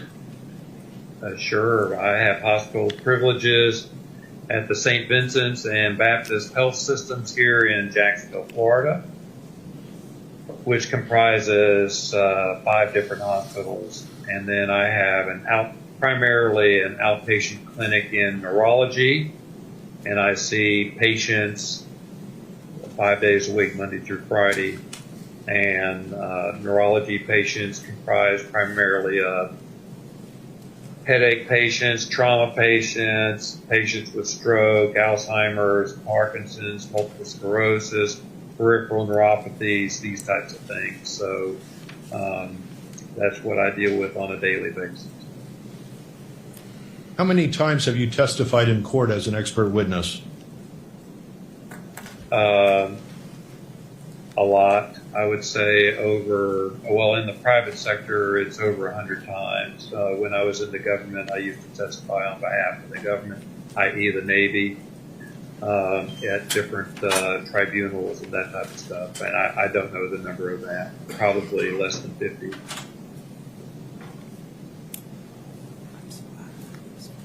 Are you compensated for your time as you prepare for and testify in court? Yes, I am. And what types of cases in the private sector do you testify? Well, I get involved in what we refer to as personal injury cases, i.e. patients that have some type of medical malady as a result of an externally applied force application to some part of their body. I get involved in medical malpractice cases and also in product liability cases. Okay. Does that include head trauma? Yes, it does. And also, to be complete, every so often now that I'm retired from the Navy, I do get a government pay from time to time. I would say maybe once per year. Okay. I'd like to move to your professional specialties and interests. Other than what you've described, are there any other things like patients or brain injuries in general or concussion victims that you have specialties or interests in? Well, I see patients that have closed head trauma, that have concussion symptoms ongoing, if you will. So I hope that answered your question. And that is how it's done by a neurologist, correct? Well, yes. I mean, some neurologists elect to specialize their clinic in certain disorders, if you will, but I don't. I'm more of a general neurologist, so in addition to the trauma patients, I see the other patients that I've already described. Okay. What about your professional specialties in biomedical engineering? Anything else that you can tell us? Well, I did that work in the Navy, and then when I came into the private sector, I got involved in the three types of cases. Well, actually, the two: personal injury and product liability. Medical malpractice deals with just neurology, but product liability cases, i.e., if a particular medical device fails for some reason, then I get called in to assess why it did that, if it in fact did do that, if you will. And then, of course, the personal injury aspect of it. This would be one of those types of cases. Okay. So you mentioned personal injury. That would include closed head brain injury? Yes, and spinal cord injuries, these types of things. Anything that involves the nervous system, and keep in mind that we have nerves that go to all parts of our body. What is a closed head brain injury? Well, closed head injury just means that the externally applied force to the head did not open up the head, i.e. you don't have an open skull fracture or anything like that. An example of an open head injury would be like a gunshot wound to the head. That would be an example of that. Elena, I'm on board with this. We need a background for him. Is that the same as a TBI or traumatic brain injury? Well, closed head trauma just describes an externally applied force application to the head. Now, what it does to the brain, if you have any type of dysfunction of brain activity after the force application, we refer to that as a traumatic brain injury. What is an MTBI? M just means mild traumatic brain injury. And what about post-concussive syndrome? Post-concussion syndrome is just a description of a group of symptoms that make up a syndrome. Post-concussion implies that there's been some type of externally applied force application to the head that results in some type of brain dysfunction. And in classic terms, a post-concussion or a concussion is, in fact, a mild traumatic brain injury. However, you need to qualify that whether or not the concussion is permanent or not. Most concussions, most people that have concussive-like symptomatology from a blow to the head, the most common of which is a headache, will resolve quickly over time. And the trauma literature is pretty specific in this description. 95% of people that have a closed head injury that have concussive symptomatology resulting from that will return back to their baseline normal within 1 year, 95% of the time. So that still leaves 5% of those that don't. So you have to qualify whether or not the concussion or the concussive symptomatology is permanent or not. Okay, regarding the group that does not recover within a year, what are the problems that typically persist? Well, keep in mind that your brain is your whole being. So you can have any type of symptom relating to brain function. Keep in mind that the study or the field of neurology was learned stroke by stroke. So to give you some examples, if you lost eyesight as a result of a blow to the head, that would be a brain injury because you lost your eyesight. You can have paralysis. You can have double vision. You can have vertigo or imbalance. You can have hearing loss. You can have disorders of mentation, such as memory loss, intermittent confusion. The most common symptom after a blow to the head would be a headache. So people will describe different types of headache syndromes as a result of blow to the head. They hung a green screen for changing the background, and they didn't change the background. Okay. In your career, about how many adults of Terry's age have you treated or evaluated for brain injury? Terry was 69 at the time. Well, I don't keep track of that data. It's been quite a few, I would imagine, over time. Our neurology group was the group that provided neurological services to our professional football team, the Jacksonville Jaguars, for a couple of years. So in the younger population, we saw it all the time, but in that particular age group, it's going to be less common because the prevalence of closed head injury in elderly individuals is less, with the exception of patients that have Parkinson's disease. People with Parkinson's disease lose their ability to control their center of gravity, so they have a tendency to fall. And also they have a tendency of not being able to protect themselves when they fall, i.e. put their hands in front of their face. So we see a disproportionate amount of patients that have Parkinson's disease that end up falling, striking their head on the ground, and then having any varying degree of brain injury as it relates to that fall. We've asked you to review the case of Plaintiff Terry Sanderson. I'd like you to explain what you have reviewed and relied on in this case. For example, did you meet with Mr. Sanderson? Yes, I had the pleasure of meeting Mr. Sanderson in my office on April 28th, 2021. And what was the primary reason you asked to see Mr. Sanderson? Well, whenever I get involved in these types of matters, I insist on seeing the patient for two reasons.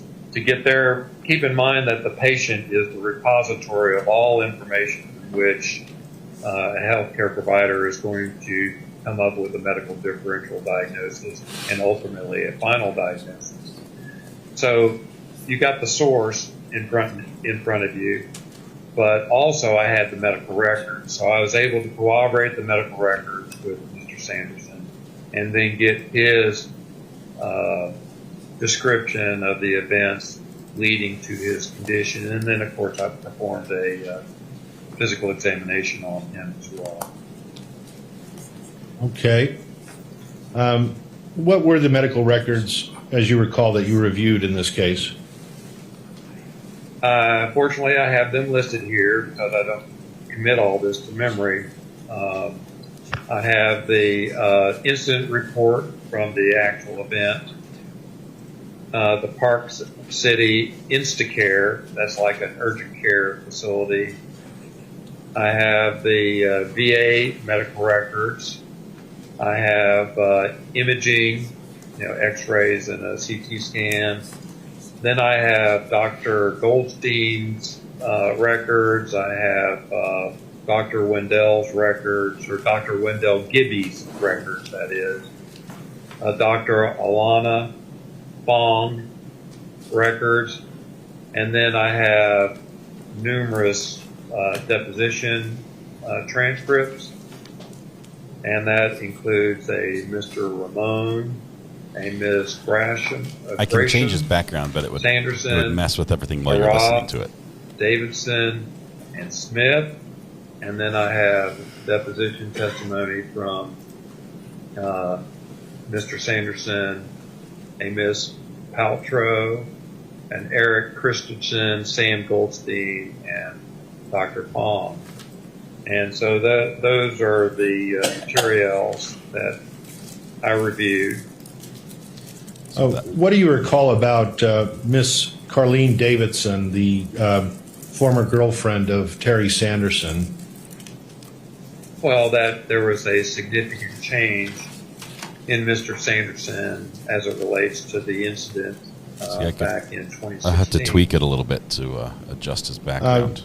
Some of these depositions or these witnesses, we call them before and after witnesses. Is that your understanding? Anyway. Yes, it is.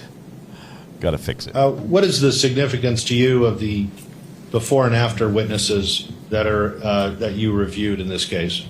Well, there is a type of patient that we see commonly in our practice that may not give us a consistent or inconsistent history and may not have insight into their own problems. And I'm referring to patients that have like dementia, these types of things. And so the healthcare provider has to rely upon witness history from close observers, like a family member, the spouse, a coworker, to get the history.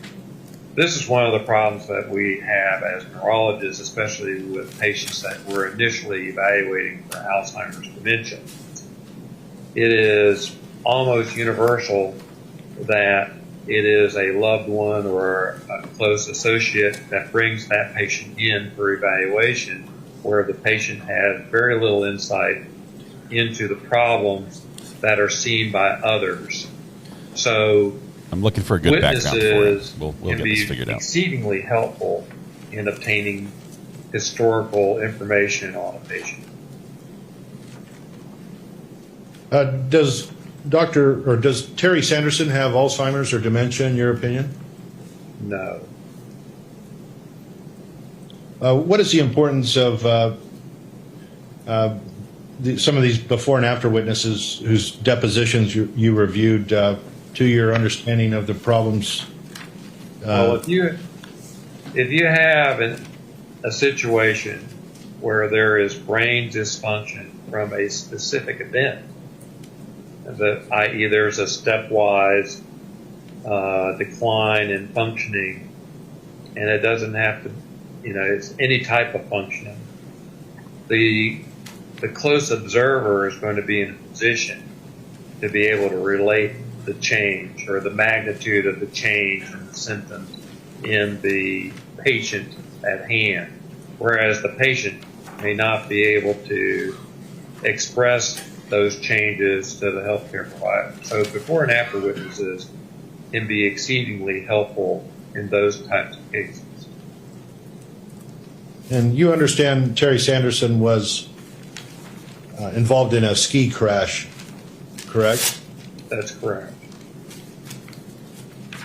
So do you recall reviewing records by and the deposition of Whitney Smith, a ski patroller at Deer Valley? Yes, I do. Okay. We'll get to that later. I'd just like to go through the list of things that you reviewed. Sure.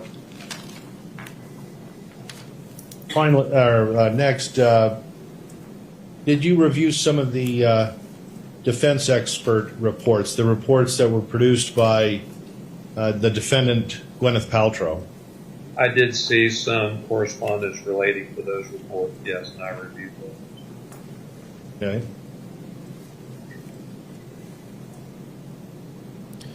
Now I'm going to share my screen. I'll do that. That'd be awesome. and show you the it's Plaintiff's Trial Exhibit 1. I'm trying to Just find a give good me a background second. for him. Sorry. Oh, I've got the moon. This will be good. It could be up in space or something. And this is the Deer Valley Resort Company Incident Report Form. Do you see that at the top? Yes, I do. And it's dated February 26, 2016. You see that too. Yes, I do. Do you also see that it indicates the incident or the time was 12 o'clock? I assume noon because... Yes, it's noon. I'm not familiar with night skiing. There is night skiing, but not at Deer Valley, I don't believe, and not that late. And it involves Terry Sanderson. And I'm just going to highlight a few things. Well, it's not letting me highlight. Let's see if I can highlight it here. Oops. This is going to be his background. There it is. Now it is. It's going to be his background. Do you see that blue highlight? Yes, I do. It says it's under insured's description of the incident, correct? Yes. What does it say? I think it says injured. Was hit from behind. Okay, I'm going to go to page 2 of Exhibit 1. Can't read any of this. And do you see under, next to the question, what did you do? I'm going to try to highlight it, but can you read that for the record, please? Certainly. He was assessed to have a mild disorientation and rib pain on the right side, and then he was transported via toboggan to the screening facility, I would imagine. And then on reassessment, he was still disoriented. Okay. I'm just going to register an objection to the degree that that did not read into the record exactly what is written in that answer. Okay. Your suggestions for backgrounds are hilarious. Yeah, I cannot keep up with them all. What is the? Why is that? What we just reviewed in this Exhibit 1. Why is it important? Does it confirm head trauma and broken ribs? You believe, for example? Well, the clinical description of rib pain certainly is consistent with fractured ribs on the right side, which was later determined. And the disorientation tells me that he did not have volitional, meaningful interaction with this environment. So there was an element of loss of consciousness involved here. If you write it in blue, you can click on it and go there. You wrote And a hyperlink. what is the significance of loss of consciousness? Well, loss of consciousness is certainly dysfunction of the brain. I mean, obviously, people aren't on a ski slope unconscious unless something happens to them. So this is certainly an aberrancy of brain function. Okay. Just to go through the exhibits at the beginning instead of later, I'm going to go through another exhibit. This will be Plaintiff's Trial Exhibit number 4. And do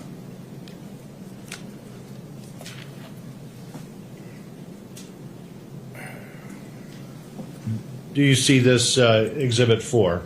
Yes, I do. Okay, if you wouldn't mind looking at that, and in particular the report that I just highlighted in blue. States he lost consciousness and ski patrol responded. Okay. What is the significance of this report, which apparently occurred the same day as the ski crash, to you? What does this mean as an expert? Well, it's just documenting what happened to him. so he had a loss of consciousness. Okay.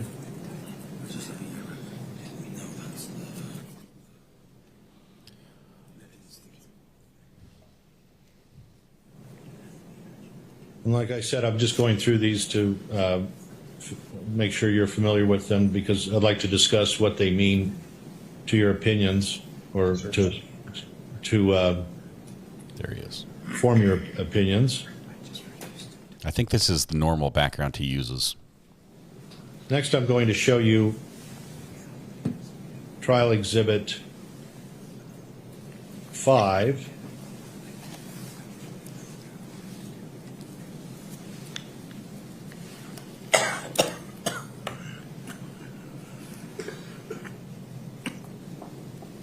Do you see this exhibit? And if you do, please describe it. It's a progress note and from the emergency department, and the visit was February 27th. And then his chief complaint was a ski accident yesterday with positive LOC, which means loss of consciousness, for approximately 5 minutes. He states he has a slight headache today and being more irritable, and he is also complaining of right lateral rib pain that is worse with inspiration, i.e. breathing, and he denies any neck pain. Okay, again, why is this record important to your opinions? Well, it's consistent with what happened with yesterday, and he still has the right, the rib pain. So it's just consistent with the history that was previously given.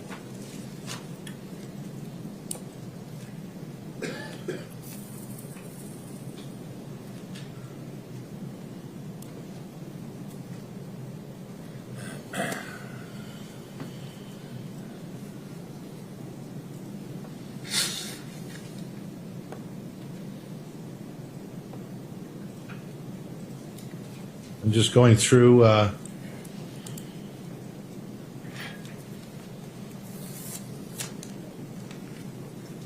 is there anything about this record that you think is important to discuss about your opinions today? Well, it's just the history.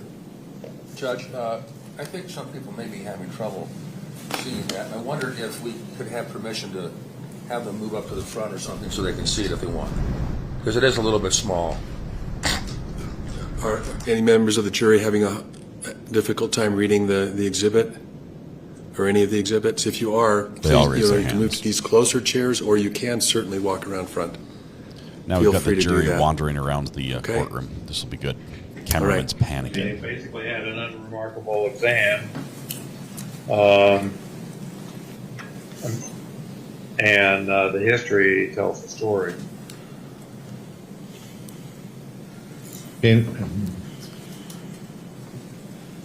Finally, I'm going to show you Exhibit 7, which is the last exhibit we'll show right now. And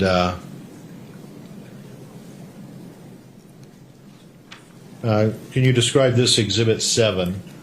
Did it show his It's social a progress note from February 29, 2016. Did it show his social security card number on the last one? Where I've highlighted. Somebody just died. Oh wait, not the. That's too much. Let's see if I can. Clickety, clickety, click, click, click, click. Okay, the part that's highlighted, what is the significance of that? Once again, is the history. Mr. Sanderson did comment on his injuries sustained on the 26th, where he had loss of consciousness after a skier impact, and he has been experiencing foggy feeling along with mood change.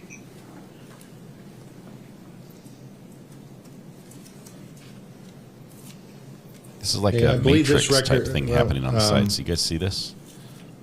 the green character shift. I believe it's a bad cable.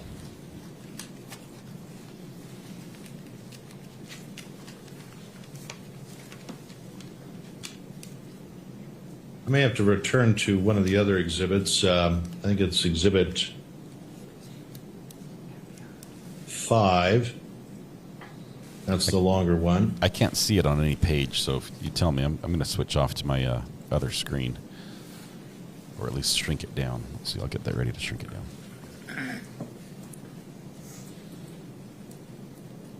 And in particular, I'd like you to look at the page 4 of Exhibit 5. And We're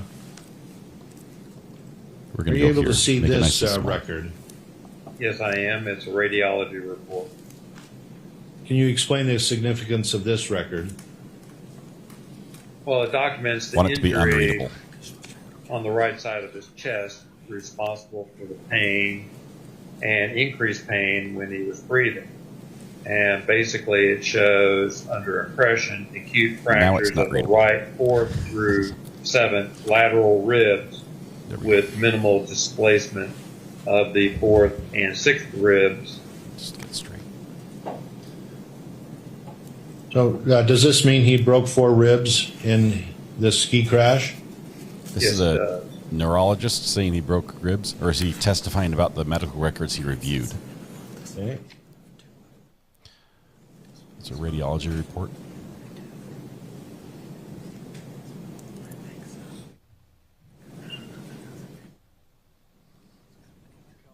A good place to take a last break. Last break. Okay, let's take a short break and then we'll come back for the last session.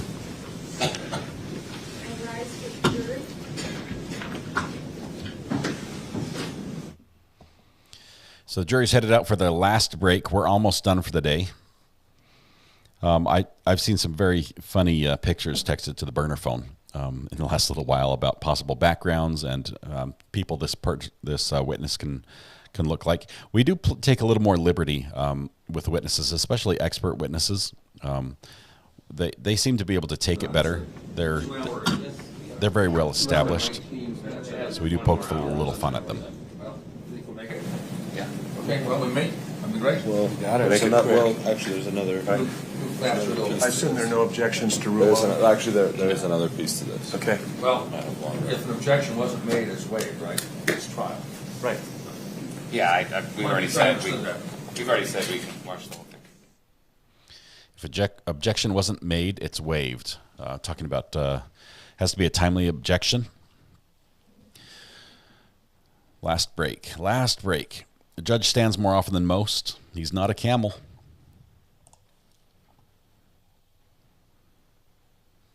It was a little tricky because the actual screen, I wish they had taken it full screen. We could have done a much better job on turning his background into something that looked more natural. I sort of was limited with what they gave me to work with. But they did sort of set it up for a softball pitch with a green screen. How well paid was he? I missed the testimony as far as this expert witness's compensation. Did that come in already, or will that come on across? No break for me today.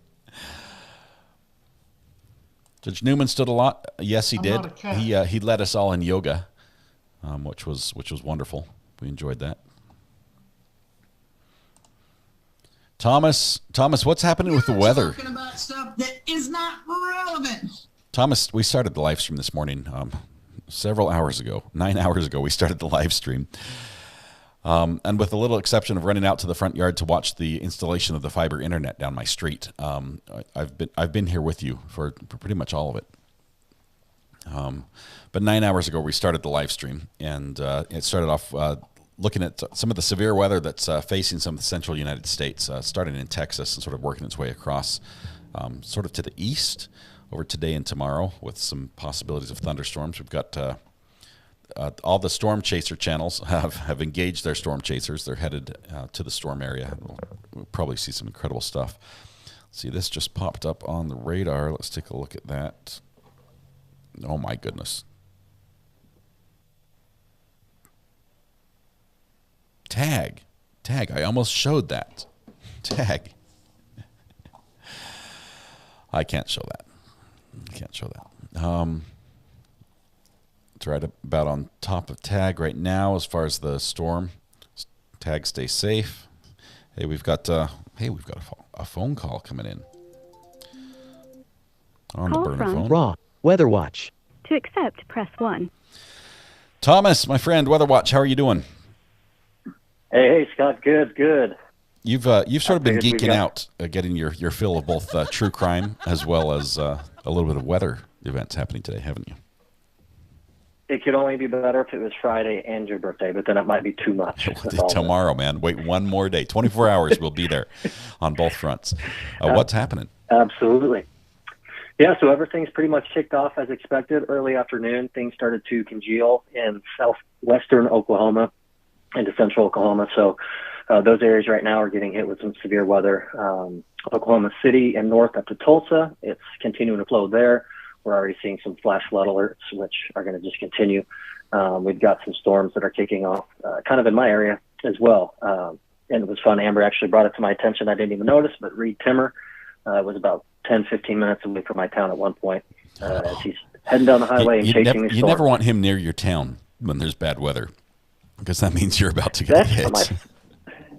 That's what my friends say too, but I think it gets things exciting. So they're all out there. I know a lot of them are headed to central Oklahoma right now.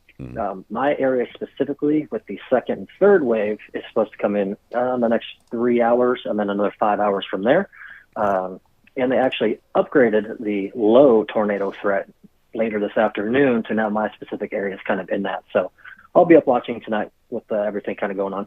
Yep. Get some pictures, get some video, get some screenshots of the radar as it moves through, because I know that's the impressive part, is seeing the colors change in the storm front and the motion and the different levels and the rotation and everything. It's crazy. It's crazy to see all of that. Hope it through all of it all, you guys stay safe down there. Absolutely. I'll have all the software in overdrive for the nighttime hours. Yep. No sleep for you tonight.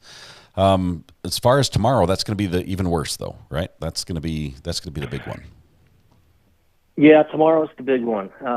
Again, out in the Louisiana, Arkansas area in regard to the tornado threat. The scary part for that, of course, we're going to see the usual threats of, straight line winds, large hail, but the tornado threat tomorrow is much, much larger. And unfortunately, like we've seen it before, that is late evening into the nighttime hours, somewhere between 6 to 9, and then even moving into 10 o'clock, which we don't like. Nocturnal naders are no good. Yeah, and unfortunately, in the world of CG, you think of the movie Twister, and there's a fair amount of CG in that.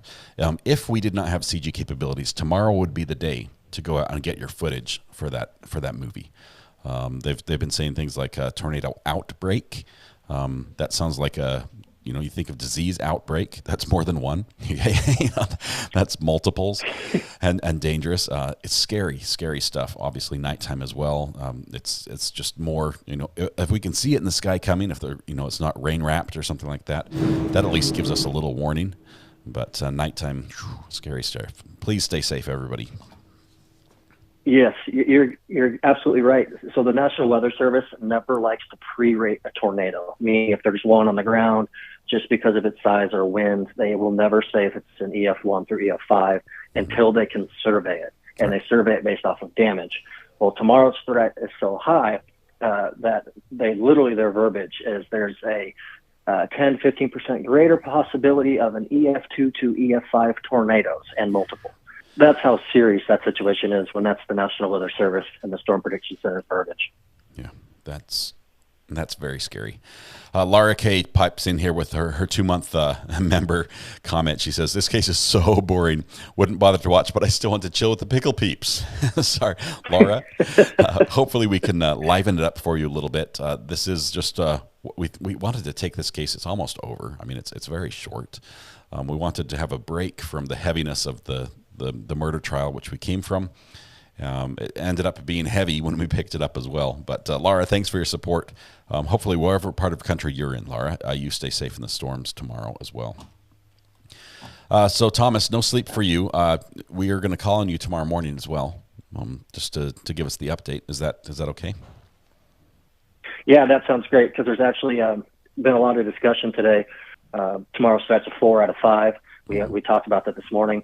There is slight consideration that it might get moved to a 5 out of 5 by the time we get to the morning to mid-morning, which would... That goes from like there's a slight chance to high probability. No, it's like there definitely will be. This is like the equivalent of, we have the signs the end is near type thing. No, it's ended. The show's over. It's here. That is certain doom. That's destruction, pending destruction awaits. Oh man. Yes, it's there's obviously no guarantees in weather, right? The big joke is, meteorologists, best job in the world, they're always wrong, et cetera. But if you could ever put a guarantee for severe weather, a 5 out of 5 would pretty much be it. And that's actually, jokes aside, that's actually a really scary situation if that comes to fruition. And even if it doesn't actually spin up into a twister, you can still have some crazy powerful storms with hail. You can have all sorts of lightning damage. You've got heavy rain, just a threat to anyone who's out driving. There's flood potentials all over the place when that sort of event takes place. High winds, even if it's not tornado. There's so many things that can get you. Just it's now is the time to prepare. Jen says, "Where is this tornado?" Yeah, you're exactly right. So if there's no tornadoes, the straight line winds will be a big issue, and those can take down trees, power lines. They can even take roofs off houses themselves. Again, there's no current tornado right now, and there's no tornado warnings for the storms that are active. But what we're kind of discussing is going to be for tomorrow. I know court's coming back here. So Louisiana, Arkansas, kind of in those areas, and then 4 states cornered. So. Awesome. Thomas, thank you. Judges back. Juries is on their way back into the courtroom with Gwyneth Paltrow.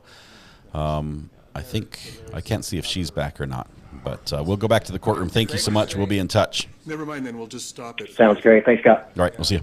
Bye. I wouldn't mind, but I think they would be a little surprised. Yeah, I misspoke earlier because I was just going off this video. I was also. Yeah, I forgot there was a second. They broke it up when we took a break for the last 3-4 weeks.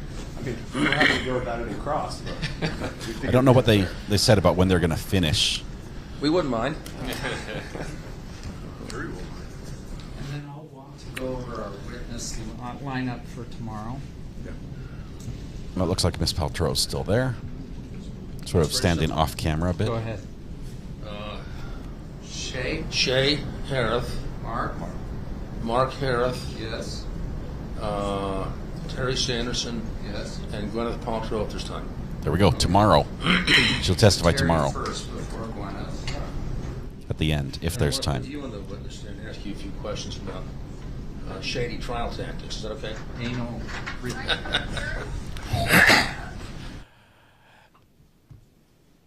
Did you hear him say that? That was just a jab between the attorneys. He's like, I'd like to have you on the witness stand to ask about shady trial tactics. As the jury's coming in, yeah, it's sort of funny, but at the same time, not good. All right, thank you. Thank you, members of the jury. And I know I had the bailiff talk to you about timing, and the lawyers have informed me that we were all wrong about this, and it's going to take a little longer, so we will break at 5 or a few minutes after 5 today. At 5, that means 45 minutes. You may proceed, right? counsel. 45 minutes. You guys can hang in there for 45 minutes. We'll get this done. Okay, I'm going to go back to that Exhibit 5. Oh, Sorry, never mind. I might be good for half an hour of this. You have a dial tone? There's another report. Do you see that? Yes, I do. Another radiology report. Can you tell us what that means to you? It's a radiology report of the CT scan of the brain without contrast. We're zooming out because these reports appear to have the patient's personal information, including social, in there. I'd rather not share What are that the with findings everybody. that you see? Well, the pertinent findings is that there was a prominent ventricular system enlargement with associated atrophy or shrinkage of the brain, if you will. And there was more importantly, there was no evidence of a hemorrhage or a brain bleed on the CT scan, since he was experiencing symptoms consistent with the concussion. So obviously you want to rule out some type of abnormal finding within the brain. You do that in an emergent setting, you do that with a CT scan, which was done here. Patricia, it was broken ribs and concussion. Basically, from a traumatic standpoint, there was no abnormal findings, i.e. like a skull fracture or bleeding within the brain. When you say emergent, that means emergency? Yes, I mean, most emergency rooms are equipped with a CT scan for that reason, to look for fracture and hemorrhage. So if you really need something more than that, like an MRI of a particular anatomical structure, then usually that's scheduled on an outpatient basis.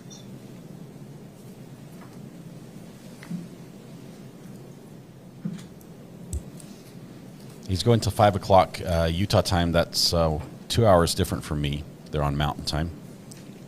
We're at 6 o'clock right here now, which means we'll stop at down 7. Below under impression, number 2. Holy cow, has it been that long? It says, I'll let you read it. Oops. I'm not a I'm going camel. to try to highlight this. Do you see that? Yes, I do. In your own words, can you explain what this means? Well, the prominent ventricular system, discordant with mild volume loss, suggests an anatomical finding of NPH, which stands for normal pressure hydrocephalus. And it says in the appropriate clinical setting. So you have to clinically correlate these findings with the patient. Does this mean, Doc, was this number 2 that you just discussed, is that related to the ski crash injury? No.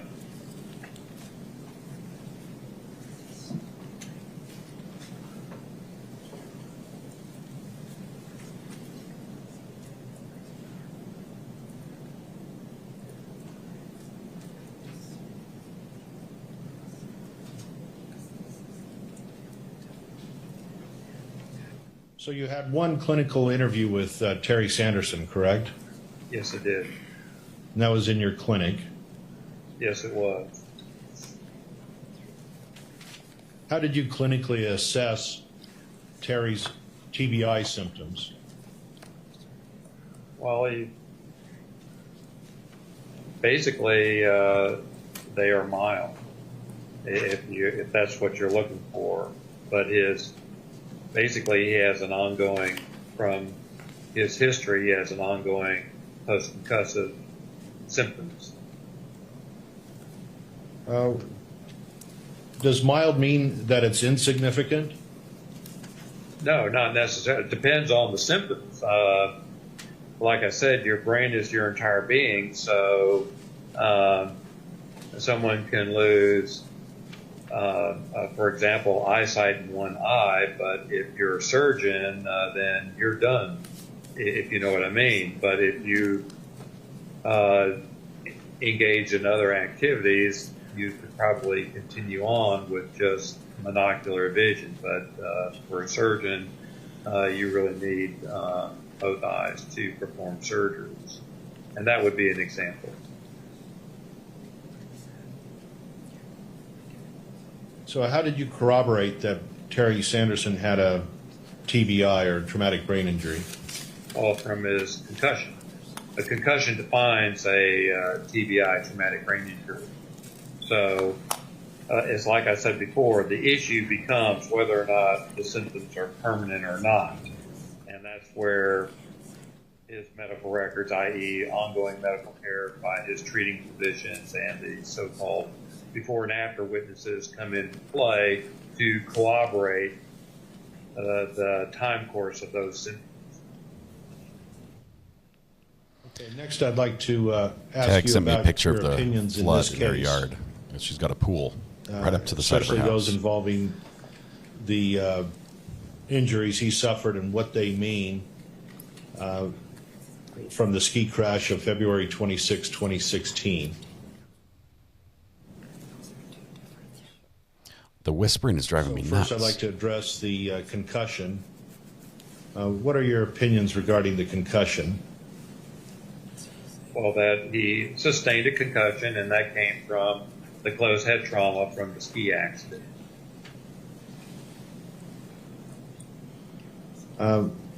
What are your opinions as to the cause of the TBI? Well, basically his head struck the ground, and that would be the force application that would result in the closed head injury, resulting in the TBI. So it was a faulty helmet?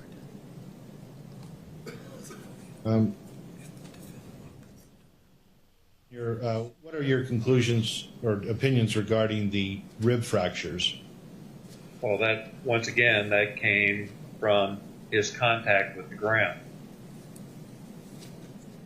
From the ski accident, that is. Okay. I have to share this. Nicole, can I share this? Well, based upon your biomedical engineering and the physics, tell us what this can indicate regarding the cause of his fall to the ground. Well, the falling to the ground resulted from his center of gravity being shifted outside of his torso. So he had to, it drew him to the ground. And so the question becomes, what caused that shift in his center of gravity, causing him to fall to the ground? And that was, since he fell to the right side, that was an impact from, or an externally applied force application from his left side. And that's what caused it.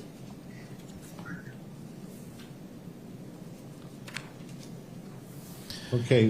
Yes. This is from Nicole. Now, does this People are indicate playing with that the, Terry the Sanderson video was hit here. from behind? Well, yes, it does. I mean, if you got a witness saying that he was struck from behind, but awesome. Suffice it to say, the force application came from behind and from the left side, causing him to go over onto his right side. And that's where that impact did not result, that first impact did not result in rib fractures or concussion. It was his contact with the ground that resulted in the injuries that we see in the medical records. Okay. Can you explain how your understanding of force application show this? Well, the biggest thing is that when you fall to the ground and you have evidence of rib fractures on the lateral side of your torso, then obviously there was a force application directly to the ribs in that location. And so when you fall to your right side, your elbow or your arm gets in the way between your chest wall and the ground. And so the hard object would be you, i.e. your arm and elbow, making contact with the ribs, resulting in the rib fracture. And then very, very shortly after that, then you strike your head against the ground as well.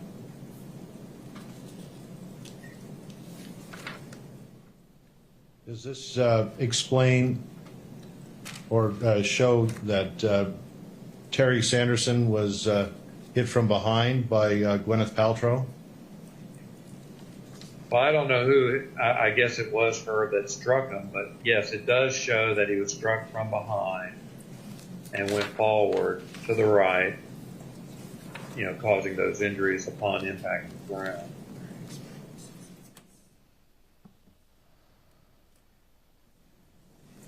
Well, can you walk us through the engineering and physics, unless you've already explained it?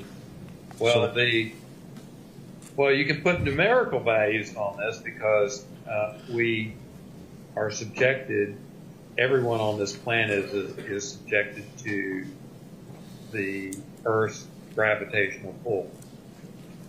We refer to that as gravity, and that is 1G.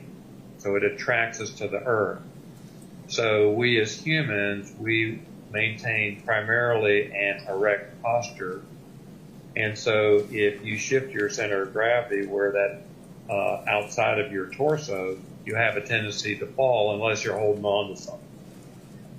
So you will fall to the ground, okay? And so you can calculate the time it takes to fall to the ground for different body parts that, you know, depending on his height.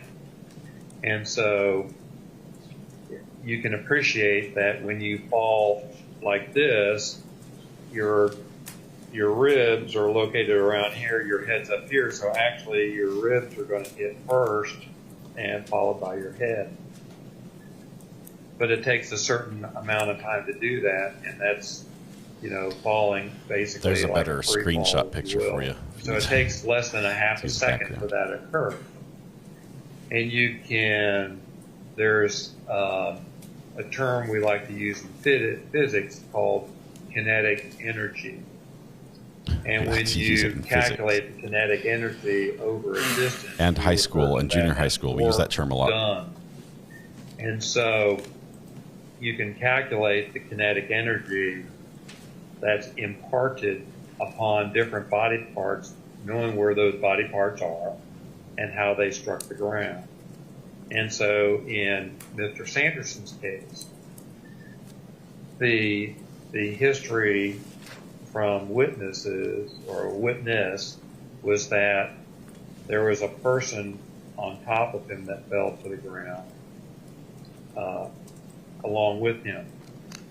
That would impact the force application to his ribs, but not to his head, okay, because the person wasn't sitting on his head as he fell to the ground.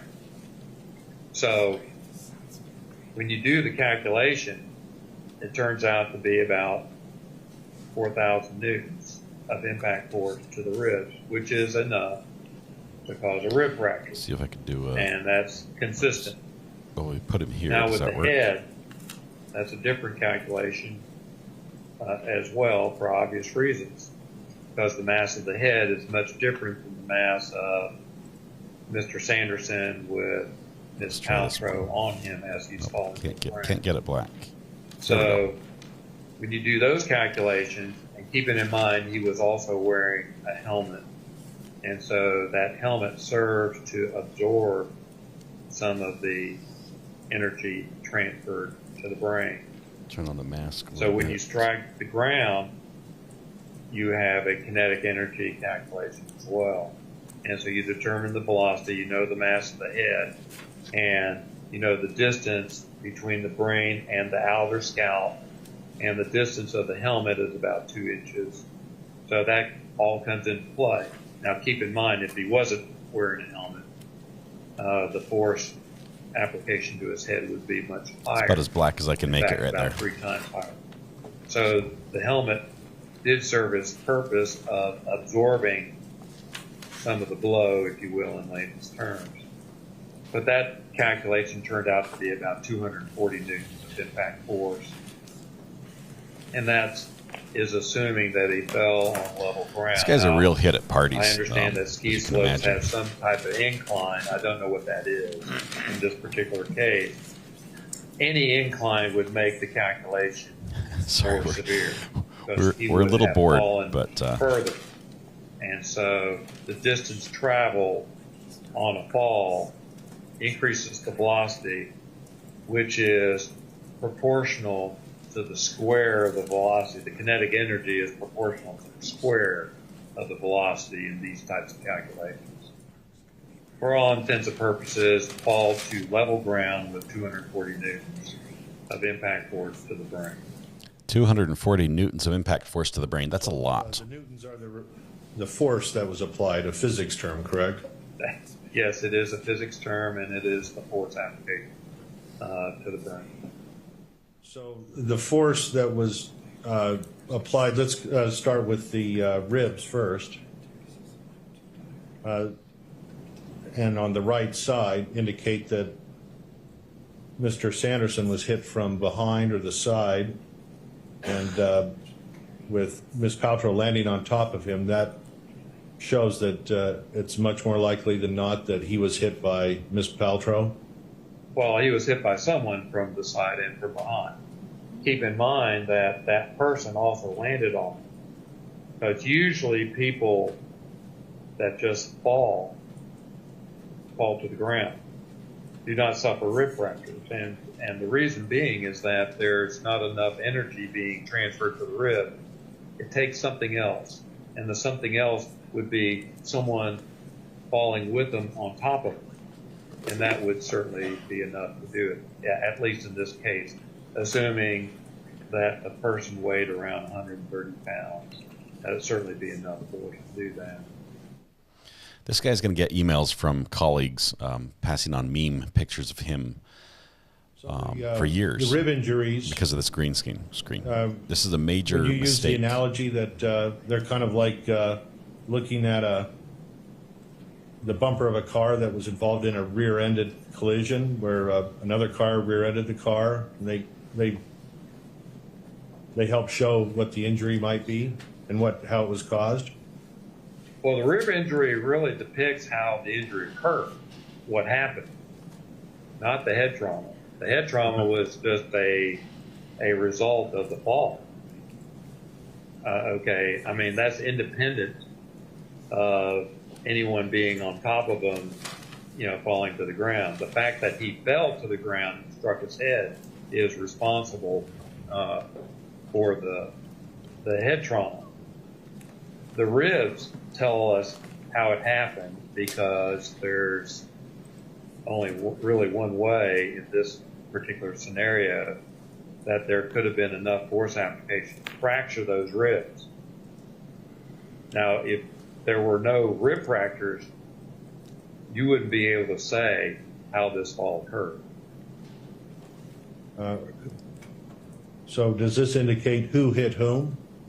Well, yes. If you had a choice between Mr. Sanderson hitting Ms. Paltrow or Ms. Paltrow hitting Mr. Sanderson, you would have to pick Ms. Paltrow hitting Mr. Sanderson from behind and falling on top of him to account for the rib fracture. I'm sorry, say that again? If you were to compare two scenarios, Mr. Sanderson striking Ms. Paltrow or Ms. Paltrow striking Mr. Sanderson and falling to the ground, there's only one scenario that would account for enough force application to fracture those ribs, and that would be Ms. Paltrow striking Mr. Sanderson from behind and then falling on top of him down towards the right side onto the right side of his torso. So you did consider the possibility that Terry could have hit Ms. Paltrow? Well, yes, I considered a number of different scenarios. Not only that, but the possibility of a rotational effect both ways.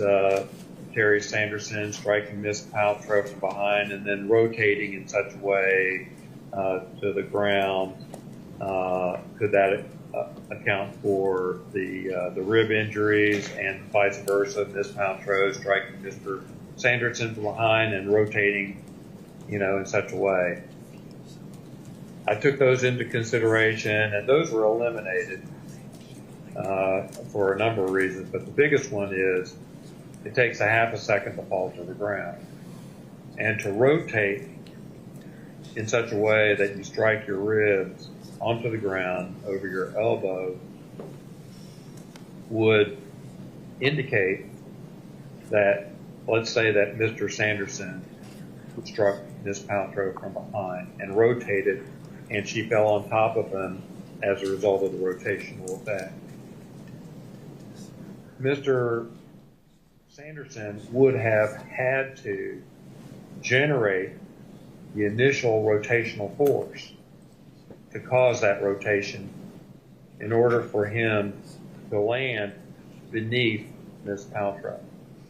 Okay, and then in so doing, he would have landed on his back. Now keep in mind that if you're going to rotate 180 degrees in less than half a second, that's basically a rotational rate of between 360 and 400 degrees per second. Now, having dealt with athletes all my life, I've dealt with swimmers or divers. Divers have a difficult time even generating that type of rotational rate when they do their complex dives. So Mr. Sanderson certainly divers are would not be able to generate that rotational component and land underneath Ms. Paltrow. Then vice versa, if Ms. Paltrow struck Mr. Sanderson from behind and rotated around, then that would have been at an even more increased rotational rate for Mr. Sanderson to be underneath Ms. Paltrow for those ribs to fracture. And then again, more likely than not, he would have landed on his back and not his side. And then the last consideration is they both had their skis on. To be able to do that type of rotation, you would expect skis to come off, and they didn't. So that was skis didn't come the off. Analysis I did with regards to rotational effects. Keep in mind that it's a very, very short period of time between contact and striking the ground. The skis didn't come off. So you're saying it's nearly impossible that Terry Sanderson hit Miss Paltrow to cause this ski crash? Well, yes. I mean, I went through all of those scenarios. Unless there is some other descriptor that I am not aware of and did not take into consideration, the only possible way would have been Ms. Paltrow striking Mr. Sanderson from behind. That's strong testimony in support of her being at fault, which is really the key deciding factor in how the jury decides. So if the jury is still awake and heard you're that. You're saying this hit from behind is about the only way his ribs could have broken the way they did? Yes. They said soft snow that day. From it was, a physics still standpoint, graded though, right? Terry's injuries it was groomed. Would not have occurred if he had hit Miss Paltrow and skied between her skis, for example. The mere fact of him just striking her, that's not enough energy being transferred to the ribs to result in the rib fracture. And neither is Ms. Paltrow striking Terry from behind. That contact in of itself is not going to result in rib fracture. It's the actual landing on the ground that resulted in the rib fracture. The skis did not disengage. Okay, so it's landed on the ground. How can they generate enough newtons of force when she hits him, but not when he hits her? This does not make sense to me. So the ribs and the way they were fractured are a clear sign that Terry Sanderson was hit from behind. Yes, I mean, that's what my analysis points to. And like I said before, I analyzed different scenarios and took that into consideration as well. Including the theory of the rotation? Yes, I did that as well. And there is just no way it could have happened in any other scenario, if you will, other than being struck from behind on the left side, driving your center of gravity to the right, resulting in the fall to the ground to the right side. Danny, thank you. You're officially the first person to wish me a happy birthday on my birthday. We've been going almost an hour. Appreciate that. Or about an hour. Why don't we take a short break and continue after the break? Thank you. Don't get your hopes up. It goes on record. We're not. The time is 1:10. We're not going to actually get the break. We're back. Back on record. The time is 1:28. That was just a tease. Danny, sure appreciate you. Love your support. Dr. Boehm, stay safe over there. Why don't you tell the jury Thanks for about checking in. the You're up late. concussion that Terry suffered in this ski crash? As a practicing neurologist, what are the typical symptoms of a concussion? Well, the most common one is headache. And then you can have any number of other symptoms to include disorientation, confusion, not interacting correctly, some irritation, that kind of stuff. And now, obviously, if you have more severe injuries, you can actually have like paralysis, loss of vision, these types of things. But suffice it to say, the most common is a headache, and followed by a number of other things that may or may not accompany the headache. Debbie, it is tomorrow. Danny's just in Greece, and what it's you've midnight read and what there. you've seen in your exam, did Terry have some of these symptoms? Yes, he did, and he reported those to me, which were consistent with medical records, and so I had no reason to refute that, but I would certainly defer all those findings to his treaters.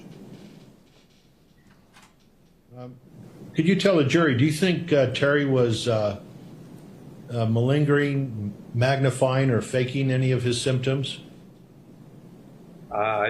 He didn't appear that way to me, no. We're either going to have Tag's tater casserole or we're going to have hamburger stroganoff. I haven't decided yet. Returning to the concussion, I've got a model here of the brain, and you can see that. Can you tell the jury how a concussion occurs, such as the one Terry suffered in this crash? Well, a concussion results from the application or a blow to the head in layman's terms, basically an externally applied force application that gets transferred to the brain. You can appreciate that, excuse me for just 1 second. We see Dr. Evil's chair now. Chair reveal. Please be the cat. If it's the cat, please, please, please. Oh, I have one of these so too. Close. Okay. You can I have a brain appreciate too. that the brain lies within the skull table. This is the skull, and that's the hardest bone that we have. Is he going to just squeeze it? But the brain is not hard like bone. It's like a gelatinous, if you were able to ever to hold one, it's like a Jell-O with stuff, carrot sticks or whatever in there. It's a unique consistency, if you will. And I'm talking about a live brain because as part of my residency, we did do brain surgery. You were holding live brains? The brain is very, what we call friable, soft, and so it moves. Okay, it's a fluid. And so if your head moves or your skull moves, the brain will move into the opposite direction and then have a tendency to rebound back to the other side. And that's based on Newton's first and third law as well. The first law being an object will remain at rest or in constant motion unless acted upon by an externally applied force. And then the third law is for every force application, there's an equal and opposite force application.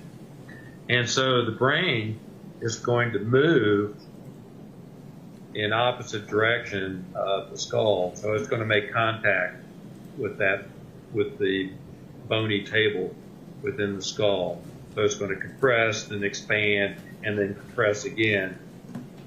So the French refer to that as a coup, contre coup type of situation. So you can actually get injury from that. And so if you fall face forward, down, the brain is going to compress downwards and then rebound backwards. So you can see that the front part of the brain, and you can appreciate that underneath here, you got all these complex bone structures. So the bottom part of the brain is going to be exposed to that sudden change in direction as well. So you can have symptoms, any number of symptoms from that. 6:46. So we have 14 minutes left. They're going to break. Issues, you can have executive dysfunctioning, motivational issues, you can have behavioral issues, and then the subcortical or the underneath side of the brain, you can have memory issues, that kind of stuff. So, and then you can appreciate that all parts of the brain are kind of interconnected, okay? So you can have issues from those interconnecting fibers being affected as well. So that's what the externally applied force application does to the skull that is transferred to the brain. Can we be done yet? Okay. So this these forces that the brain is coup contre coup or sloshing around in the skull, that's my term. Did something like that happen to Terry? Well, yes. I mean, whenever you have a force application, the possibility, certainly you have the coup, which is the direct hit, and then you can have rebounding as well. And you don't know whether you get injury from one or the other. It's generally thought that the contre coup injury tends to be more severe in most individuals, but that's not always the case. But suffice to say, if you have 240 newtons of impact force to the brain, that's certainly enough to cause some dysfunction of the brain. Now, does it guarantee dysfunction? No. No. You can't, and what I'm saying here is, just because you're exposed to an externally applied force to the head of 240 newtons doesn't guarantee brain injury. You have to clinically correlate that with the patient's medical records and the patient himself.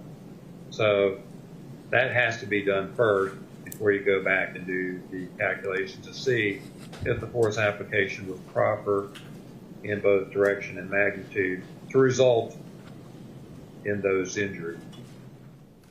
So when you say clinically correlated, does that how does that affect your opinions? Well, I will tell you this, you don't have any opinions if you don't have clinical correlation. You see what I'm saying?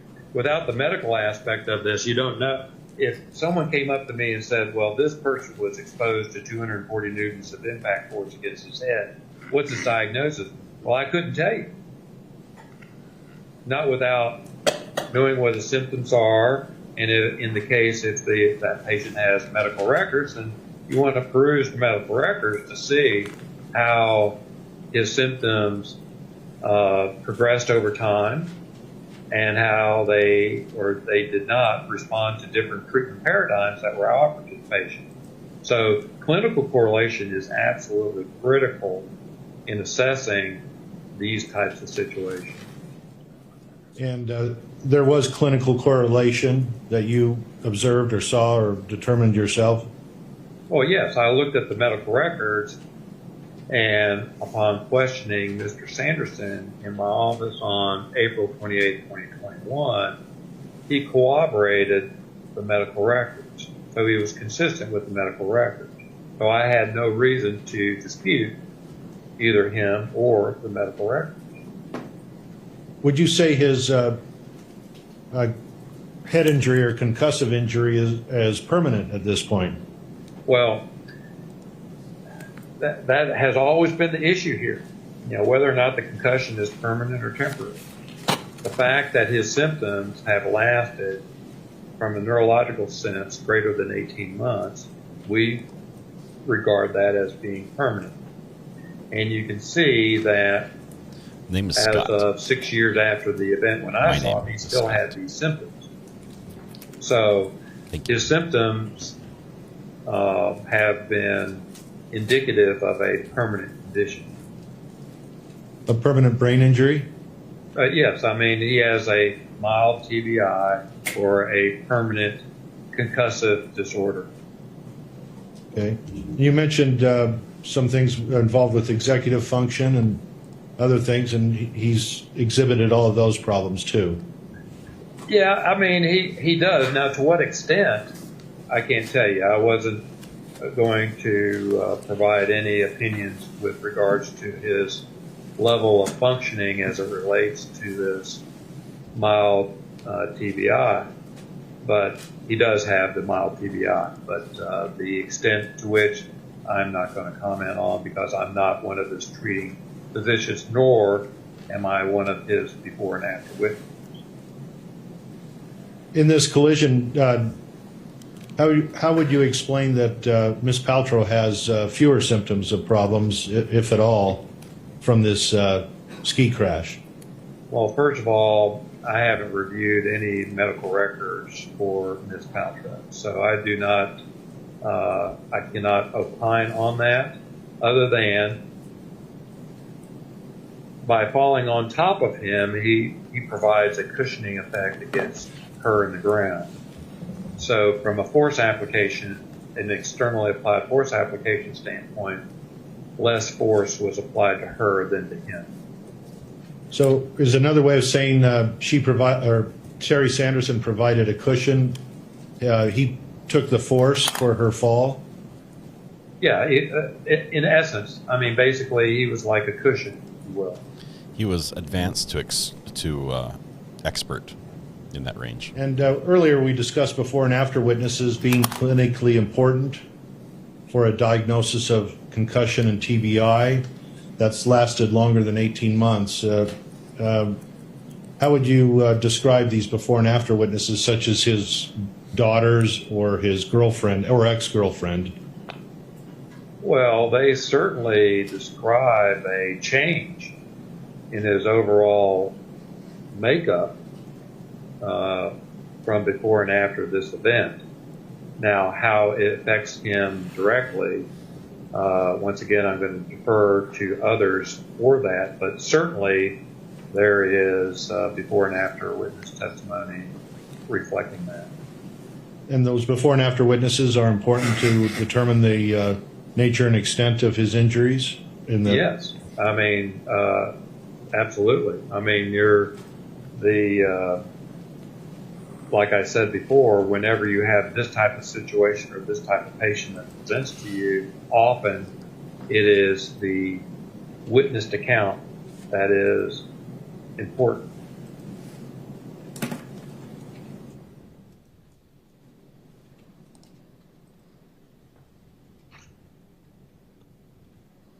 think they're about ready for cross on this one, which we probably will stop because we've got 6 minutes before the end of Terry's pre-existing medical condition. Please. It's been brought up in that one exhibit with the x-rays or radiology that was reported shortly after the crash, within a few days, that he had NPA and enlarged ventricles. You recall that, correct? Yes, NPH. Or, sorry, NPH. I wrote it wrong. My spelling was incorrect. NPH. What is the significance of NPH being a condition he had prior to the crash, and how it affects your opinions today? If you could explain that to the jury.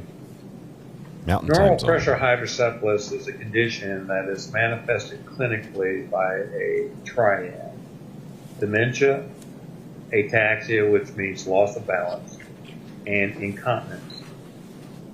And it develops slowly over time.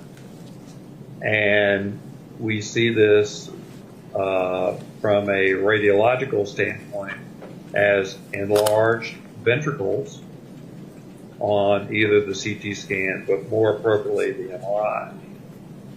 And so when you see this in that clinical setting, then you want to do one of two things, or preferably both.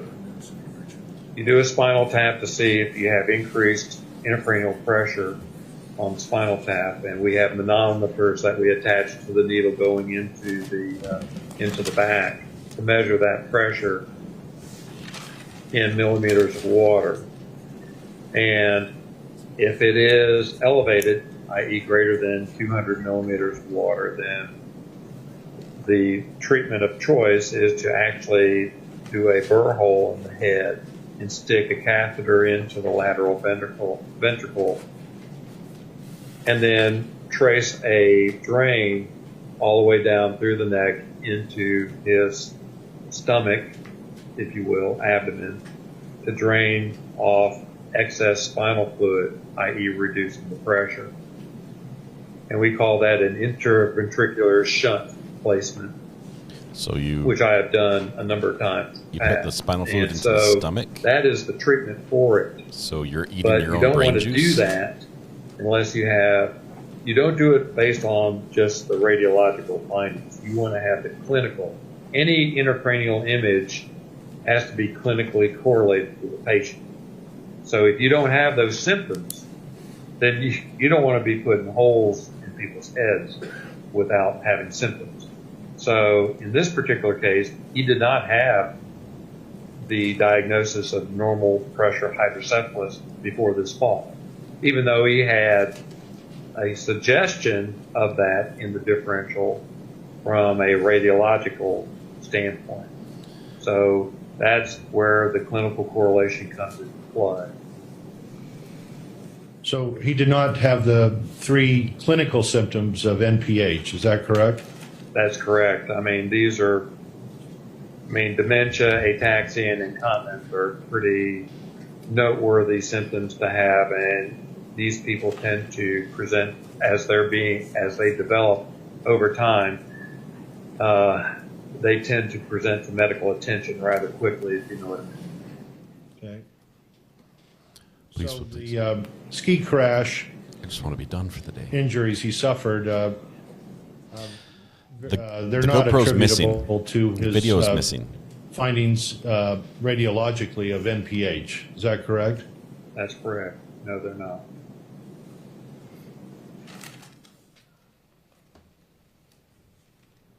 Now, I'd like to turn you to the defense experts. You've read some or all, I think most of the reports of the defense experts. Is that correct? That's correct. Some of them were quite brief. Isn't that correct? Well, yes. In fact, I do like brevity, but yes, they got to the point. Okay. And you've reviewed the... he lied. Sorry, Lawrence. He says sorry, he likes Lawrence. brevity. I don't mean to interrupt. I'm trying to figure out a good time to interrupt here, but I just want to register an objection to any opinions that Dr. Bain could have provided in his deposition and did not. And you can proceed. Okay. Well, object to everything since he didn't your deposition, provide. you've reviewed the defendant's disclosure of Irving Scher. Is that correct? Well, yeah, just the disclosure. I haven't reviewed any report or anything from them. Okay. It's our understanding that he's a biomechanical expert. Is that your understanding? Well, that's what's been told to me. Sounds like we're getting into a new area. Yes, let's That stop. would be a good time to take a recess until tomorrow at 9 a.m. So thank you. Remember to please keep the court's admonition not to do any of your own research, not to discuss the case with anyone, avoid seeing, reading, or listening to any news reports about the case. Have a nice evening. Okay, so I understand the objection now. He was objecting to, on this interview, the expert giving any opinions that he had not provided previously in his report. Apparently he has done some more work or talked about some more things, and so he's objecting to the things we're about to hear. It's like a standing objection. We're going to hear him anyway, it sounds like. Tomorrow, which in addition to that tomorrow, Mrs. Paltrow, who's leaving the courtroom right now. We had a bench conference. Maybe with her I private wanted to ask Polly Gresham questions about her sister, Jenny Sanderson. And what I would have elicited, had I been allowed, is that Jenny has a schizophrenic, I think it's called typal, T-Y-P-A-L diagnosis, and has a lot of psychological problems from that. Now, I'm not posing her as an expert, but as a layperson who knows her very well and knows the kind of problems that she has. I have a concern with this being national without the permission of this patient with a pretty explosive statement that I've never seen one iota of evidence. I don't think, and specifically Mr. Sykes does not represent Jenny, and unless he has written permission to make these disclosures to an even international audience, there's a lawsuit. I'm pretty troubled by it. I think it's a big violation of this woman's privacy. I agree. If we're going to make a statement, I mean, if you want to make a record, I think we should make a record, but we should do it in camera. Well, okay, let's do that. All right. So if we could please go ahead and clear the courtroom, we'll take 5 minutes so that the press gets turned off. We clear the courtroom, and then you can make your offer of proof. Yeah. And Apparently the press is turned secondly, on right I now. can make this publicly. Just making an observation. We never subpoenaed Polly Gresham officially. We gave her a subpoena That's so she subpoena could show it to her employer if she needed to. We gave her a subpoena, but we didn't officially subpoena her. We expected that she would come. If she didn't come, we were without. We had a deposition, and so she was to appear today. Excuse me. Oh my And goodness. when she finished, you ordered her to come back next week. Now, I think that's improper. She has a lot of other things going on in her life, her job, etc., and I don't think she should have to stay around. Now, if you disagree and you have the black robe and I do not, okay, then we ought to have an agreement that she can appear via Zoom. But I don't think she has an obligation under the facts I've given you to be forced to return order next week. her to. And as I indicated earlier, I mean, I asked her if she would have any problem remaining under the subpoena, and she didn't voice that at that time. I realized I put her on the spot, so if she, and you're not representing her. She voiced it to me. And you're not representing her. No. And so if she would like to be released from the subpoena or have its terms changed in some way, she can certainly request that. Well, on all sides and make a decision. Okay. Sure. Let's have her come in. Here we go. Does Polly want out? That's what we're going to find out. If Polly does not want to be retained, And then I guess if there's anything else we should do subject to recall before we close the hearing. Well, do we have a piece of paper that says what Mr. says is true about this woman's health? I guess let's cover that in the in-camera part of the hearing. I think that the audience ought to know, it may not be true. In Terry Sanderson's deposition, he indicated as such. So there is an iota. There is an iota. There is an iota of indication of this in Terry Sanderson's deposition about his daughter. I read it 2 days ago. It does not say that word. Well, even if it did, that too would be improper to introduce into this proceeding in the public way. Right. What I'm saying is that the statement of counsel that there's not an iota of this. There is not. Then in the motion for a protective order, there was also additional Polly's information that points in there. So it's more than an iota. Okay. So, Polly, why don't you come on up and take the stand? We're just trying to straighten out. I understand that you may have some commitments where you'd like to be able to leave town. I want him to ask, were you issued a subpoena? And if she says yes. Why don't you explain that to us? Yeah, so I said I work with 4-H, and so one of the things I'm committed to is having programming when kids are out of school, because typically that's a time when they get in trouble. So that being said, in our community it's spring break, and so I have a science camp all next week, and it's our first time in our new youth center, so it's kind of, it's a small town, but a big deal for me. So I understand that you need more information. I don't know if remote is a possibility. There could be kids in the background. No, I could probably have staff cover me if that was something that would work. Your Honor, we'll release her from the subpoena. Okay. Entirely? Entirely. Okay. So you're and the plaintiffs do as well? Yes. Okay, so you're released from the subpoena. You have no legal obligation. Thank you. Thank you. Yeah, thanks for your service here. So she can come, she's going to Leave leave. tomorrow afternoon or evening, but she can come into court tomorrow and watch, right? Yeah. My flight's in the morning, so. All right. She's So all right. I'm not agreeing to release her for hardship, to have her sit in the courtroom. Then I wouldn't release her for hardship.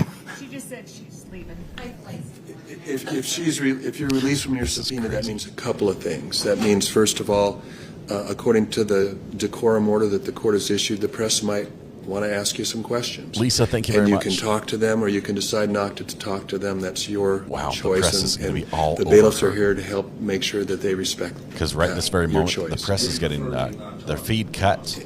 Can we get, I guess I sort of assumed that she wouldn't be talking to the press, or I wouldn't.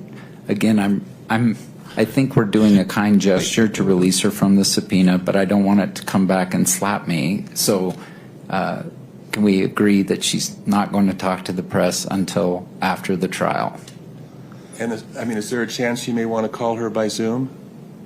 No, I'm agreeing to do that. I just don't want to be punished for doing a kind And why act. would that be a punishment? That she goes and talks to the press negatively about my client? I mean, I'm just saying, why would that be a negative? The order's out there. You're aware of its terms.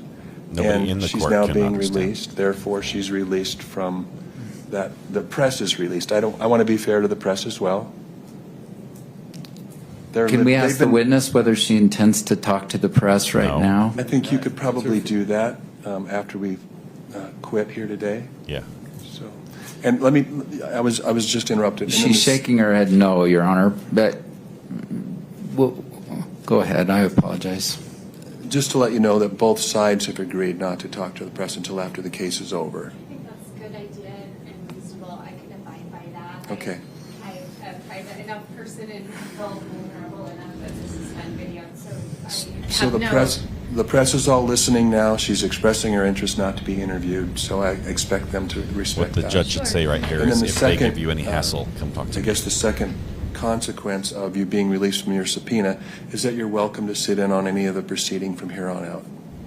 Don't anticipate that. And got And things to do. You can watch it if it's being broadcast in your area. Okay. Now. All right. Thank you. Judge, I'd like her to stay for a minute so we can proffer her testimony, if that's okay. Sure. In camera. Sure. If you could just wait a few more minutes. Do you have a minute to take the stand? Yeah. Okay. Is there anything else public that we need to do today? This is a crazy. So, oh my goodness, we can't change the deal. I mean, you release, I release, and suddenly she's giving more testimony. So by giving more testimony, I may not release. Understood. So let's not whack me with my kindness here. Oh, for heaven's sakes. Is there anything other than this subject that we can address while the proceeding is public that we need to address? No. Well, just that your Honor said if the diagnosis comes out at trial, it could be a mistrial. Yep. So I just wanted to put that on the record. Okay. I did say something along those lines, and it's not going to be put out in front of the jury. So we'll move forward from there. So we'll take a 5-minute recess while the courtroom gets cleared, and then we'll continue with the offer of proof. Thank you. Thank you. Okay, so she actually can't leave. They're going to say, "Oh, you have to stay," but crazy. Yes, he's being whiny a little bit, back and forth. It is a adversarial system. We are going to leave at that. It's been a long day. I'm counting 10 hours, 6 minutes, and 51 seconds, most of which I've sat in this chair. Hopefully, you have not done the same. But let's just wrap it up. I'm exhausted. It's been a long day. My birthday's tomorrow. I will be back here live streaming 9 o'clock as well. Hopefully it will get spicy tomorrow. We have the possibly Gwyneth Paltrow testifying, and I do want to see that. I have not seen a celebrity on the stand since the Johnny Depp Amber Heard incident. So that's going to be fun. This is a little bit of a joke. Their procedures. Yes, I think it might get interesting tomorrow. And even though it's a little bit slow at times, it also gets crazy. And I'm not regretting choosing this one. I'm not. Appreciate it. I hope, I realize the numbers aren't here. We don't have the people. I don't think I'm going to hit 10,000 tomorrow. Just so you know, I think I'm still, I'm still at 9,711. I think it's frozen. It's not going up. It's all good. Tonight when you go home, please, or you're probably already home in bed, ready to go to sleep. But tonight when you go home, please hug the people you love. Smile at someone to make their day just a little bit better. And please stay safe till we go live tomorrow, which will be tomorrow. It'll be my birthday live stream, podcast in the evening as well. And then after that, I go to a youth activity for pretty much an all-nighter. It's like one of those March Madness playoff type things. A big party. We're going to stay up all night. And then we drive with no sleep. So it's going to be great. Thank you very much, guys. It's been wonderful today. You guys are all amazing. I appreciate all the mods, the hard work you guys put into this channel. You make it possible for me to do what I do here, which is have the best job in the world and watch true crime with you guys. In this case, civil law. Love it. Everybody, thank you so much for the generous contributions of memberships. All those who joined us and became members today, gave super chats or super stickers. That means the world to me. It makes this possible as well. Thank you. Thank you. You guys are amazing. Please stay safe. We'll be live tomorrow morning, same time, same place. We'll see you. Have a good night.